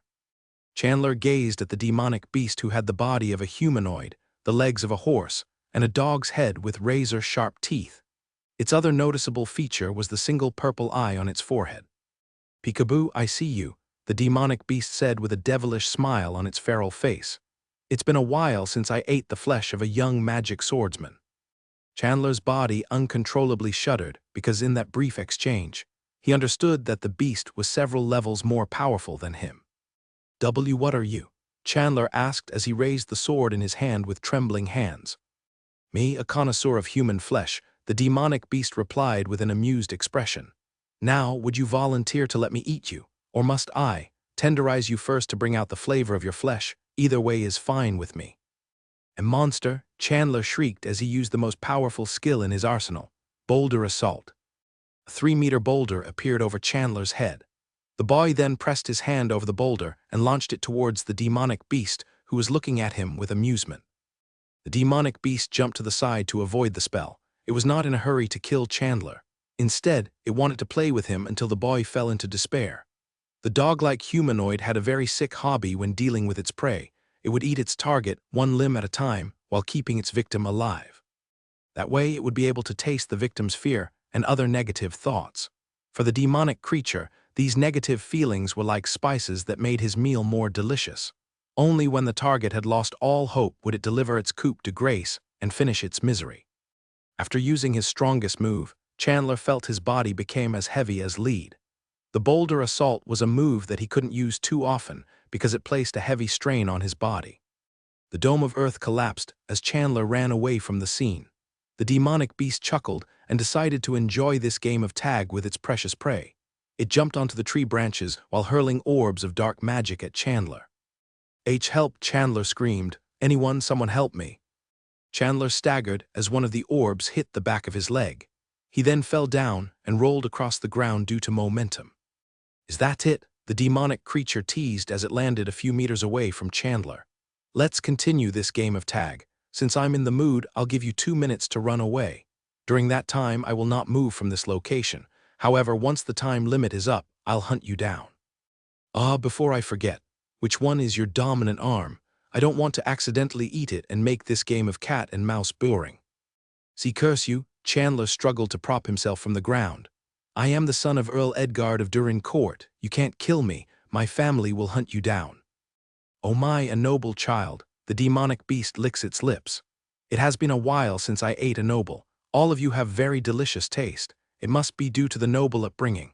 Being able to eat delicious food and enjoy resources to cultivate make your bodies very delectable. I can't wait to have a taste. Why, you can't kill me? What do you want? Money, women, I can give it to you, just let me go. Money, I don't need your human currency. As for women, although the flesh of ladies is sublime, it still cannot compare to the nutritious meat from nobles like you. Thanks for your offer, but I'll humbly decline. By the way, you have 1 minute and 30 seconds remaining. Better hurry up and run, little boy. Chandler's teeth rattled as he tried to fight back the fear that was slowly taking hold of his body. Although he wanted to run away, his body couldn't move. It was as if he had been paralyzed by the demonic creature in front of him. What's wrong? You only have 1 minute left, the demonic beast kindly reminded him. If you don't run now, then I'll be having an early lunch. Move, move, move, please move, Chandler screamed internally as he willed his body to run. After forcing himself, his legs finally moved. He then ran with all of his might towards the flag fluttering in the distance. According to his estimate, the flag was only 1,000 meters away. If he could only make it there, then he would be safe. Attaboy, the demonic creature clapped his hand with a smile. Run as fast as you can. The demonic beast stood in place and leisurely counted the time before he started to run after Chandler. It wanted the boy to desperately cling to hope. When the boy thought that he had a chance for survival, that was when the demonic beast would appear and tear one of his limbs off. That way, the enjoyment of his hunt would last a little bit longer. Soon, the grace period that he had given Chandler had passed. It even extended it by 20 seconds to ensure that the boy had a good head start before it ran after him. Time's up, the demonic beast shouted. Ready or not, here I come. The demonic beast was about to continue its game of tag, when suddenly it heard the sound of whistling air in the distance.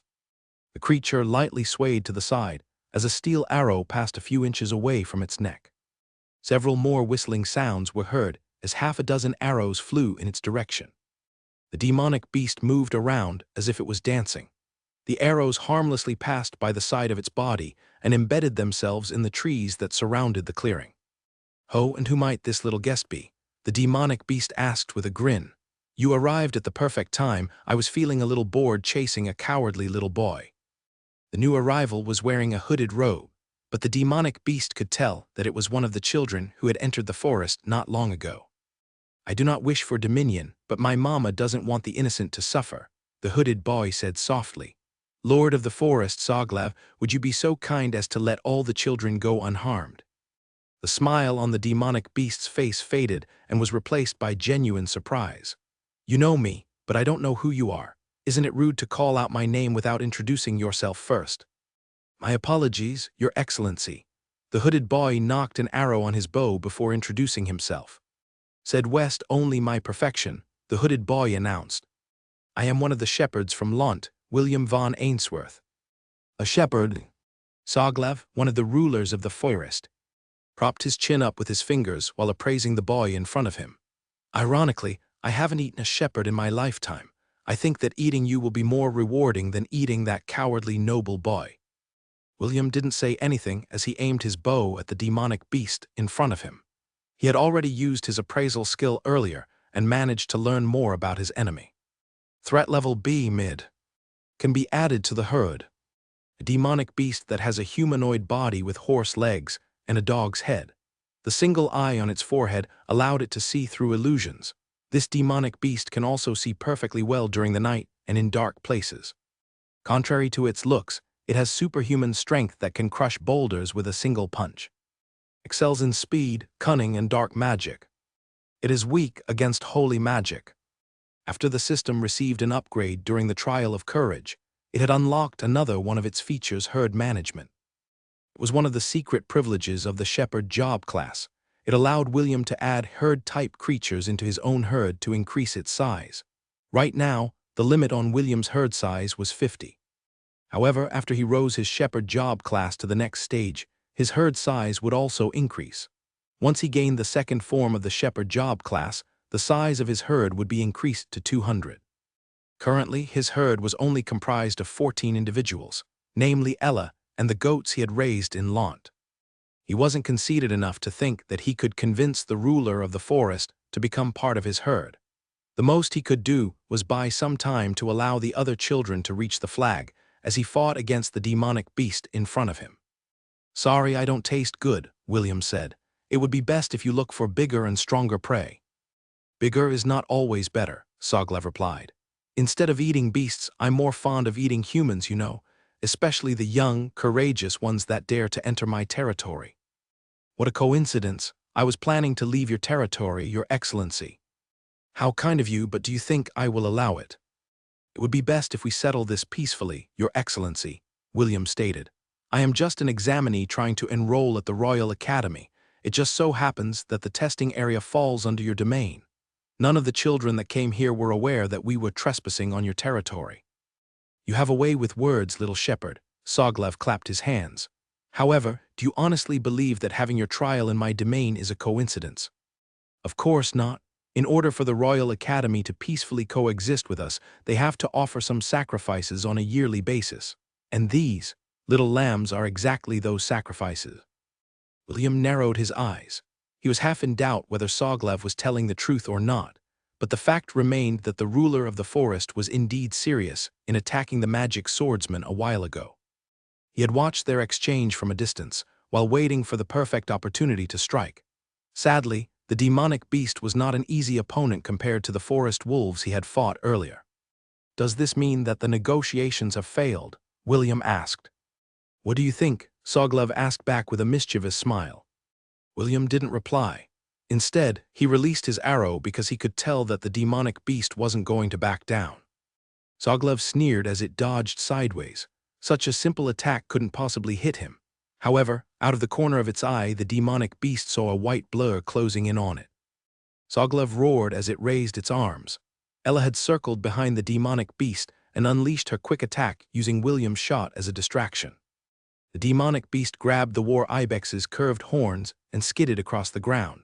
Ella might not have been at full strength since she was lacking William's buffs, but the fact still remained that she was a strong beast. Soglev managed to grab a firm foothold as it stopped Ella's charge. However, it heard the whistling sound of the wind behind its back and immediately released the goat's horns while jumping to the side. The arrows passed by the sides of the demonic creature and Ella without hitting either of them. Ella took this as an opportunity to use her wild charge and charged towards Soglev, who was still in mid-air.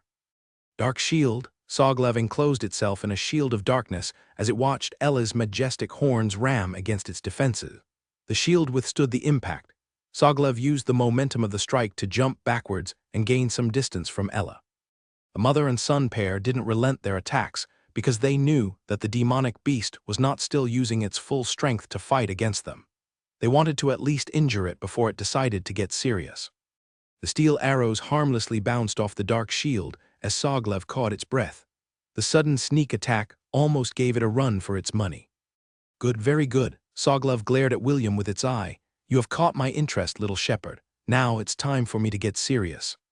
"Mama," William shouted as he jumped off the tree. William landed perfectly on Ella's back, and the two bolted out of the clearing. They had no intention of fighting the ruler of the forest. They only want to buy some time for the kids to reach their destination. Soglev stared at the retreating shepherd and sneered. "You want to play tag?" Soglev smirked. "Playing tag is my specialty." Soglev ran after William like an arrow released from its bow. It immediately closed the gap by half in a span of a few seconds. "It's faster than we thought, Mama," William said as he looked behind him. The snarling demonic creature was closing the distance at a rapid pace. However, William and Ella didn't seem to be too worried. "In the worst-case scenario, I'll just summon Stormcaller. But the several hidden presences that Mama Ella warned me about might be from the academy," William thought. "I can't let them discover that I am capable of manipulating lightning magic." James had warned him before that anyone that specialized in lightning magic was treated like a VIP. However, this was only on the surface. The spies of the demon race had already integrated themselves into the humans' territory. Once word got out of William's existence, powerful subordinates of the Demon King would hunt him down, of course. This was not limited to only the demon race, there were also humans and other races who coveted lightning magic. If William fell into their hands, they might enslave him and make him do terrible things, regardless of his will. Hold it right there. Buddy, Grant placed his hand on Andy's shoulder. What do you think you are doing? I won't let that bastard kill the boy. Andy said in a calm manner as he knocked an arrow on his bow. This won't do. Layla shook her head. We have an agreement with the various rulers of the forest. If we break our part of the deal, they will never trust the academy again. You and your clan wouldn't be able to handle that kind of consequence. Andy gritted his teeth in frustration. He had really taken a liking to William and, if possible, he didn't want the boy to die at the hands of the sadistic Soglev, however. Layla was right. There was a contract between the rulers of the forest and the Royal Academy if one side broke the agreement. The repercussions would be dire. Relax. We can still do something about it. Grant knew what his friend was feeling. At most, we can just hunt some high-grade beast and offer it in exchange for the boy's life. Andy was about to reluctantly nod his head when he noticed something unbelievable. Grant and Layla also saw the changes, and it made them look at William in disbelief. William had unequipped his bow and was now holding a wooden staff in his hand. Ella had made a sudden turn and charged towards the incoming demonic beast. Mama Ella. Use rampage, William ordered. The size of Ella's horns doubled in size, which made her look more imposing. The sudden change in its enemy's move pattern caught Soglev by surprise. It had no choice but to activate its dark shield without delay, after the horns and the shield collided. The sound of a mirror breaking into 100 pieces reverberated throughout the forest. Ella's horns had torn Soglev's defenses apart and were about to ram into its chest. The demonic creature only had enough time to cross its arms over its chest to protect itself from the goat's horns that were as hard as mithril. A loud clap was heard as Soglev was sent flying by Ella's most powerful attack. William then lowered his body on Ella's back and ordered her to use quick attack to close the distance, since they couldn't outrun the demonic beast. They had decided to just fight against it. Ella and William still had aces up their sleeves, so they were not afraid of a confrontation. This sudden turn of events caught the examiners by surprise. All of them watched with bated breath as the boy, mounted on the goat's back, fought against the ruler of the forest head-on. You! Soglev roared as he tried to move his body, but it was for naught. Ella's skill, Rampage, had a chance to inflict short-term paralysis when she hit her target with her attack. The demonic creature could only curse internally as the goat's horns collided with his arms for the second time. A resounding crack was heard, and Soglev felt a crushing pain in his left arm.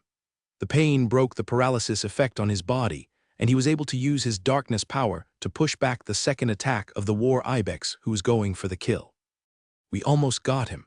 William sighed as Ella regained her footing, his eyes focused on the demonic creature in front of him who was no longer acting like a gentleman. Soglev's single eye glared at William with extreme hate. The demonic creature's left arm was bent at an unnatural angle and was bleeding profusely. Soglev used his right arm to forcefully fix the dislocated arm. He then used his dark magic to stop the bleeding. William knew that the ruler of the forest merely did some emergency first aid treatment on its broken arm. Dark magic was different from light and life magic, which had the power to heal injuries. Dark magic, on the other hand, specialized in dealing curses and dark energy on the enemy. Of course, just like other forms of magic, it could also be used as a stopgap to prevent injuries from getting worse. Congratulations, you have succeeded in angering me, Soglev roared. Its roar sent shockwaves through the whole forest. Spirit beasts and birds started to flee in the opposite direction in order to not be included in the aftermath of Soglev's full-powered counterattack. You're welcome, William teased. Don't worry, it won't be the first and last injury that you will receive, Your Excellency. If it's a fight you want, then it's a fight you'll get. Me? Ella bleated as she raised her head in challenge. What a naive young shepherd you are, Soglev sneered. I'll teach you the true power of dark magic. William wanted to retort that Soglev didn't need to teach him anything. His master, Celine, had already taught him a lot while tormenting him with curses and dark miasma every day. Of course, he had no intention of saying this. Using your aces in a battle of life and death could turn the tide of victory. Soglev raised its dominant right arm and fired a barrage of dark beams towards William and Ella. The Angorian goat nimbly dodged to the side as it started to charge towards Soglev in order to close the distance. After that overbearing clash, Soglev didn't dare to underestimate the war ibex any longer. It used its nimbleness to jump to the branches of the trees while hurling dark orbs at the young shepherd and his goat. William and Ella ran around the clearing as they dodged the demonic creature's range attack. Too bad I can't use my magic, William thought as he leaned his head to the side to avoid Soglev's energy balls. If I could use it, I would just erect ice walls and fight a battle of attrition. Doppelganger. Soglev used its special move and split its body into two. Since he lost one of his arms, he was unable to effectively fire a barrage of dark magic on William and Ella in order to overcome this weakness. He was forced to use his trump card as the dark magic raining down on them doubled. William decided that staying in the clearing was disadvantageous to them. Mama. To the forest, Ella used her agility to deftly use the trees to block Soglev's attack. This move was quite effective because Soglev was forced to stop its barrage and run after them. The examiners who had been watching over the other children got attracted to the intense fluctuations happening inside the forest and proceeded to investigate as well. Most of the children had already arrived at their destination. Chandler was among them, and he was quite thankful that he managed to escape the demonic beast's pursuit alive. Meanwhile, the one who helped the children escape was having a tough battle with one of the rulers of the forest. Soglev was very familiar with the forest and used it to its advantage.